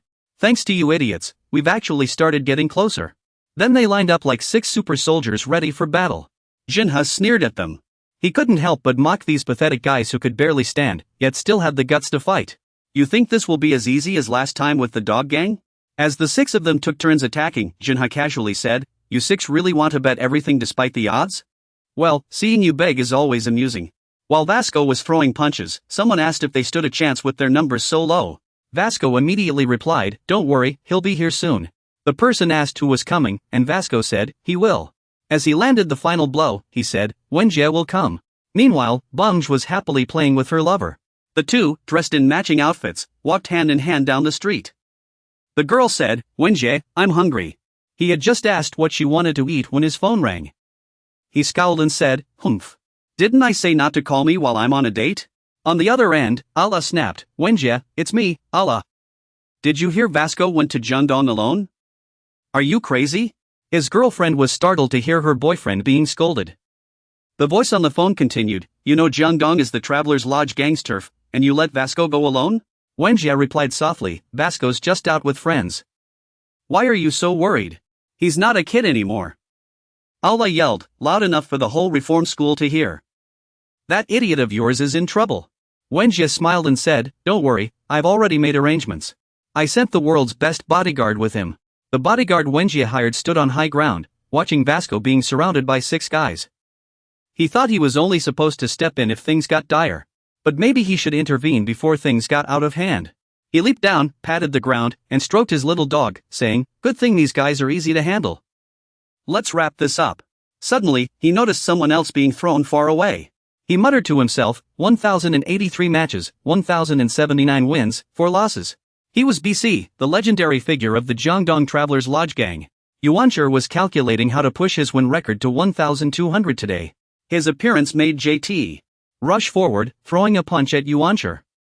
Facing JT, who was blocking his punch, he said, it's been 3 years, huh?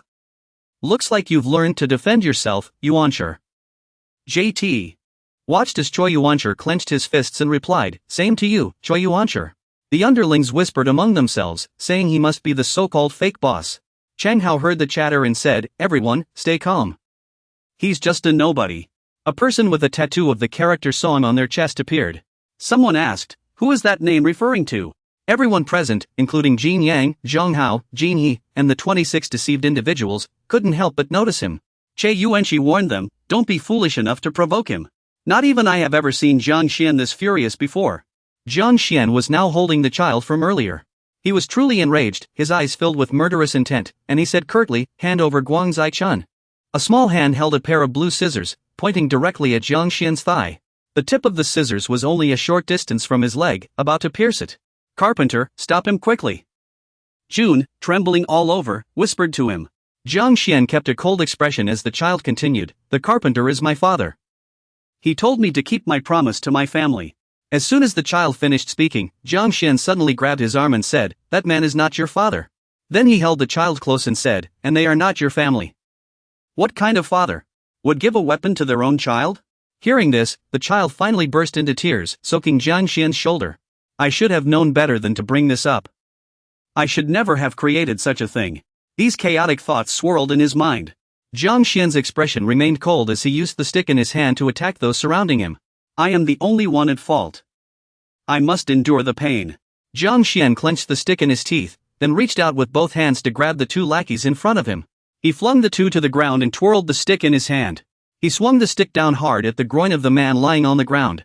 But it's not too late, Jiang Xian thought, raising the stick in one hand while gripping the man's throat with the other. Because I am the one who started all this, he thought. The remaining group stared at Jiang Xian in terror. He wiped the blood from his face and glared at them sharply, asking, what are you looking at? Scoundrels, Jiang Xian thought to himself, I must destroy all of this with my own hands. The 3 lackeys who had just witnessed this scene were pale with fear, saying in unison, that guy is a monster. The man in orange spoke up, I've heard about this before. Before the Yin became an online organization, a father laid its foundation. Our song tattoos are fake. Only one person truly bears the song tattoo. Years ago, after a serious incident, that person abandoned everything and vanished without a trace, the true founder of the Yin, Jiang Xian. After saying this, Jiang Xian stood tall, tossing his hair back, with the people he had defeated lying at his feet. He declared clearly, let everyone be on guard and prepare to fight me. He asked coldly, are you trying to play hide-and-seek with me? On the other side, Yuan Ji and Che Yuanqi were facing off. Yuan Ji used his fists to block Yuanqi's attacks. Suddenly, you speak up and ask, have you learned how to defend yourself now, Yuan Ji? You too, Yuancher. Ji responds without hesitation. Yuancher suddenly raises his fist and says. Finally changing his stance, one hand behind his back, the other remaining as is, he smiles as he brings up our history of battles. Is defense really necessary? I won't lay a hand on you again because I no longer have a reason to. Meanwhile, in Yuancher's mind, a bloodied figure leaning against the wall appears. He silently thinks about how Shizhen must be suffering right now. If he finds out we fought again, he'll be devastated. Ji clenches his fist behind his back and says regretfully. He assumes a fighting stance and says, you're back at the inn, Yuancher. You're cut out for big things. Ji clenches his fist, locks eyes with Yuancher, and charges forward with a shout. In unison, their fists collide. What's wrong? Yuancher frowns. Why did you stop? He still doesn't understand why Ji halted just as their fists were about to strike. Jin Jun's sword, an unfamiliar voice rings out. Your business here is done. Jinha leans against the wall, smirking as he addresses Ji. You should leave now, Yung. Ji asks with a puzzled expression, what are you plotting? Isn't this exactly why you need me? Elsewhere, people have already begun fighting, clashing violently. Ji continues, the battle has only just begun. If I leave now, you'll be at a disadvantage. Aren't you supposed to be supporting the inn? Or did Jin Jun give you different orders? Jinha, holding a piece of candy, glances at Ji with a smirk and says, you talk too much. My word is Jin Jun's command. Are you defying Jin Jun's orders? Ji can only lower his head and ponder. After a moment, he replies, then I'll leave, and turns to go. Took you long enough? That's the Juinji I know. Jinha responds to Ji's words. Then, with an arrogant expression, he turns to Junso, points at him, and says, now, behold the great Junso of the East District. I have something to say to you. Blood sprays from Jinha's mouth as he's struck by an enraged Junso's fist. You despicable cur, you've ruined my mood, Junso replies, lowering his stance. After taking care of one guy, he turned around with bloodshot eyes, standing tall as he looked at the people in front of him. Why are you all just standing there like wooden posts? Aren't you going to greet me? I came here with a smile to say hello to my uncles. It was so boring elsewhere. When I got called to Seoul, I was actually looking forward to it. I should have come sooner, said the man with a hat and beard as he fought Vasco. What's the point of fighting like this? It's no different from hitting a corpse. Blood dripped from the corner of Vasco's mouth as he knelt on the ground, clearly exhausted. Am I really supposed to fight someone who can barely stand? Looks like the monster Vasco isn't showing up today. He signaled with his eyes, a bright smile still on his face. So this is the leader of Dormitory A's branch, Lee Changhan. Vasco panted heavily, hands still braced on his knees, and said shakily, come here. What? This dog has some nerve, ordering me around? Changhan said softly as he stepped closer. Suddenly, Vasco kicked Changhan's left shin just as he took a step, then the monster Vasco struck back. Time to get serious. Vasco's face was battered, but he struggled to his feet to fight back. I promise you. Changhan was in pain from that hit, gritting his teeth as he glared at the kid. How do you still have so much energy? Isn't the answer obvious? We're going to win, Vasco thought to himself. Because I'd rather die fighting than lose to scum like you. His words and gaze made his resolve clear. We will win this fight. The scene shifts. A tightly clenched fist appears in the frame. I can't believe this, the voice said. Why does everyone use Kyokushin karate now? Is it some kind of trend? Pei Minyu spoke as he assumed a samurai stance. I had a bad feeling about that guy ever since we were on the ship. And now we've finally run into him. Getting knocked out by some kid, what a disgrace. So you're a boxing samurai, huh? Jin Chang looked utterly battered. His entire body was covered in wounds. His face was smeared with blood. I'd be happier if you weren't so badly hurt. But it doesn't matter now. You're going to die anyway. Pei Minyu roared and charged forward with a punch. Before he could react, Jin Chang's fist slammed into his face. I swear, sorry, but if there's one thing I can't stand, we will win. It's losing to Kyokushin karate, Jin Chun countered, his brother's image flashing in his mind. We will definitely win this war. Hey, blonde Hishta. I'll handle the front, you take the back. I'm not exactly thrilled about it either. But we're allies now. Li Jiqing said to Kai Jian. When Kai Jian didn't respond, Li Jiqing patted his shoulder and shouted loudly. You should respond when someone talks to you. What's wrong, Jiqing? Kai Jian's expression instantly changed. He asked seriously.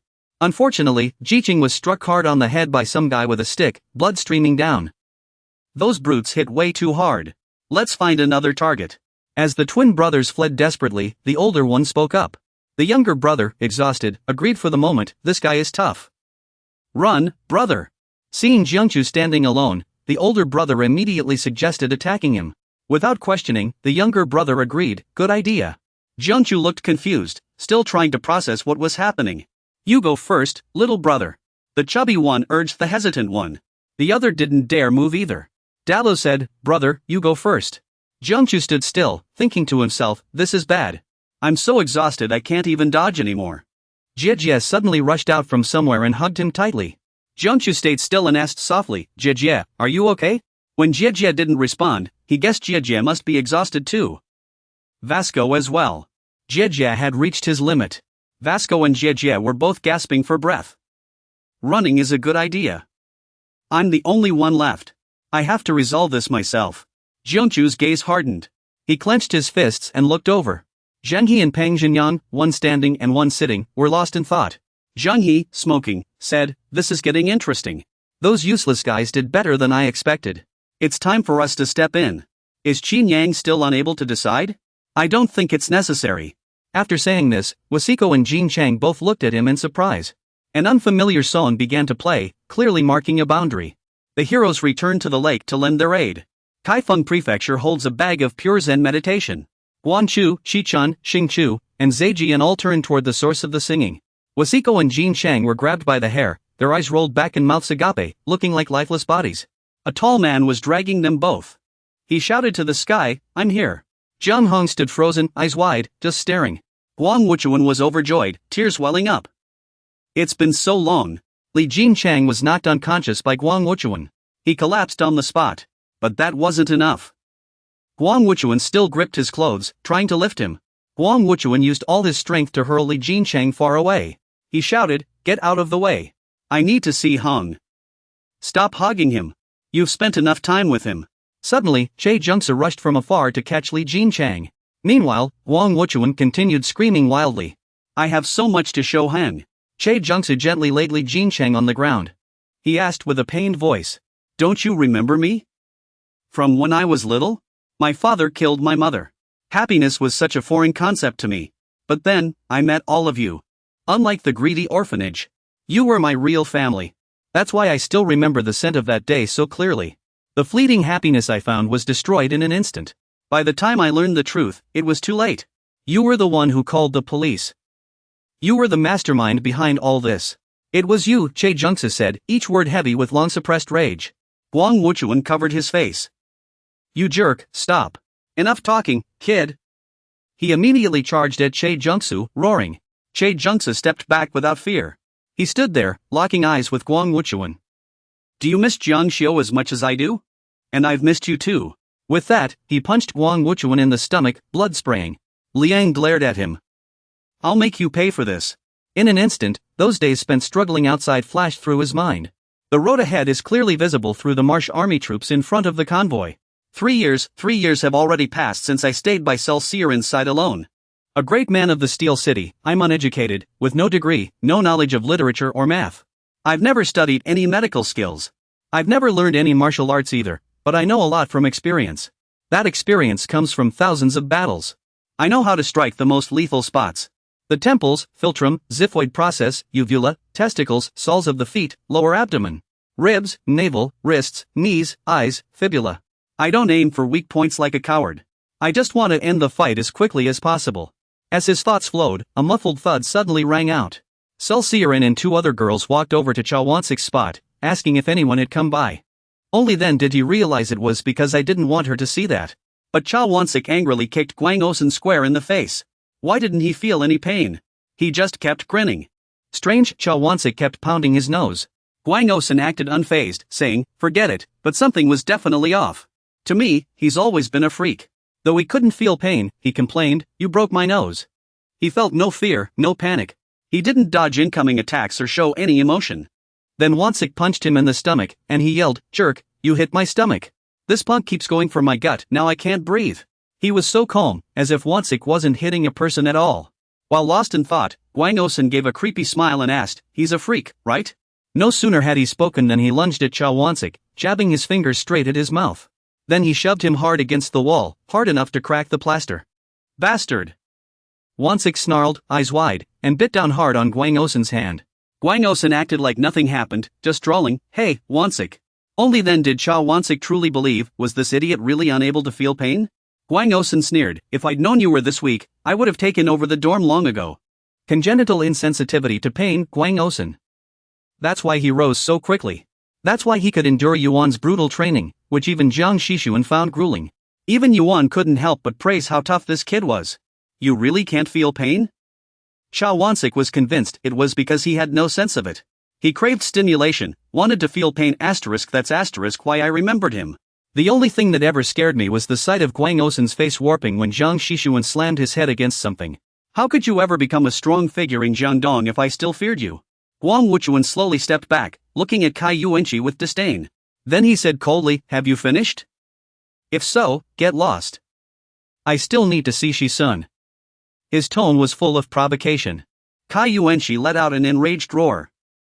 After thousands of battles over the years, he had unknowingly mastered a unique martial art. Kaiyuenchi didn't know this martial art was called Kaiyuenchi's Leap. He recovered from his defensive stance and told his opponent not to worry. When a real man is knocked down, he comes back 100 times stronger. This martial art was actually a form of combat training. A voice came from behind, calling him over. It was over. Jiang Shishuan stood there with a stick. Beneath his feet lay a pile of knocked-out troublemakers. Jiang Shishuan then said, "Let me handle this, Wang Wuchuan." Wang Wuchuan noticed Jiang Shishuan had arrived. He excitedly called out Shisun's name. "Remember I told you there were many things I wanted to show you?" Jiang Shishuan slowly approached. Meanwhile, several pairs of small feet in worn-out slippers stepped forward. Wang Wuchuan began his introduction. "These are the proud products of our inn. The ones who successfully replaced you. The little Jiang Zixins." He emphasized each word. Wang Wuchuan said, "You have no idea how much effort I put in to make them just like you. I made them beat up a homeless person at the subway station. I had them run in front of moving cars to extort money. I even made them pretend to be disabled and beg on the streets. I forced every child to walk the same path as Jiang Shishuan. Because only that way could they become a real Jiang Shishuan, right? But I'm disappointed. No matter how hard I tried, not a single child could become you." After hearing Wang Wuchuan's cruel treatment of those innocent children, Jiang Shishuan could no longer contain his rage and let out a furious roar. Seeing Jiang Shishuan's anger, the children charged at him with sticks. Some grabbing his legs, others even climbing onto him. At that moment, Peng Jin, Yang Hahua, and the others tried to step in. But Wang Wuchuan stopped them, saying, "I want to talk to him alone." "Take care of them," he ordered the two to deal with Ji Sun and Shi Xiongxi. Jiang Jinxiao didn't join any of the fights. He just stood to the side, cigarette in his mouth. He reached to light it but hesitated and didn't. The inn is absolutely the most terrifying criminal organization, it's a fact. None of them have any hope or dreams. Fortunately, Wang Wuchuan isn't my enemy. The school has already privately confirmed that guy's identity. And there's no longer any variable that can change this outcome. Suddenly, Jiang Jin's cigarette slipped from his fingers, his eyes widening in shock. Che Guancher lunged forward, ready to throw a punch at Wang Wuchuan, secretly planning to strike his temple.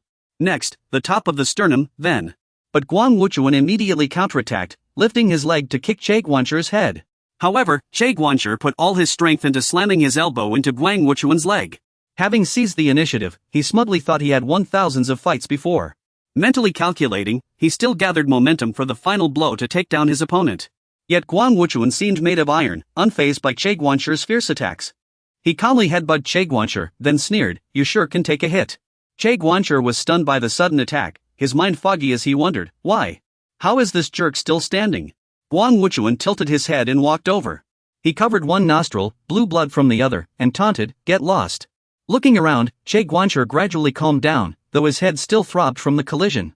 He rubbed his head in frustration, asking himself if he couldn't win just because the guy felt no pain. As Che Guancher was reflecting, Wang Wuchuan shouted, "You're the last one left." What rotten luck! Che Guancher grew more serious, his eyebrows lifting as a vengeful resolve flickered in his eyes. He thought of Jiang Xiyun surrounded by a group of kids, Shi Xiongxi and Shi Quan lying at Peng Jinyang's feet. Jin Chang was sprawled on the ground, looked down upon by others. He couldn't tolerate what Wang Wuchuan's followers had done to his brothers. Che Guancher immediately admitted, "I'll admit I was a bit foolish." His words made Wang Wuchuan let out a surprised "huh?" Che Guancher's tone grew somber as he emphasized, "But let me tell you, fools have one advantage others don't. Determination." Wasco slowly approached, holding a gleaming golden ring. Suddenly, a heavy downpour began, as if echoing Wasco and Che Guancher's fury. Wasco walked through the rain, saying, "I've heard about you bullying the weak. Manipulating kids into crime. I will never bow to scum like you. My master taught me a secret technique, a secret weapon, designed to punish cowards like you. I'd rather die than lose to scum like them." At this moment, Wang Wuchuan wondered if he had any new moves left. Out of nowhere, a thug in a tank top kicked Vasco square in the chest, sending him stumbling to the ground. Not only did the guy attack, but he also taunted him, calling him Monster Vasco. Li Changhan didn't stop there, he kept mocking and belittling him. "Fine, I'll admit you've got determination. But it's too late. That broken body of yours can't do a thing. Sure, your body has some secret weapon, but what's the use if you can't even use it? You were still dreaming when you got knocked down." Vasco thought to himself, maybe it really was too late. Even moving a finger hurt. But suddenly, Vasco's eyes widened, the pupilless parts flickering with fear. Then, he lunged forward, grabbing Li Changhan by the collar, arms tensed for a counterattack. His eyes and expression made it clear he was determined to win. He told himself he couldn't lose to trash like this. With a loud thud, a tall, bald man in an orange outfit matching Vasco's stepped forward and landed a heavy punch on Li Chenghan's head, sending blood flying. Vasco turned in shock and blurted out, "De Xiong?" Hearing his name, the man blushed slightly and shyly replied, "Xiong." Before he could react, the orange-clad gang behind him roared Vasco's name in unison and apologized, "Sorry we're late." Bei Fanji walked ahead and said, I was wrong. These idiots are the infamous in gang? Among the towering men, a short-haired girl peeked out from behind Fanji. Bei Fanji helped Vasco up, asking if he could stand. Leaning exhausted on Fanji's shoulder, Vasco joked, "You came just in time. Fanji, did you use telepathy?" Bei Fanji was furious seeing his friend in such a state, unable to believe they'd pushed Vasco this far. "I was counting on John's car, but he might not show up. Maybe I made a mistake." Guang Wuchuan, stunned by the sudden appearance of the orange-clad gang, demanded, "Who are you people?" Bei Fanji ignored Guang Wuchuan's question, staying silent. But inwardly cursing, this guy was definitely an imposter pretending to be Guang Wuchuan's dad. "I see some familiar faces, we've beaten them before. Doing it again would be a piece of cake." Zhang Jinha called out hesitantly from behind, Bei Fanji. Guang Wuchuan's side started whispering among themselves, asking questions. One of them trembled and asked why there were so many of them, while another wondered, are they the Chrysanthemum 4 tyrants? Bei Fanji stayed quiet, mentally calculating, so far, the Yin Gang's numbers had taken a big hit. This is a heaven-sent opportunity to crush the Yin Gang once and for all. As soon as he thought of this, Bei Fanjun immediately ordered his brothers to gather. "Ah bien." Fanjun's men stepped forward one by one as commanded. Bien, Peng Jinyang, and Go Zhanghao fearlessly and calmly took them down one after another. At this moment, Bei Fanjun wasn't joining the fight. He stood on the sidelines, watching the two of them battle his men, when he suddenly noticed something. He thought in shock, is this real? An illusion? What I thought was me defeating them before was just an illusion. I never defeated them. The one who defeated them wasn't me, it was Song Yaoan. Why didn't I ever think of that? If the powerful figures of Jiangdong Jiyu and Su have been protecting in B for years, then these two have been guarding in A. Pang Jinyang and Go Zhanghao took down several of Bei Fanjuan's men in an instant. Unscathed, Go Zhanghao turned and demanded, "How dare you underestimate us?" Pang Jinyang agreed, exactly. Bei Fanjun's thoughts grew chaotic. He recalled another prisoner's words, which began to surface in his mind. The man had said that when these two combined their strength, they were as powerful as a leader. Unless their opponent was also at a leader's level, there was no way to defeat them. No matter how many opponents they faced, they could crush them. They were on a completely different level, unimaginably strong.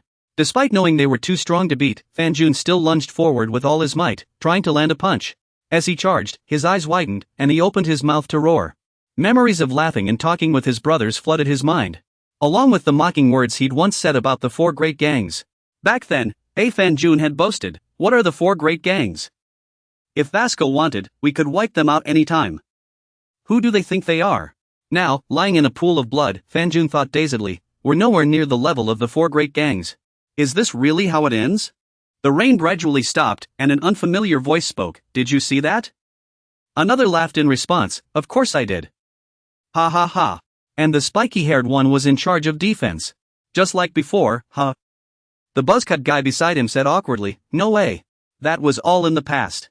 They're monsters even crazier than the rumors said. We're no match for them. We never should have come here." 2 different arms pushed the cart together, each tattooed with half of the character song, only complete when combined. "Bro, is that guy with the mask tattoo on his arm only just realizing what's going on? At first, I was worried those idiots would dare to impersonate us. But dealing with this kind of trash is a piece of cake." The 2 of them gradually revealed their true selves, one in a yellow suit with his hair slicked up high. The other looks like a middle-aged guy in a pink apron. Both have their hands in their pockets, glaring defiantly ahead. The group of small fry sees them appear and immediately grab their clubs, arrogantly asking where these 2 came from. One of them sneers, saying one looks like a rice cake vendor. The leader chimes in, laughing, that the other is just a peddler of cheap junk. Zhang Xian seems taken aback by their appearance. Not only that, Zhang Jinha is about to light a cigarette, but his hands shake so much he drops it. He thinks, what? A new twist? Guang Wuchuan is so excited he's tearing up. Just looking at them, you can feel the joy in his voice and expression. He stammers, I've been looking everywhere for you too. Ngo, Tangjio. Meanwhile, Park Sharan sits on the car roof with her legs crossed and arms folded, saying she called them here. "I really didn't want to bother them, but it's all because of you that I did." The moment Guang Wuchuan hears Sharan call his name, he walks over to her with a smile. Ignoring their earlier tension, Zhang Hao finally speaks up, asking if these two cheap knockoffs are the ones their boss mentioned, the real deal? Pang Jinyan laughs and says none of us here are even worth mentioning. At the same time, in another place, a young man walks two dogs. He murmurs to them, I thought I'd have to step in and help, but it looks like they don't need it. They can handle this themselves, the East District duo, a pair as strong as him. The partners known as the East District's Jiang Xian. With them here, victory is assured. The East District's Yanjiao and Tangjiao. Seeing Yanjiao and Tangjiao charge forward and give Peng Jinyang a beating, Huang Wuchuan is thrilled. The tension on his face vanishes as he sighs to himself, they haven't changed a bit. These two are exactly as he remembers, the kind of duo that captivates you at first glance. European style versus European style. Yanjiao and Tangjiao lift the two men up and slam them to the ground. Seeing them taken down so easily, Huang Wuchuan laughs and says, I knew it. He mutters to himself, that's right. I knew it, Huang Wuchuan repeats. Only now does he confirm to himself that these are the real deal. Huang Wuchuan shouts excitedly, our reunion at the inn is back on. After a moment, Yanjiao and Tangjiao walk over to help Jiang Xian up, urging, get up. Xian, how could he dare use kids like that? We have to teach him a lesson, boss. Just then, the scouting soldier beast stepped forward to remind the two it was time to make money. If we keep slacking off because the boss is back, Tangu will get fired. Right, boss? Over here, Selin is also sitting on the car roof joining the fun. No matter what, how dare they look down on us, look down on our inn. Huang Wuchuan, what should we do now? At that moment, Huang Wuchuan looked up at the sky, as if recalling the good old days. After a long while, Huang Wuchuan finally spoke softly. I was there with you once, just like now. But even then, I was all alone. He forced a smile, one devoid of joy, his heart filled with regret and bitterness. Someone shouted, don't be ungrateful. Jean Haobing angrily jumped off the car. The host clenched his fists in rage, his voice trembling as he pushed the insect closer. Yet you repaid me by running away. After that, we lived like dogs. Are you even my brother, you murderer? The young man's face twisted in anger as he sneered. You're the real murderer, ha! The scene flashed back to their school days. The host continued, you said friends should stick together through hard times, but none of that matters now. Haobing stepped forward, declaring fiercely, you always say I run away, but what about you? The exterminator MC's face stiffened as he ordered the soldiers to keep attacking. Why won't you stop running and apologize to Jean Meili? You're hopeless, you jerk. Then the two started fighting. The pest exterminator MC added, don't worry, I won't kill you before the others arrive. Haobing shot back, so those guys aren't here yet, huh? With that, the soldiers moved in to attack the MC, eliminating the pests. Then, raising his voice, he said, in that case, I'll finish you off quickly. He then kicked his opponent, a move originating from Japan. Judo and mixed martial arts techniques were permitted. Hu Ping knocked the MC and the insect repellent to the ground, saying, Ailes breathing. Zhang Jinha, lollipop in hand, thought to himself, finally, I'll get to see the original IN's full lineup. Zhang Jinha mused, Gun ranked in B as the absolute best they could crush in A effortlessly. Zhang Jinha sighed inwardly, but the situation won't change. In B's lineup was now facing a group of rowdy kids armed with sticks. Huang Wuchuan's face twisted in fury as he appeared, pressing his hands on two children's heads. Zhang Jinha continued pondering. That monster personally raised these kids, using them to commit countless crimes. A group of pitiful children stood before him, and Zhang Jinha sank into thought once more. Those kids have nothing to do with this war. They don't even know why they're here. The kids clutched long, sturdy wooden sticks, ready to attack. Chang Jinha thought to himself. They were just obeying that man out of fear of being abandoned. Watching the scene unfold, Chang Jinha pondered again. Even after all this, they still believed Huang Wuchuan was their family, like he'd deliberately avoided harming them just to earn their trust. Then, the man called Huang Wuchuan suddenly spoke up. Hey, kids, these people are mean to Daddy. You remember what Daddy taught you about dealing with bad people, right? The kids excitedly replied, Daddy taught us to beat them up. Chang Jinha was furious but couldn't fight back, cursing under his breath. That guy was a monster. To catch a monster, you have to become one yourself. The group from NB still hesitated to lay a hand on the kids. Chang Jinha watched, thinking to himself. You'll never win because you refuse to stoop that low. The group from NB stood frozen, thinking. That bastard is despicable, using these innocent kids like this. Those poor kids had been manipulated by that man into little demons. They still believed every word he said, grabbing their tools and preparing to fight. The young man closed his eyes, wondering, was this how it ended? Suddenly, Tai Chung shouted, carrying something, what the hell is going on? Then he kicked a child aside. The brute sneered, go home and drink milk, brats. You're just getting in the way. He laughed loudly, found a phone with some interesting photos. Time to bounce, huh? These pants are ruined with blood. Everyone stared in shock at the madman. And then he spoke again. These little rats won't listen unless you rough them up. Hilarious, like a game, but I'd need to level up to take on these brats. He jeered. Guess I'll clear the stage once I knock these kids out. Chang Jinha watched in silence, cursing inwardly. Monster. Taichung kept moving forward, kicking the kids aside. Jinha thought to himself, right, there was always a bully like this at school. Either way, thanks to that idiot, I got to see it firsthand. The unique abilities possessed by the leaders of the 4 major factions. I was most curious about the power of NA's leader, Huang Wuchuan. Back in the past, Huang Wuchuan collapsed to the ground. Agen's voice rang out. You're useless. Agen smoked, berating him relentlessly. If it weren't for Jiang Xian, I wouldn't even bother teaching you. I'd have given up on you long ago. Huang Wuchuan shouted, this isn't fair. You promised to teach me how to fight and make me strong so I can wait for Xian. Just as Gang An approached, he kicked him away and said at the same time. This is the first time. Then, the older brother continued. I've seen countless people, but I've never met anyone as mediocre and talentless as you. Gang An continued. But at the same time, you're the only one who's never backed down, even after I beat you half to death. Huang Wujuan remained standing in place, listening quietly. Gang An leaned in close to his ear and whispered. To be honest, mediocre talent doesn't matter, because I can turn anyone into a monster. Though covered in blood, Huang Wujuan listened eagerly. Gang An kept pouring his heart out. You'll never experience the kind of pain you've endured, so you should consider yourself lucky. That's your true gift. Meanwhile, Ngu and Tangu were attacking Huang Wujuan. Tangu tossed his head, thinking to himself. We've already entered the core area. Ngu looked around, pondering. Alright, let's get moving. Then, Ngu and Tangu shouted in unison, grab him.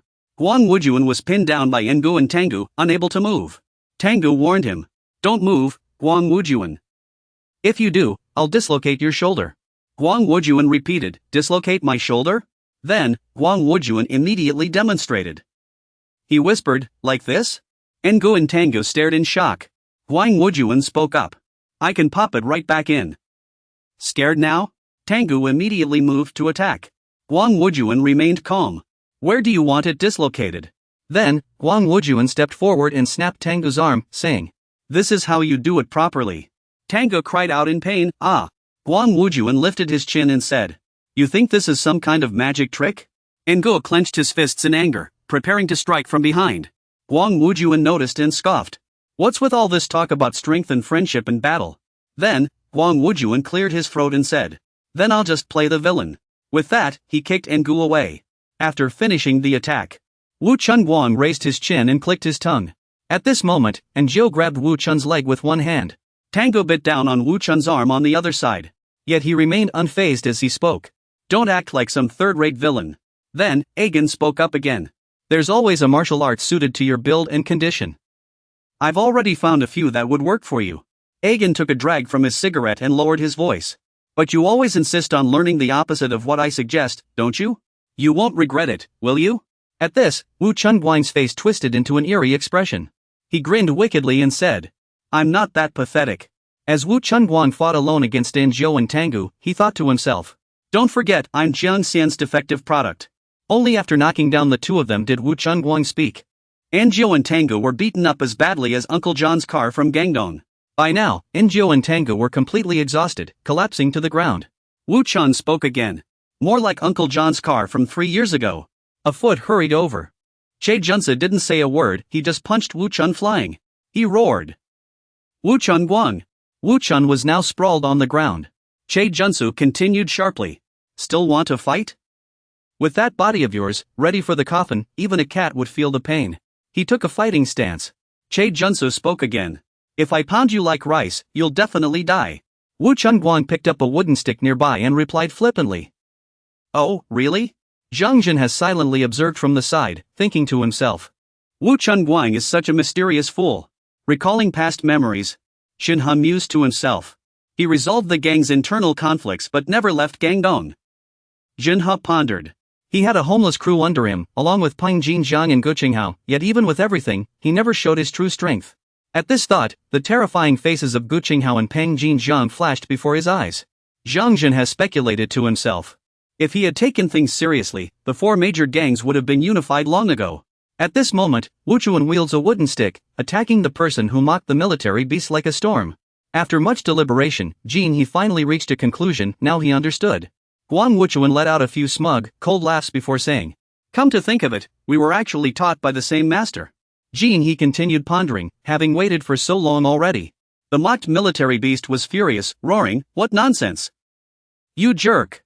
Suddenly, someone placed a hand on the military beast's shoulder, calming him down. Jiang He, seething with rage, raised his stick, ready to fight Wuchuan to the end. He concluded that he had been waiting for a reunion with his other half. He spread his arms, eagerly anticipating the show about to unfold. He smirked to himself. This was truly a masterpiece of division. Jiang He glared fiercely at Wuchuan, stepping forward with determination. Guang Wuchuan gave a sinister smile and stepped forward, ready to settle things with Jiang He. He mused to himself, today would be the reunion of two worlds, two people. But who? Now, Wuchuan and Jiang He stood face to face, locked in a standoff. Wuchuan charged forward aggressively, ready to fight Jiang He to the death. Jiang He's eyes widened in shock as his limbs froze in place. Che Jianqi stood dumbfounded, speechless, as a blood-stained towel flew into the air. Guang Wuchuan was struck by a bus and collapsed, unconscious, blood pooling around him. He smirked cruelly and said, "The once-divided organization hotel has finally reunited today." A foot stepped out of the bus, and Emperor Gong Yihan emerged. He affirmed in his heart, the name of the victor was now clear. Guang Wuchuan remained motionless, lying in a pool of blood. Lying on the rooftop, gazing at the sky, Emperor Gong Yihan whispered to the pig's tail, "Yes, just like that." Then, he pointed toward the twinkling stars in the sky. Emperor Gong Yihan said, "Every time I see these little dots, I can't help but want to connect them, it's maddening." His face twisted unnaturally as he repeated, "Yes, every time I see these dots, I just want to connect them, it's driving me crazy." A pile of lollipops lay scattered on the table. He crossed his arms, observing quietly as he pondered. By now, everything was going according to plan. He reflected on the battles and conflicts that had taken place. Piao Hong faced off against Li Jincheng. Hong Zishan clashed with Li Taichung. Vasco and Jin Haobin's second phase was progressing smoothly in the grand scheme. He picked up a lollipop, lost in thought. If that's the case. He held the lollipop up to his eyes, examining it. He weighed his options carefully. Only one thing remained to be dealt with. He racked his brain, deep in thought. To complete my masterpiece, I must get rid of this thing, but how? Suddenly, a voice came from the sand. "Hey!" Gong Yingshuan snatched the lollipop from his hand and said, "What are you doing? Sitting here eating candy after cutting your lip?" Chen He stood frozen, mouth agape. He searched his memory, thinking to himself. Gong Yingshuan. Yingshuan cheerfully continued. "You were just drawing something for school, how'd you end up playing with a lollipop?" Chen He grew irritated, turning away to mutter under his breath. "What's this lunatic doing here? I've got enough to deal with already." Yingshuan rested his chin on his hand, pondering. "Xiong." Chen He thought with clear displeasure. "He's just a nutcase, what help could he be? Why would Guang Wuchuan even take him in?" Suddenly, Yingshuan burst into manic laughter. "I get it. Ha ha ha. This lollipop represents Guang Wuchuan, right?" Chen He glared at him, utterly bewildered. He quickly stepped forward and snatched the lollipop from Chen He's hand. Yingshuan said, "Let me see." Chen He cursed inwardly. "How is this happening?" Yingshuan's voice echoed in his ears. "You're planning to stab him in the back, aren't you?" Chen He's heart skipped a beat, his secret exposed. He slammed the table, his face pale with fear. He thought to himself. How did he find out? Chen He quickly denied it. "Don't talk nonsense. Now I'm Guang Wuchuan's partner. Why would I stab him in the back?" Yingshuan kept his sharp gaze fixed on Chen He's expression. Chen He's mind was a tangled mess. He wondered silently. "Who are you, really?" Yingshuan sneered.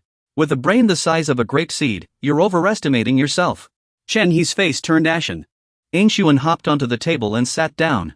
Chen He watched and listened, his anger simmering. "You dare say my name? Go on, say it."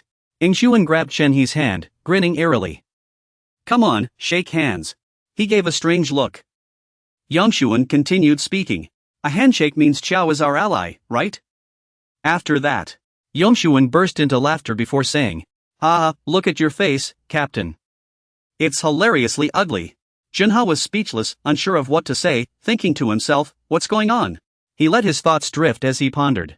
Jinha mused inwardly. This guy is impossible to read. His way of thinking is unpredictable.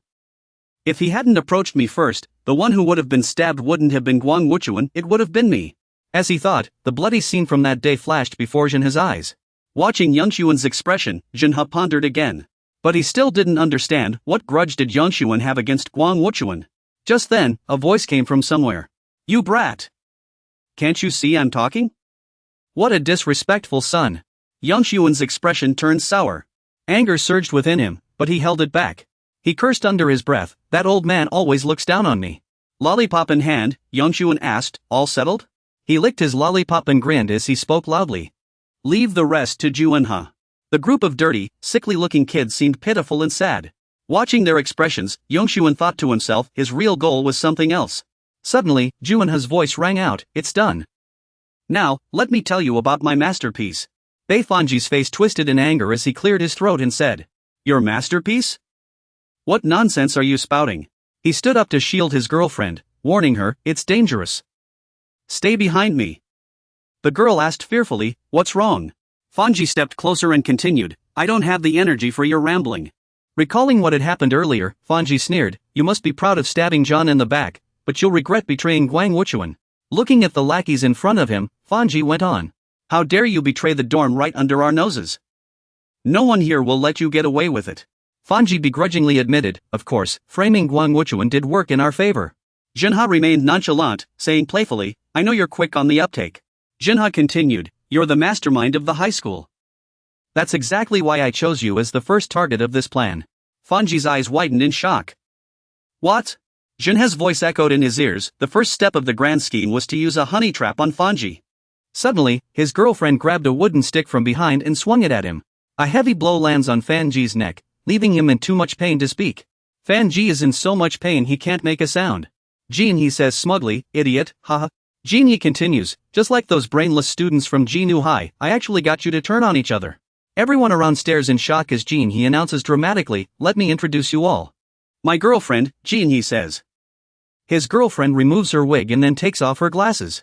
After the two show themselves to the crowd, Jin He declares clearly, she's been by my side since I was at the bottom. Yensun freezes for a few seconds before instinctively looking up. Memories of the past suddenly flood Jin He's mind as a tall, burly young man walks in. Jin He and his girlfriend are now lounging casually, scrolling on their phones. Jin He suddenly stands up, and his girlfriend pouts. Jin He, I'm hungry. Back in reality, Jin He's voice echoes in his ears, you're done with your business, right? Then you won't need candy anymore. Fanji lies motionless, his eyes rolled back. Memories resurface, Jin He's girlfriend transforms into a sweet, innocent schoolgirl, handing Fanji a lollipop and saying, thank you. The girl says shyly, here, I made this for you. I really love candy. She blushes and adds, well, there's a reason. Fanji immediately asks, what reason? The girl smiles brightly and replies, it's a secret. Back in reality, Jin He's girlfriend scoffs, those stupid lollipops cost more than my cigarettes. Jin He sneers, did you really think you were the male lead in some romance novel? The memory of that day on the train flashes back again. Jin He corrects himself, it was a trap from the very beginning. Reflecting on those times, Jin He recalls the past. He murmurs, there were some dangerous moments. I was worried she'd be recognized by John. After all, he met my girlfriend 3 years ago. Now, Jin He and his girlfriend are relaxing on a sofa in some bar. Jin He tells someone, we're the biggest gang in Steel District. His girlfriend pouts again, honey, I'm hungry. John walks in and calmly instructs, the Divine Hounds will take over Steel District. Just keep your numbers in check. Jin He adds, though I worried for nothing. That jerk doesn't remember anyone beneath him, John saved her but didn't even recognize her. Park Hyen and his companions are exhausted, barely able to breathe, their feet planted on the ground. After a string of memories, Jin He returns to the present. He clears his throat and says, are you wondering why I went this far? You must think I'm crazy, even using my girlfriend. Jin He's girlfriend gently wiped the song title off her tattoo with a tissue, then said calmly, this tattoo was just for Hannah. Jin He sneered, but we live in a completely different world from you, while you all enjoy your ordinary lives. Jin He turned away, continuing, I've been struggling and scheming just to survive in this game.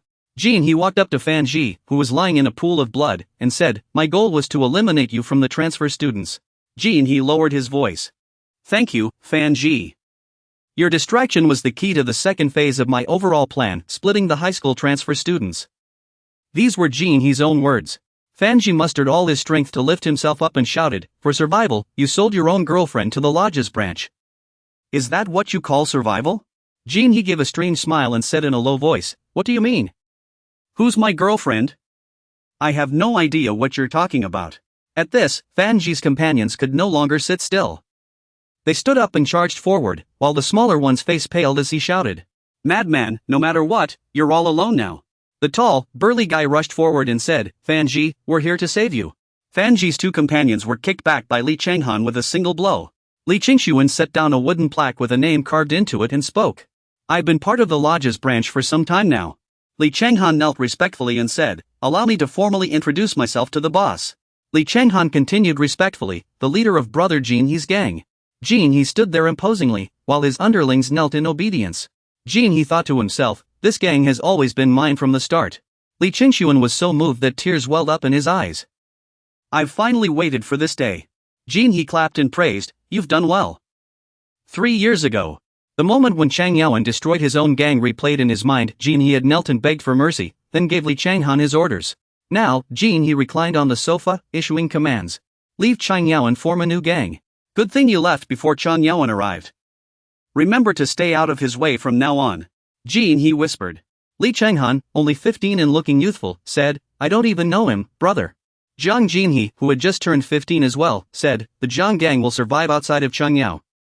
When the time is right, I'll bring you all back." Saying this, Jin He became emotional, tears streaming down his face as he choked out, "We will survive." Li Changhan bowed his head respectfully and said, "I'll wait for your word, brother." Looking back, Wang Wuchuan spoke, "Just when I was worried about lacking capable subordinates, you wanted to turn a gang outside of Changyao into a branch of the lodge?" Jin He said from behind, "That's right. I know a gang you can put to good use." They laughed heartily.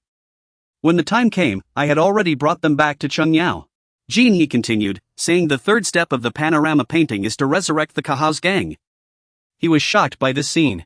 Jin He spoke again, saying that Kahao's, which was wiped out by Chang Yaoan 3 years ago, would be reborn today.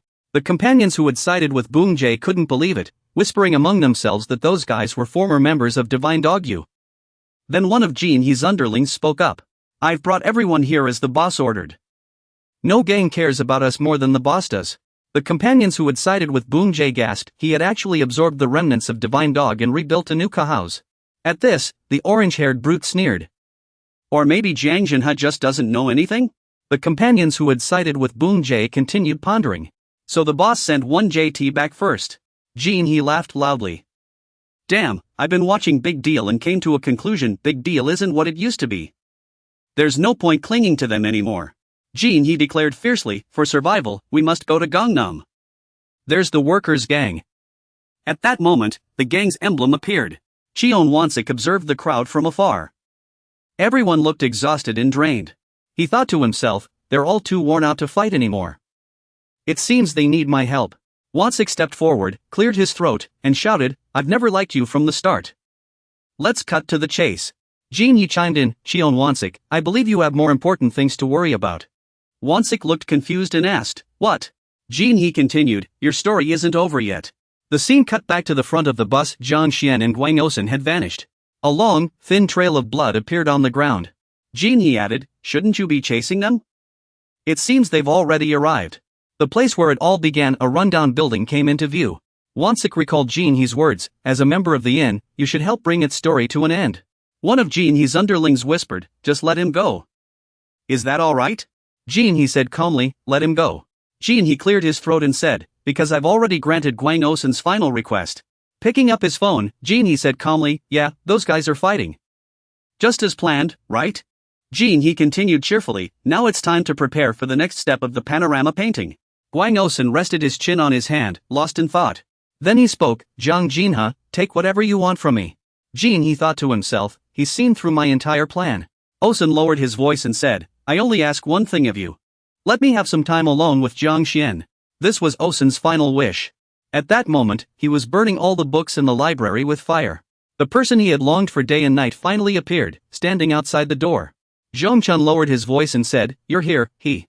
Jiang He appeared at the library exit, looking furious. Jiang He glanced sideways, cleared his throat, and said, "Guang Zhongchun, we were never meant to meet." The memory of those poor children, trained by Zhongchun into demonic souls, flashed before his eyes. Jiang He cleared his throat again and said, "Let's end this, Guang Zhongchun." Suddenly, a sign reading Chungjun appeared. He smiled and said, "You know, I finally feel satisfied."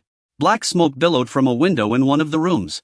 A group of underlings walked over, whispering to each other, "This is the building they went into, right? Our boss is inside."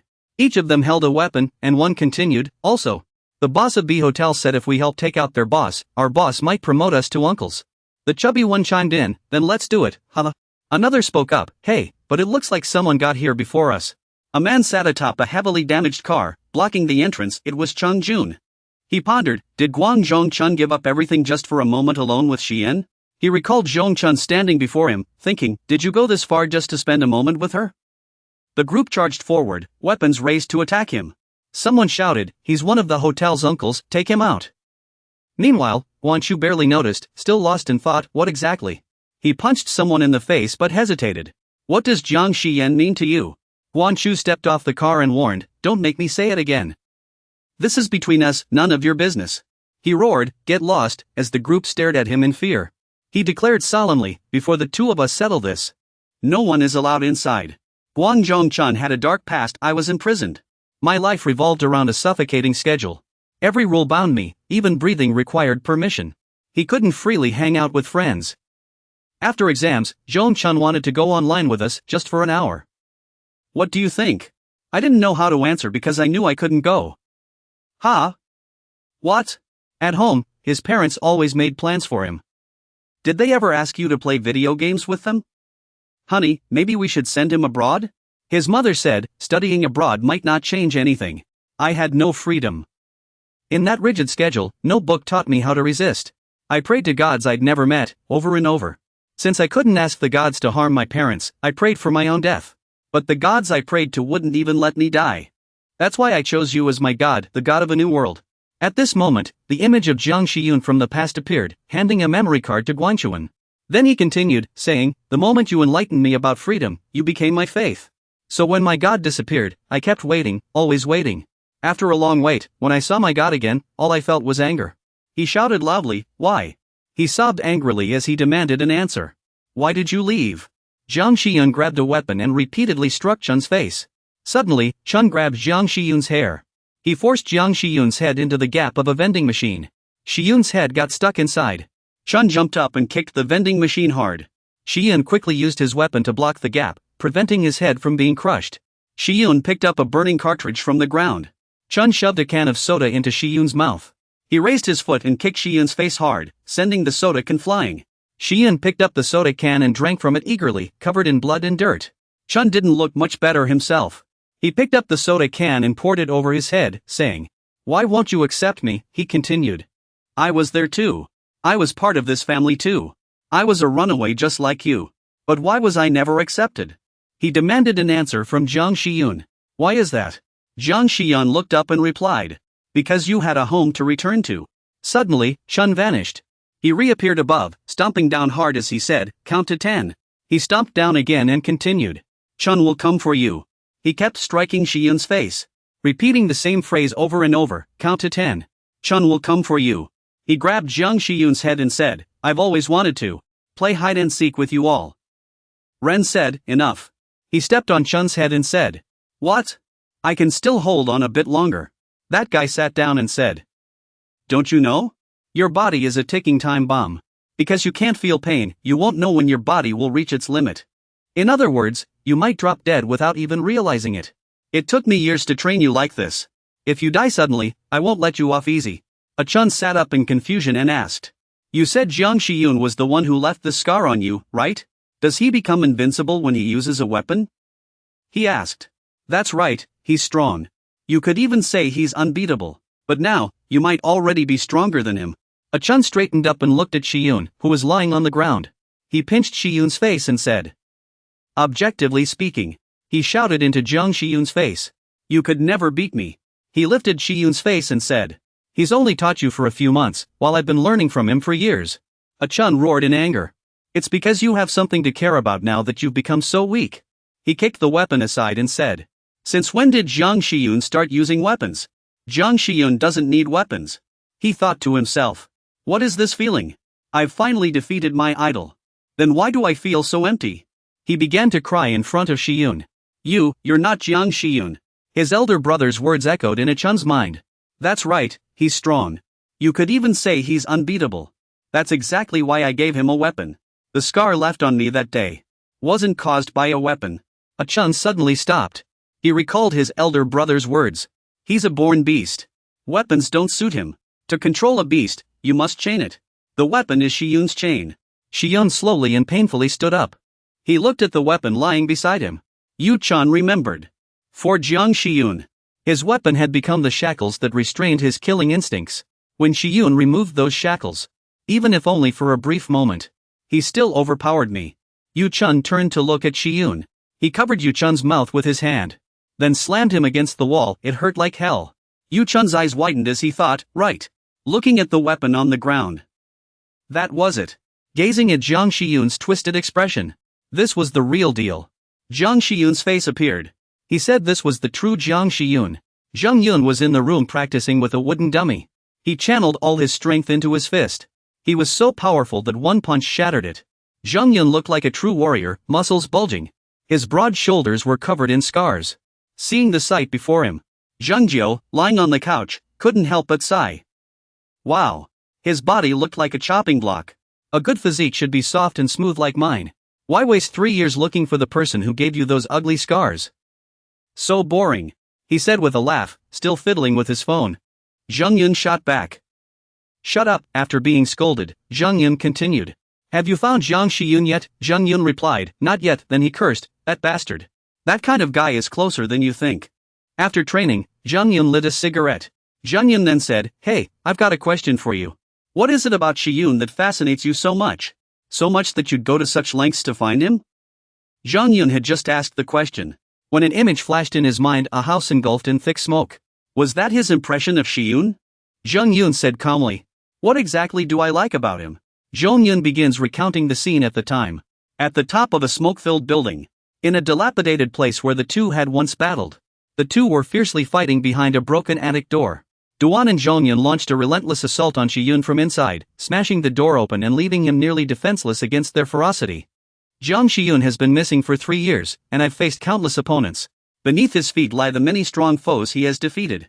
To Zheng Yun, each of them was physically powerful and skilled, yet none could truly satisfy him. Each of them was exceptionally talented and well-trained.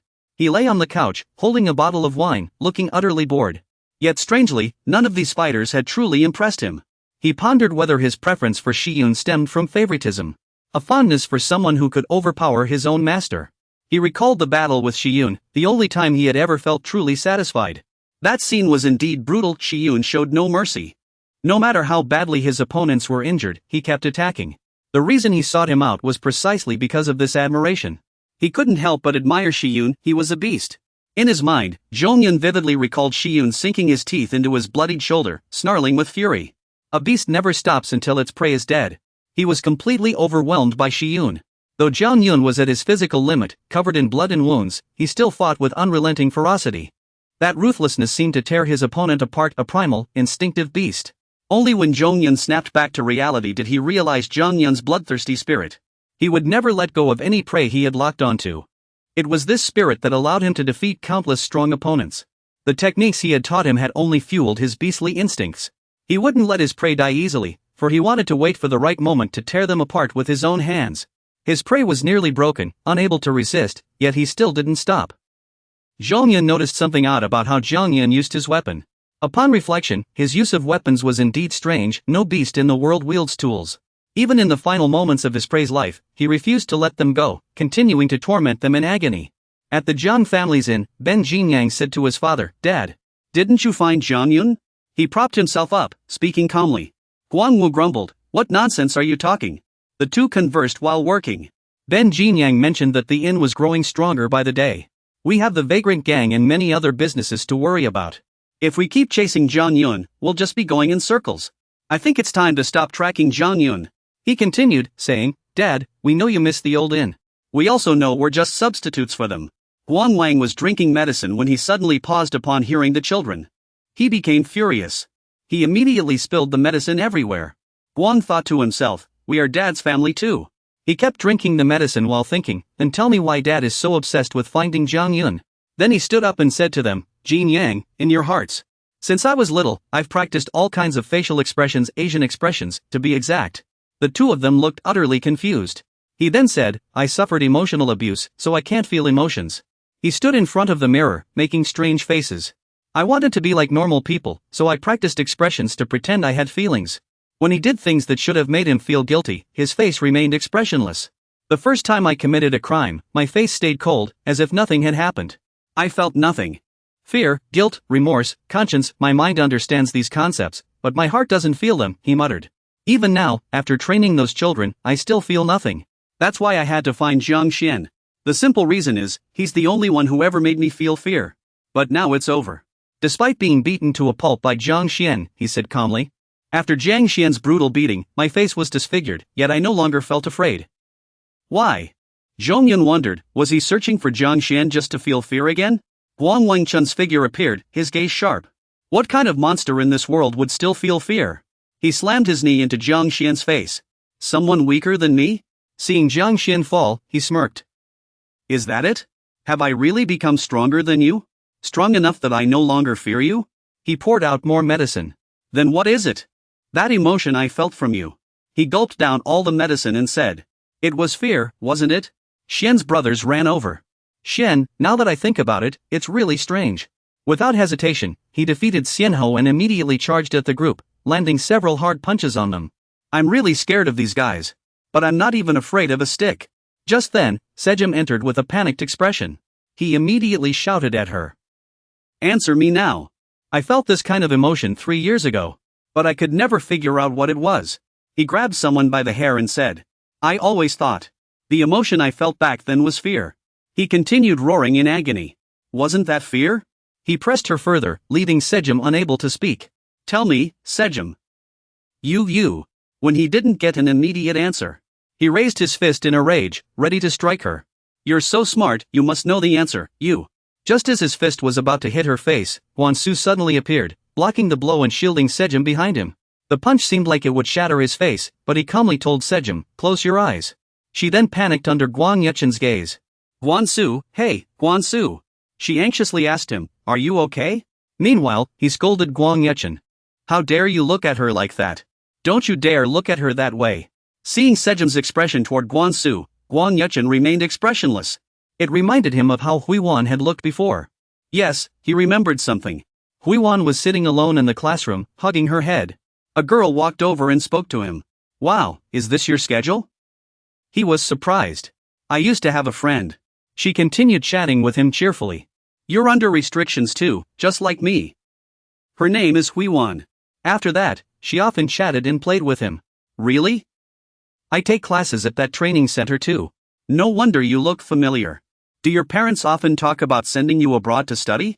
Just thinking about it is annoying, right? Huiwan, what do you want to do in the future? A hairstylist. He thought to himself, we understood each other. Because we truly understand each other. Why did you suddenly call me Guangdichuan? I'm already married with children. Just let them do what they want. He agreed with a smile. Yes, we crave freedom more than anyone. So it's no surprise we both like Xianen. He is the embodiment of freedom. That's why I can't understand why you try to change him. The girl smiled at Xianen. You can't make the same mistake again. She sat down and gave him an affectionate smile. I have to stop you. On Xianen's mother's side, someone called. Hello, are you Xianen's mother? Then she answered. Xianen is currently. Before you tried to change Xianen, things had already taken an unpredictable turn. I didn't mean for this to happen. Everything turned into a tragedy. Later, Xianen sat in the bathroom holding a pregnancy test. I don't know. Even if she really is pregnant. You'd say the same thing to her, right? Guchuan was badly beaten by Jiang Xianen that day. After that. I'm your good friend, Chun. If you hit me again, I'll be in serious trouble. After that. I felt a kind of emotion. Then he walked out, covered in wounds, like a ghost. After that, Jiang Xianen left. Leaving me alone with this feeling. Over the years, Guchuan always thought it was fear. He thought to himself. If she wasn't pregnant, why would she go to the hospital? She can't fool me. She must be acting again. But what if Xianen really is pregnant? What if she's not lying? He realized it wasn't fear of Xianen. He felt guilty toward Xianen. He finally understood what this emotion was. It turned out to be what they call a conscience. He silently thanked that kind girl. She was the one who freed him from that cage. Not Xianen. It's Xian, not anyone else. Uncle Guang said excitedly. You all saw it, right? I'm not mentally ill. Finally, I understand what emotions are. He laughed excitedly. I no longer need to practice expressions. John, your parents miss you so much, and you don't even know it. Home is still the best, right, Dad? Then, he did something that made everyone in the gym gasp, Uncle Guang. Everyone was shocked by his actions. At last, I found the answer to the question I've carried for 3 years. He stood up, as if ready to jump. It's time to atone for my sins. Xian ran desperately to stop him. Uncle Guang recalled Xian and a promise from years ago. When we both have families of our own. He said, Xian, let Xena do what she wants. Then he ended his life. Everyone tried to stop him, but it was too late. This was the last thing he said to Xian. Xian, I'm sorry. He left this world with a smile. The story of the boarding house was a tragedy from beginning to end. Uncle Guang stood by the wall, reflecting on what he had done. To be honest, I already knew. Looking back at all those reckless actions, he realized his body had reached its limit. It had long been destroyed.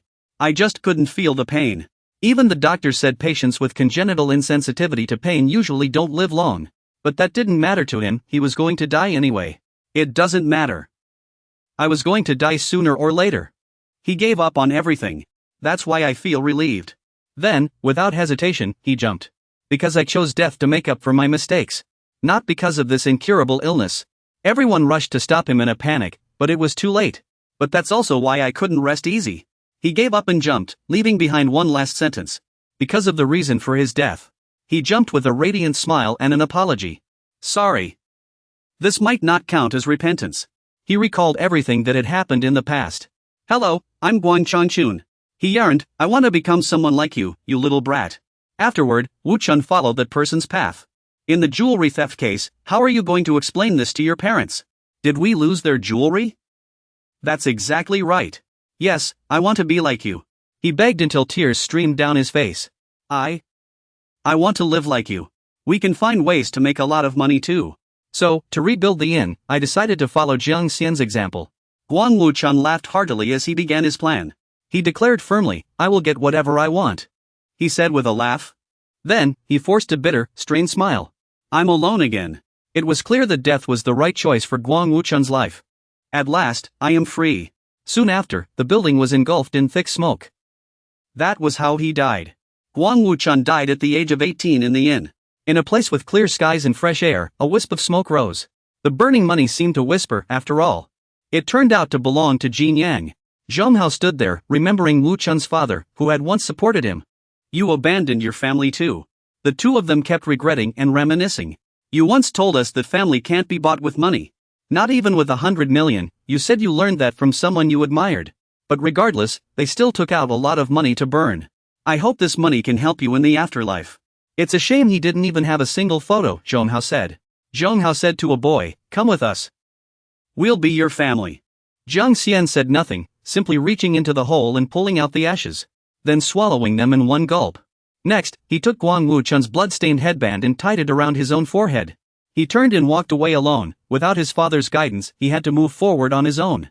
On the cliff, someone was secretly watching Xian. He looked down coldly and muttered, I shouldn't have come here. But coincidentally, he was wearing black today. The bus was filled with children who had once been under Guang Wuchun's protection, all dressed in new clothes. Haimei was someone who diligently sewed clothes for the children. She kept praising them, you all look so wonderful, my darlings. Yen Sun was asked while sleeping on the bus. Yen Sun, what do you think? Do you think our children are adorable? When he woke up, he heard, are you still sad? Because of Wu Chun? Or are you thinking about something else? She continued saying things to cheer him up. I think this new outfit will make you happy, since it's already beyond repair. A few kids peeked into the room curiously to see what they were doing. Hey, where are we going now? Then he made a decision. Alright, I've decided. He draped the robe over himself. Don't call me brother anymore. At that moment, Wu Chun's figure seemed to become incredibly dashing. He said firmly, call me boss. In Tokyo, Japan. He knelt down and scattered the ashes into an urn. Then he clasped his hands together in prayer. He cursed inwardly, how dare you die without my permission, you fool. Then he lit a cigarette and walked out. Many people were already waiting at the door. Long time no see. Still, he accepted reality. Farewell, Wu Chun. He looked up at the sky, pondering.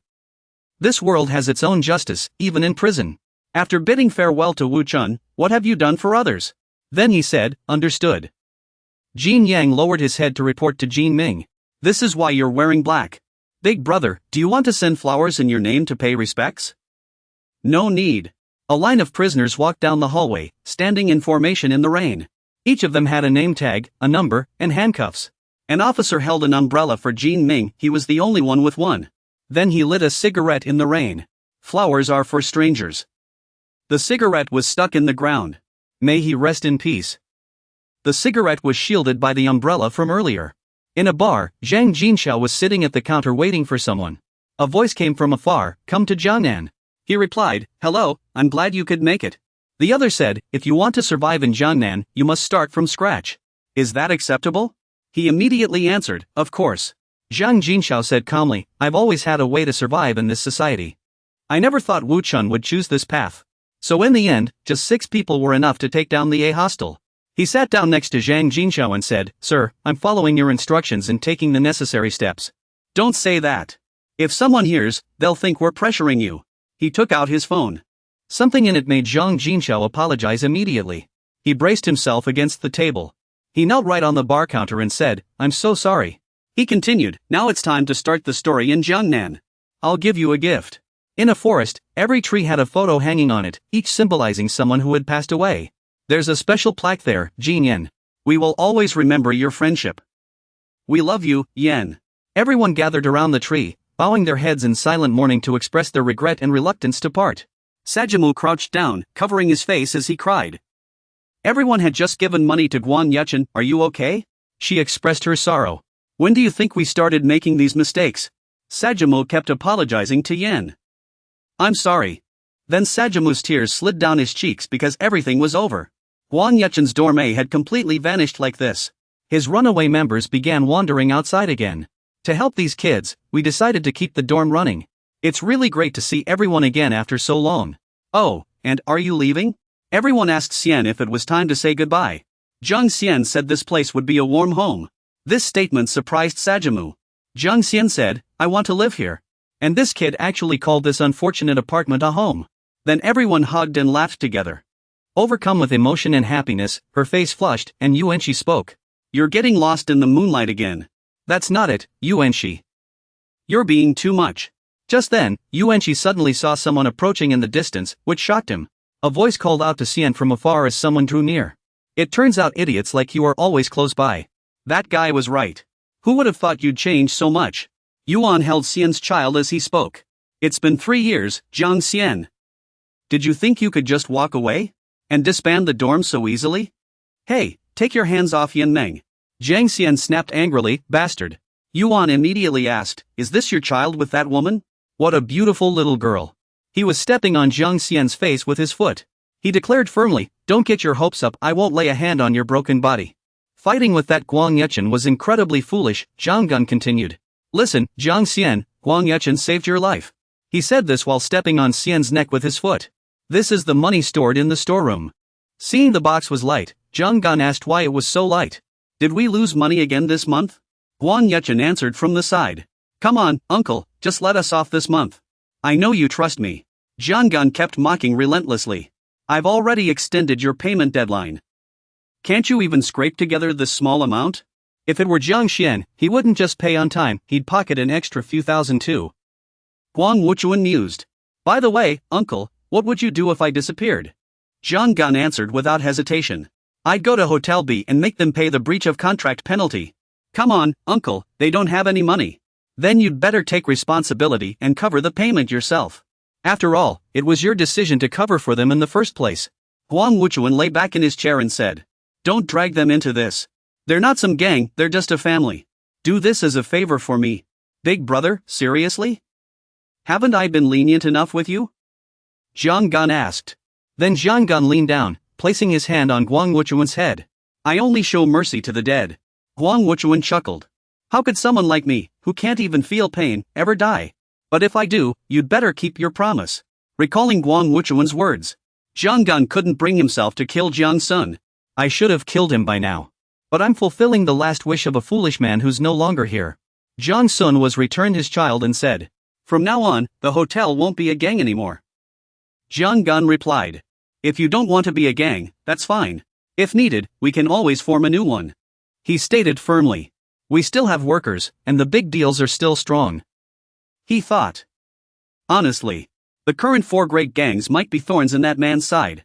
Jiang Gun left quietly. In the fashion department, it seemed everyone was gathering to discuss something. From what I've seen, that guy doesn't seem interested in the 4 great gangs at all. Jiang Sun affirmed. This took everyone by surprise. They all asked in disbelief, but why?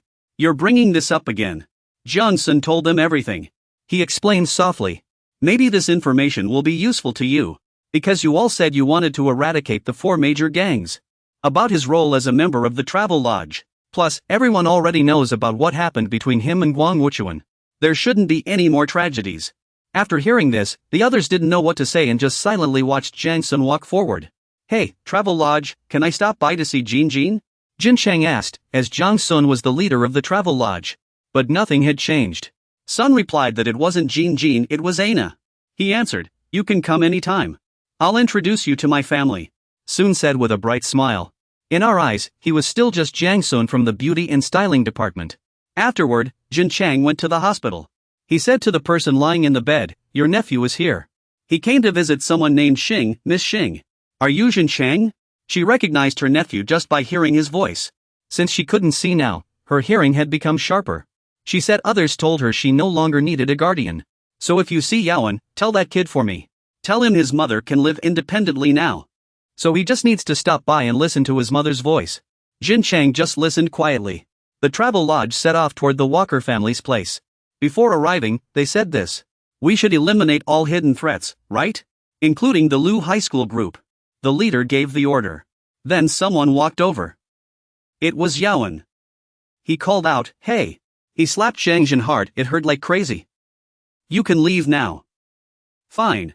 In the end, the gang decided to retreat. Until next time. After leaving, Yaowen still had something to say to Jin Chang. Li Jin Chang, I've repaid my debt, he said, turning around. Jin Chang then asked Han Yaowen. Hey, have you eaten? He felt his body. He patted his back and said. You look too thin. Why are you dressed like a vagrant? Yaowen then pushed Jin Chang's hand away. Don't make others worry. That last line was from my brother. Stop getting tangled up with those gangs. He returned to reality and answered her. All right. I'll bring him to you. Because we shouldn't have ended up like that. He said to her with regret. There shouldn't be any more tragedy. After returning to school, Jiangqing was sitting at his desk, organizing his books. He suddenly remembered something and turned around. He looked at Young Mei's empty seat. He thought about how Young Mei never came back after all. He wondered what she truly meant by her words back then. What made Jinqing and me fight? In Young Mei's room, everything was in chaos. Her father pulled back the blanket and called out. Young Mei. This was Young Mei's father's blanket. As for the tragedy at the boarding house, Guan Yuchen's death was a huge blow to me. Even though I never spoke to him. But I heard some things about him from Young Mei. About his dreams of freedom. I think I could understand how he felt. He must have longed for an ordinary life. Life isn't easy. When you have a new body. I've been through so many unbearable things. The good thing about this new body is, I've made many precious friends. But its dark side. Is that it dragged me into the dark world ruled by the 4 major gangs? Young Mei sighed. I'm really scared. Scared that someone might die. I'm afraid of the 4 major gangs. But there's one thing that scares me even more. I'm afraid my friends will get dragged into the 4 major gangs. And end up like Guang Yuchen. I'll use this body to stop that from happening. But first, I have to do one thing. Find out the true identity of this body. He thought. So far, there's been no information about this body. This time, I must find a clue. Everything I know. On the records, this body is registered as Li Jishuan. And the chairman is the mastermind behind all of this. He fabricated a fake identity to conceal the truth. After everything the chairman has done for you, you still choose to doubt him. But that's just his side of the story. I can't trust Chairman Shui. You recall everything the chairman has done. Because of that day, Chairman Shui was furious and lost control. It seems he was deliberately hiding Li Jishuan's true identity. His actions suggested someone had uncovered his dark secret and warned him not to investigate further. Chairman Shui is the only one who knows the secret of this new body, and Li Jishuan is hidden somewhere by him. And I, who know nothing, can only do one thing now. The only thing you need to do now is uncover the truth behind Li Jixuan's identity. Though this might just be my misunderstanding. But I feel there's some connection between Chairman Shui, this body, and Li Jixuan. Even if I leave empty-handed, it doesn't matter. As long as I grasp even the faintest clue, that's enough. That's why I came back. But I feel there's some connection between Chairman Shui, this body, and Li Jixuan. You take the night bus to Li Jixuan's school. You push open the school gate and look around. Compared to last time, almost nothing has changed here. Last time, when I came in my true form, the gate was locked, so I had to climb over the wall. This time, the gate isn't locked, and you enter easily, surprised. Oh, the gate's open? You rush inside with a flashlight, still astonished. How could this be? You still feel deeply suspicious. Last time, the gate was locked tight. You've arrived. Opening the door will take you into the school. You push it open in a hurry. The sight before you leaves you even more shocked. It's all gone. Every single trophy has vanished without a trace. You look toward the classroom hallway, every door, entrance, and window is boarded up. The school looks like an abandoned building. You walk down the hallway with your flashlight, questions flooding your mind. Why? The shelves that once gleamed with golden trophies are now completely empty. You look around, the spots where the trophies once stood are still vivid in your memory. Yet now, they've disappeared without a trace, leaving the shelves bare. Everything is gone. You start to wonder who did this and why. You walk down the hallway, a sense of unease filling your heart. A face flashes in your mind. Could it be Chairman Shui? He forcefully smashed open the door sealed with wooden planks. It was him. Then he kicked the door open. This was where Chairman Shui hid his dark secrets. He immediately walked to the personal lockers and opened Li Jixuan's. He glanced ahead briefly. Just as he expected, this locker was as empty as the others. Just as I thought, Li Jixuan's locker was empty too. He looked at the side of the locker door, where his family's photo was. He suddenly remembered he had been carrying this photo with him and quickly took it out. Thank goodness it was still there. Last time, in his haste, he had taken his family's photo. He tried placing the photo where the grill used to be.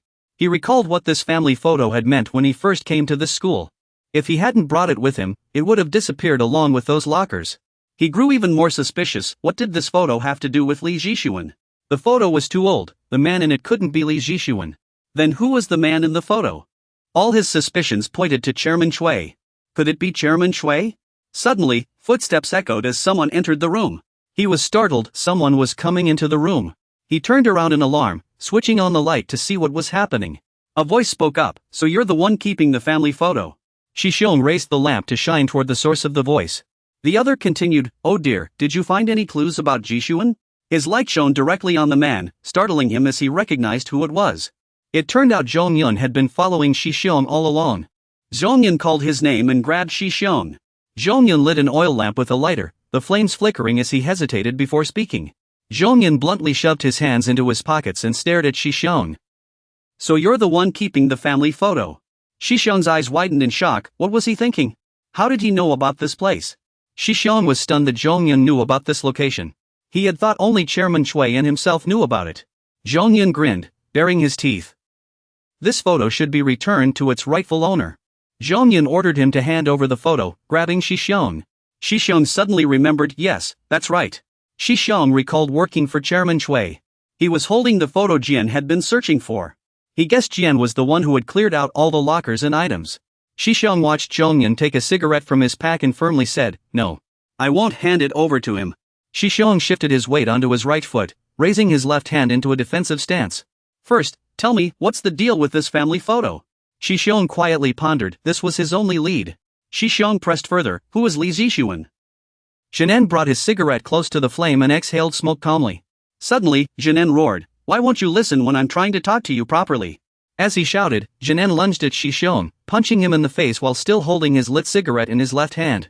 Jianen glanced at Shishong, took the cigarette from his mouth, and said, this is the problem with young people these days. Jianen calmly told Shishong, you don't listen. Meanwhile, Shishong was using his hands to block Jianen's attacks.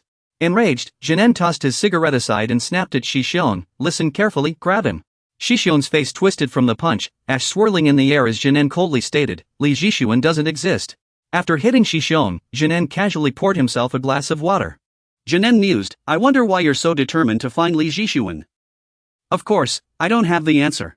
Jianen continued, even though I don't have the answer, I still want to give you some advice. Li Jixuan has nothing to do with you, Jinan said coldly, as Shixiong painfully wiped the blood from his injured face. Jinan advised indifferently, so from now on, stop looking for him.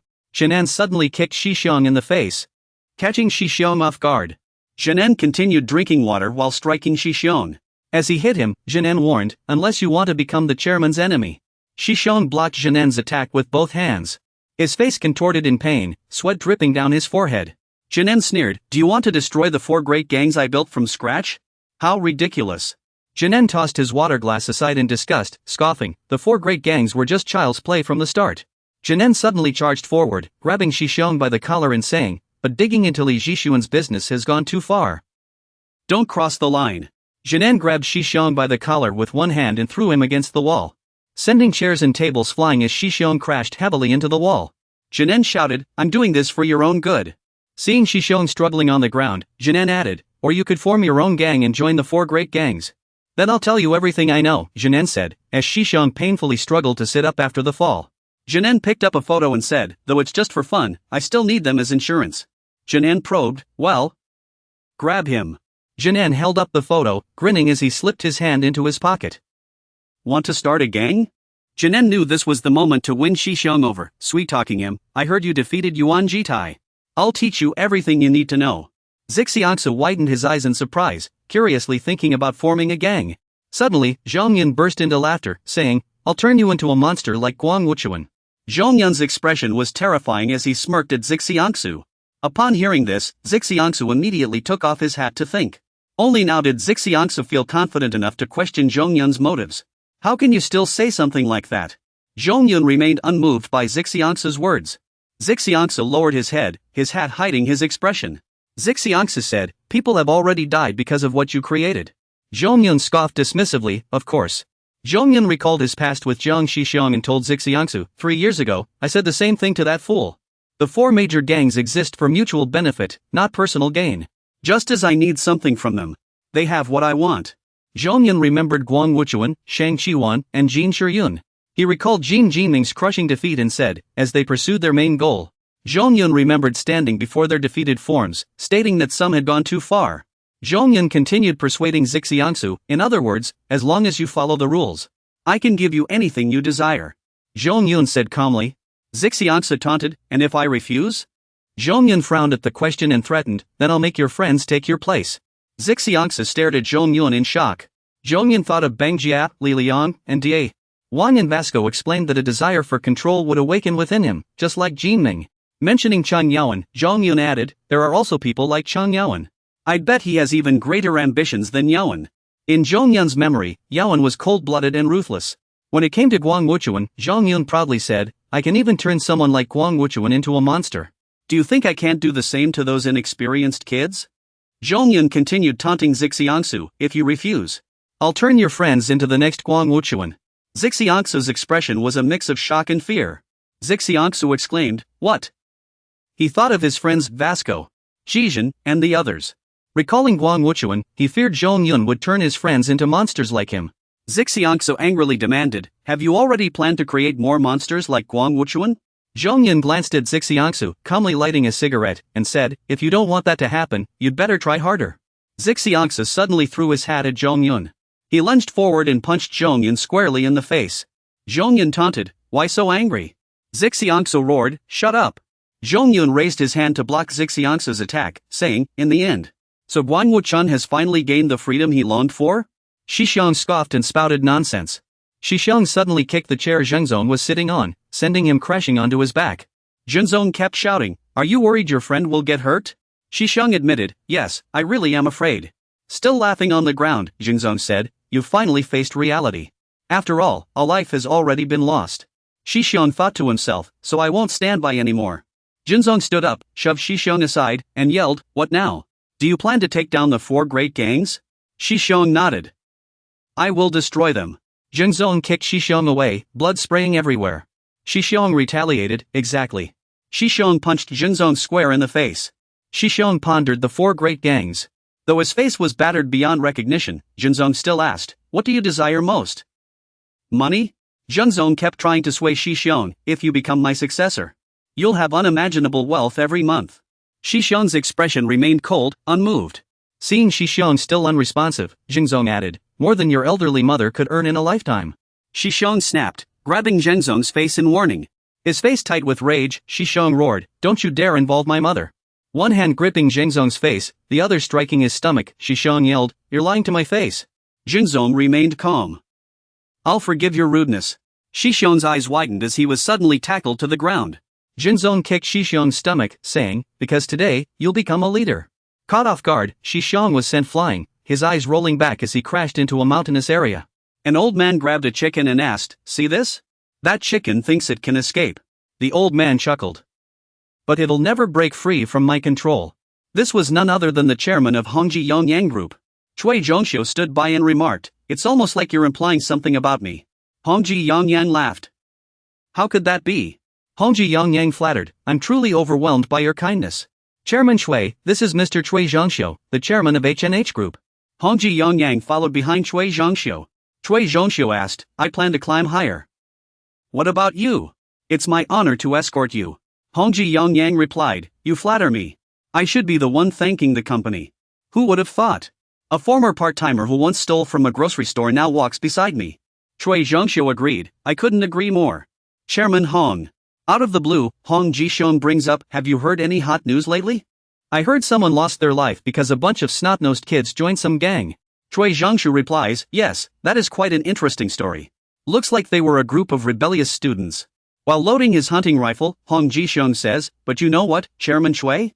Rumor has it they're raking in a fortune every month. I wonder who they're working for. Cui Zhongxiu dismisses it casually, I don't think this concerns us. Do you think it will affect us? Hong Jishong cuts him off, no, Chairman. Listen carefully, this is just my theory. But have you considered that their earnings might be funding someone's business? Hong Jishong lets out a sinister chuckle. At that moment, a flock of birds scatters in panic from the deafening noise. The sound was Cui Zhongxiu firing his gun. The bullet grazed past Chairman Hong and lodged into the tree behind him. Hong Jishong freezes in shock. Cui Zhongxiu blurts out, forgive me. Cui Zhongxiu changes the subject nonchalantly, I think I just saw an old raccoon. Hong Jishong suddenly fires back. Hong Jishong says, you'd better watch out for those old raccoons. One bite from them, and you're done for. Cui Zhongxiu replies, did you see an old raccoon too, Chairman Hong? Hong Jishong answers bluntly, no. Laughing, Hong Jishong aims his gun at Chairman Cui and says, I was aiming at you. Too bad I missed. Hearing the gunshot, the bodyguards rush over, shouting, Chairman. What happened?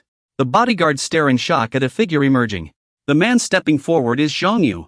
Zhongyu steps out from behind the tree. Hong Jishong. Cui Zhongxiu is with him. Hong Jishong suddenly asks, I have a question for you, Chairman Cui. Cui Zhongxiu responds, ask away, Chairman Hong. Hong Jishong continues, you once worked odd jobs in a labor camp. And within a year of leaving, you founded your own company. I'm curious, who did you meet there? Hong Jishong asks, puzzled. Back to the match between Zhongyun and Shishongxiu. At this moment, Shishongxiu is lying on the floor. Zhongyun sneers, did you really beat Yuan Jitai with this level of skill? What a strange kid. Zhongyun rushes forward and grabs Shishongxiu by the throat, saying, you are strong. But also weak. Zhongyun chokes Shishongxiu and orders him to form a gang and take the leader's position. Or I'll kill you right now. Zhongyun raises his voice threateningly. Despite being choked and gasping for air, Shishongxiu refuses to comply. Shishongxiu insists he will destroy the four great gangs and track down Li Jishuan. Shishongxiu struggles to reply, even if it makes me the president's enemy, I don't care. Zhongyun responds angrily, oh, is that so? Zhongyun presses hard on the pressure points on Shishongxiu's neck, making his eyes roll back as he slumps into a prayer-like pose. The president told me to keep an eye on you. Too bad you're already out of the game. Zhongyun says calmly. How noble of you. If you keep searching for Li Jishuan, you'll die no matter what. Only the whites of Shishongxiu's eyes are visible now. Shishongxiu's eyes close. Zhongyun assumes Shishongxiu is dead and mutters, pathetic. You're this weak and still out here? Still gripping Shishongxiu's throat, Zhongyun taunts, is this all you've got? Suddenly, Zhongyun's eyes widen in shock. A wisp of smoke escapes from Shishongxiu's mouth. Shishongxiu jolts upright, his gaze eerily different from before. In a dimly lit classroom, only an oil lamp flickers, with desks and chairs scattered around. Zhongyun had clearly seen Shishongxiu unconscious, almost lifeless. How are you still able to open your eyes, Park Shishongxiu? Zhongyun sighs, this is what kids are like these days. His attitude arrogant, Zhongyun shouts after being sent flying by Shishongxiu. Zhongyun exclaims in surprise, when did you learn to stand firm unconsciously? Zhongyun sits up, cigarette in hand, asking, when did you learn to fight without awareness? Zhongyun calmly lights a cigarette and says, this is a rare sight. Zhongyun sighs, when Shi Xiongxiu struck me, I didn't expect anyone else to be like me. Shi Xiongxiu's gaze looks terrifying. Zhongyun blocks an attack with one hand while holding a cigarette in the other. Now I understand, Zhongyun says seriously as he tosses the cigarette aside. Shi Xiongxiu charges forward, pounding Zhongyun's face like a punching bag. Only then does Zhongyun realize why Yuan Jitai was so weak in front of him. Zhongyun is taken aback that Shi Xiongxiu fights with his eyes alone, without conscious thought. Shi Xiongxiu unleashes a flurry of blows on Zhongyun. Zhongyun is completely defenseless. Zhongyun thinks to himself, it's not that complicated after all. As long as you maximize your field of vision and reaction speed, you can respond in time, though it's not that simple. Zhongyun thought to himself, he needed to awaken his soul instinct, focus on combat. This state wouldn't allow someone to use techniques they'd never seen or learned before. Xiongxiu's kick left Zhongyun in pain. Zhongyun shouted, Taekwondo. Zhongyun was sent flying, his back slamming into the wall. Completely unable to comprehend what he was thinking, Zhongyun saw Xiongxiu suddenly unleash a deadly move, his intent menacing. Zhongyun didn't understand why he was holding back. There were two possibilities. Meanwhile, Xiongxiu continued attacking Zhongyun with various techniques. Either he was deliberately deceiving him, Xiongxiu's elbow strike sent blood spraying everywhere. Or he didn't even know he had such power. Suddenly, Zhongyun counterattacked, smashing Xiongxiu's head into the glass door, shards scattering everywhere. Zhongyun jolted awake, so that's why this monster appeared. Despite being hit, Xiongxiu immediately rebounded, spinning to kick Zhongyun in the face. Zhongyun couldn't help but marvel, what incredible talent. Covered in blood, Zhongyun grinned and said, let me redefine the word talent for you.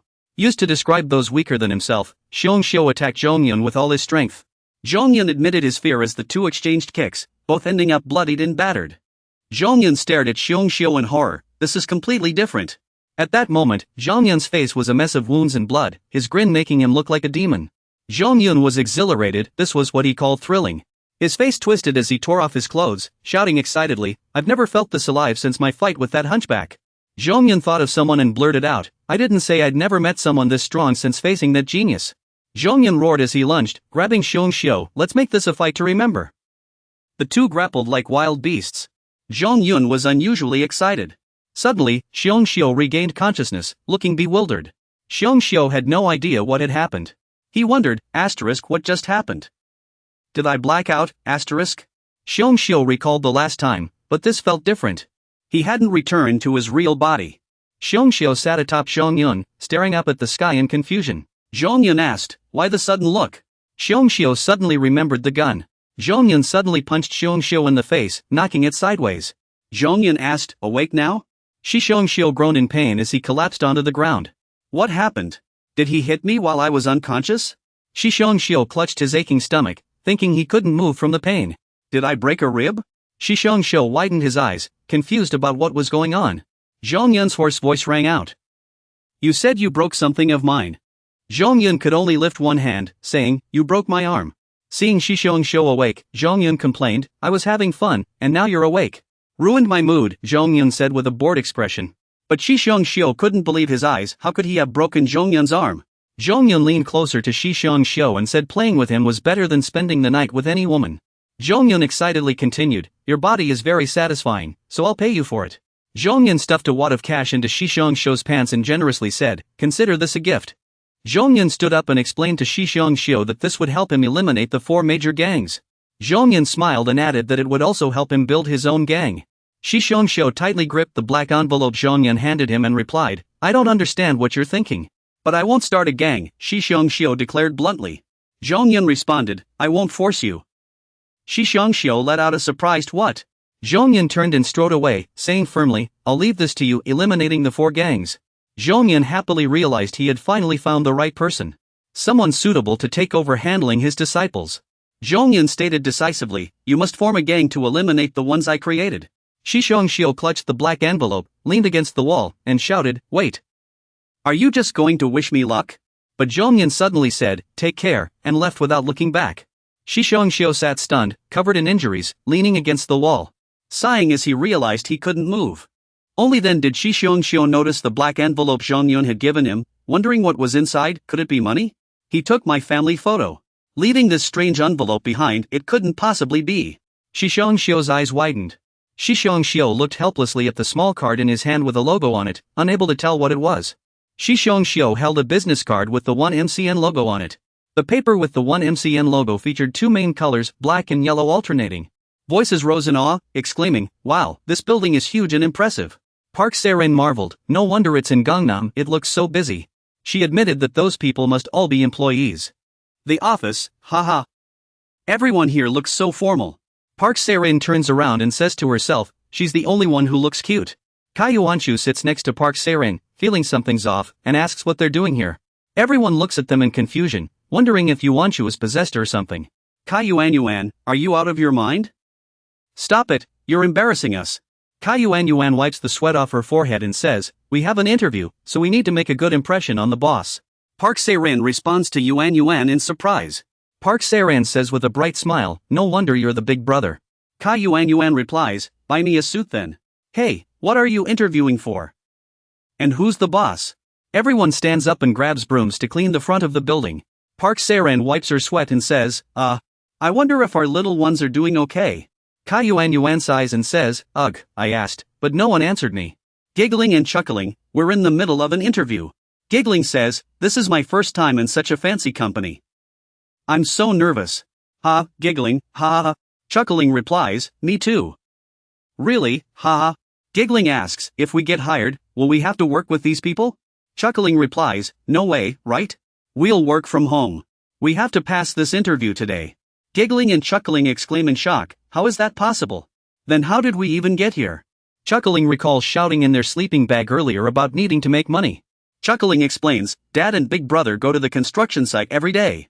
Mom, second brother, and third brother work at restaurants or sell snacks. What if they get tired of us freeloading and kick us out? We can't just sit around and do nothing. Giggling replies, if they wanted to kick us out, they would have done it already. Chuckling counters, you know they're not like that. So, are you in or not? Giggling hesitates, of course I want to, but how are we supposed to make money? Chuckling says, who said we can't make money? We can be streamers. The screen shows Giggling and Chuckling looking pretty, with comments from viewers below. Chuckling whispers to Giggling, we're just playing around, but we can still earn money. Giggling thinks, The comments section is full of random chatter. They can hear us. Do these girls always talk like this? That's exactly why I love watching Chuckling streams. Are Chuckling and Giggling their real names? Shasha noticed I was confused about why you were decorating a burned down house. Oh, it's for a live stream. Heh, of course. We have to keep the audience entertained. On screen, everyone's asking if you two live in a burned house. Aren't you filming in a studio?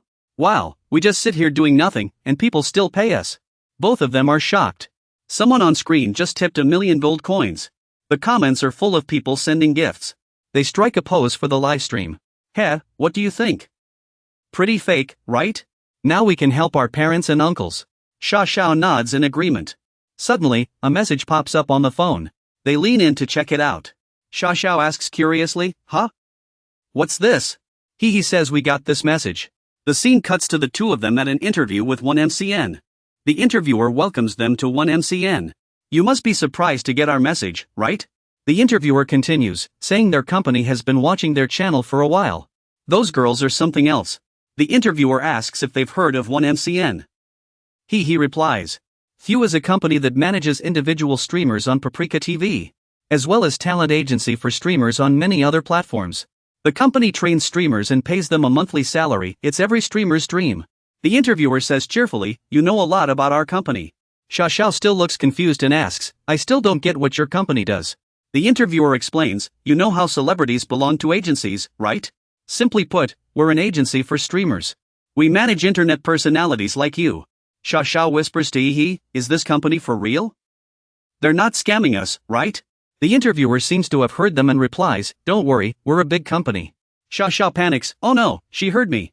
The interviewer explains it's a large company with 4 divisions, led by the chairman, and 4 vice-chairmen overseeing each division. They're the 4th division. Sha Xiao thinks in surprise, I didn't expect it to be such a big company. So there are 3 more like this? He feels a bit rude and apologizes, sorry about that. He doesn't know much about this. Can we start the interview now? The interviewer glanced at his watch and didn't argue. Everyone will now be interviewed by another interviewer. It should be about time for that day. Suddenly, voices outside erupted as everyone greeted the president in unison. The surrounding bodyguards opened the car door and greeted the president inside. The president arrived, stepping 1 foot out. His figure towered above the crowd. That was director Soo Chung-yoon of OMCN. He's friends and Zioxixi were sitting outside the hallway, waiting. Soo Chun-jen walked past He's friends. Dorm leader Zhang Xian, labor leader Soo Chun-jen. On the screen, Yushio was live streaming. Yushio happily waved at everyone in front of the screen with a smile. I'm Yushio, a small streamer. The bottom right of the screen was filled with comments from viewers. The food on the table was all delicious fruit. Yushio said she had wanted to sleep but wasn't very tired. So she decided to eat some fruit. Many viewers complimented Yushio. Yushio put on a cute act, saying, "Come on, everyone, praise me. I just wanted to chat with my good friends online." Then, fans noticed Yushio's complexion wasn't great, and there were strange bruises on her hand. Yushio was startled when she realized everyone had noticed the injuries on her hand. She stammered, "Oh my, everyone's really joking around, huh? How could you all think that? Ha ha."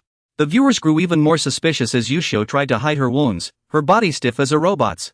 Suddenly, someone sent Yushio a 101 tip with a message: "If you're being kidnapped and need help, pick up a celery stick." The comments section exploded in shock. Yushio tried to calm everyone down. "Oh my. You all have such a great sense of humor, huh? Seriously, my viewers are so funny." Yushio said her viewers had such wild imaginations. But she still ate the celery stick. Just as Yushio was about to pick up the celery, a terrifying face suddenly appeared under the table, signaling her not to play tricks. The person held up a phone to show they were monitoring her every move, warning her not to do anything reckless. Seeing the threat, Yushio quickly put down the celery and said, "Everyone."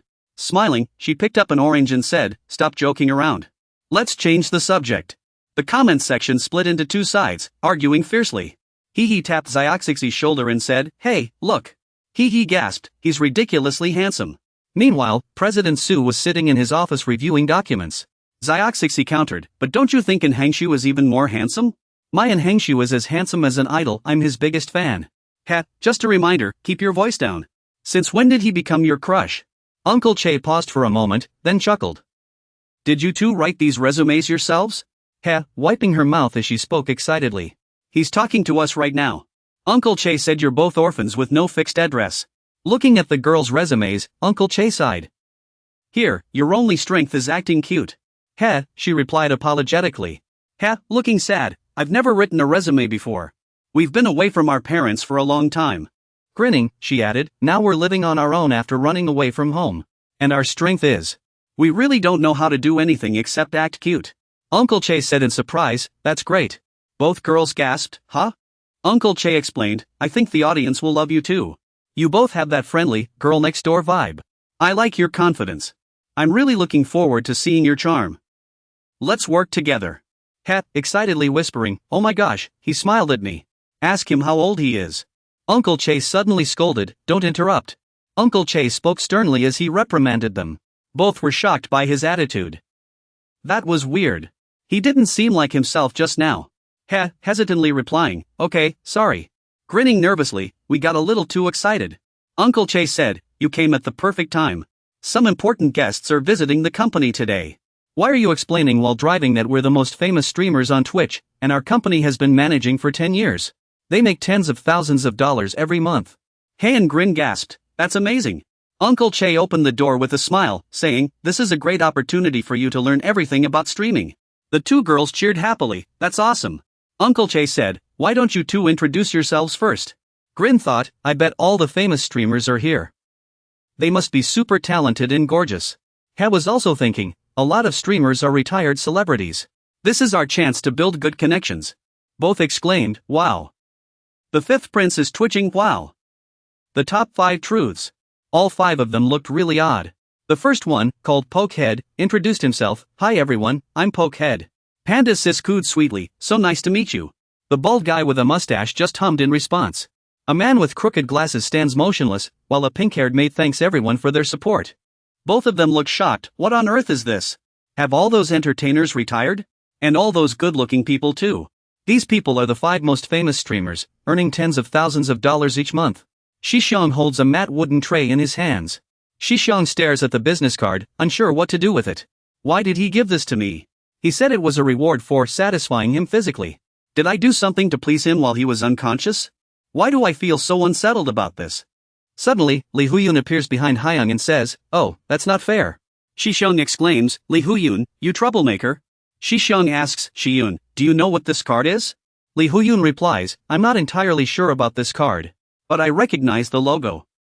It's from Unfair CN. I didn't even know they still handed out business cards." Shisheng asks, "What's Unfair CN?" Li Huyun suddenly says, "Wait a minute. You really don't know anything about the streaming industry?" Shisheng replies, "Shiyun, you're just guessing, aren't you?" Li Huyun says indignantly, "What? Famous people like you probably don't have time to watch streams, right? While failures like me do. Is that what you're implying?" Li Huyun continues explaining since he used to use Paprika TV, so he knows about it. There are many other streaming platforms too. Unfair CN is a company that manages individual streamers. It's like a sponsor or a media service provider. Li Huyun adds that he recently switched to Twitch to join Om Dim Sun. Shisheng asks, "You never used Paprika TV before?" Li Huyun answers, "My account got banned for violating guidelines, it was too risque. I did it to get 100 balloons." Shisheng gasps, "You exposed yourself just for 100 balloons?" Hyung stands up, squeezing Li Huyun's shoulder reassuringly, saying that since he has experience with Paprika TV, he'll do great on Twitch. Shiyun. Li Huyun replies, "The two platforms are different." Shisheng asks, "How are they different?" Paprika TV is a platform for people who enjoy slightly provocative content. The screen shows a streamer sensually moving their body. YouTube streams are forums for people who want to watch and relax. During a Twitch stream, Hyung suddenly says something strange, like Oma Iwamo Sindaru. Li Huyun suddenly shouts, "Brother is super amazing, absolutely the best." Shisheng asks Li Huyun in surprise, "What kind of madness is this now? You weren't like this before. You're not Japanese. Why are you speaking Japanese all the time?" Li Huyun yells, "I don't know either. I really don't get what these weirdos like." All the comments below are criticisms. Li Huyun complains to Twitch, "Those people who look obviously different earn over $10,000 a month." The comment section starts calling Li Huyun a coward. Li Huyun kneels down in frustration, muttering that life is a mess. "Everyone, if my chili powder hadn't been locked, I wouldn't be streaming on Twitch." Shisheng quickly stops Li Huyun. "Shisheng, stay calm. Li Huyun might get banned by Twitch again for shouting or showing off his products." Shisheng is too shocked to speak. Never thought the prince of streaming, Shisheng, would end up like this. Shisheng stares at the bizarre comments in disbelief, wondering why these people are so angry. In a rundown house, Shisheng looks at the envelope, thinking it's from 1MCN. Why would they give him their business card? Was it just left in his pocket by accident? Shisheng recalls, wasn't the key point that this card could help him take down the 4 major gangs? So it must be 1MCN. Shisheng sits in front of the computer, thinking he should visit 1MCN tomorrow. Just once. Shisheng remembers how badly they treated him in the past. But now he wants to stream again. Is this streaming addiction? Shisheng clicks the mouse, thinking he'll give it one more try. A flood of positive comments appears, and Shisheng is stunned. What's going on? Why are their reactions completely different from before? Shisheng returns to his chubby self, confused about why they're treating him this way. All the comments are showing interest in him. Shisheng leans closer to the screen and says, "Hello everyone. I'm Park Shisheng. This is a new stream." The comments tell him to adjust the camera. He wonders, what's so impressive? Is there something on my face? Shisheng fumbles with the camera, is this okay? Why do they seem to accept me now? Shisheng continues adjusting the camera. Shisheng couldn't help but open his mouth and thought, could this be why those people dislike him? Because they relate to someone like him. Shisheng pondered, just like how he felt uneasy around those outgoing people who always drew attention. Those people really hate them too. While picking his nose, Shisheng started talking about his day at school. Shisheng realized this was another reason they disliked his body. Because of that unreal beauty. It was simply amazing. Shisheng continued, saying there wasn't much else to share. Excitedly, Shisheng asked everyone if they'd ever been forced to drink toilet water or been hit by bullies. Shisheng felt happy, thinking he was finally making friends who understood him. Seeing the sympathetic comments, Shisheng felt like he was talking to another version of himself. Suddenly, Shisheng pulled out a lock and asked if anyone had ever experienced something like this, the shape of it. He clipped the lock onto his glasses, saying this was the charm of an internet otaku. Shisheng panicked, he didn't know the lock's password. Things were getting bad, he couldn't open it. Turns out these people were all good. Suddenly, someone named Space Thief sent 10,000 chat coins and said, "Be careful." Shisheng was shocked, they were giving him money just because he'd been forced to drink toilet water. Shisheng suddenly understood everything. He bowed his head to thank everyone. Wow, this lock was so heavy it made his glasses fall off. This was why he was so addicted to streaming. Shishong put his glasses back on and asked if anyone had ever been forced to be a bully's ashtray. He called out, and many people said they could relate. Because this was his stage. This was where he shone. Suddenly, he received a message. Shishong asked in surprise, huh? He had just gotten a message. Shishong stood in front of the 1MCN building, praising how massive it was. Shishong thought to himself he had finally come here for an interview. From the outside, the building looked like any ordinary company. He remembered asking during yesterday's stream if 1MCN was a good company, and everyone agreed. Though the viewers said it was a trustworthy company. He still had his doubts because of its ties to the 4 major gangs. Today's outfit was picked out by his viewers. Shishong had a bamboo toothpick in his mouth and carried a wooden box on his back. Everyone complimented his good looks when they saw him. Was he a professional model? Another handsome guy. And MCN definitely has to host some events. His job must be really tough. Shishong couldn't help but think he didn't fully trust this company. Thankfully, he had told them he would bring a friend along. That was the perfect excuse for his body's absence. If they were connected to the 4 great gangs, this body would be useful. If they were just an ordinary company, he would accept the invitation right away. Were they still debating whether to take a photo? They probably should, right? The wooden box opened automatically, revealing the fat man's body inside. By now, his own body should be completely drunk and unconscious. The crowd gasped, what in the world is that? Were they foreign actors? Shishong quickly shut the box. Oh no, it opened again. Should he tape it shut? But how would he open it later? The people around scattered in panic, only to see the fat man's body. Suddenly, a chorus of voices welcomed the chairman. Bodyguards surrounded a car, opening the door and greeting someone as chairman. Footsteps approached as someone stepped out of the car. Shishong stood motionless, a bamboo skewer clenched in his mouth.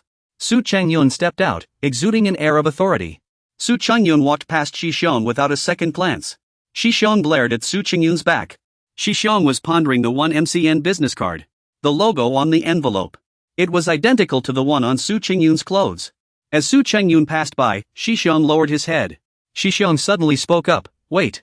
Su Changyun stopped in his tracks. Shishong grabbed Su Changyun's shoulder and asked, you're with the workers, right? Su Changyun turned around and took Shishong's hand. Su Changyun admitted, that's right. What about it? Su Changyun smiled and replied, I'm with the workers. Su Changyun continued, we're the 100 Trillion Association, the largest faction of the workers. The association's goal was to earn 100 trillion. Su Changyun answered confidently. Su Changyun smiled and asked, do you have any objections? Shishong turned away, not really. I can't say anything. Su Changyun said coldly, then I'll take my leave. Su Changyun sat at his desk, picking up Shishong's resume. So, you used to live in the countryside with your mother and now you're alone in Seoul? Su Changyun glanced at the resume. Your specialty is eating up to 30 burgers? Then you're fit to be an ice shoveler. Meanwhile, Shishong had returned to the fat man's body, chuckling to himself. Su Changyun asked, did I do something to upset you? Shishong replied, no. Su Changyun looked puzzled. Then why do you look like you're? Shishong cut him off, I look like my mom. Shishong frowned at Su Changyun, thinking, who is this guy? Why is he so calm? Su Changyun explained, oh, I didn't mean to offend you or your mother. Shishong was fuming with silent anger. Shishong thought to himself, he clearly knew the guy was from the Workers' Guild, yet he acted like it was no big deal, as if there was nothing shameful about it. Was the Workers' Guild really not involved in any illegal activities? Were they just ordinary business people? Or were they the only good organization among the 4 great guilds? We were about the same age, yet he was already a leader. That made it even more suspicious. Maybe they were a shady company where climbing the ladder meant stepping on others. Shishong was full of doubts. Su Chang'an interrupted Shishong's thoughts, asking if he didn't know the password to the lock. Shishong replied, I forgot. Su Chang'an sneered, you're quite the comedian. Su Chang'an then said seriously, let me get straight to the point. We'd really like you to join our company, Mr. Shishong. Shishong adjusted his glasses and asked, may I ask why? Su Chang'an replied, of course. He explained, your first livestream already attracted tens of thousands of viewers. Your potential rivals that of top streamers. Viewers have already crowned you the Shishong Emperor at lightning speed. You have a face that resonates with the audience. The world is changing too fast. Being good-looking isn't a talent anymore. Su Chang'an continued. That's right, Mr. Shishong. You have what it takes to become the Supreme Emperor. Shishong thought angrily, was this guy mocking him on purpose? Shishong leaned his chubby frame forward and asked a question first. Su Chang'an politely said, go ahead. Shishong thought this might be the best approach. Excitedly, he asked, how much would I get paid? His plan was to infiltrate and gather intel on the Workers' Guild. At school, Li Xiandu's voice came through, asking, what? Li Xian said, your chubby friend is signing with 1MCN? Shi Xiong, sitting at the table, calmly replied, yeah, it ended up like this. By the way, have you switched to YouTube streaming now? Shi Xiong teased, do you have a habit of becoming a streamer? Li Xiandu retorted unhappily, shut up. Did you sign yet? Be careful. Shi Xiong replied, the company has an event tomorrow. We'll sign the contract after that. Li Xiandu asked in surprise, your chubby friend was invited too? Shi Xiong chuckled and said, yeah, they even said I have the potential to be an emperor. Li Xiandu sneered, yeah, they must think you're not good looking enough. Li Xiandu said angrily, I have a unique look too. Why didn't they pick me? Li Xiandu called out, Shi Xiong, Shi Xiong, Shi Xiong. Shi Xiong saw Jinqing slumped over the table, asleep, and thought, Jinqing fell asleep again? I heard he wakes up really early every morning to meet someone. Li Xiandu said proudly, thanks to me, your friend found a job. I even lent him clothes. He owes me a favor. Shi Xiong smiled and said, of course. Indeed, I owe Li Xiandu a favor. Shi Xiong mused, either way. I'm really looking forward to tomorrow's event. Shi Xiong gazed out the window, lost in thought. A voice chuckled, heh, and exclaimed in surprise, wow. So this is what G-Star looks like. The holy land of internet celebrities. Hi-Hey said excitedly, all the famous streamers are here. There are so many people. Grinning, he slung an arm around Hi-Hey's shoulder and said, they must all be here to see their favorite streamers. Those e-girls over there seem really famous. Oh my, those two are so gorgeous. They're surrounded by a huge crowd. I wish we could be like them someday. She laughed excitedly, there are so many e-boys too. Oh my, they're so handsome. I'm so happy I could die. Hi-Hey looked to the other side and suddenly spotted Lu Haobin, shouting, look. That's Lu Haobin, the famous host of the Combat Tutorials channel. Wow, Lu Haobin is so handsome. But why is that girl carrying a ginseng box? Hi-Hey blushed and said, streamers are even more popular than celebrities now. Grinning, he agreed, this event is so fun. Suddenly, the girls ran off excitedly, leaving the e-boys behind. They shrieked, oh my. Over there. The e-boys, abandoned by the girls, returned to the side of the five emperors, feeling like they were about to witness something amazing. I can see why they're so famous. Everyone shouted, the five emperors are over there. They just sat there, radiating a dazzling glow. It's like the light was coming from their pets. Hi-Hey thought, I just don't get it. Why are the top-earning 5 emperors on Twitch so famous? Spiky said, please don't mess with my photos. Panda Sis said, thank you all for your support. Bald Uncle said, can you pay to protect my privacy? Crooked Mouth stayed silent. Pink-haired maid said, sorry, I can't show my face. Bald Uncle continued, I'm not an animator. Next question. That troublemaker told the person who called me Baldy earlier to get lost. I thought they were just joking around. Panda Sis says thanks for the 100,001 tip. I thought she was so popular because she's as cute as a kitten. This guy's getting popular even without showing his face. That maid outfit pink-haired girl says, oh my goodness. I can only show you my hands, I'd be too shy otherwise. Is it because her voice is so nice? That crooked mouth guy stays silent, and I'm thinking I'll never understand him. And they're even selling stuff. The bald guy with the little mustache calmly says, our autographs are 5,001 each. Please buy one to support us. Buy one, and you can pat this baldy's head. This guy has some nerve. Everyone looks at the crooked mouth guy and says, he's so cute. Judging by his looks, he is pretty cute. It's surprising, those same people were just saying how cute he was. Is this the power of live streaming? A few male streamers outside scoff, that's all he's got? Just thick skin. Can't stand this arrogant guy. Ugh, so annoying. How can they be jealous of him? This world is just too chaotic. The maid outfit pink-haired girl high-fives her fans and says, thanks for coming, everyone. That masked girl is really popular too. Wearing a mask like that must make it hard to breathe. Outside, Hee and Zioxixi are sitting and eating ice cream. Hee says, no matter what anyone says, it's undeniable that the seniors are super popular. Zioxixi agrees, they work hard, so we shouldn't talk badly about them. So I've decided I'll work hard at the MCN to become like them. I really want to sign a contract soon. What about you? Zioxixi replies, me too. Suddenly, Panda Sis appears. Oh, you two are here too. My two little kittens. Cat, Hee, and Zioxixi greet her in surprise. Sis, you look amazing. Panda Sis asks, what were you two little kittens talking about? Hee whispers quickly, we want to sign a contract soon. Zioxixi adds, we were talking about the company. So we can become like you, sis. Panda Sis advises, if you want to be like me, There's one thing you must remember. Both think, sis is so cute. Panda sis says seriously, don't trust the company too much. But then Panda sis turns to. The fans also thank them very gently for coming. Kitty, follow my lead, Kitty. What did she just say? Hee hee, patting her shoulder with a grin, hey, did you hear? There's a new streamer joining today. She replied with a surprised laugh, huh? A newbie? What's their name? Hee hee, thinking for a moment, what was it again? Something like Shishang-su, I think.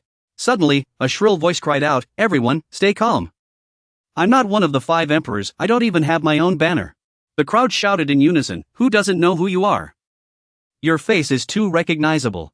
Indeed, he has the potential to become an emperor. Shishang-su yelled angrily, are you saying I'm ugly? The crowd buzzed around Shishang-su, wow, look at him when he's mad. Such an imperial presence. Maybe Team Orange will have a new lineup called the 6 Emperors. Hee and Xiaoxiao stood to the side, watching, wow, what's going on? It must be the new streamer, Xiaoxiao said. Shishang-su suddenly realized, wait, they look so familiar, aren't they Xiaoxiao and Hee? Were they also unfairly criticized for posting graves during their streams? Shishang-su rushed up to the 2 girls and said roughly, long time no see, how have you been? The 2 girls stepped back in surprise, huh? What? Do you know us?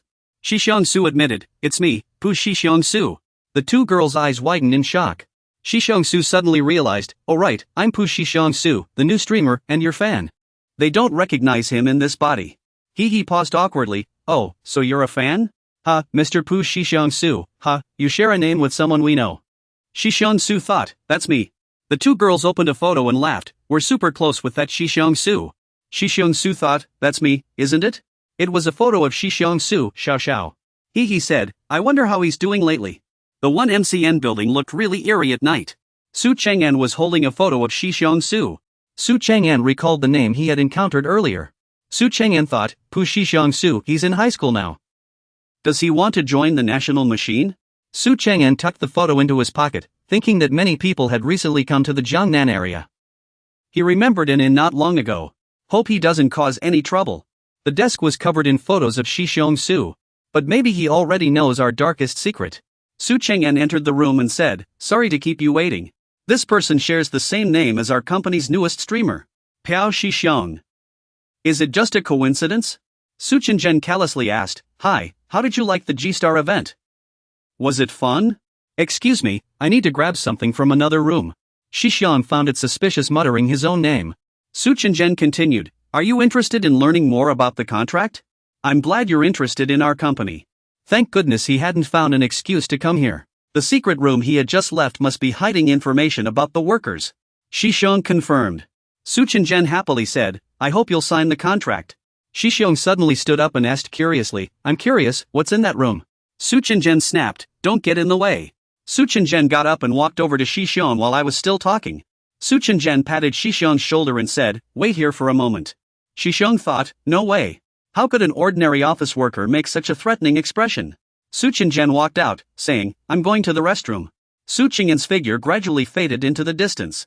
Shishang thought, just as I suspected. There must be something shady going on here. Shishang stood in front of the room's door.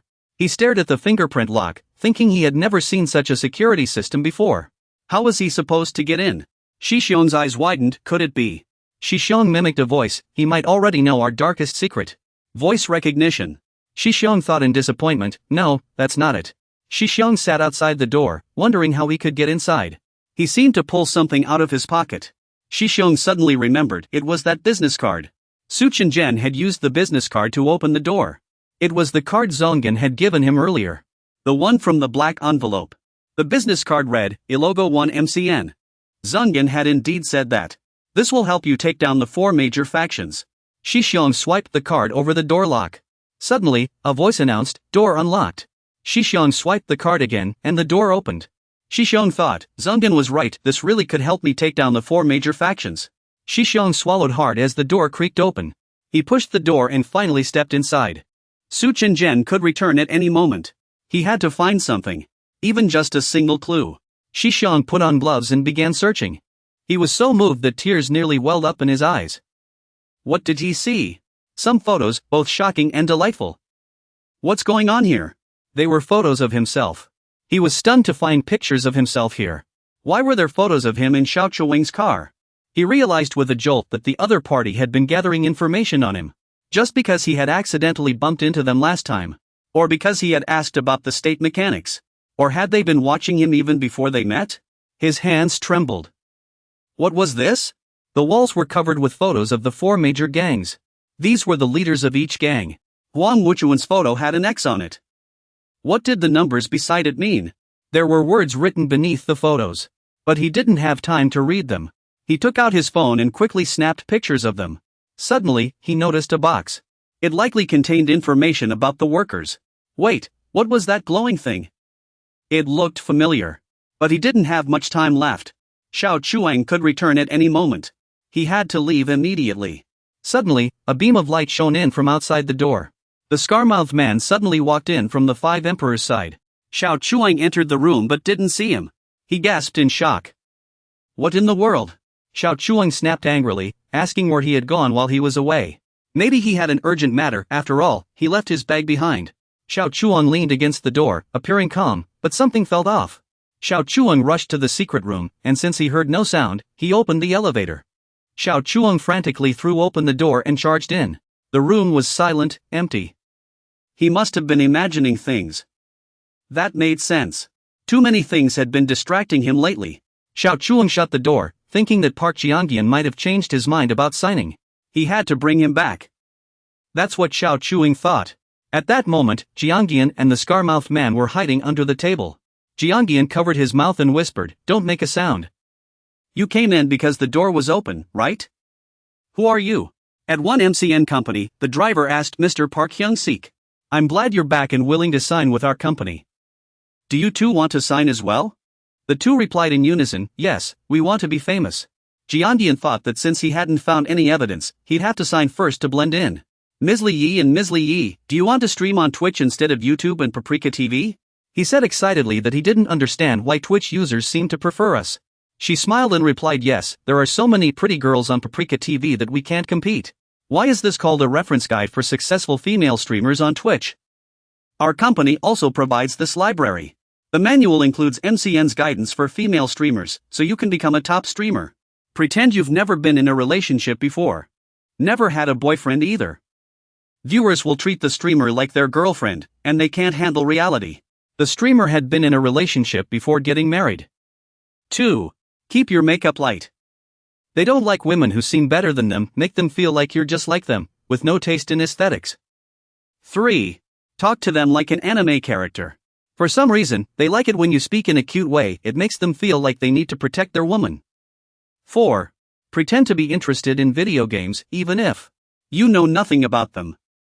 To them, the ideal girl is one who plays games. Pretend you do, and they'll fantasize about dating you in an arcade. 5.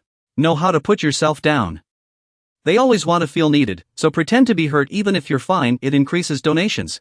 Practice your smile beforehand so you don't disappoint them. It's only natural. Ha, she said in surprise, that's a lot of information. Seo Songman continued, of course, we can also provide a guide for Paprika TV. Su Chang-yoon added, after an internal meeting, we've decided to offer you 3 a special perk.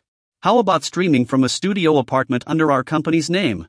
All 3 gasped, a studio apartment? You're sponsoring an entire studio apartment for employees? Su Chang-yoon took out a contract. Here's the agreement. She giggled happily, a studio apartment. It feels like we're real professionals now. Ha, she said excitedly, then let's stream in business attire. Shi Xiong thought in surprise, this company is really well off.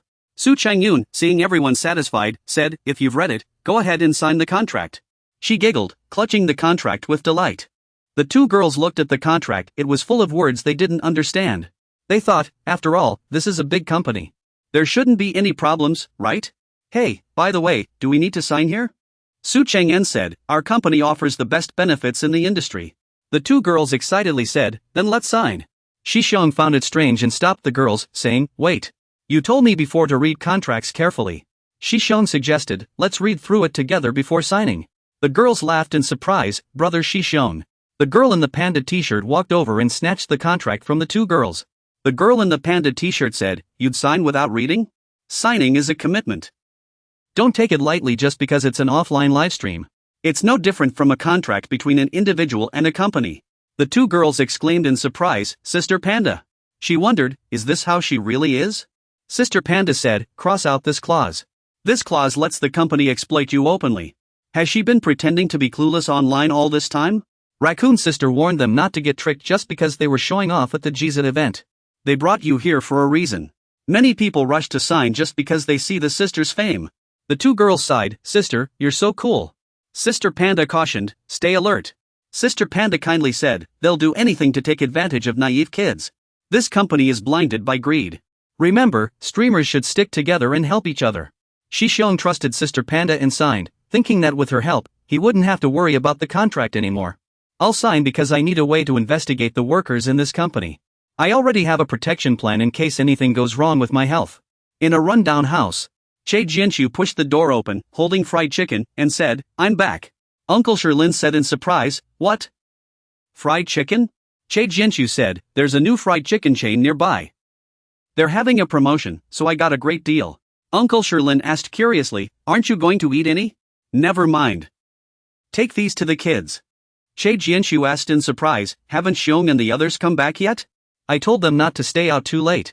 Uncle Sherlin yawned and said, they said the company provided a studio, so they only come home to sleep. You know what I mean? Che Jianshu said tearfully, they've grown up. Is this how a mother bird feels? Uncle Sherlin retorted, you're more like their bird uncle. Uncle Celine confirmed, on the other hand, I think they'll be fine. In the studio, Hee and Gidge were lying on the bed. Gidge opened her eyes. The two woke up at the same time. Hee asked, did we oversleep? I don't even remember when I fell asleep. Gidge replied, I think we were just too nervous. Gidge asked Hee, have you seen my phone? Hee asked blankly, your phone? Wow, is this really the place where we'll be working? I'm so excited.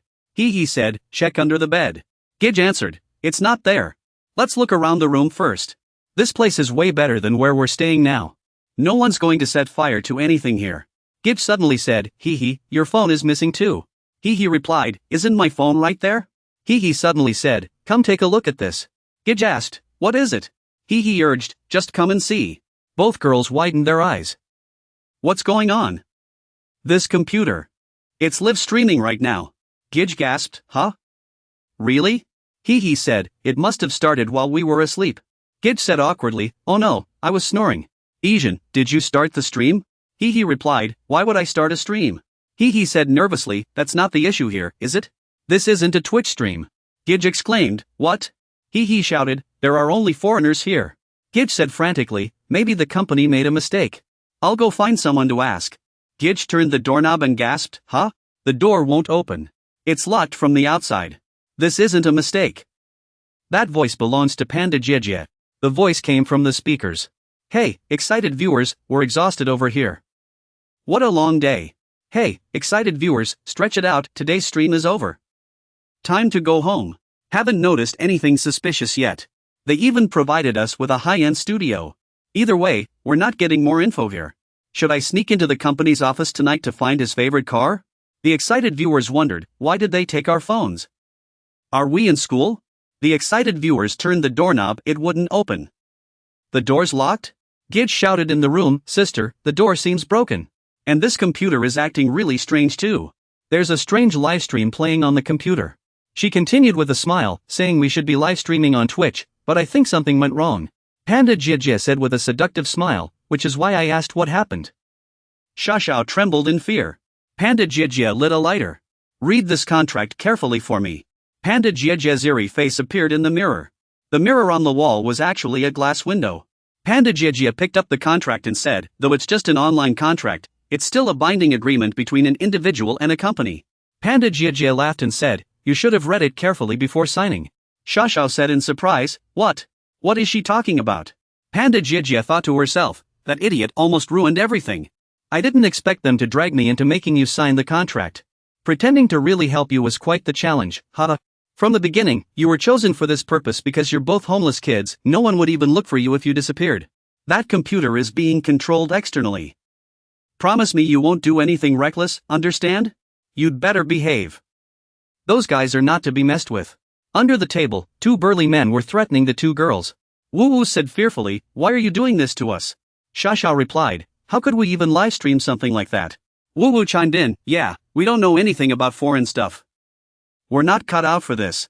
Panda Jia said with a grin, the viewers are all writing the same strange things. You don't need to know what language it is. The livestream doesn't require that. You just need to show them what they want to see. Soon, you'll understand what they're saying and what they want. Woo Woo fearfully pounded on the door. Please open up, Panda Jia. Panda Jia lit a cigarette and said, was it even necessary to have them sign a contract? They're minors with no family, no one would miss them. That's what you were thinking when you first messaged us, right, Mr. Su Changyun? Su Changyun replied, seeing this side of the company really shocked me. The other members of the 5 emperors would never have guessed. Panda Jia said, so let me join the Walker family. Panda Jia tore off her hat and coat, grabbing Su Changyun's collar and saying, I really want the Walker badge. Also, introduce me to the leaders of the 4 major branches. Hanshua was pounding on the door as well. Hanshua shouted, help! Is anyone out there? I'm locked in. Suddenly, someone struck Hanshua's head with a bat. Hanshua collapsed to the ground. The 2 burly men gestured for Hanshua to be quiet. Qinghe Jiangxi is covered in blood. Only now did Jiangxi realize this company was truly suspicious. Kidnapping teenagers. And forcing them to livestream? There are many rooms here, divided into small ones for streaming. An MCN. Jiangxi thought this was why he had to bring a backup plan. One of the 4 major branches of the Walker family, the Oil Toad Gang, a few movers complained when they saw how heavy Jiangxi's luggage was. One guy huffed angrily, saying that Pig's luggage was ridiculously heavy. Let that guy carry it himself. I'm almost 30. I can't believe I have to take orders from a kid. Jiangxi lay still, thinking it wasn't worth it. A few movers said curiously, well, we're just workers anyway. Let's just do our job. Or should we open it and take a look? Fine, let's open it. Qinghe Jiangxi is covered in blood. It's okay, I already have a backup plan. Hurry, I need to get out of here fast. That body was locked inside a wooden crate. Suddenly, Jiangxi woke up in a handsome body. I've woken up in this body. I need to act quickly. Jiangxi smashed open the crate and burst out. Those Walker family members, I need to find my own body. What? Jiangxi exclaimed in shock. He suddenly shouted, where is this place? Where am I? Earlier, the movers were discussing how they shouldn't have dumped the crate in the junkyard and were curious about what was inside. You idiot, don't you remember? Don't touch the streamer's stuff, it might leave traces. We just follow orders and get paid. Thinking of his trapped overweight body, Jiangxi wrote in a diary inside the cabinet. Jiangxi wrote, the Walker family is terrifying. I've been locked up for 3 hours now. Now I'm imprisoned by the Walker family. I can't believe they detained someone like this, so I'm recording this time in my diary. My plan is to take that body and ambush them where they're holding me. Jiangxi, now in the handsome body, was running to find the building where his original body was held. Where is the building holding me?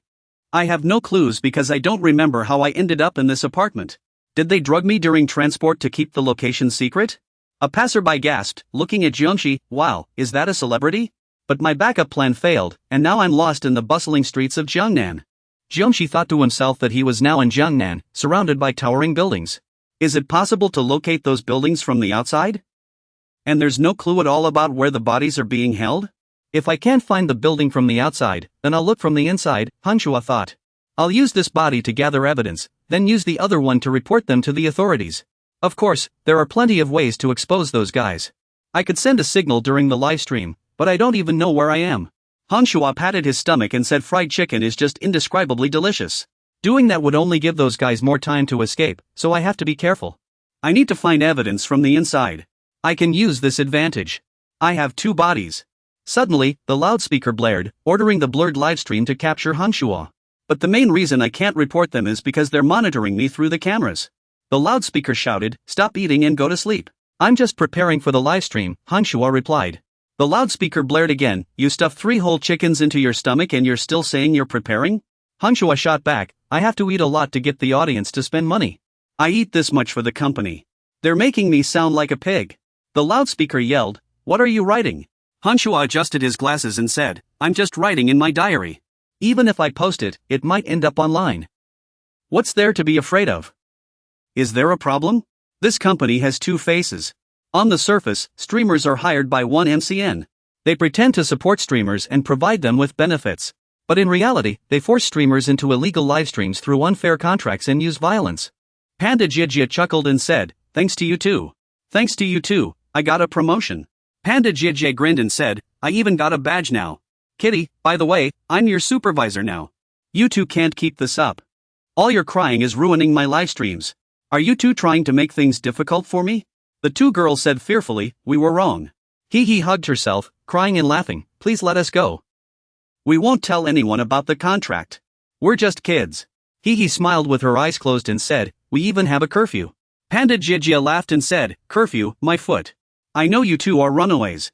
The two girls said fearfully, we signed the contract without a legal guardian.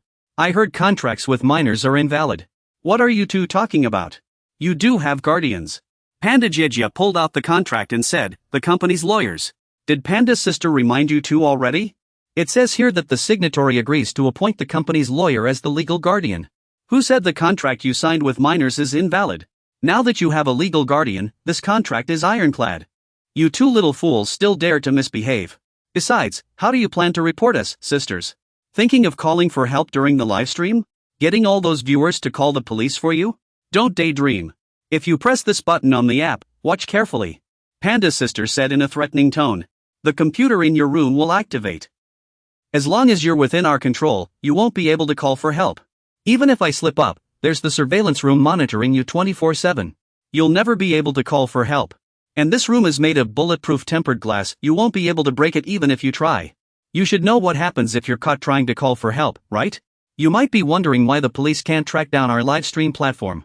Because our tech team is overseas. It'll take them a long time to catch us. While the police are busy investigating, our tech team can destroy all the evidence. If that happens, we'll just hand over all participants to another branch. Oh dear, sorry for rambling. I got too excited after earning this badge. Miss Panda suddenly asked, do you two know why we legally stream beta? Twitch, YouTube, and Paprika TV only make a few million won a month, but illegal streaming is different. Illegal livestreams can make 5 billion won a month, Panda's sister said with a sinister smile. Panda's sister is so good at sweet-talking, working for her must be great, right? I'm not entirely sure, but I heard the 4 branches are competing with each other. Panda's sister said with a smile, so, what should we do with you two? If you don't cooperate, my rating will drop. What can I do to make you stream nicely? That tall guy comes in and yells? Alright, let's play the friendship game. Panda's sister explained that the friendship game tests the bond between friends. The game is simple, if Hee won't cooperate, then Gaga has to do it. Panda's sister said seriously. If Gaga won't cooperate, then Hee has to do it. Mr. Xiao told Uncle Xion not to worry about those two. Uncle Xion wondered what they wanted with Hee and Gaga. Uncle C, do you mean the person in charge won't force them to livestream immediately? Though if she insists, there's nothing we can do about it.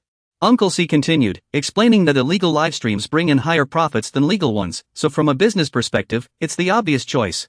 Xiangsa stared in shock as they grinned and munched on fries during their stream. Uncle C snapped, saying he heard you've been harassing employees by constantly ordering fried chicken. And you deliberately order just 1 box each time. If you're trying to summon delivery drivers, you'd better stop now. Because all the orders are picked up by our own staff. But Uncle C changed the subject, you didn't call Xiangsu here for that. Let me ask you, have you been in my room? Uncle C roared furiously. Looks like I asked in the wrong order, you've clearly lost your mind. Xiangsu shouted, let them go. Damn it, the bodyguards blocked Xiangsu again. Uncle C said, listen carefully, *U* kidnapped Xiangsu. Our company is a legitimate business. We don't resort to violence like those petty thugs. Uncle C threatened, if necessary, we'll hire people to handle it. Another reason I can't report them is that if any of their streamers make mistakes, they deal with it themselves. Uncle C declared, if you want to fight, we'll hire professionals. A group of burly, tattooed men approached, warning the kid, don't make us take action. Uncle C told Captain Jean, please teach him a lesson. Captain Jean replied, no problem, manager. Xiangsa charged forward in a rage, shouting at Uncle C. Captain Jean struck back, leaving Xiangsu's face bloodied. Blood splattered across Xiangsu's face. He couldn't think straight. I have to help Grin and Fries. Captain Jean stomped on Xiangsu and said, I told you not to push me. Uncle C said, let me check on something. Uncle C announced gravely, the 2 newly signed streamers have started their broadcast. Panda will serve as their manager and training supervisor. A firm voice rang out, this month's sales will surpass the 3rd branch of 1MCN, chairman. Huang Chegong chuckled, is that so? My dear Uncle C, you're a top-tier talent. You have the potential to become an outstanding chairman. Uncle C humbly replied, you flatter me. Huang Chegong responded, no need to be modest, I know you're interested in the chairman's position. I heard someone came to the company last time, you already know about those things, right? Those small-time troublemakers from the 4 major gangs. Huang awkwardly chuckled, are you singing a song? Why is your car parked at the youth hostel? Huang awkwardly muttered, yeah, those jerks. You said Che-en mentioned seeing Jiang Xian at the company? Huang Che Group asked why Uncle Che hasn't arrived yet. Ah, that guy is already dead, haha. I also ran into a guy named Park Hyung-suk. Huang Che Group replied, oh, I've seen that guy. He's someone the group approves of, right? But why? Huang Che Group angrily drove his luxury car to where Che-en was standing. You didn't even tell me about this. Huang Che Group shouted, how could you listen to him? Che-en's car ruined my TV. Oh, Che-en, my elusive Che-en. Don't interfere with the four great gangs without a good reason. Don't we care about dealing with those small-time troublemakers? Huang Che Group sat in Che-en's car and started giving orders. Huang Che Group asked, don't you think you're still the same person you used to be? At the company, Che-en walked out in a daze. Che-en reflected on Huang Che Group's words. Don't you think you're still the same person you used to be? Che-en recalled how many people he had stepped on in the past. You did this, didn't you, the strongest guy in South City, Che-en? Did Xiao Che-ying hit a delivery guy on his way out? Xiao Che-ying kept apologizing. I'm so sorry, what was I thinking? A delivery guy? Xiao Che-ying continued, sincerely apologizing to all the streamers. Did my streamers get addicted to fried chicken? The boss must hate him for only ordering one box every time. Yeah, the boss found it annoying, so he sent me to deliver it. Hyo Eungwook took off his hat. Have you ever eaten 6 boxes of fried chicken just to find a place? They say what you're looking for is right in front of you. Was this the place all along? Hyo Eungwook asked, is this where you detain minors? Where's Shower? Xiao Che-ying said angrily, I don't usually handle intruders. At the construction site where Uncle Shower is working now. Aren't they home yet? Fine, I'll go find them. Teacher Jin's colleague asked where Teacher Jin went. We still have things to do. That guy's last name isn't Jin. It's Che. We also have a curfew. Che Guansu said angrily, the curfew has already passed. Xiao Che-ying said, I don't usually handle intruders. Xiao Che-ying said angrily, but today, I might have to lend the security team a hand. Xiao Che-ying said, usually, you assume something happened and are afraid he'll find out. Hyo Eungwook angrily lowered his voice and asked, where are they? Where's Shower? What about our 2 leaked pieces of intel? Why did Mr. Che say they're streaming because of one MCN? It's a company that trains streamers. Hyo Eungwook retorted, you call illegally detaining minors and forcing them to stream training? Xiao Che-ying thought his words sounded confident, as if he had been inside. Hyo Eungwook said firmly, honestly, you don't need to tell me. To find them, I'll turn this place upside down from top to bottom. Uncle, she asked why you're so desperate to guard this place. It's because you've locked them inside this building, right? Yimeng Media.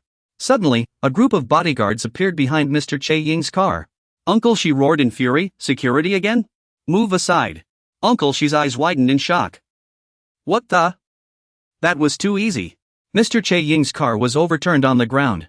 Mr. Che-ying taunted, the bigger the company, the more trouble it attracts, like those thugs barging in and causing chaos. Like those punks breaking in, throwing punches and kicks. Maybe you still don't get it, Mr. Che-ying said with a smile. You just barged into an ordinary company and resorted to violence. The bodyguards helped right Mr. Che-ying's car. Though injured, he said, you're accusing us of unlawful detention without any evidence, just baseless speculation. And by the way, you're mistaken, these aren't security guards. Mr. Che-ying explained, we hired our own legal team with our own money. Mr. Che-ying calmly accused, you just assaulted a management member in front of our company's lawyers. Mr. Che-ying patted Uncle Shi's shoulder. You barged in here, accused us of unlawful detention without proof. And threatened a management member who didn't even provoke you. Mr. Che-ying leaned in close to Uncle Shi's ear. If we call the police, who do you think will be in more trouble? Mr. Che-ying let out a chilling laugh. Now do you understand? We may be the same age, but we live in completely different worlds. No matter, you're still young. I can't blame you. Mr. Che-ying sneered, go home, Uncle Shi. Uncle Shi thought to himself, this was the first time he'd ever felt so powerless. Uncle Shi berated himself. Even knowing the kids were here, the only thing he could do was leave the company. Uncle Shi turned and walked away. Mr. Che-ying analyzed, the only explanation for that guy, Uncle Shi, finding this place is a flaw in our system. Mr. Che-ying announced, Yimeng Media will suspend all unauthorized broadcasts for 3 days. We'll resume after reinforcing our systems. A member of the legal team said nervously, wait, sir. Is 3 days enough? We need to find the mole. Even the chairman said we should pause for at least a month. Mr. Che-ying said calmly, it's fine. 3 days will be enough. Mr. Che-ying thought to himself, Pu Shishu, I don't know what you did or how you did it, but I didn't expect you to find our secret detention site. But every cloud has a silver lining. I can speed up my own plans. Mr. Che-ing pondered. Then, a speaker in the room crackled with a chuckle, announcing that from today onward, Yimning Media would suspend all broadcasts for 3 days due to internal issues. He and the others cheered, hugging each other in joy. They finally stopped. Thank goodness, Panda Sis said she'd planned today's livestream for us. If we say that on camera, we won't have to stream for the next 3 days, right? Why are you yelling like that, Uncle? Uncle, please answer us. That uncle never listens to us. Looking at the bones on the floor, Pu Shuxiong thought excitedly whether it was good news or bad. Though he was driven away harshly, he still managed to buy 3 more days. Which meant he had a little more time. At that moment, the dashing Pu Shuxiong was sitting in the classroom. What would happen after Pu Shuxiong sat on the sidelines for 3 days? How could he rescue He and Xiao Xiao? Should he break in again? But they'd just kick him out again for not having evidence. Or maybe sneak in at night? But they've tightened security since last time. Pu Shuxiong racked his brain. Should he go to the security team or legal advisors? If they were just doing it for money, should he hire them? Should I break the piggy bank? But I only have 440,000 yuan. Could I even afford them? A gang that solves everything with money. They're a cut above any gang I've ever seen. Li Xiandu thought in shock. Heavens, am I dreaming? Pu Shuxiong thought about how they were holding the kids hostage, leaving him powerless to act. What should I do now? Li Xiandu suddenly said, Pu Shuxiong, someone's looking for you. Pu Shuxiong glanced at the door and said, there's no one there. Li Xiandu said, not that way. Over here, over here. Che Yuanxiu was climbing in through the window. Pu Shuxiong let out a surprised ah. Che Yuanxiu said, sorry, I can't risk getting caught. You're Pu Shuxiong, right? Pu Shuxiong replied, you're Che Yuanxiu from the inn. Che Yuanxiu knocked on the bathroom door. Che Yuanxiu lowered his voice and asked, say what again? Che Yuanxiu demanded angrily, are the workers holding the kids captive? Pu Shuxiong stammered, you could say that. This conversation is so confusing, he always leaves words out. Pu Shuxiong asked in confusion, but why are we talking here? Che Yuanxiu replied, because if Shuxiong finds out, he'll interfere. He needs to focus on his studies. Can you speak in full sentences? Workers? Yuanxiu wondered, why? Che Yuanxiu went to the company over the weekend, but Captain Jean refused to admit it, saying they'd already sent the kids home. Are you sure you're not mistaken, kid? Che Yuanxiu knew it was a lie. I thought they were just a regular company, so I didn't pay attention. If I'd known they were workers. Che Yuanxiu said angrily, I understand now.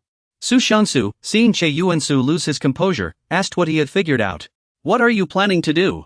Che Yuanxiu turned to Su Xiangsu and said, I'm going to bring my nephew back. Stay out of this.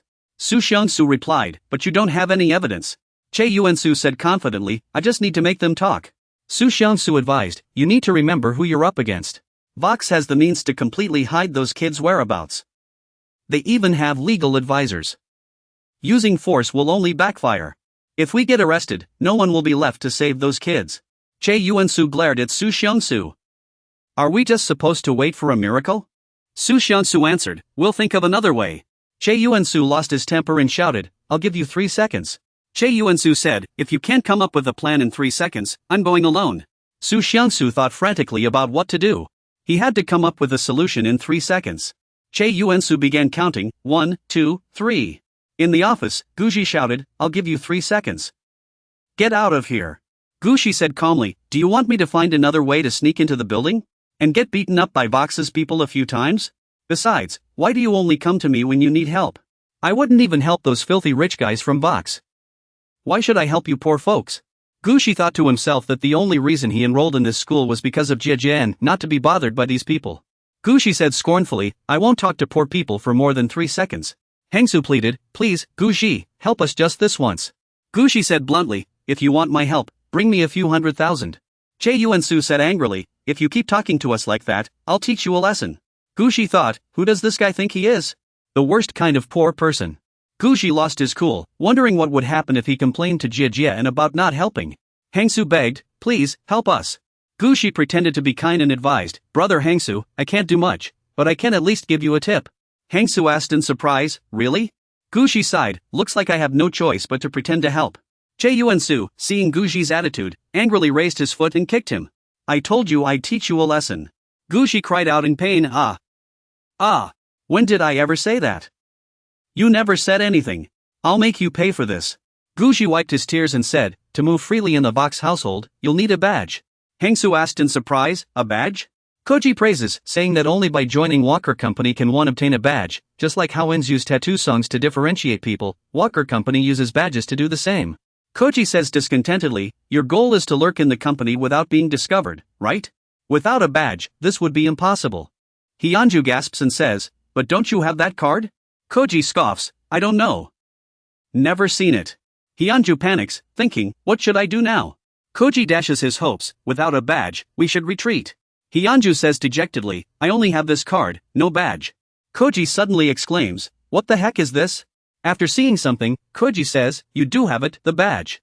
Koji points at the black envelope. Hyunju's eyes widen as he remembers.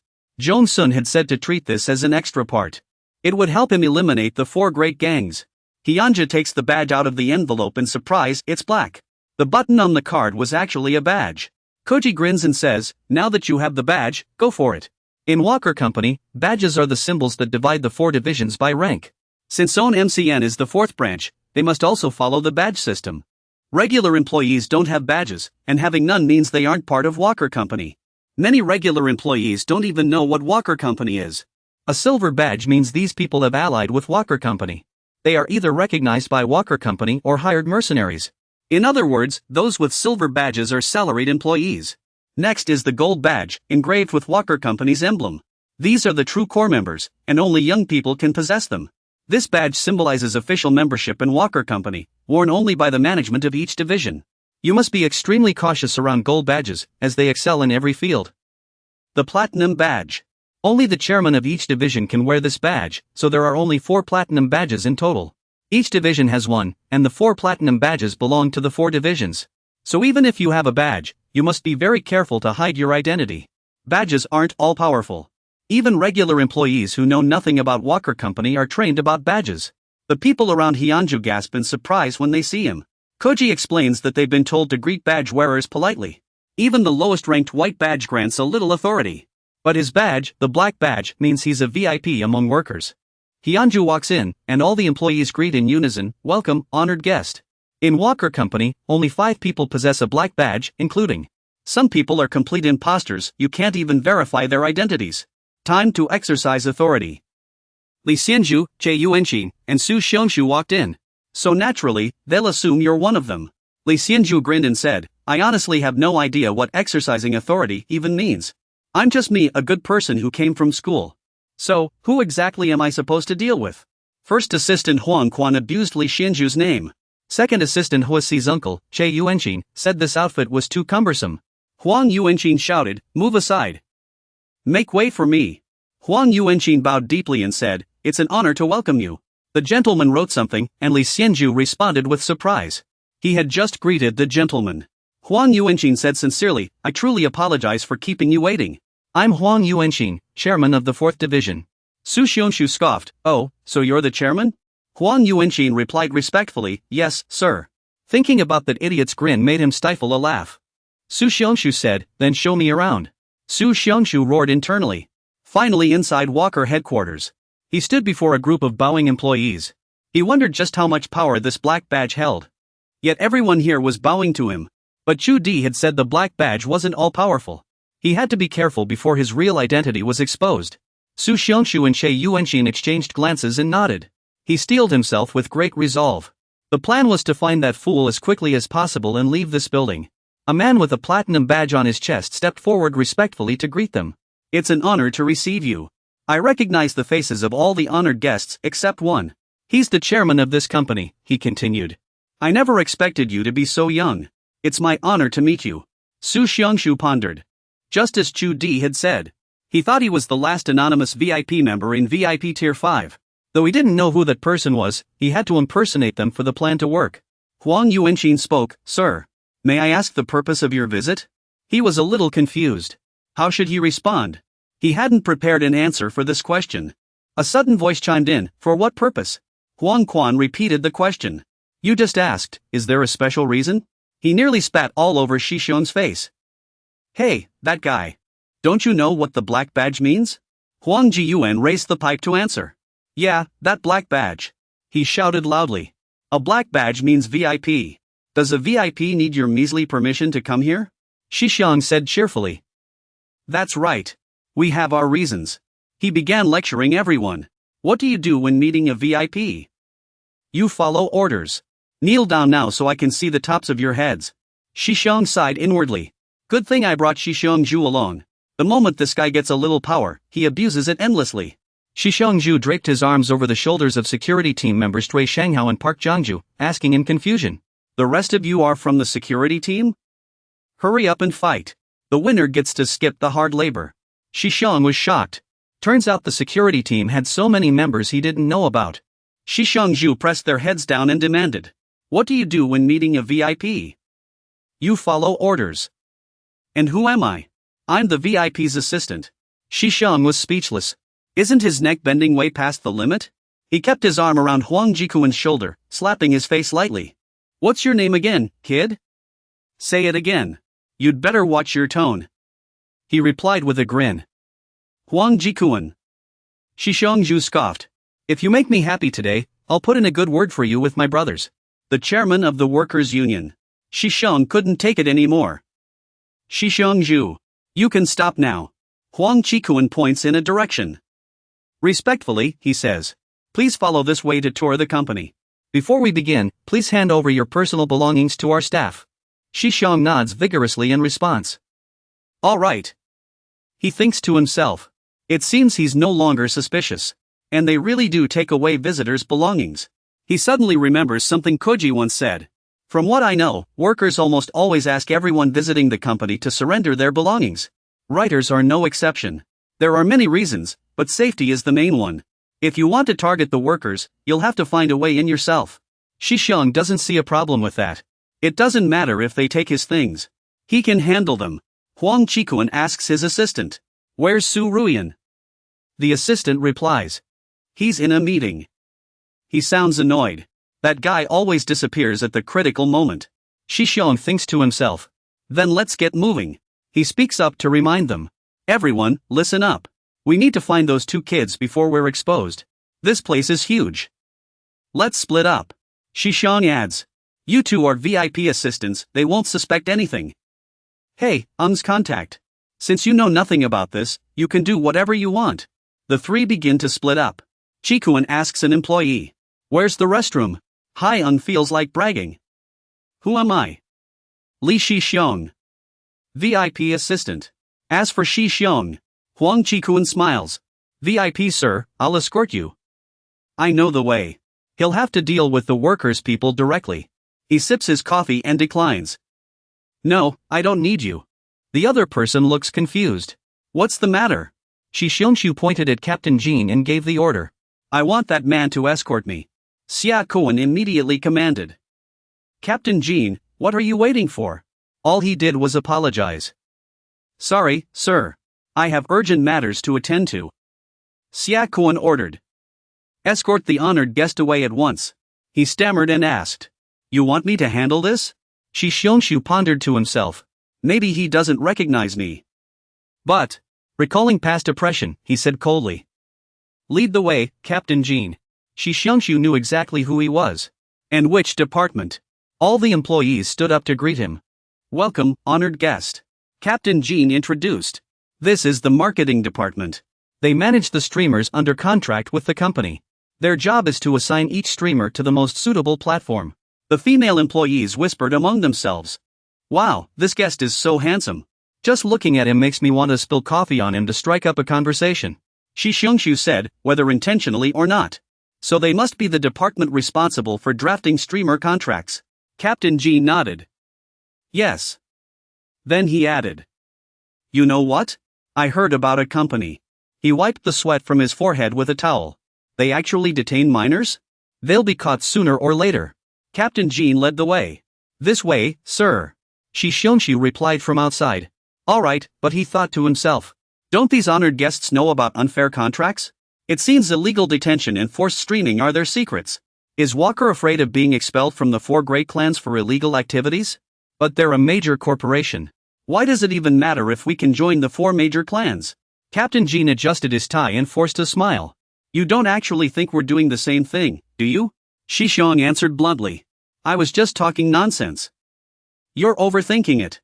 So even with a black badge, we still can't access all their business secrets? Whatever, it doesn't matter. Wouldn't they only give me the black card for a reason? Captain Jean and Shixiong stepped into the elevator together. Let's go to the next floor, he asked him. Which floor would you like to visit? Shixiong fell into thought. Now, my authority is almost the same as Gang's. No need to hold back anymore, he said. Now, I want to see where you're keeping those children.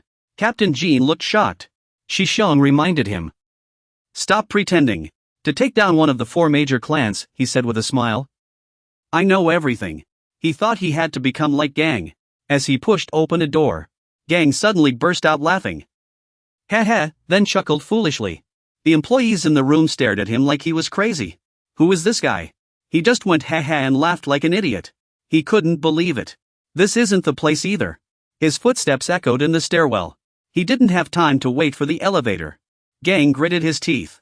This is a 30-story building. I'll search floor by floor. I have to find it. An employee on one of the floors suddenly asked. What's going on? Are you looking for where the children are being held? Well, you've reached the top floor. Why would we keep children here? Oh, you're joking, right? Shixiong looked confused. Who are these people? Laughter echoes throughout the room. Ah ha ha ha ha. You've killed me with laughter. You really did me in. You joke like it's real. Xiang Su is stunned. They thought they were just joking around, even forcing fake laughs to please their superiors. It seems the other distinguished guests had asked similar questions before. A few employees are still forcing smiles. These guests sure know how to joke. Today, my belly button has hurt from laughing so many times. You've really surprised me. Every time a guest asks about this, they laugh until their stomachs hurt. Makes sense. These people don't have badges. It would be strange if they knew about the workers' darker side. The employees are laughing through tears. They're still competing for credit. Esteemed guests. I laughed the loudest. No, it was me. You all, line up. Xiang Su is shocked. Maybe Yagan had already asked them a similar question. It seems he's playing the role of a distinguished guest quite successfully. Then Captain Jean speaks up.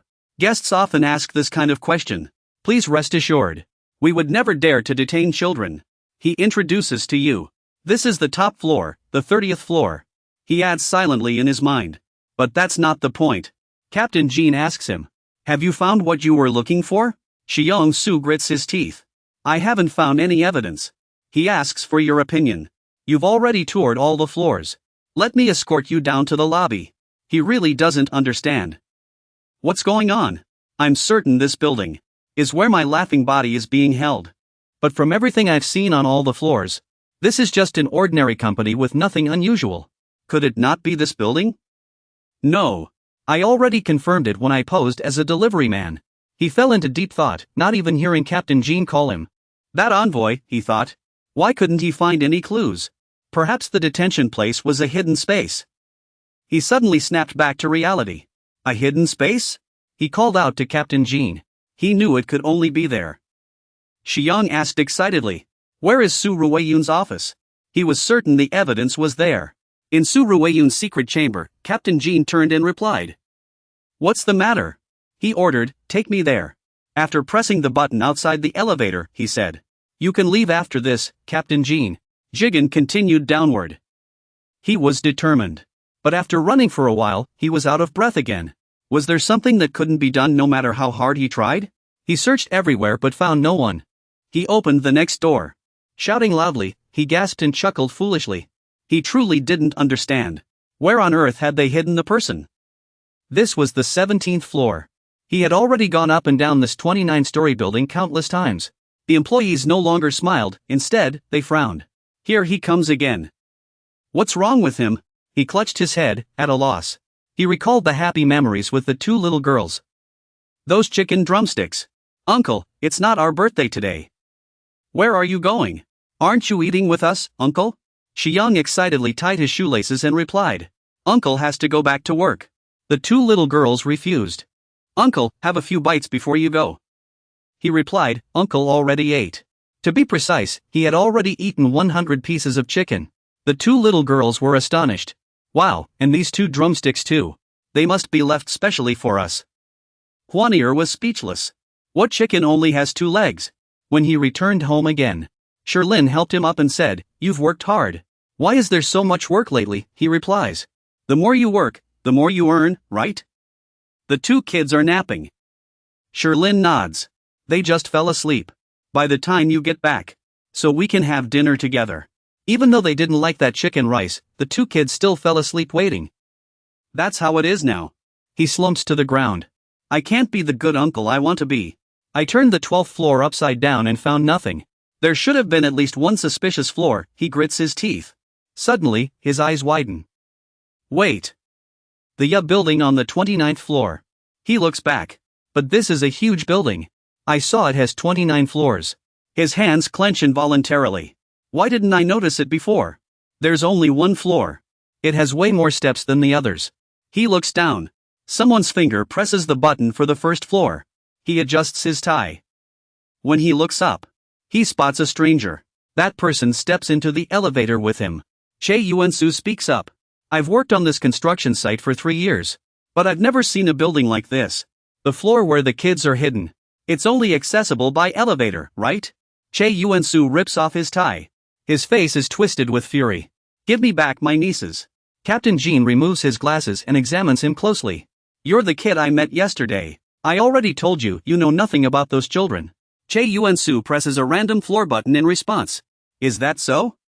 His fists tighten. Then before we reach the first floor. Will you confess? 58 seconds left until the first floor. Employees at their posts are whispering among themselves. Did you see that new guy? He's ridiculously good looking. I really want to dump coffee all over him. Am I going crazy? She suddenly looked confused. But where did he go? The girl next to her gasped. You don't know? He's in Su Changying's office right now. Xie Su had just stepped into the room to look around. Suddenly, a voice came from somewhere. Ha! Who's there? He jumped in surprise. Is someone here? But isn't Su Changying in a meeting? He quickly explained. I'm a VIP guest. I'm here on official business. Is there a problem? The person across from him set down their teacup. What? A VIP guest? Nice to meet you. Xie Su was a little surprised. Jin Junjiu burst into laughter. I'm a professional VIP too.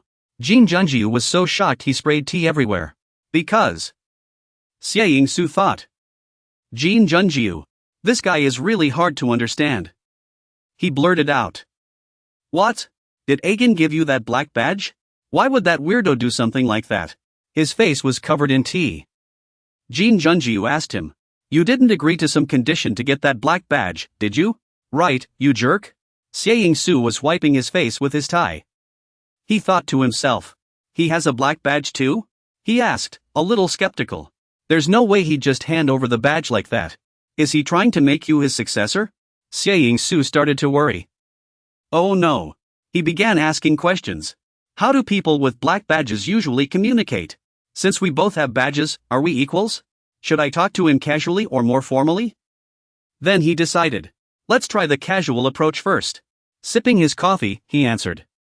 That's right, Junggu. Junggu grinned. I knew it. You are his successor. Zixiangsu's mind raced. Judging by his reaction, I'd better keep it simple. He slung his arm around my shoulder affectionately. Hey. But be careful of him. He's not normal. Once he's interested, he won't care if you're a man or a woman. He replied coldly. Thanks for the concern. Junggu patted his shoulder. So, what do you want to say? Zixiangsu was utterly confused. What do you mean? He burst into laughter. Did he ask you to destroy the 4 major gangs for him? Looks like you won't answer me. Zixiangsu glanced back. What? The atmosphere shifted abruptly. Junggu warned. You can't handle the workers' gang. He suddenly said. I thought they were on the same side. He revealed to me. The workers' gang holds some extremely important cards. Even that person can't easily take out the workers' gang. Let alone a gang. Zixiangsu stammered. What do you mean? Juanqiu flashed a bright smile. If you become my secret partner, I'll tell you more. His eyes widened. Please. Don't be a gang's successor. Join my team instead. I promise you higher status and wealth. Just say yes. I'll make you the 4th in my ranks. Zixiangsu averted his gaze. Sorry, Junggu. I've already decided to be a gang's successor. His thoughts were in chaos. Secret partner. What is he up to? Jungu stood up. Fine, I won't force it. I don't like forcing others. What a shame. It would have been nice to have such a handsome, mysterious friend. Shishonshu was a little surprised. He's giving up that easily? He really is mysterious. I don't know if he's a good guy or a bad guy. He let out a relaxed sigh. Jungu suddenly continued. So, a gen chose you? Interesting. But you know what? Shishonshu jumped. Jungu smiled calmly. I hate liars the most. Your brother seems like a different person. Jungu checked his watch. Let me think. Shishongen's car will arrive any minute. I hope he likes the gift I left for him. He left calmly, leaving Shishonshu passed out on the ground. Meanwhile, Shishongdu and Jieguan were together. Jieguan leaned in and whispered.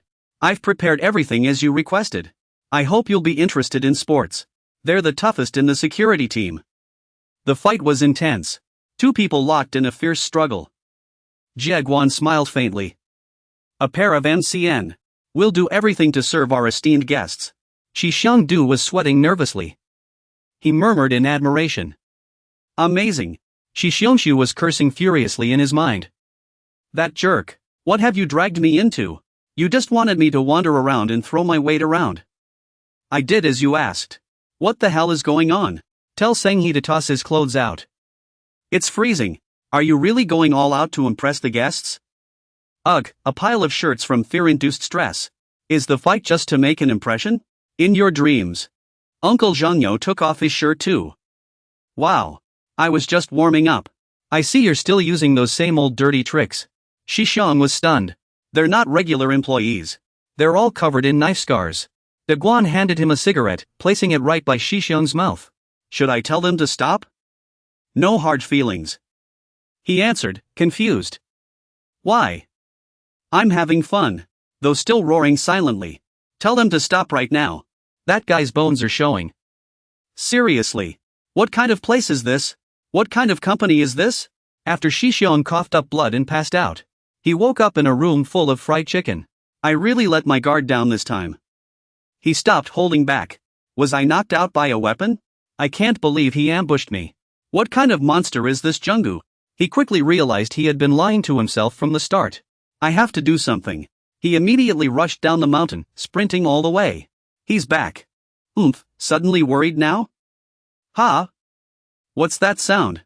Even little Shishong knew he was back. Please. He focused his strength into his head. Then he slammed it into the wall, blood spraying. Please. He realized he wasn't unconscious yet. He kept backing up. Then he slammed his head again. He gritted his teeth and begged. Hurry! Xiao Zheshong was returning. He was walking through the hallway area. Then stood waiting for the elevator. Little Shishong was very worried. The workers arrived. The elevator was descending. Che Guanqiu punched Captain Jean in the face. Little did he know the man was casually making a call. Hello. It's Dad. Dad might be home a little late today. His fists could only slam into the wall. He stared at the ring on the other man's hand and asked coldly. Don't you feel any shame? He enunciated each word clearly. Those girls you've locked up are about the same age as your daughter. He raised his other hand, ready to strike again. Is this all just for money? Captain Jean hung up the phone. His hand reached out. Listen, kid. He kicked Che Yuenshi's leg and spoke. To be a father kids can be proud of. I'm willing to do any dirty or tough job. Nothing to be ashamed of. He swung a punch at Che Yuenshi's face. He clenched his fist tightly. I don't care about other people's business. This is just my job. I don't feel guilty at all. Captain Jean lifted his foot to kick him. But suddenly, his eyes widened. Che Yuenshi's hand jabbed straight at his throat. Then he kicked toward his temple. He replied coldly. I don't care about other people's business either. To me, this is a family matter. He grabbed the man. Then he spoke in an annoyed tone. This is my niece. Captain Jean rubbed his chin. You just kicked my temple. I need to regain my balance. He scoffed and threw a punch. I don't feel guilty at all either. The elevator stopped on the 12th floor. A girl froze in place.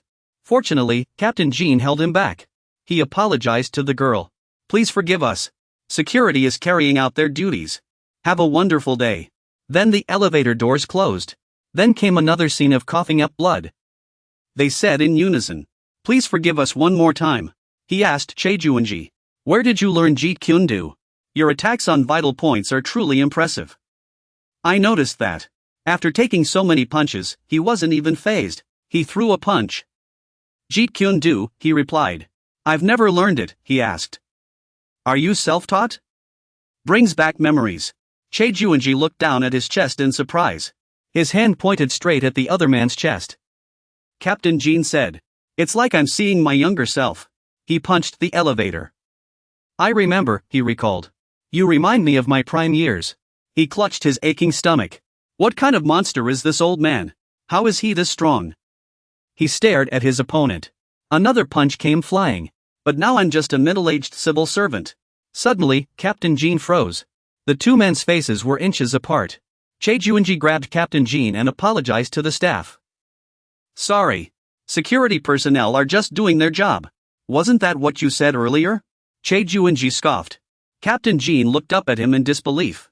You're exactly like me from 30 years ago. A sudden roar came. Captain Jean, what are you doing? Director Huang and Shishuan, he stammered. Chairman, what brings you here, third place Gao Ming? Does it matter? Do you know who these people are?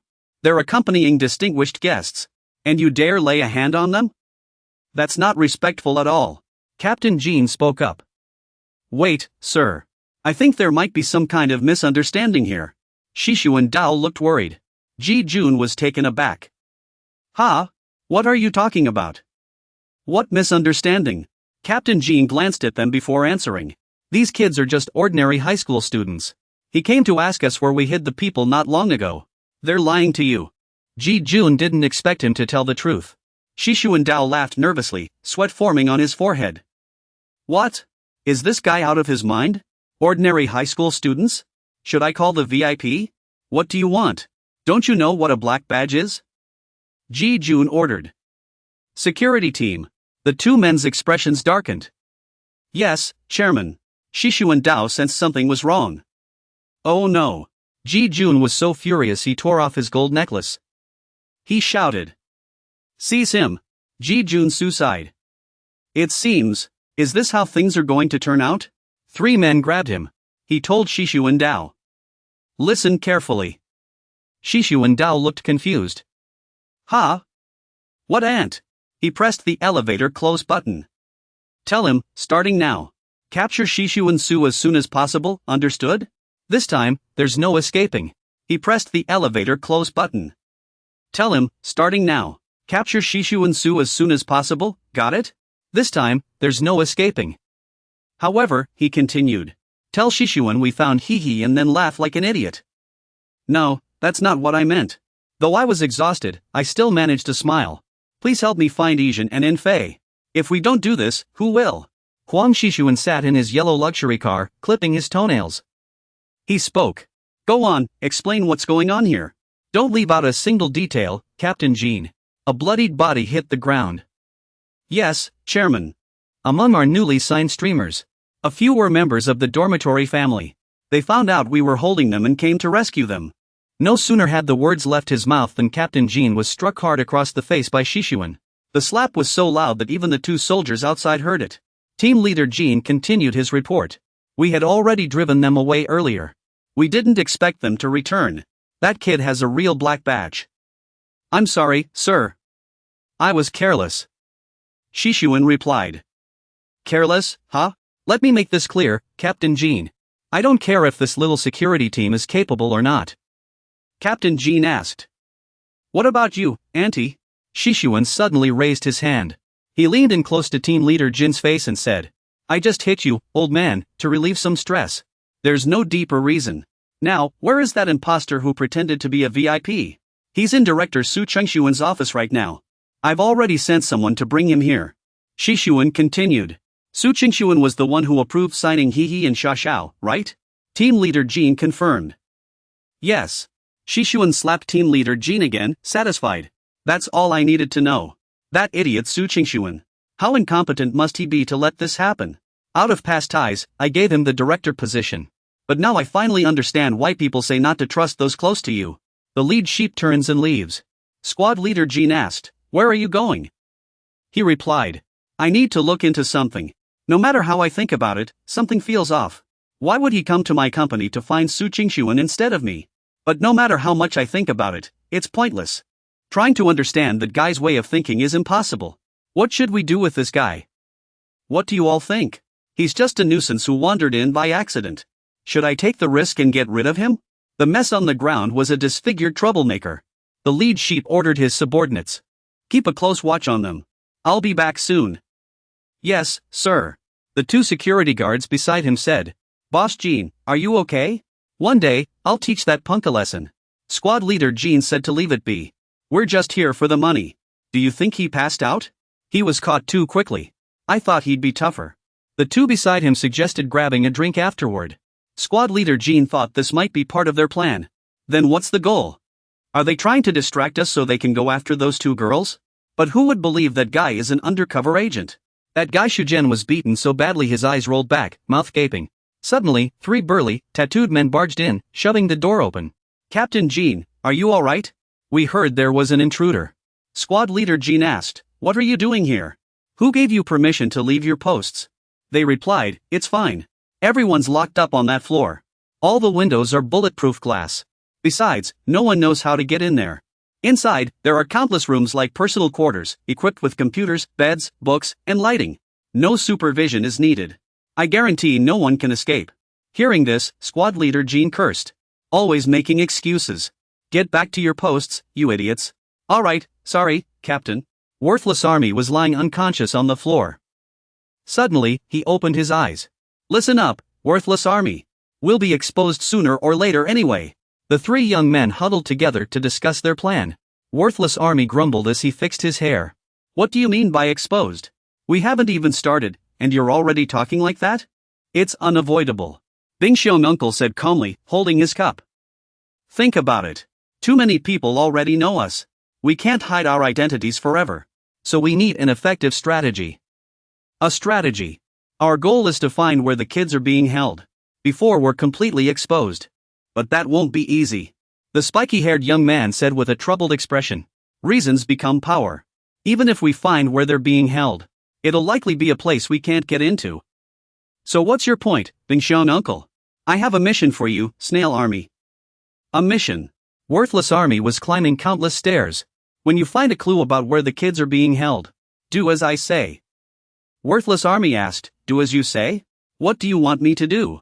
Bing Xiong uncle said while taking a sip of water. First, cause chaos. Create enough chaos to draw all the security guards. 3 guards spotted an intruder and immediately gave chase. Intruder. But we have to hold this position. It's all tempered glass. What's there to fear? Worthless Army's expression darkened.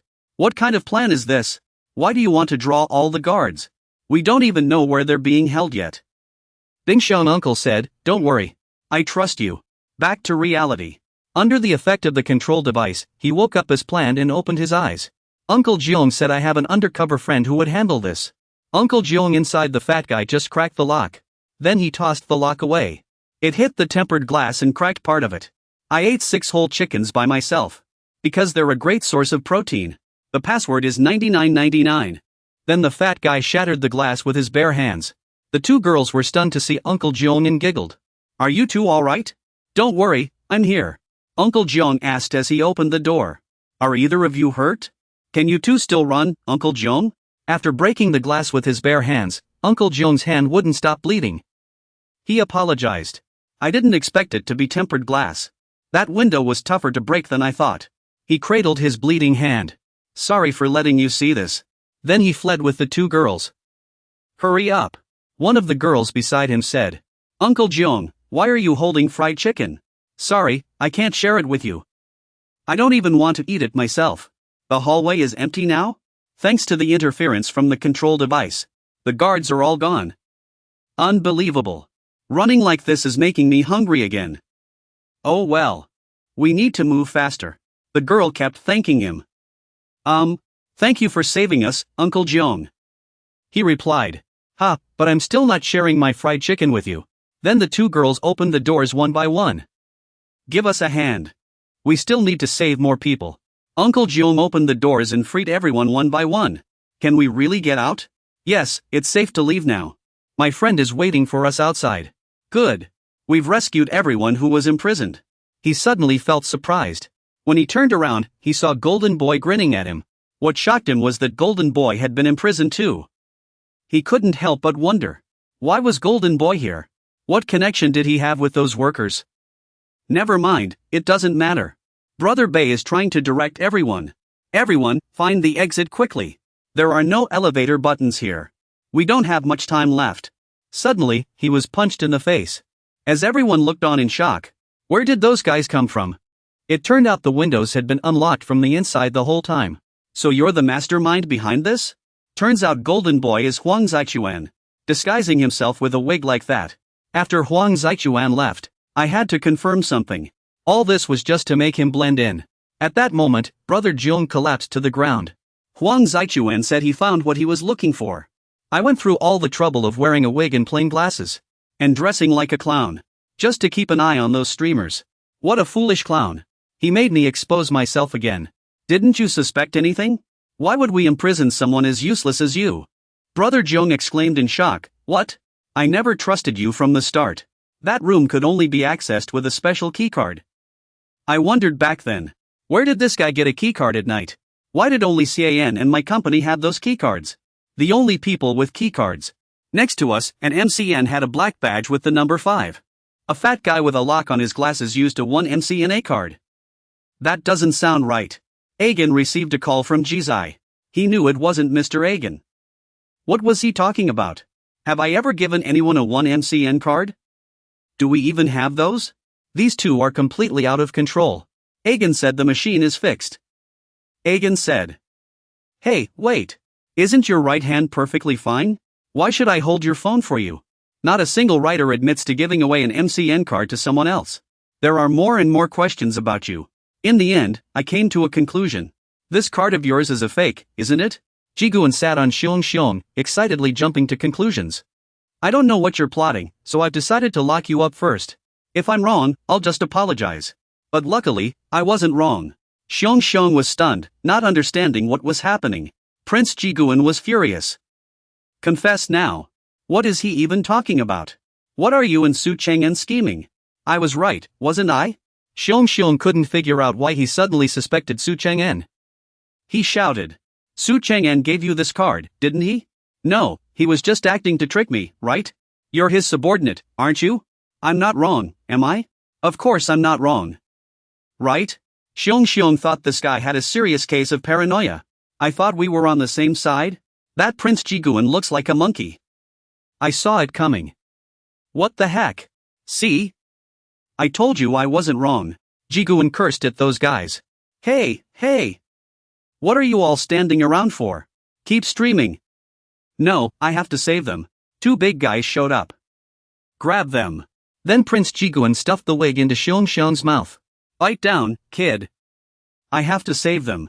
If your teeth break, you'll be whistling when you talk from now on. He raised his fist.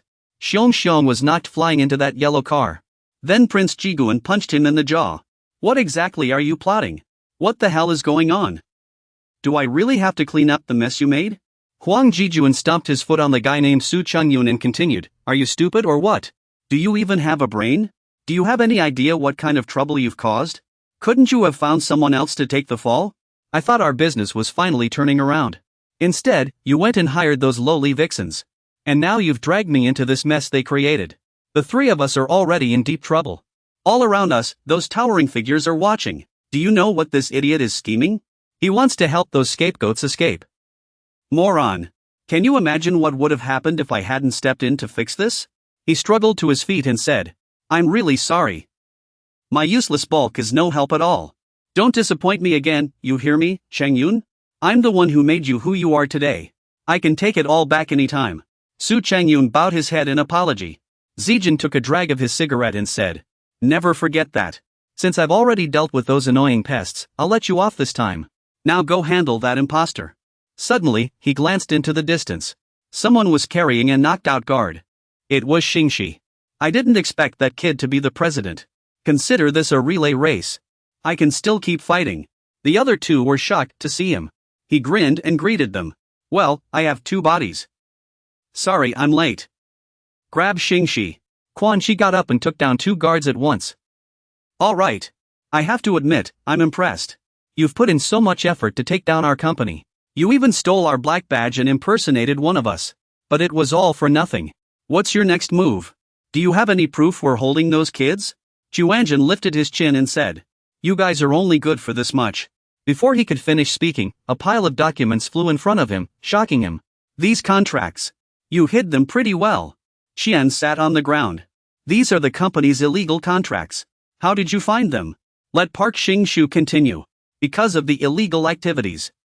The workers, all of you. You have no right to be one of the 4 great gangs. Jushi gave the iron box password to Park Xing-shu. You found a box in the president's office? But you just left it because you couldn't open it? Are you stupid? The key to that box. Park Xing-shu logged into the box. It's the black badge. Back to the fight. Ji Quan took a stance, saying he wasn't qualified to be the president. You're still in my company.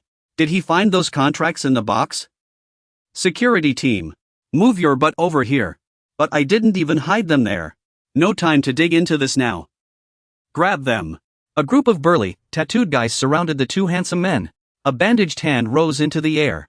Did someone else use the black badge I gave to Park Xing-shu? He must have teamed up with someone. A loyal partner. Who could this partner be?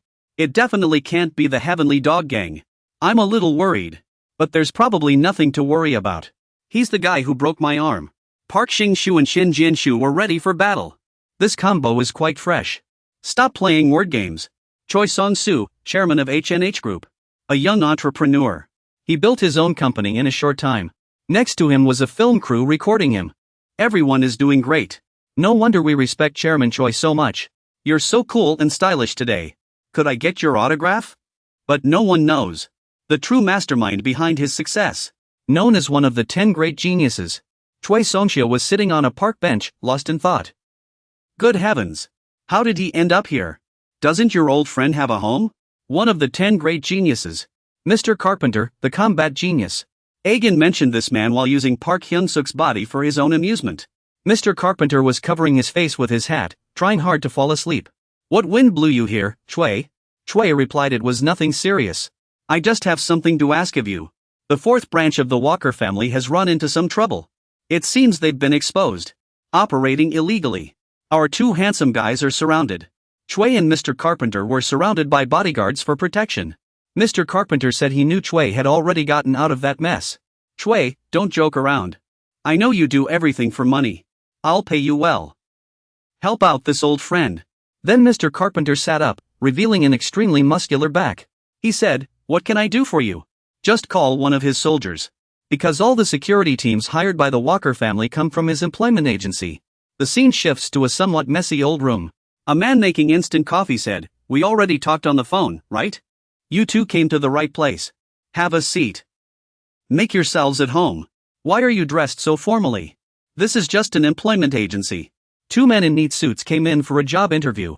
A man with a scar on his face and sweating profusely said, But this doesn't look like an ordinary employment agency. Only one corner is dirty and old, while the rest looks polished. The man took a sip of hot water. You're here to make money, right? Let's get this straight, the job isn't hard. You just need to protect a few wealthy high school students. The 2 men looked surprised and asked, High school students? What, does that hurt your pride? You know you can't have both money and pride. You 2 must know that by now. Pride won't pay the bills. Money is money, it's like a god. Isn't that why you 2 came here in the first place? The 2 of them lowered their heads. That was indeed the case. Then, the advisor uncle picked up their files and glanced through them. Your experience falls a bit short compared to our requirements. Piao Zhongju, middle school taekwondo champion. Retired due to chronic shoulder joint injury. Currently runs a small gym. He heard whispers around him. What kind of joke is this? You've come to the right place. A warrior should fight. Are you really a high school student? And not just some gym rat. The 2 of them were facing off against the Flying Eagle gang. He thought to himself. The manager lied to us. How is this guy so strong? Do I really have to protect these rich kids from guys like this? He muttered under his breath. You just broke my bone. So I couldn't go all out. Assistant Choi Shanghao. And you just hit my broken spot. Former boss of the Gongquan Black Bear gang. Severely injured in a gang fight. Now just a bear without claws. Chui Yuanqi wiped the blood from his mouth. These guys are something else. He's Yuanji's father. Does this situation even make sense? They took down all our men in an instant. And now they're targeting us. Chui Yuanqi and Shi Xiongqi stood unfazed, while all the guards lay on the ground. The bald man grinned sinisterly. Kiddo, tell me the truth. You didn't go all out in the elevator, did you? Chui Yuanqi replied. I only have one thing to say. Out of my 1,204 recorded victories, I've beaten countless thugs like you. Human traffickers. With that, Chui Yuanqi blocked the bald man's punch with his head. You coward. The bald man roared in fury. This kid. How is he still able to throw punches? Chui Yuanqi knocked him down with one punch. I said it would be weird if the bad guys won, didn't I? Hanshi continued to reason with them. Aren't you ashamed of yourselves? You know exactly what kind of place this is. It's all just for money. Trying to justify the wrongs you've done? Doesn't matter, kid. The guy shot back. I'd kill anyone. Just for that little bit of cash. He swung a punch, but Hanshi easily dodged it. Then he grabbed his head. What the hell? You think you can beat me? Hanshi jumped up and drove his knee into the man's face. Is he copying my moves? People like you, who only fight for money, can't beat people like us, who fight for others. The other two were already down. Lying on the floor, they muttered. The assistant grabbed the fat guy again. How hard did you hit me just now? I'm hurting just as much as you are. Shut up already. I told you we shouldn't have fought. What are you looking at? I just need to confirm something. How much strength do you have left? Chi Huanqi took off his shirt to show his muscles and asked Hanshi. He replied. Sorry, but could you stop dropping words? I have no idea what you're talking about. Either way, it's now a 2-on-2 match. Chi Huanqi said it might not be just that.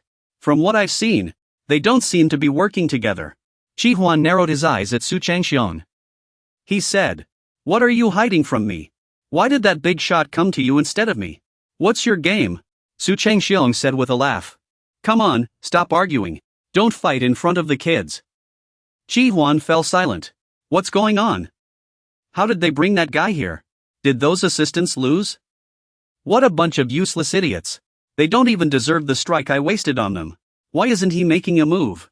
The two were completely caught off guard. Captain Jean suddenly charged out from nowhere at lightning speed. Before the two could react, Jia Xuanshu was already hit. Captain Jean asked, are you sure? If I get involved in this fight, I'll have to charge extra. Flashing back to when Captain Jean was still job hunting. So, you're here to make money? He wiped the sweat from his brow and replied, to take care of my daughter. I'll do any job. The interviewer said, now that's the right attitude. If you want to earn money, you've got to have that kind of spirit. Let's take a look at your background. This uncle is really odd, he doesn't even have a name. You wrote it in the name field. Because you don't have one, right? Fine. From now on, you'll be called Captain Jean.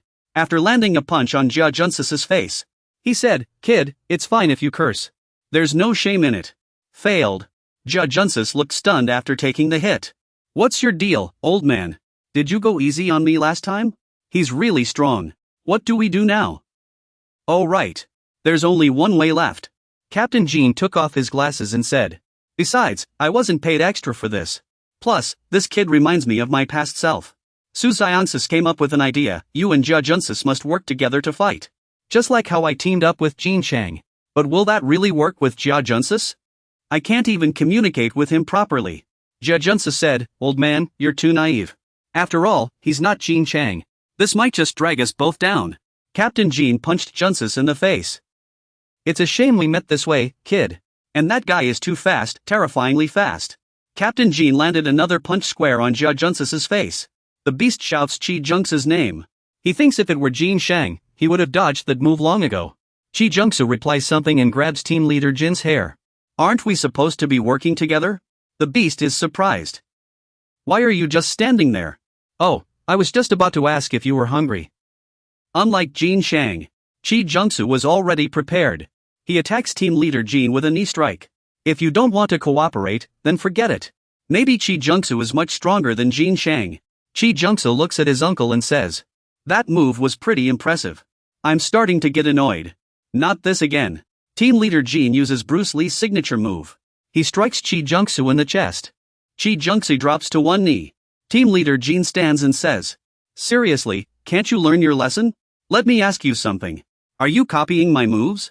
Chi Jungsa turns the tables, using the same move he just endured to attack team leader Jean.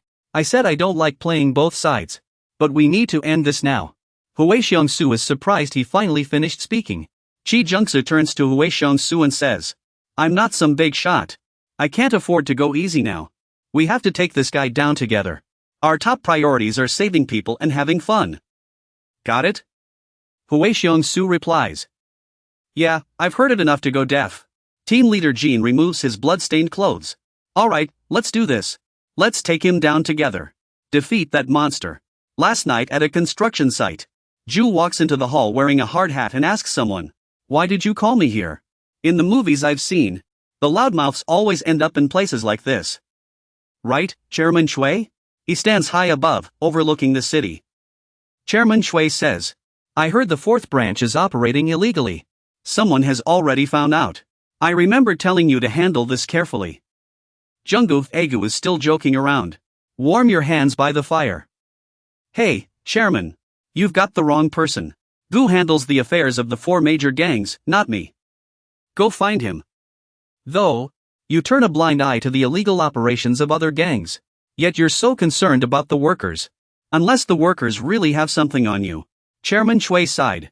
That's why I told you not to leave. Until the workers are fully under control. I need you to keep an eye on them. Is anyone else here? Gu sensed someone else's presence. Ha! Found you. A man in a hat appeared. Oh dear, look at this. Long time no see, Jungkook. Didn't Gu come with you? That towering figure made Gu uneasy. He nervously raised the iron plate. The man said. Oh my, you've grown quite a bit. How old are you now? 19? You kids grow up so fast. Oh right, you're only 19. Little Gu, it's been a while. Let me see what you've got. That giant was the boss of the White Tiger Employment Agency, Lee Daoju. Gu heated the iron plate over the fire until it glowed red. Chairman. I'm really hurt. The four major gangs are under Agen's responsibility. The workers' illegal operations have nothing to do with me. You know I'm your bodyguard. Instead of rewarding my hard work, you called this old guy here because you suspect me? Lee Daoju picked up a bottle. This is madness.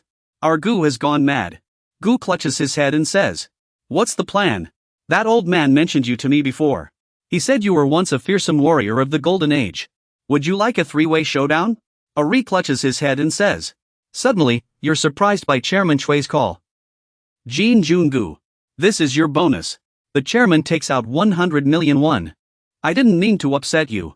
I called you here to thank you for your hard work. Our Gu has a bonus now. Gu looks suspicious. Are you sure that's the real reason? Of course. Our Gu is starting to doubt. Do you really think? I suspect you're in cahoots with Walker? The chairman isn't someone to mess with. But what you said earlier was interesting. Gu replies. Really? Because I thought it was quite interesting. The chairman hands the money to Gu. He takes the money and turns to leave. When the great Chairman Shui is once again provoked by Walker. The reason Lee Daoji mentioned earlier. Now we're just two lizards blocking each other's path. And that old man. Be careful. If I see you again, I'll make sure you regret it. Gu says to Lee Daoji. Chairman. I feel a little wronged. Where's my bonus? The chairman pulls out a bottle of liquor. Just kidding. A bonus for supervision. The two clink glasses. Even if I gave you $1 million, you'd spend it all on soju. Look who's talking, the guy who blew his fortune on fancy liquor. The two gaze at the city's starlit sky. Where did that kind-hearted guy go? Now you're just a babysitter letting those brats run wild. The chairman chuckles. Don't be ridiculous. I'm still the one holding the chain. But now it's time to cut it. I'm not on your side. Is it okay to tell me this? Lee Yu asked. The chairman replied. You only protected them for the money. You're not on their side either. We've never been on anyone's side. Lee Yu asked the chairman why. If you knew, why did you come empty-handed? The chairman shot back. Have I ever come empty-handed to you? This building is yours now. He took out his phone. Right? Talking to an adult is so much better than dealing with those brats all day. I'll make a call. One call is all it takes right now. Talking to an adult is refreshing. Let me see, this is the 3rd division. Found it. Back to the fight with Director Jean. A swift punch was about to land on Xiao Yangsu. But before it could, a call came in. Everyone paused to let Director Jean answer. Hello, this is me, boss. Yes, boss. You can count on me, boss. Yes, I'll take care of it right away. After hanging up, Director Jean said it was time to go. I had fun playing with these kids. But my work here is done. The two of them were confused. What? Wake up Assistant Park and Assistant Choi. The boss wants us back. Yes, Captain. What are you two doing? The two assistants stood up after the earlier act. Then a shout came. Hey, Captain Jean, look behind you. Huang Dequan snapped. What's wrong with you? What do you think you're doing? Keep fighting. He cursed in frustration when the director said, Chairman Huang Dequan. Our White Tiger Employment Center's services. With this, the supply of energy to Ruan Mushwan Energy is terminated. The office director and two assistants lowered their heads. Then he put on his clothes and said, We work for money. And our boss just got a better deal. He has decided to stop providing manpower to Ruan Mushwan Energy. Enough said. Dequan pointed at him and cursed. How much are they paying you useless fools? I can offer more. How much did the new client offer? New client? Sorry. But that person is someone you can't even dream of matching. What? Then he turned to the two young men and said, Si Shi Xiangsu and Che Kwansu. You want to take down Walker Company, right? Shi Xiangsu replied. Yes. Don't be so polite, idiots. Jean turned around and said, I believe we'll meet again. Because there are 3 more branches left. The 3 of them finally left. Shi Xiangsu raised his hand and shouted. Wait, uncle. Uncle, please tell us about the other branches. But then he felt something was wrong. Huh? My body.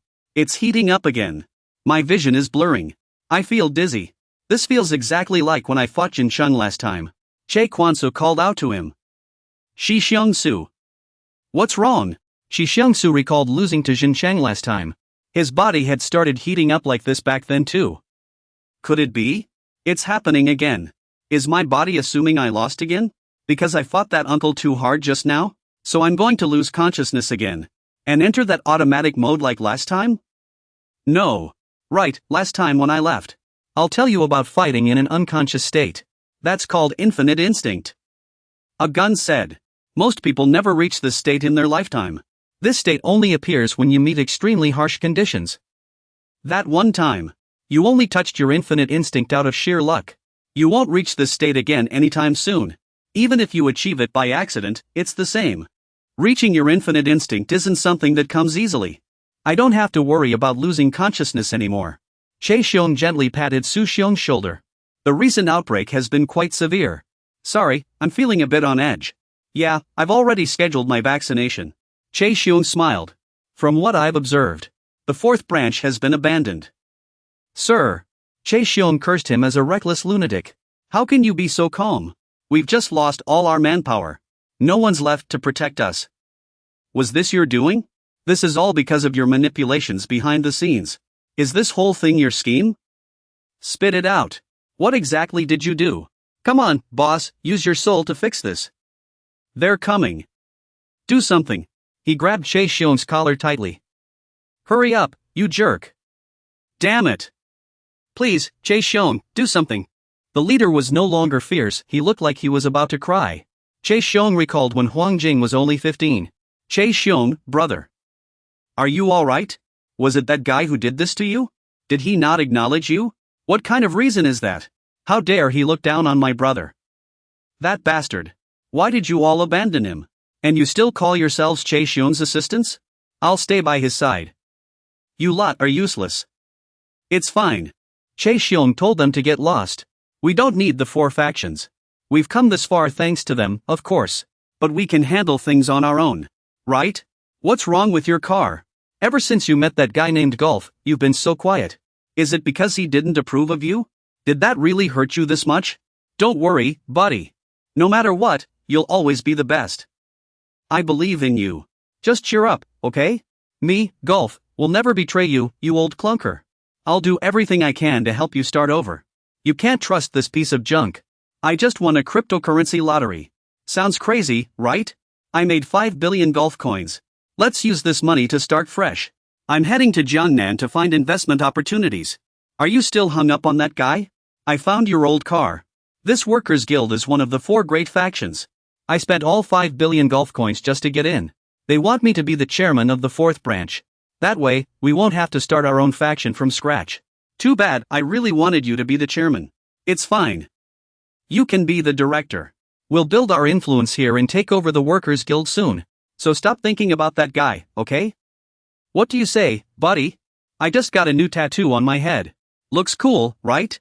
But you should cover it up today. You can't meet clients like that. I heard there's concealer powder that can hide tattoos. Check it out, bro. The Workers' Guild is better than I imagined. It's more like a corporation than a faction. Do we really need to be a faction? I think staying in the Workers' Guild is fine, Chang'en. How many times have I told you, you useless piece of junk? We have to surpass the 3rd branch's performance. I even made you, a worthless thing, a director. How dare you adjust the scope of work? Chang'en, buddy. Enough reminiscing, let's get back to the present. Huang Digan is begging you, Chang'en. Please. Do something, quick. If they find out we're operating illegally, we're done for. Those guys are about to blow their cover. A monster suddenly appeared behind him, making him shriek in terror. Monster! Please save my precious MCN. Su Chang was washing his hands when he asked, what's wrong? What do you want me to do this time, Chairman? Standing in front of the mirror, he said, you fat slob. Huang Gui was furious, jumping up and down in rage. When will you ever forget that name? You're still asking what I want you to do? Go take care of those fat guys. That should be a piece of cake for you. Do you know why Ghost won't accept you? Because you're an idiot. Shi Xiangsu froze at the mention of Ghost's name. Damn it. After all these years, I still can't stand hearing that name. Su Cheng tousled his hair, revealing the tattoo on his arm. He stepped forward and said, you know what, Bei Xiangsu? Ghost wasn't satisfied with my reasons. He recalled his past with Ghost. Su Cheng from Jiangnan. I don't recognize you. Why? You seem a little confused. Why? What's the reason? I knew this would happen. I've fought Jin Jiming. You should just go home, Chang. I've fought Guang Ochen. I think it's because you're too arrogant and uncontrollable. I've never lost a single match. They refuse to tell me the reason. Can you tell me why? Then he slowly pulled a weapon from his pocket. Why won't Ghost recognize me? Xiangsu noticed something. That's the things I saw in that room. He recalled the past. Huh? What's glowing over there? Feels like I've seen this somewhere before. Bear claw gloves. Su Cheng is wearing bear claw gloves now. Tell me. His habit of adjusting his suit. Actually, it's just his habit of wearing bear claw gloves. He steps closer and asks. Why do you think that? Why won't he approve of you? Not approving of Su Cheng'en's reasoning? Because you used bear claw gloves? Nonsense. There's only one reason. Chang'en is too ruthless. He's a ticking time bomb. Chang'en landed a punch on Uncle Jiong.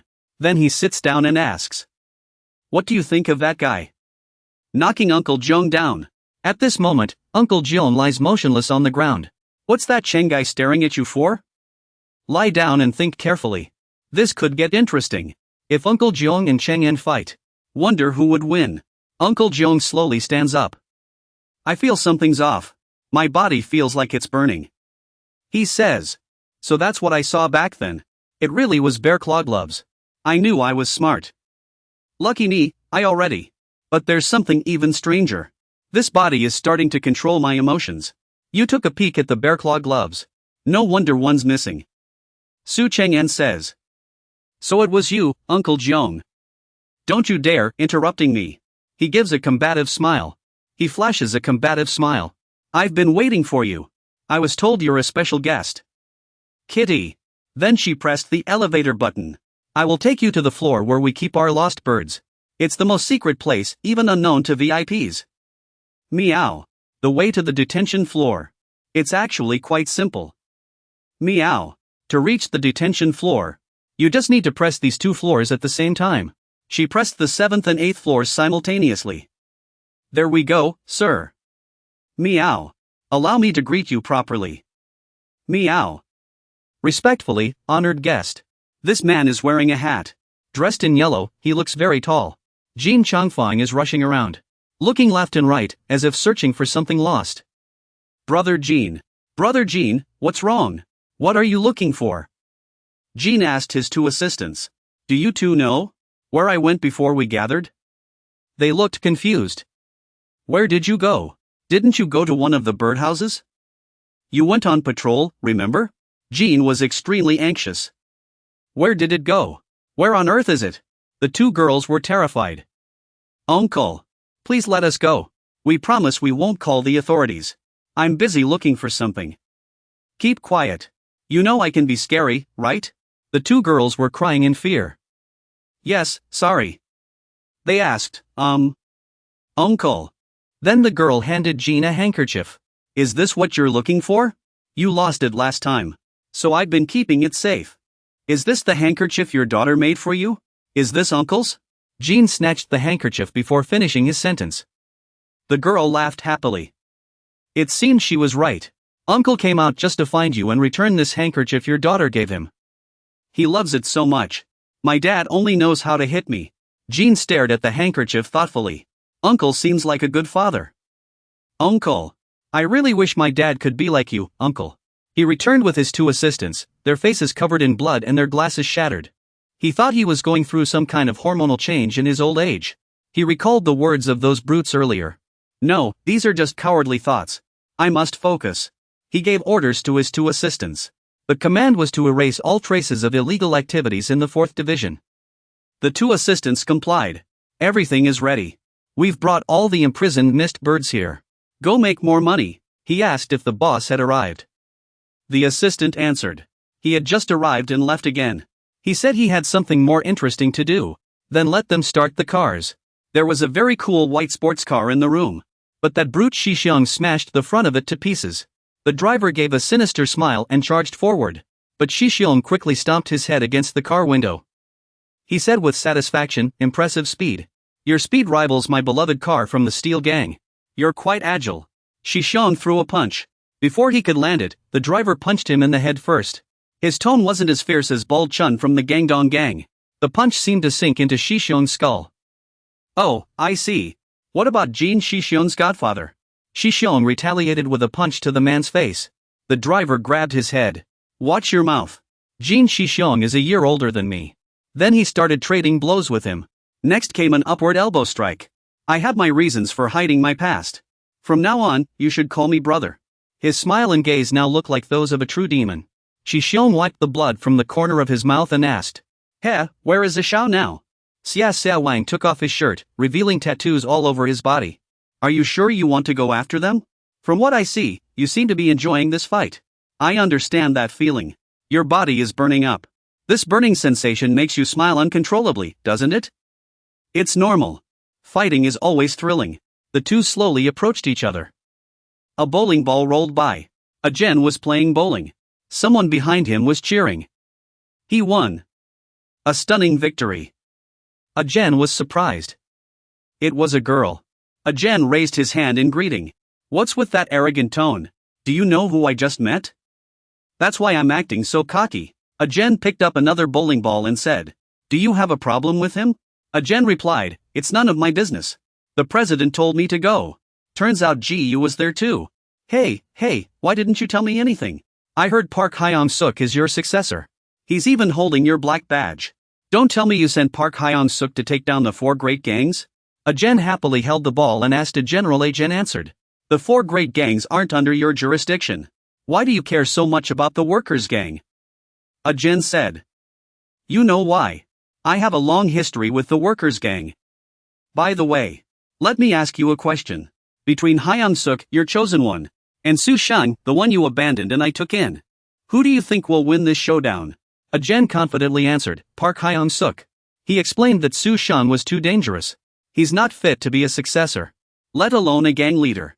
No way. Before Agen's red ball could reach the finish line, Gu's black ball flew in and smashed it to pieces. Isn't Gu being a bit too sneaky? On the contrary, I think that's exactly why. He's the perfect fit. Su Shang was just punching Hangshua in the face. He ripped the car door off. Oh no, little Hangshua, are you okay, kiddo? What if I swing a blade at him? He slammed the car door down on Hangshua. Good thing he blocked it. You don't like that? Then he shoved Hangshua into the car. He stomped on Hangshua's neck. Enough. What are you doing? Hey, Hangshua. Didn't I say we were just playing? He was about to deliver the final blow. But Ji Gongxi swiftly threw a punch, sending him flying. Ji Gongshi stood aside and said, "Coward, stop using weapons." He lifted the car door again. "Coward. Come on. What the heck are you talking about? It's not like I'm the only one with a weapon. Take a look at your own hands. Hanshua has 2 bare paws." Hanshua grinned. "What are you doing here, Ji Gongshi? Shouldn't you be looking for the kids? I'll wrap this up soon."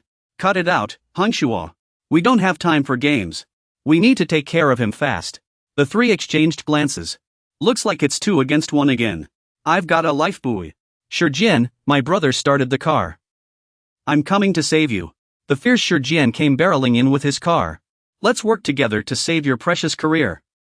"Sir, please just leave me alone." He was crying and shouting. Then he floored the gas pedal. "Get lost, you bunch of pigs. You idiots. I'll flatten you all. You bastard." Hangshua and Zaijianshua suddenly turned to look at him. He charged forward like a madman, laughing hysterically. Then he realized. The car won't move. Someone's talking. "Baldy, Baldy. But there are no cookies for Baldy. This kid looks a little scary." Someone stopped the car with just one hand. "Who do you think you're running over? You can't just barge in here and run over my friends with your car." The tall man appeared. "That was Li Dujio. My job is to give these brats a few slaps. I stopped doing this thankless work a long time ago. My hands will be sore tomorrow. Now I need to see my physical therapist, Dr. Jean. But since this black badge is borrowed, I'll give it my all today." Zaijianshua looked and said, "Do you know this guy?" He stepped between the 3 of them. He dragged Josie out and asked, "Is it those brats? The ones that have Mr. Chui worried day and night?" Su Shang looked a little scared. "Spare those kids. I was hired to teach these unruly kids a lesson." Zaijianshua and Hangshua were also afraid. He downed the liquor in one gulp and said, "I promised to go easy on your nightingale. Now it's your turn. What are you still standing around for? Let me see what you've got." At the construction site, Director Chui stood high above, looking down. "I've already notified Captain Jean. Starting today, my White Tiger Career Consulting Center will no longer provide services to one MCN Li Zuoji. I want you to go in person." Li Zhuojiu said with a smile, "I've got this under control." The director said, "When have I ever let you down in a fight? I'm more worried about you. Now you can't even fight properly. Afraid of ruining your expensive clothes. You used to fight for real. But now you're just an old man with prostate issues. Get back in the fight." He was punched in the stomach by Che Junshuo. Kids these days are really something. Che Junshuo said, "Let me ask you about this. Old man. This guy. He doesn't look anything like Guang Wuchuan. Don't you feel any pain?" Li Gaojiu casually sipped his liquor, even after being punched. Even if he doesn't feel the pain, he's still injured. Why is Che Junshuo so shocked? "Let me see." But this old man has no injuries at all. He effortlessly lifted Che Junshuo into the air. He's probably around 13 years old. A boy he took in from the streets a long time ago. He must have grown this big by now. He looked at Che Junshuo and laughed. What kind of monster is this guy? He pinched Che Junshuo's cheeks and demanded answers. What exactly did I teach that kid? Is he trying to headbutt me? I have to hold back this time. That's the wildness in him. He bit Che Junshuo's face and grinned. Then he pressed Che Junshuo to the ground. Ha, he was just pretending to headbutt. That's what experience looks like. Kid, you taste too salty. Put. Su Xiongxi shouted as he saw his friend injured. Che Junshuo. Su Xiongxi was shocked. Che Junshuo looked up at the sky and started jumping around. Don't be so reckless. I've already lost. Whoa, that scared me. Che Junshuo covered his eye. I still have one eye left. Donley suddenly took off his pants. Kid, you've seen what I'm capable of, right? Don't mess with me again. I'm just here to take care of some business. Looks like I'll have to toss these bloodstained pants. Xiong. I just remembered today is Friday. You shouldn't take off your pants on a Friday. Xiong Shu was thinking. Did he come here for something trivial? Who on earth is this guy? No way. Because today is the day for free-range activities. He easily overpowered Uncle Jian's defense. He steps forward. Why are these guys so stubborn? Can't they just let me make money in peace? Xiong Shu thought to herself. Does that mean we don't have to fight him? If we don't resist, will he just leave? He clasps his hands behind his back. I'm just here to take care of a bunch of troublemakers. I assume you've heard what I said clearly, right? That's why you've calmed down. Is this some kind of emotional regulation technique? He leans in close to Che Ying's car. Che Ying smiles and says, "How dare I defy you? You're their master, after all." He admits he once taught them. Though now I'm not sure who's stronger. Ah, so that's why you're being so respectful. Why are you holding back like this? Are you just going to stand by and watch? Or do you have something else in mind? This kid still looks so young. Then he hoists the heavily tattooed fat guy onto his shoulder. What if I take this kid away, brother Che Ying? What did he just ask your name was? Say it again. I answered that it's Che Ying. Sounds like a wanderer's name. Did you do this because you knew I'd come today? He refused. That's not the case, is it? Since our illegal activities have been exposed, being eliminated was inevitable. Though outwardly respectful, he was thinking, "Old man, put your pants on already. That thing of yours keeps poking me." Xiangshu was startled. "Thanks for helping me in this act, Che Ying." "Thanks, Xiangshu." "Brother Che Ying." The tattooed man whimpers and asks, "Where are you taking me? Save me. Hurry up and hit this old guy." "Big brother, was I mean to you before? I promise I'll treat you well. Please save me, Boss Che. It's not that I dislike you." Boss Che wears glasses. "Take it slow. I've just been given a new purpose. When I lost my reason to live." "Big brother, what do you mean by a new purpose?" "Save me, Boss Che." Lao Su, push him away. "Don't you get what a new purpose means? Why is he thanking me?" "Whatever.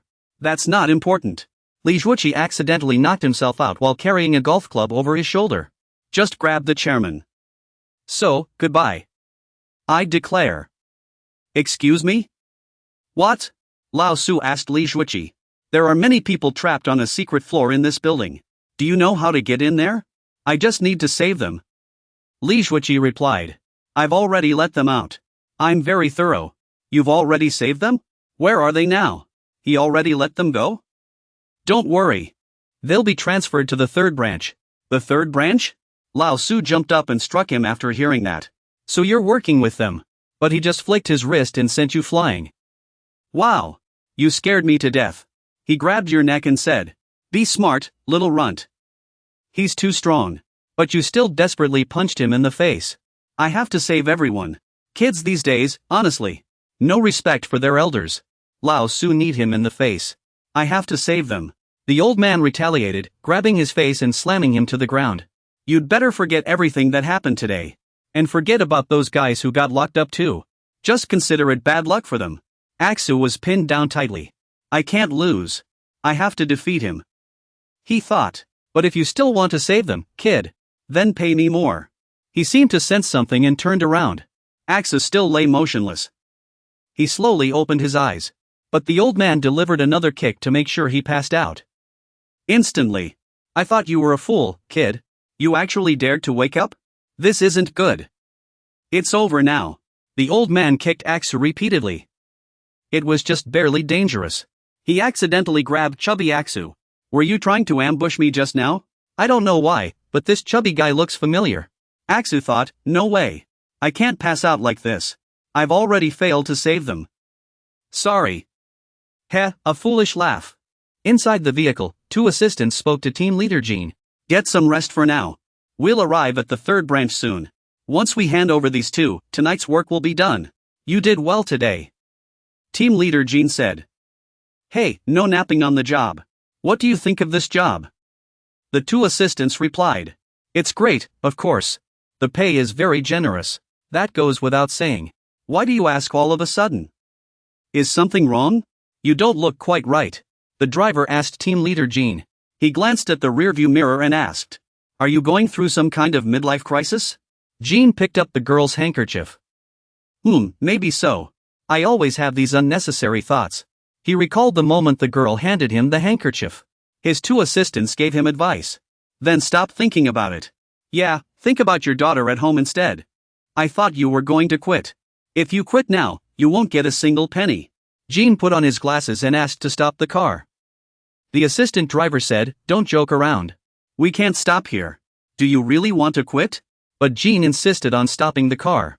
"Did that handkerchief put a spell on you? You're being so unprofessional. Just stop the car. Are you two trying to make me get physical, Captain Jean?" The two assistants turned around angrily, threatening him. "Do you really think you can handle both of us and protect these two little girls?" Jean snapped back. What? Oh my goodness. I can take care of you two before they even wake up. The two girls were sleeping so soundly they were drooling. At your age, still talking tough?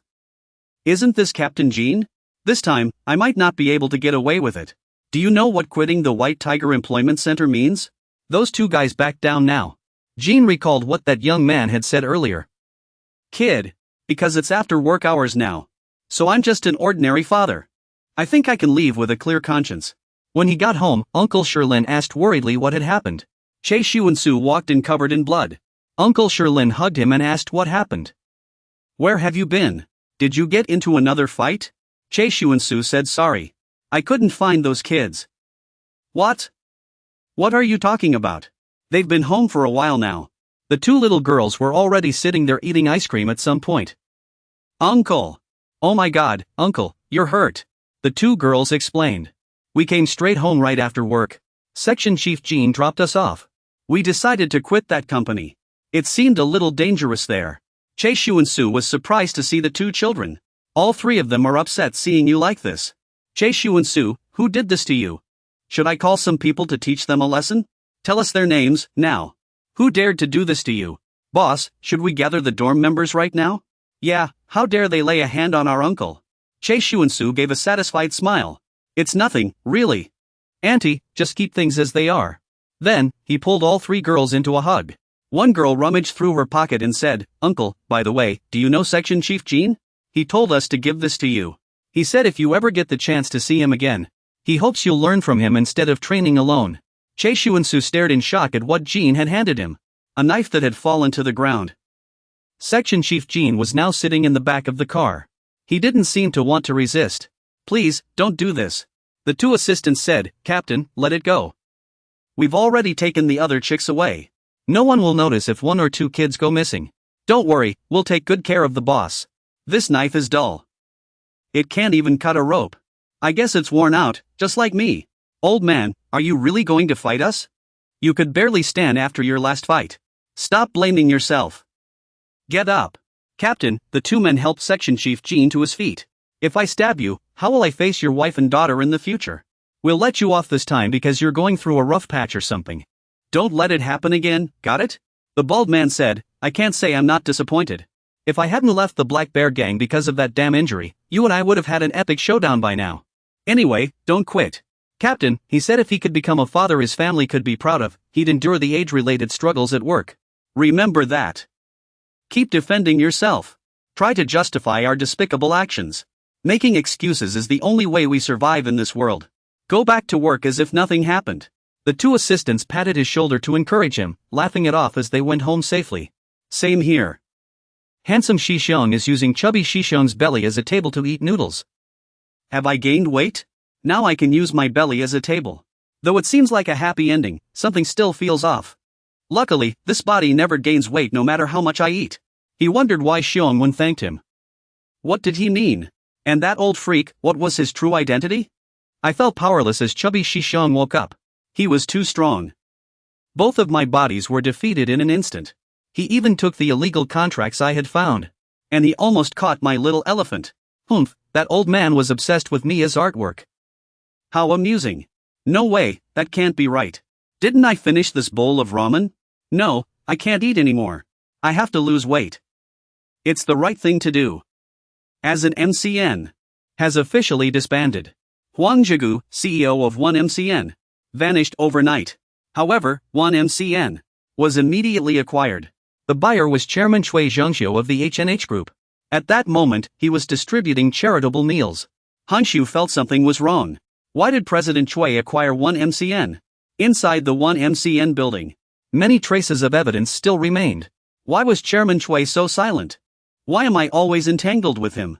In the end, I still couldn't expose 1MCN's crimes for the whole world to see. No matter what, I swear to destroy the 4 great gangs.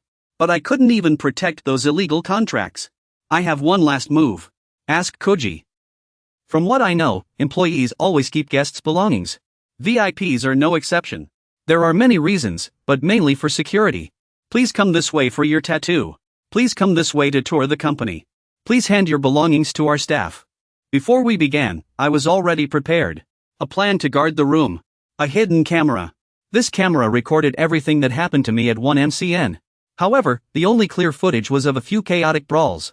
All the crucial evidence was either blocked or out of frame. Let's take it step by step. The confrontation with the workers' gang has only just begun. At his place, a group of people arrived. They were confused. Did Jiangnan District even have a place like this? I was shocked too. Boss, why did you call us here that day? I've been wondering the same thing. The workers' garage. One of them saw him. It must be him. Mr. Su Chang'en. He stood there with his hands in his pockets. Alone. They greeted him warmly. Are you Su Chang'en? The leader introduced himself. I'm the head of the garage. After the 1MCN incident, you must be feeling down. Before he could finish, he was surprised to see Su Chang'en gesture for him to light his cigarette. Light it for me. He pulled out a lighter and laughed loudly. I heard you were quite polite. Why don't you light it yourself? He leaned in and warned, don't make me say it again. The man quickly lit his cigarette in fear. That's the guy who just lit his cigarette. He bowed respectfully. Garage, we salute you. Then he lit his cigarette and introduced himself. I'm Li Changhan from the garage. It's an honor to meet you. If you need a light, just call me. I'll be at your service. What was the leader thinking? This idiot still wants to save face. Su Chang'en smirked slightly. You're done for. This is where it all began. This is where I lost everything. But more importantly, this is where that man gave me another chance. But seeing those thugs, he hesitated a little. Still, this is kind of annoying. Handing me a bunch of inexperienced kids and telling me to train them. He took off his jacket, ready to train them. Enough talking, let's get started. All of you, line up. Because I won't tolerate my people getting beaten down. I'm a great teacher, after all. Just trust me on this. Follow my lead, and we'll become the top branch. Walker 4th Branch. President Su Chonghong. On a brightly lit street. At a food stall. Someone asked, who are you looking for? Two thugs were eating when someone suddenly spoke to them. The owner of Eagle Hotel, Ben Jinyang. How would we know? You know we're busy with our business. Next to them, the man in the red suit is the owner of Eagle Hotel. We're not informants. How would we know who's where? You're asking the wrong people. Enough eating, Chang Yaowen. Divine Hound, Yaowen, you eat like you haven't had a meal in days. He spoke while eating. Busy? How many of you are there? We don't just run this food stall. Because his death was highly suspicious. That's why we're searching for clues day and night. I know it seems pointless now. But he was once our family. The chubby one stood cooking. The skinny one welcomed customers in. Yaowen said. So, you don't know where a gun is, right? Just say so earlier. Alright then. Before he could finish, Jin Chang suddenly appeared and sat beside him. He asked. Are you planning to go home? Yaowen was startled. Finally found you, brother Yaowen. Jin Chang and Yaowen locked eyes. Jin Chang urged him to go home. Your mother is looking for you. Yaowen simply replied like this. With a sunny smile, he said. Jin Chang sighed.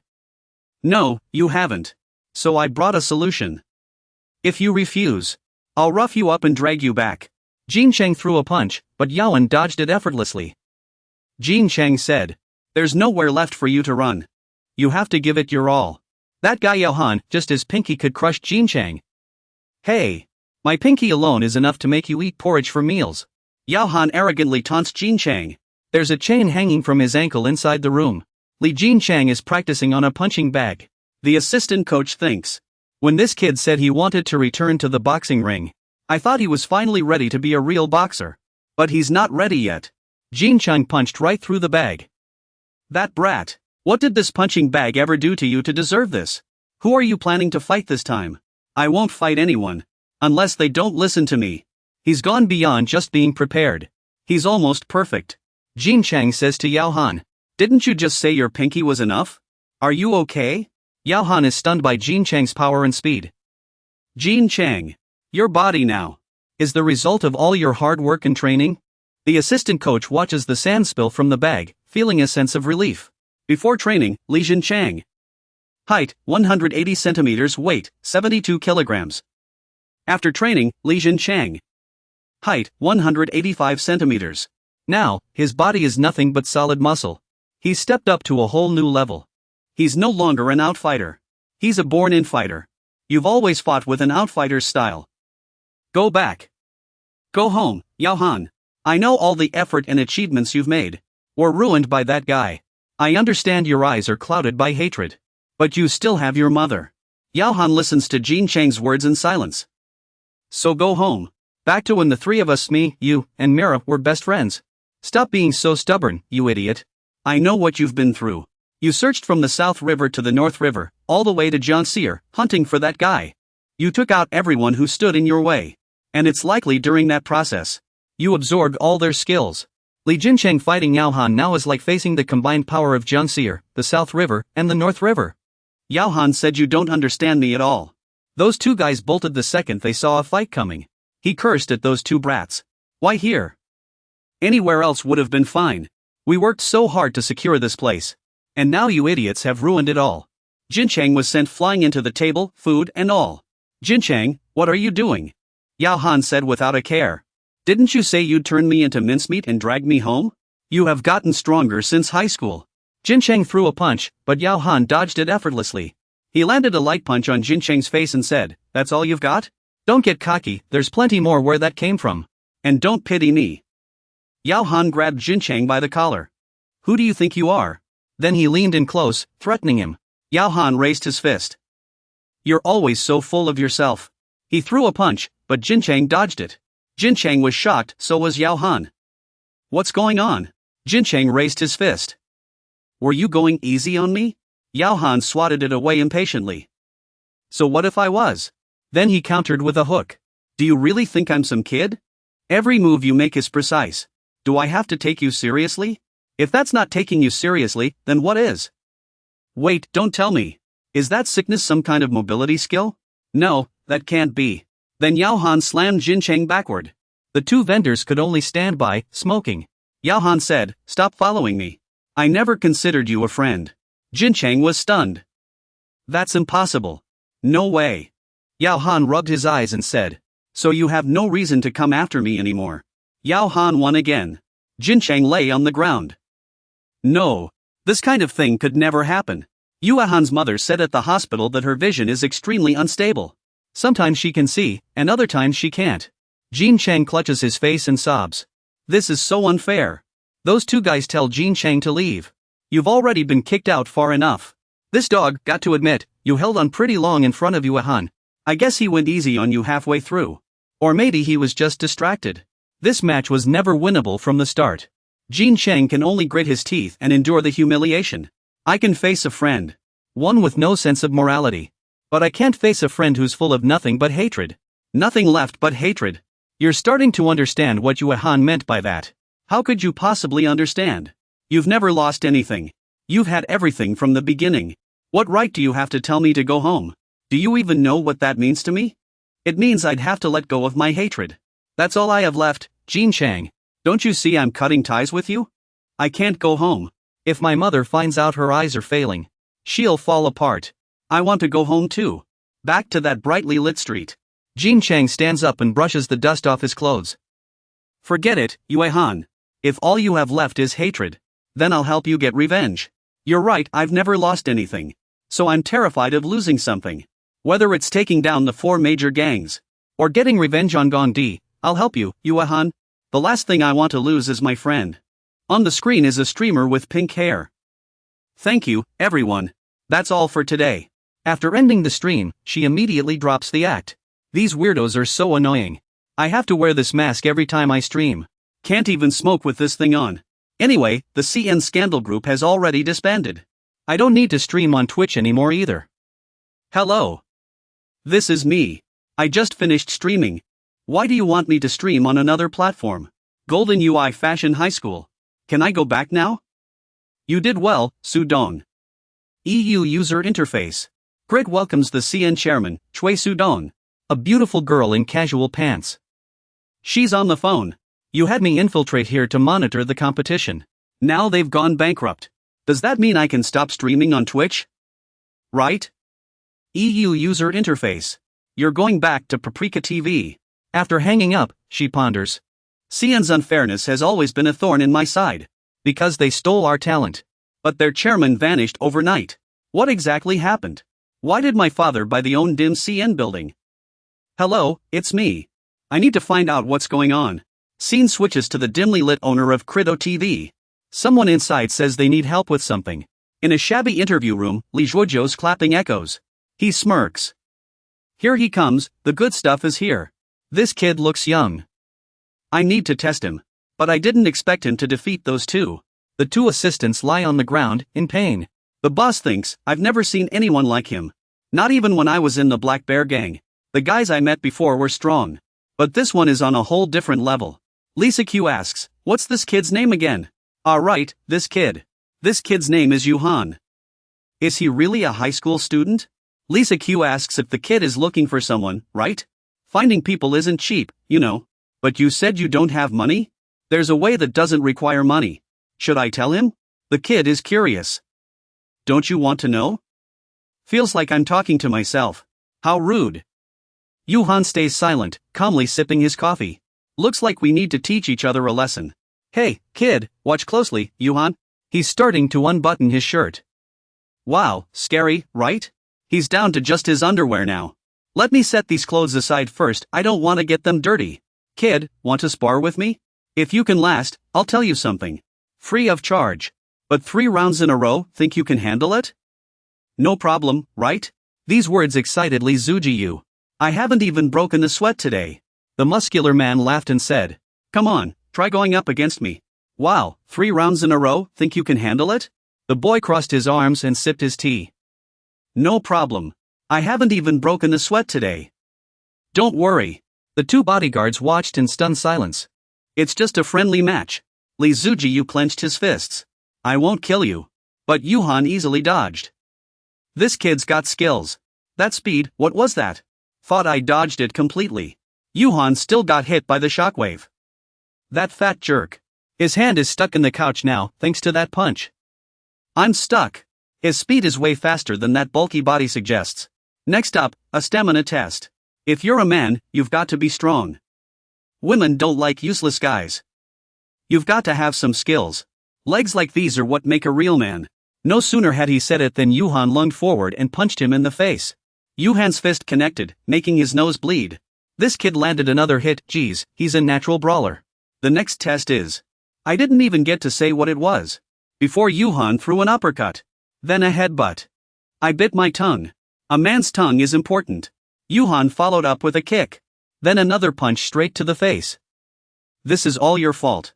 Miss Jean will be very disappointed. John suddenly became restless and uneasy.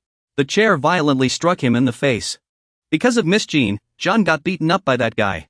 At my age, I thought I had seen it all. But this world is far too vast. I never imagined I would witness this. Someone more talented than us. Now, kid, they've all grown up. Maybe they've even surpassed me. You've passed the test brilliantly, Kid John. He sat down to drink his coffee. John was thrown into the cabinet from the impact. You said you were looking for someone, right? All right. Work hard at the White Tiger Consulting Center. Then use all your earnings to pay the fees. If you do that, I'll help you find anyone. What do you say? I have a feeling. Talking to himself like that. That brat, damn 10th generation kid. Whatever, why do I even care about some random generation? I never said I wanted to work here. Too late. I've already taken a liking to you. You're mine now. Captain Jean, what do you think of this kid? Jean replied, he's the best I've ever seen. The White Tiger Consulting Center has a new member. Captain Jean, please treat him like your own son. This kid can say whatever he wants. Get him properly dressed up. He needs to look sharp to meet the chairman of the 3rd Division. With that, he effortlessly lifted the chair John was sitting on. In turn, John now has a suit to wear. Scene shifts to BNC tape. Wearing an orange shirt. This gang is mine. Let me take a break. Where did you come from? Jiangbei gang? If he's from the Jiangbei gang, could he be a former member of the Divine Hound? Ever since Mr. John started working alone. Perhaps Shin has already recruited some of the gang's leaders to follow him. Recently, outsiders have been trying to infiltrate Sue's inner circle. Those old thugs have already pulled out of the Gongquan big deal. They've been hanging around here often. But now, the 4 major gangs are gradually losing power. Some former gang members are starting to take action. Perhaps the 4 major factions are a necessary evil. There's something odd about this world, there are no police. It's like the Warring States period all over again. Let's go. Everyone is fighting for control of Central Seoul. We've taken care of things here. This is how you burn the club roster and your own face. You idiots. But on the bright side, thanks to them, we're getting stronger. Another exhausting day. If we can't protect it, we won't need to burn the club roster. Everyone is taking things more seriously now than before. Let's head back to headquarters, everyone. If we can't protect it, we won't need to burn the club roster. We haven't shown ourselves in a long time. The benevolent father mourns Huang Wenchang. Golden Phase forces were utterly defeated. A hard hat was thrown at Cheng Liwen. The cute duck, Gadewoke. Right. Maybe this is the right path. We'll never be humiliated like that again. By the way, where's Vasco? He went to Gangdong alone. And said he'd settle the score with those troublemakers for good. Vasco was standing over a pile of troublemakers he took down. What a guy. A black rope hangs freely. I must become stronger. Lu Haobin is training. Sitting on a rock is the girl Jean Quan. She says, "Ugh, put some clothes on. I thought you wanted to be a singer. Why are you working out?" Haobin replies, "For self-defense. Those high schoolers are after me. I just need a month of hard training. Put your clothes on first. I'll get back to my prime. Watch out, or I'll take you all down." Animation and Comics Department. The teacher is giving a lecture. What is true romance? True romance might be a heart fluttering over a single word, and making an adult feel like a child again. That's what true romance is. The students below whisper, "When will Iam's story progress?" This is a perfect example. Just like how the experts tease Mr. Goji. Wuxi is so aloof. Suddenly, the teacher noticed something. It was Chi Song staring intently at the teacher. The teacher was startled. "What are you so worried about? Just focus on the class." So annoying. I've had enough of this nonsense. Is there any way out? Damn it. I'm dropping out. Chi Song wiped the blood on his hands onto his clothes as if nothing happened and swaggered out of the school gate. So simple. He knocked the teacher unconscious. Then he dropped out. After that, he walked toward the car parked at the school gate. He said, "I'm done with school. You handle it. No problem, I'll take care of it. Your life is ruined anyway. Get in the front, idiot." Gu shouted, "I've already been your driver. Drive yourself. You don't even have a license." "What's the point?" Chi Song ordered. "Stop wasting time. I'm from the 3rd Division. Gu was furious. "You got blood all over my car seat. At Shishong Shua's place." "All right. The 4th Division is finished just like that. From the 4th Division incident, I found something interesting. I have new clues about this body. Based on all the data collected about this body so far. Anyway, only one person will see this." Done. Good thing I recorded these steps. In Chang En's room. This will definitely help take down the big gangs. Doing this makes me feel like a dead man walking. How interesting. I wonder what's next. But I'm curious. What do these numbers mean? And, what does D3 refer to? In some ruins? Chang'an was focused on the board. What is he writing? D2, D1, D2. Congratulations, Big Brother, on your release.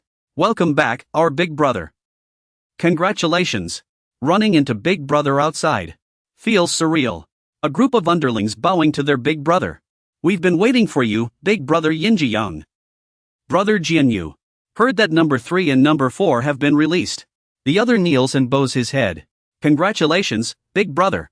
All the number 2 brothers are here." "Thanks." The Big Brother in a suit speaks up. "Feels great to be out." "Let's go now, number 1 brother. Jin Shiming has been released. Let's head back to Jiangxi." Jiangxi, brothers. Someone is holding a knife. Looks like he's up to no good. In Seoul. Jiangxi High School.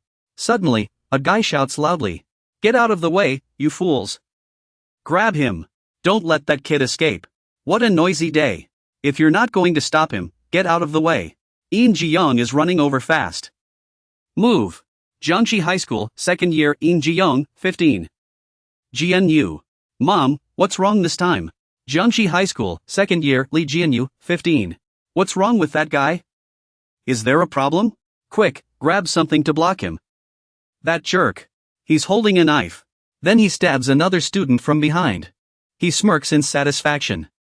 It worked. Blood slowly trickles down. Amid everyone's shock, he shouts loudly, I won, I won. You losers. Now I'm the boss of Jiangxi High School. I ran him through. Whatever. Consider yourself lucky.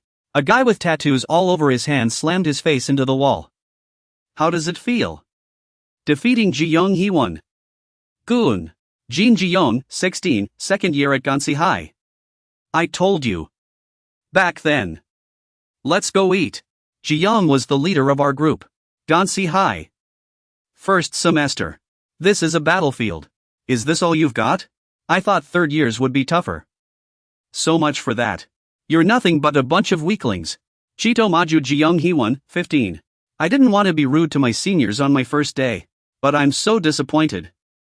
I transferred here because I heard Gansi High was the strongest.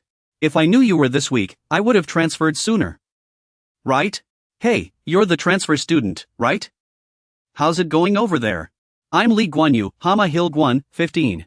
The third years are pretty much taken care of. I think it's time to decide who's really the boss of this school.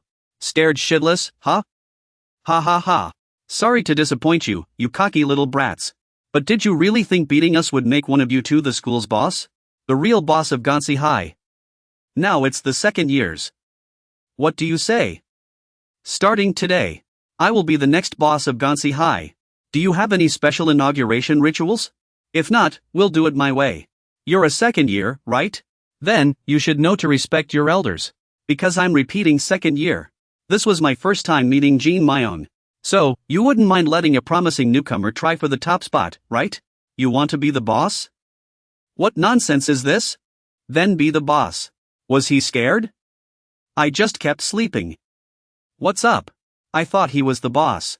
No real boss would give up so easily. Oh, I see. Good night. What a coward. All he does is act tough. I don't need to fight a loser like that. Here, have some candy. Fake boss. Now it's just between you and me to settle this. After a while, both were battered and bruised. Go ahead, keep fighting. As for stuffing things in your mouths, we'll handle that. You idiots really think taking on the boss is that easy? Always watch your back. You never know who might ambush you. The first rule of high school is never turn your back on anyone. I heard you little minions wanted to take over while I was away. Though Jean Jimming was seen as the boss, that guy was just a puppet. The real boss is me. You mutts. I haven't given up yet. Besides, I won last time. Shut up and listen. I haven't given up either. I can still keep fighting. Alright, just be quiet. They're gone, guys. Suddenly, the two of them stopped. The others don't know yet. Well, if it isn't our boss, Jean Jimming? Aren't you supposed to be sleeping today? You here to back up these kids? Trying to be a hero? What do you mean? I am a hero. I didn't mean to draw attention, but I guess I'm the center of it now. What's that reckless guy up to? That brat doesn't stand a chance. Jean Jimming, you know what? I've had enough of you. I'm done. It's time to overthrow the high school boss. I'm not interested in fighting or being the boss. Hey, buddy, are you talking to me? Just focus on fighting. If you take them all down, you might just become the school's boss. Right? What are those guys even fighting for? Catch him, he's too fast. Chi Ming tensed up. Later, I asked Chi Ming why he helped us back then. He said a real man doesn't gang up on others, only animals do that. If someone only relies on numbers to overpower their opponent, I won't bother chasing them. That guy is no different from an animal. Run. A scoundrel, tell you the truth, Shi Xiang Shi, are they all down? That was just me making stuff up. Get up. I just like it, kneeling too long might give you cramps. When did I ever kneel? I didn't kneel because of you, I did it for the gum you gave me. At Gonsel High School, in the final moments of that day, everything was orderly until he appeared. The principal announced that Gonsel High, a school with 50 years of prestige, owed it all to the hard work of our seniors and alumni. What hard work? Seriously. The three of them were drawn by some noise. What's going on? What are those guys doing at the school gate? Hey, you guys, close the gate. Jean Jeong turned to look. It was a luxury car driving into the campus. Welcome, boss. What an honor to welcome the boss. What's this about? Why is a car driving into the school? The car stopped, and the group had no choice but to step back. Otherwise, they'd get run over. It stopped right in front of Jean Jeong's crew. The three of them stood there, as if challenging the car. Mr. Principal. That car looks like. Don't tell me it's him. The person stepped out. Wow, driving into the schoolyard is tough. Nice to meet you, Gonsel High's top dog. First time, huh? Kim Young, and Big Deal. I hope you'll join Big Deal. Big Deal's number 1, Han Sin-yu, nice to meet you. Glad to see so much new talent this year. There's a high schooler who unified all the high schools in this area by force. Ugh, they call themselves the Gonsel Alliance. Who would have thought the leader of this alliance? You want me to join Big Deal, the Gonsel Alliance's number 1? Chang Chen-jen. 16 years old, still a high school student. In the Gonsel Alliance, a man extends an invitation, come join the Big Deal. The one who sent the invitation was Chung Chen-jen, Nguyen, Big Deal's number 2 at 18. He went on to say you're both smart and strong, and rumors say you're quite ruthless. We need talented people like you. Looking at the Gonsel Alliance members sitting before him, Jinmagang High, Zanqing and Jolie High's Lin Jiaoji Nguyen couldn't help but sigh. I can't believe a middle schooler managed to bring all of Gansel's high schools under his control. He smiled confidently and said, I heard your dad is also in the underworld. But deep down, he thought, even if I'm talking tough right now. Nguyen continued, stop wasting time. You've had your fun. Big Deal will take you in. But he still had a lingering doubt. Is this kid really a middle schooler? The members of the Gonsel Alliance immediately stood up and bowed deeply, shouting, congratulations, big brother. The younger ones kept flattering him, even wanting to bring him into the big deals. This is definitely worth reporting to the boss. Nguyen immediately snapped, you bunch of bootlickers, stop sucking up. One of the lackeys kept flattering him, saying he was getting closer to his goal. Big brother, your glass is shaking badly, he replied. To be honest, I'm surprised you're trying to recruit me. I thought you'd send one of your underlings. He continued, I didn't expect it to be you, the esteemed Han Xinu of Big Deal. Coming to see me in person. Nguyen felt annoyed and quickly denied it. What are you talking about? I'm just a small fry from Sinyu School. Then he said something that sounded like an insult to Che Enyan. He personally went to the middle school division to recruit Jean Jimming. Che Enyan's swaying glass suddenly froze. His underlings began murmuring among themselves. Wait, he's not Han Sinyu, one of them said. He went to see Jean Jimming himself, another added. That's harsh. He's just an errand boy, isn't he? One of them asked curiously, who's Jean Jimming? If he's from the middle school division, that means he's also a middle schooler, another underling said. So that means our big brother Che Enyan is. An angry voice cut in, you mean to say? Che Enyan said furiously. Big Deal's leader recognized Jean Ming instead of me. One of Che Enyan's underlings suddenly shouted in rage. This is outrageous. How dare he send his lackeys here? While he goes to see Jean Jimming himself? Unbelievable. Big brother, before he could finish, his mouth was treated like an ashtray. Che Enyan immediately reached out toward the voice. Don't you dare say another word. His mouth was struck, and Che Enyan warned, shut your filthy mouth. He turned to Nguyen and said, I understand what you mean. I just need to remember one thing. Nguyen groaned inwardly. Oh no. Che Enyan said furiously. That guy who was acknowledged by Leader Sinyu. Jean Jimming, that jerk. You said he's in middle school now, right? In middle school, Jean Jimming says firmly. I won't take part in the wall inspection. Han Sinyu responds calmly. Wow. That's bold. What's your reason? Jean Jimming answers immediately. I'm not interested in that gang's extortion nonsense.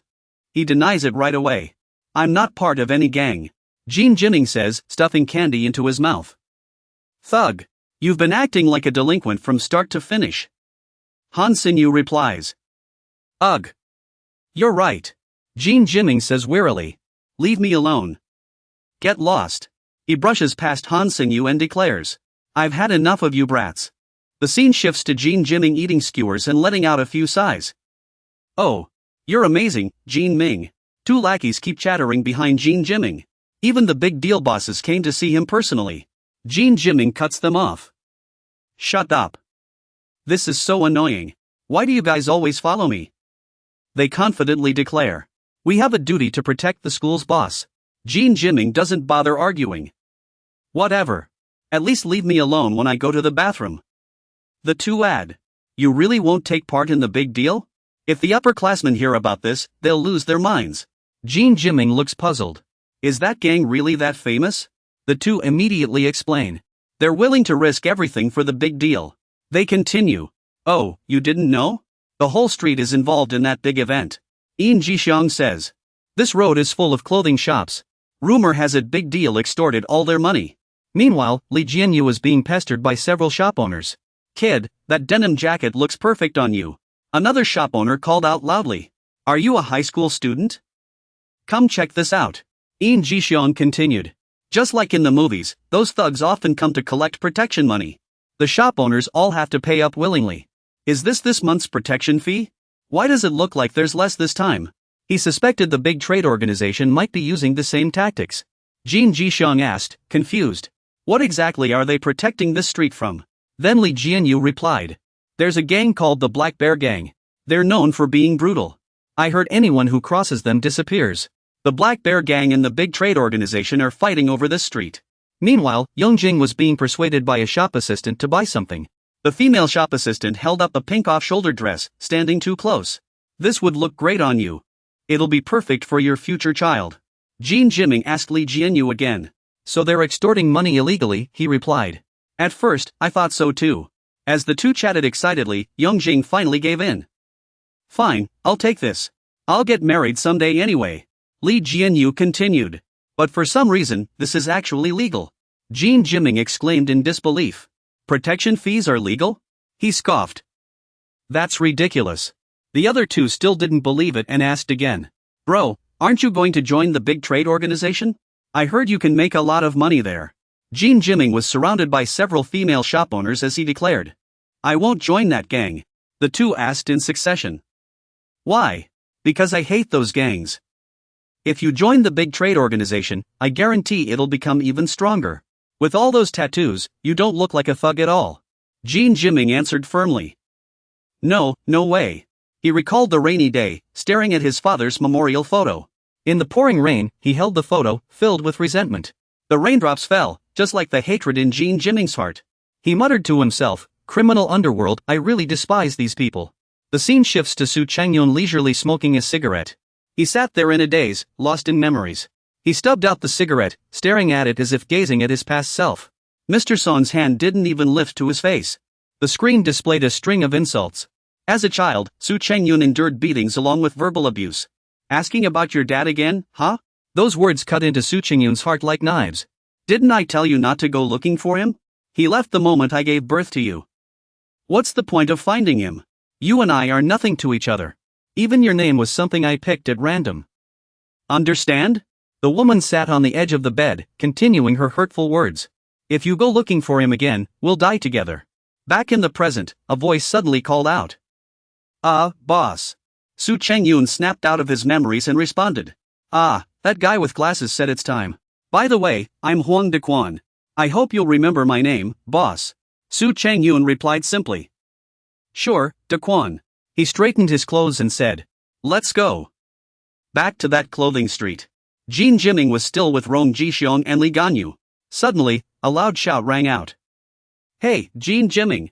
A group of men in black rushed over, yelling. What do you think you're doing? Are you trying to go against us? Jin Jiming looked confused. Who are you people? The reply came. Those guys from upstairs. Rong Jixiong suddenly turned and said, whatever. I don't want any part of this. Li Ganyu asked in confusion, huh? What's going on?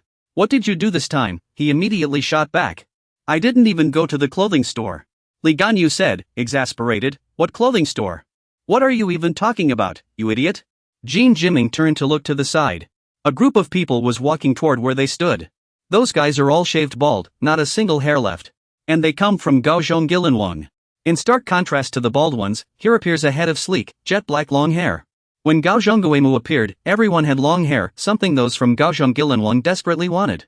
Next came a group dragging all sorts of weapons. The tiger and leopard group reported they were from Gaozhongzhenma. Then Jin Jiming spoke up.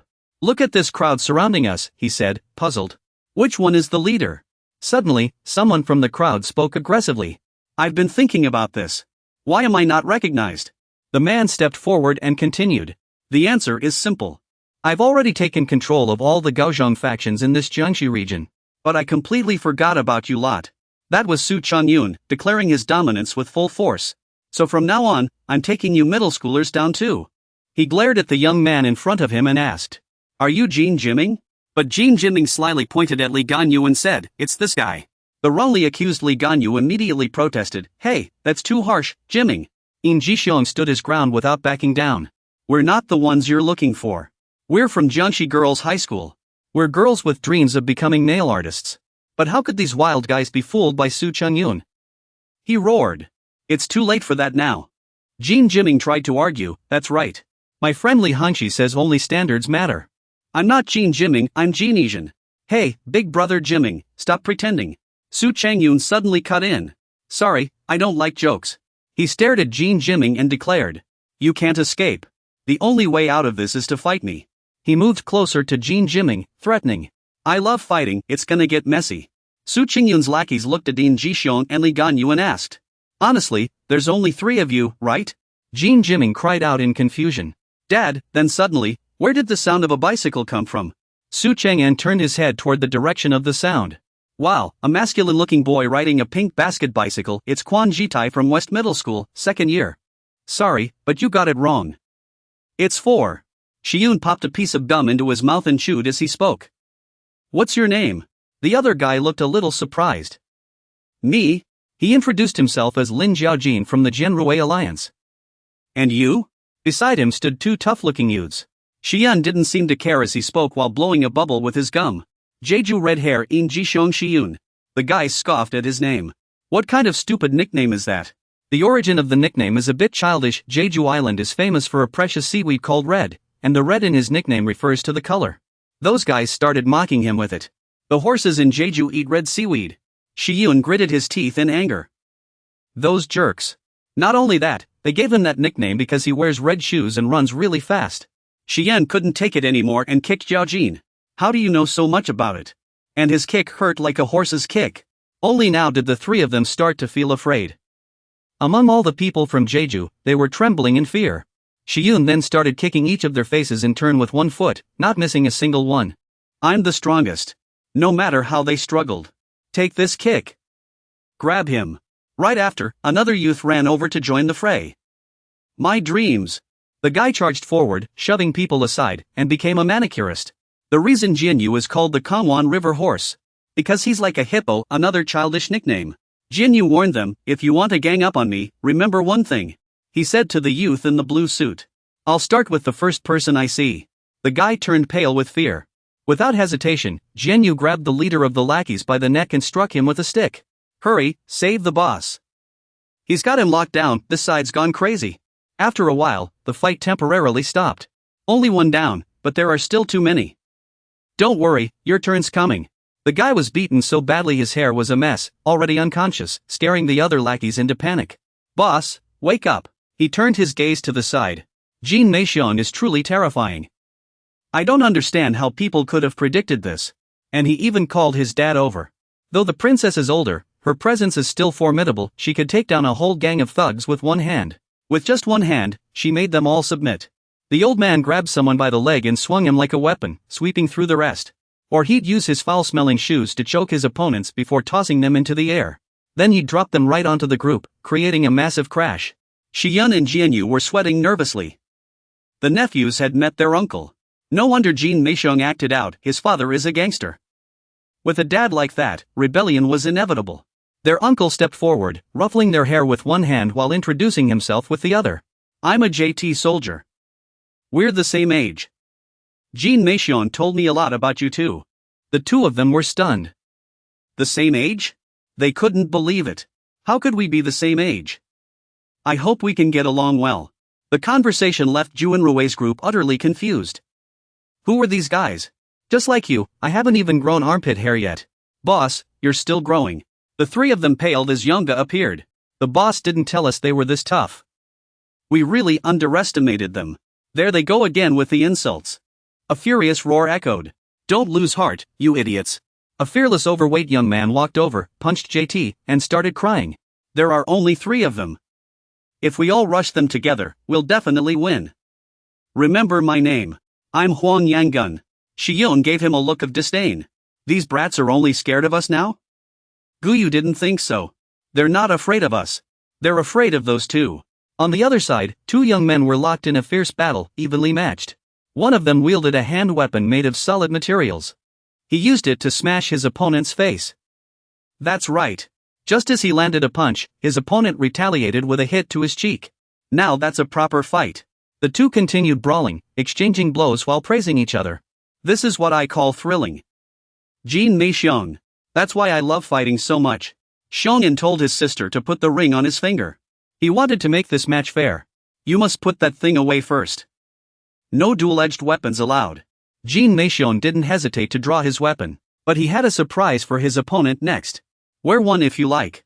His opponent wasn't pushovers either and immediately retaliated. I don't care. You made your little brother stand around like this? Jin Meixion was drenched in sweat, ignoring even his jewelry and shonen. What if shonen loses? He asked. Can we get big brother out of here? The old man hesitated. Hey. Going in now would be like walking into certain trouble. Charge in between those two to get hurt? After fighting, Jin Meixion felt exhilarated and sneered. I'm feeling pumped. Shonen remained calm. Don't joke around. I won't lay a hand on you. Xian looked worried. If someone gave Jin Meixion a stick or something, that young man would stop him. Jin Meixion doesn't use weapons. I'm the son of a gangster, but he despises using weapons in thug tactics. Xian heard this for the first time. Is Jin Meixion's father really a gangster? That young man was crying miserably and just ran off to cheer him on again. Shonen, don't be foolish. The two glared at each other fiercely. Remember who your father is? Shonen taunted. Are you proud of having a gangster father? Jin Meixion stayed composed. What's not to be proud of? Then we're not on the same side. Shonen struck first, pressing Jin Meixion's head down toward the ground. Jin Meixion fought back hard, kicking his opponent's legs, making him yelp in pain. Everyone started to scatter. Let those two lunatics beat each other up. Let's go. Shiyun kicked the young man in the face. Finish what I started. Shiyun was thrilled. I'm the horse-riding youth of Jeju Island. No sooner had he spoken than a bodyguard suddenly charged out and sent him flying with a kick. No one dared to move, only standing quietly outside. What's going on? I thought these guys were here to cause trouble. That's Gangster from the Black Bear Gang. Oh, it's just a bunch of small-time thugs fighting over turf. Let them scram. Tell those kids to stop fighting here and go home to read comics. It feels like the people from the Gangster Alliance are doomed. We shouldn't have fought here. We wanted a quick battle, but it dragged on. The leader of the Black Bear Gang spoke up. We're all old now. Don't force us to act. Go play at the amusement park over there. Neither side knew what to do next. What else is there to ask? So this ragtag group scattered and fled. What else could they do? Only that young man was left alone. Where did everyone go? Brother Xiong'an hasn't given the order yet. Jen Yu helped Xian leave. Are you okay? When Xian took a deep breath. Ugh, why does it hurt so much? Looks like the Black Bear Gang is really something else. These guys are on a whole different level. Get lost. We're not unreasonable. Let's just take this street and see when the boss makes a decision. Only then did they notice two young men still fighting in the distance. Jin Ming and Suing Xiong were still locked in combat, neither willing to back down. Looks like two kids are still fighting, oblivious to the world. They'll only stop if we step in. Didn't you hear us? Fighting here will get you in trouble. Go somewhere else. Who knew the two would even fight the Black Bear Gang? After a while, they finally realized something was wrong and turned to look. The Black Bear Gang was already standing beside them, blocking an attack with one hand and warning them. Kid. Jun Dai stepped forward, towering over them. Brother Chimei Xiong is causing trouble. They're being too arrogant. Oh, I see. Turning to bully Jun Dai's, he froze. He approached, his face twisting into a disturbing grin. Let me join the fun. He tried to draw his blade, but luckily someone stopped him. Put the knife away. This place is mine. Seeing someone approach, he seemed pleased. Brother. A bald elder arrived, stepping out of a car. The boss is here. He walked while talking on the phone. Let's talk later. I'll call you another time. Handing it over to the Black Bear Gang's interim leader. The Black Bear Gang's interim leader stepped up. Sang Hao walked over to lecture the underlings. You can play with kids if you want, but don't drag trouble their way. If they end up making a mess, who's gonna clean it up? The underlings answered timidly. Sorry, big brother. Sang Hao looked around but didn't see anyone. What's going on? Where did the big shots run off to? It seems they mistook this for just a bunch of kids fighting. The boss realized only 4 people were present. Just these little brats? No, the others got scared and ran off. Kids these days have no guts. They freak out at the drop of a hat. These guys are looking down on us.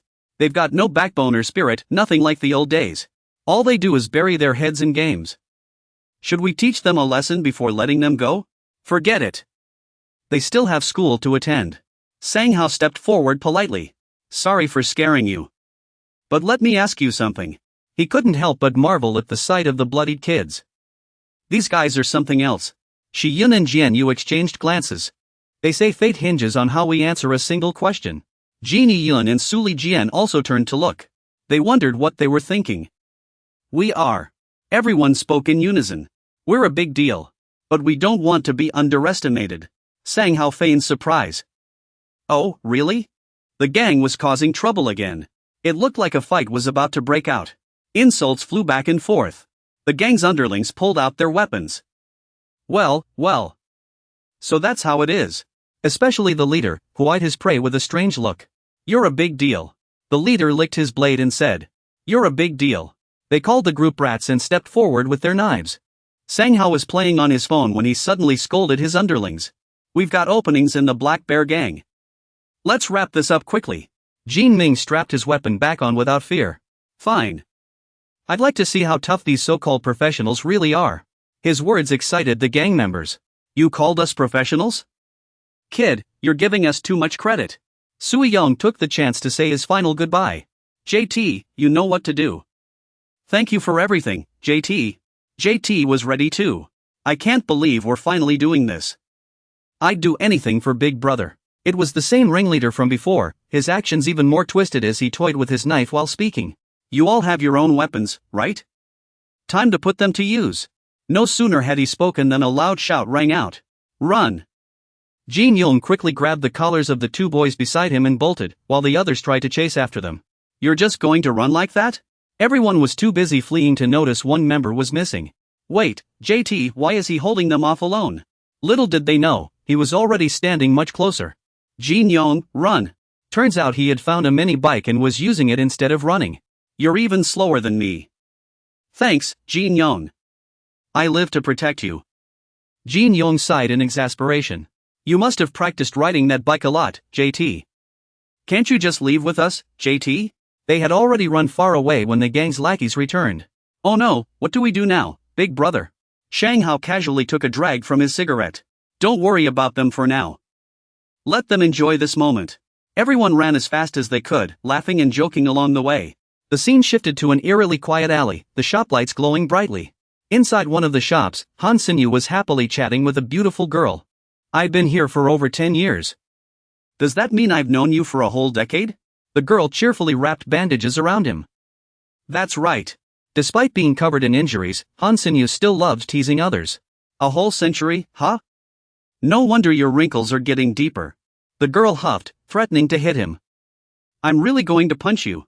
He reflected on the past 10 years, feeling as if they had flown by like the wind. 10 years is insane. That means I've been guarding this place for a decade. At that moment, the area around the shop was littered with bodies, as if a fierce battle had just taken place. Suddenly, Han Sinyu noticed someone approaching. Who's that over there? It turned out that the members of the Big Deal Group, trying to escape the Black Bear Gang, had been caught by Han Sinyu. What are they up to? Soon, the sky darkened, and the surroundings fell silent, with no one in sight. But behind a billboard, bursts of laughter could be heard. After all the chasing, everyone hid behind the billboard, with Jian Yu panting heavily. We just escaped from the real Yahei River Gang. Han asked you, did Ginyu push me out just now? The two burst into laughter, with Jimming being the wildest of them. JT Jen was full of regret, staring at the flattened bike. Sorry, brother Jimming. I got too excited and wrecked the bicycle like this. Han and Ginyu chatted while JT looked like the boss of the Black Bear Gang. I thought he was the boss's son. Suddenly, Su Liang came out for no reason and kicked the bike. He still wanted to continue their earlier match. Get up, Jimming. We haven't settled this yet. A soaking wet chubby kid beside them said, That's right, Jimming. I'm Huang Jian. Han Sinyu from Big Deal recognized you, but you only brought 4 people. Jimming stayed calm. Yes, I only have 4 people. But you know what? I'd rather have 4 loyal brothers than 100 traitors. The 3 brothers immediately stepped behind him, ready to go through fire and water for him. Jimming added, At least these 4 will never betray me. This made Su Liang even angrier, gritting his teeth because Jimming was absolutely right. While Jimming was still basking in the moment, someone spoke up. Sorry to interrupt your grand speech, brother Jimming. Jimming shot back, I wasn't being that dramatic. Did I sound impressive? But I think we've walked right into a trap. The 5 of them were now surrounded by a crowd. Only then did they realize they had barged into Black Bear Gang territory. Shang Hao happily greeted an acquaintance. See? I told you they'd end up on my turf sooner or later. Su Liangyan suddenly said, I take back what I said earlier. Jimming didn't understand what he meant. Jimming flicked his hair, staying composed. 100 people killing themselves would be better than this. Eventually, the group was dragged to a pool and forced underwater. Water is the source of life. Water is amazing, you know? It's been around since the birth of Earth. Yet humans take it for granted, never appreciating it. The boss asked, they're not dead yet, are they? He also ordered someone to adjust the water temperature. How's the water temperature? Fu Ping asked. Shang Hao, I have a question. He was playing with a puppy. Who are these kids? Shang Hao answered calmly. The boss doesn't know why we arrested them, they call themselves big shots. The boss cursed suspiciously. What's going on? Why didn't you call me sooner? Shang Hao reported. I just told the boss. Jimming listened to their conversation, piecing things together. He's the leader of the Black Bear gang, Fu Ping complained. Why are you barefoot here? Shang Hao had to explain again. Because this is an indoor fishing pond. That old man is still singing. What the heck? Why didn't you say so earlier? Look at that old man. This guy looks like a nobody. That old man is planning to. We need to lay down non-slip mats on the floor to prevent slipping. Shang Hao asked in confusion. Do we have to cover the entire floor? That old man really cares about his precious fish. You don't understand what I mean at all. Shang Hao said the fish could easily get hurt from squeezing. Good grief. Now it was Shang Hao's turn to ask. What should we do about these big shot traders? Uncle Bimai is furious. What else can we do? Uncle Jimmy sighed dismissively. Thought professionals would be impressive, but they're nothing special. The overhead rope began to lift. Below, a tightly bound man was dragged out of the water. Let them face their ancestors. The screen displayed more insults. They were even kind enough to explain. See? These big shot traders are already scared. This guy isn't a traitor, he's one of ours, being punished for tarnishing our reputation. Even now, no one noticed there was someone underwater. The gang leader started making threats. For us adults, reputation is everything.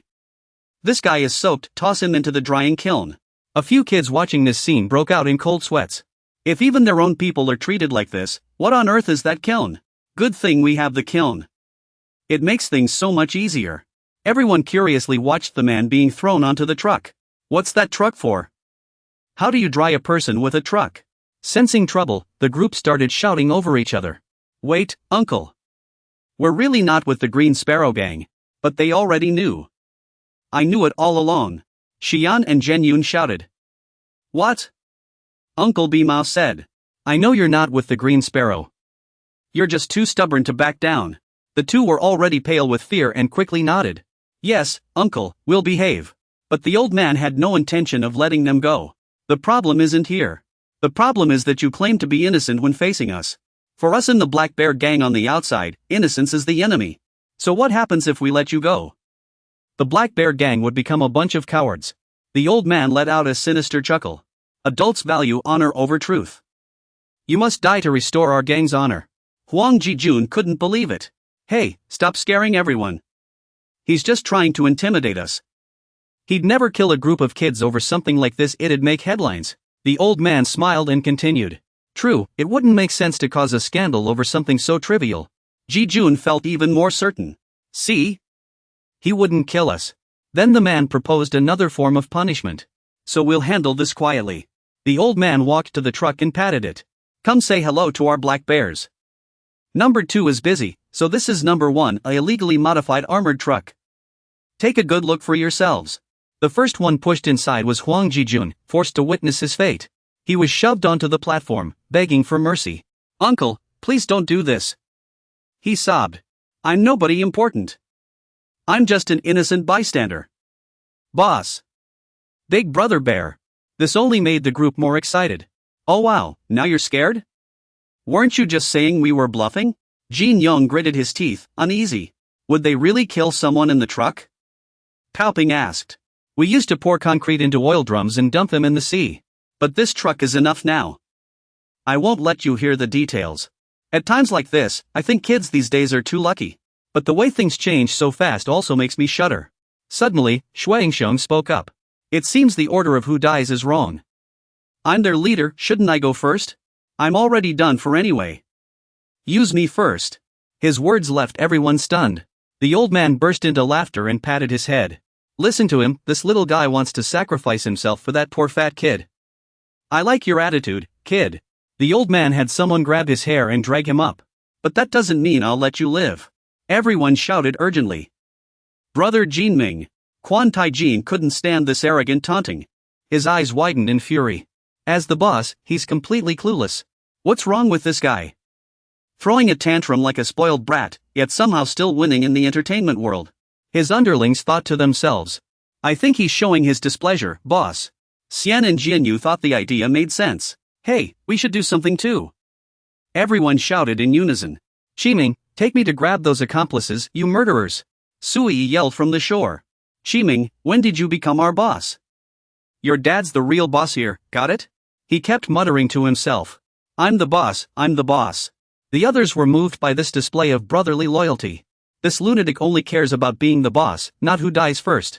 Huang Di was so touched his eyes welled up. Sui, are you claiming to be the boss just to save me? I'll never forget this kindness. The boss has spoken. Yes, boss. The old man didn't want to wait any longer. I've lost patience with this boring charade. The old man looked furious. I've had enough of these brats and their games. The old man immediately ordered them all to be taken to the altar. In this critical moment, another figure appeared. You won't be killing anyone. I'm telling you, it's me, it's me. The entire gang couldn't help but turn to look. The man strode confidently forward, pushing past the bodyguards. The one they'd been longing for had finally arrived. Move aside, I'm making a grand entrance. Long time no see, boss He Xiong. This little pup has been barking dangerously. Did you give your pet a toy? He took off his glasses. Aren't you happy to see me? It was Xinu, arriving just in time to save them. It's me, Xinu, your beloved has arrived. Fuping clapped her hands in resignation. I don't believe it. The old man glared at him threateningly. You came alone? Are you stupid? Do you think I only keep pet dogs? Xinu pretended not to understand. I knew those filthy rats weren't simple. Otherwise, how would a madman like you end up here? Golden Brow Elder must speak. Big brother, even if you saved us, I won't think much of it. Please leave. I did come to save you, but not to impress you. I'm here simply because. He recalled what just happened. Back on the street, you claimed to be important figures. And I thought. We adults care more about reputation than truth. If you'd lie about your status just to save face, then I had to come rescue you. That's what being a big shot is all about. Golden Brow Elder stood in the center of the crowd. Floating Duckweed no longer waited, ordering her men to handle them. Prepare the Black Bear Gang's VIP seating. We have honored guests. The honored guest here is probably Sinyu. Sinyu wasn't worried at all. I came here knowing I might get beaten to a pulp, he said, running his fingers through his hair. That's just my style. After this, my fans will stretch all the way to the edge of the universe. Sinyu, please come in. The Black Bear Gang's lackeys surrounded him. The Black Bear Gang's leader spoke. Prepare the Black Bear Gang's VIP seating. We have honored guests. Sinyu flicked his hair. He said, oh my. You think I just walk in quietly? A few of the Black Bear Gang members laughed, sneering. Put. Brothers, did you hear what he just said? Teach him some manners. Su Chuing thought to himself. I'll finally get to witness it firsthand. The power of this living legend. The Black Bear Gang members drew their blades. They charged at Chaeyun together, shouting. This punk's asking for it. Chaeyun effortlessly dodged the blade aimed at his neck. Su Chuing thought to himself. I'm about to see Han Sinyu's true strength. The Jade Hawk Gang's leader. Sinyu said calmly, kid, you're finished. Suddenly, he dropped to his knees. Please, I beg you. Spare them this once. I'm begging you. You old geezer, turn around and leave. Carriage driver Wang Lauer pondered to himself. Xin continued speaking. Let me take these kids back. They're just a bunch of clueless children.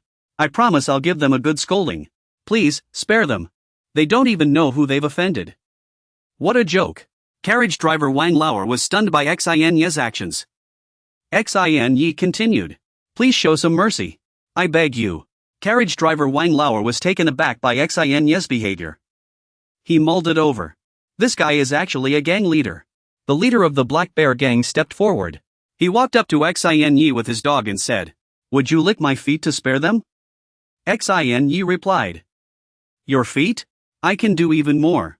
I can also tend to your beloved pet. I offer my tongue to serve you for life.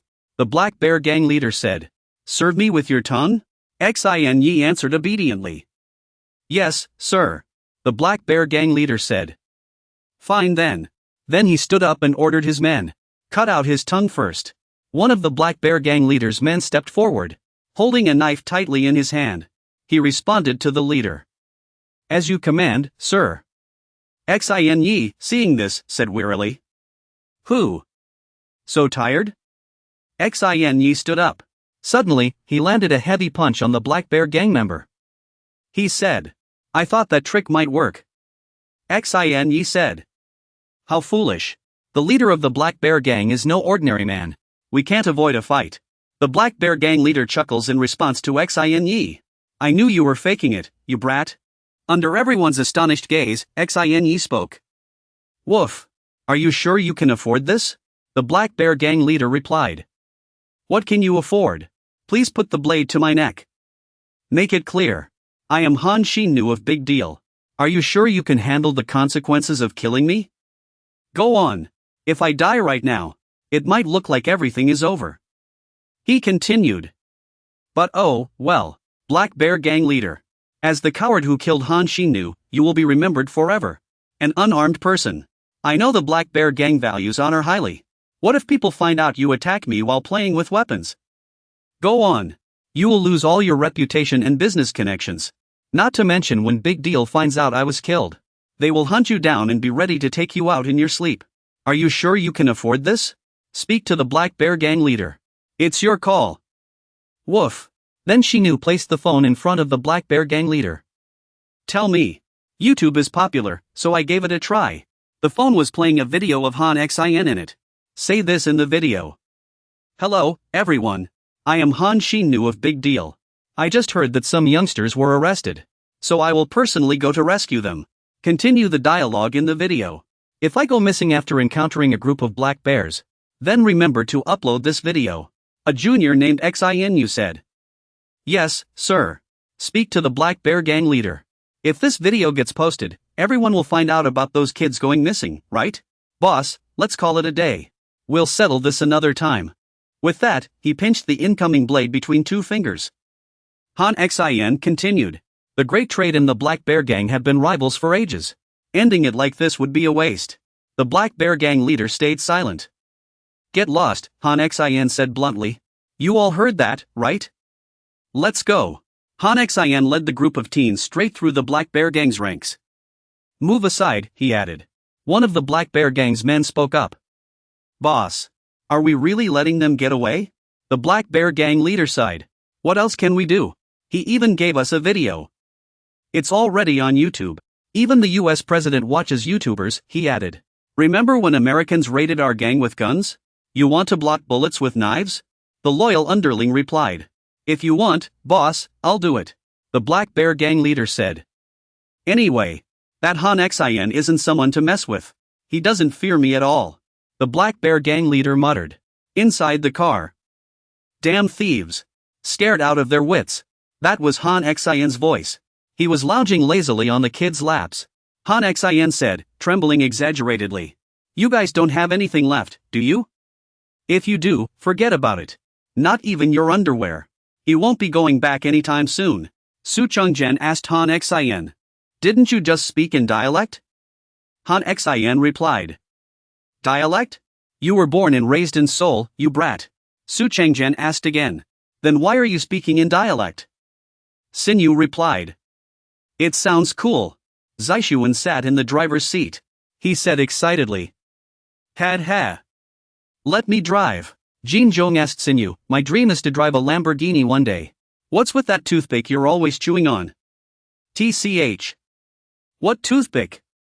It's right there. No wonder I kept feeling like something was stuck in my mouth while talking. Someone outside was pedaling a bike like crazy. Jitai said. Brother Jimming. Hey. Brother Yulu. Xinyu said to the group of guys. Anyway, I'm just glad you're all okay.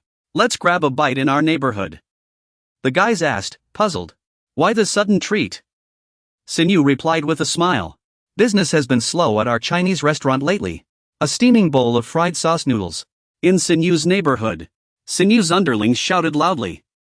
Let's treat everyone. Treat the boss. Sinyu said. Everyone ordered fried sauce noodles. Why not order something tastier? Nuon, sitting next to Sinyu, answered. Because the boss ordered fried sauce noodles. Sinyu said. But today's such a happy occasion, shouldn't we order something fancier? Nuon replied. We're running at a loss again this month, boss. Sinyu said. Don't say stuff like that in front of everyone, idiot. Yang Quan stood up and said. Greetings, boss. I'm Yi Yangchuan from the Jiangxi Alliance. Everyone bursts into laughter. Forget about him, just ignore it. He's actually kinda cute. Ha ha. A Yang continues. This is my big brother. The driver for Xing Yi. Everyone immediately turns to look at Xing Yi's driver, who's smoking. Ha, he's so cute. This kid's got a unique vibe. A Yang continues. Even though he's still in middle school, my big brother already controls all the schools in Jiangxi. Even high schoolers are a little afraid of him. A Yang goes on. And that's not all. Xing Ye's driver is also the son of a big underground boss. The younger guys are shocked. They say, his dad's in the underworld? Wow, that's so cool. They keep talking. His dad must be really famous. Hey, what's it like having a dad in the underworld? Are you gonna take over his gang? This is my first time meeting the son of a gangster. Ha ha. JT just sits there quietly.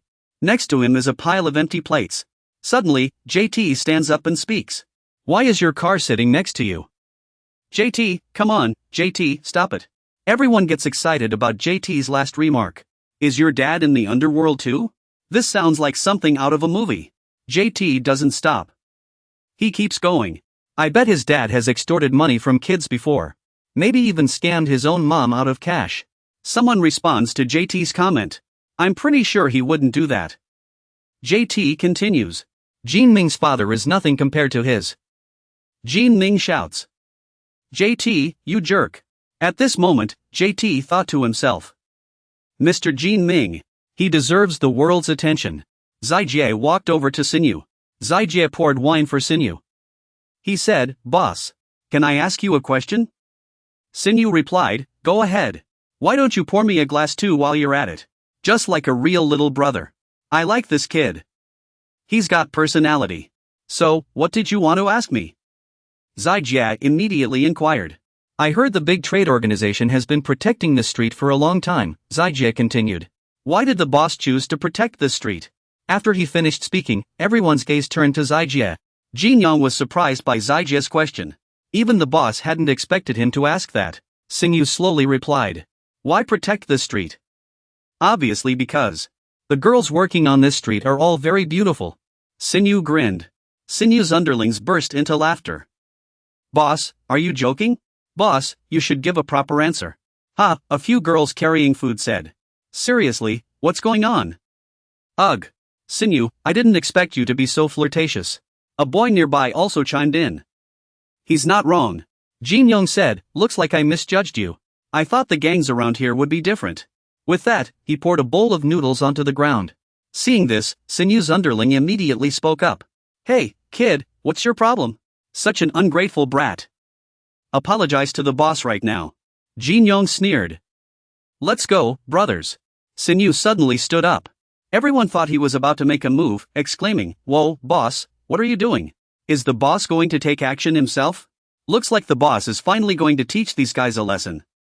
Sinyu simply said. Gotta hit the restroom first. I drank too much. That dark-skinned guy can really hold his liquor 10 glasses down the hatch. Impressive. The younger brother said, looking over. The boss is over there. Jin Yong thought to himself. Ugh, those gangsters again. He recalled his childhood. Those strange older sisters. Jin Yong wondered, or maybe he asked. Jin Yong's father placed his hand on little Jin Yong's head, stroking it. He said, Jin Yong, a real man should appreciate beauty. He continued. Someday, when you grow up, you'll understand how I feel. Watching his father's retreating figure, Jin Yong asked his mother, Mom, I have a question. Everyone praises and respects Dad. Because he's fair and uses his strength to help others, right? Little Jin Yong curiously asked his mother. The young boy continued, his curiosity piqued. But why isn't Dad fair to you? That's not cool at all. I hate gangsters. Little Jin Yong told his mother. Back to reality. Su Changyun finished pouring the wine and said, "A real man should appreciate beauty. My dad used to tell me the same thing. Looks like it's a universal rule for men. Though I haven't seen him in years." Luan, sitting nearby, asked in confusion. "Your dad said that?" Su Changyun recalled his mother and answered Luan. "It's a long story." Jin Young sat on the steps in the empty area. Quan Hui peeked out from behind the wall. She said to Jin Young, "Are you upset because of what he said?" Jin Young asked in surprise. "Sister, who are you?" Jin Young asked curiously. Quan Hui said, "Ha, silly boy. He's not the kind of person you think he is. Don't take what he said too seriously." Zayan returned to the steps and sat down next to Jin Ing. She said, "What, a real man has to be lecherous?" The girl laughed. "Ha ha. Maybe he hasn't even held a girl's hand before. He's just pretending to be cool." Jin Ing asked doubtfully. "Pretending to be cool?" Zayan said. "Do you want to hear about Bai Diao's past?" Jin Ing said coldly. "If it's too long, forget it." Zayan replied. "Just a minute will do." "This guy." Zayan began telling the story. At first, Bai Diao didn't protect this street. Jin Ing interrupted. "What?" Zayan continued. Bai Diao was a group of teenagers from Gangster with a long history. Before, Bai Diao used to rob and extort on this street alongside the Black Bear Gang. Jin Ing asked Zayan, "What about now? Why does Bai Diao protect this place?" Zayan said slowly. "Because a boy with a promise appeared." Zayan continued. "That boy promised the people here he would protect the street at all costs, without asking for anything in return. The boy joined Bai Diao and became stronger and stronger. Eventually, he defeated Bai Diao's leader and took over." Zayan continued. "Yes, that boy with the promise was Han Sinyu." Zayan went on. "Sinyu never asked us for anything in return. We were the ones who persuaded him to accept a monthly protection fee. He said he didn't want anything in return. And like that, he's protected this street for 10 years. Jin Ing listened. A look of surprise appeared on his face. Those insults were still on the sign in the alley. Jin Ing ran over and asked, "Let me ask you something about that boy with the promise." Jin Ing continued, puzzled. "Why do you protect the street without asking for or expecting anything in return?" Sinyu answered. "This kid's promises sound utterly ridiculous." Genie Xiong continued. "Do you think pretending to be a good person will make everyone worship you?" Xinyu retorted. "This is what you call loyalty? Brat." Xinyu turned to Genie Xiong and smiled. Genie Xiong pondered to himself. What nonsense loyalty. With that, Genie Xiong turned and left. Xinyu thought to himself. I can't blame him for not wanting to join Big Deal. Big Deal has no money or reputation. Xin, you said. I'm 19 this year. It's time to retire and leave Big Deal behind. On a clear morning, Xinyu was eating when he spoke up. Hey, I thought you said you'd never come back. Xinyu asked Genie Xiong and the others. Genie Xiong replied. Can't we come in? Genie Xiong said.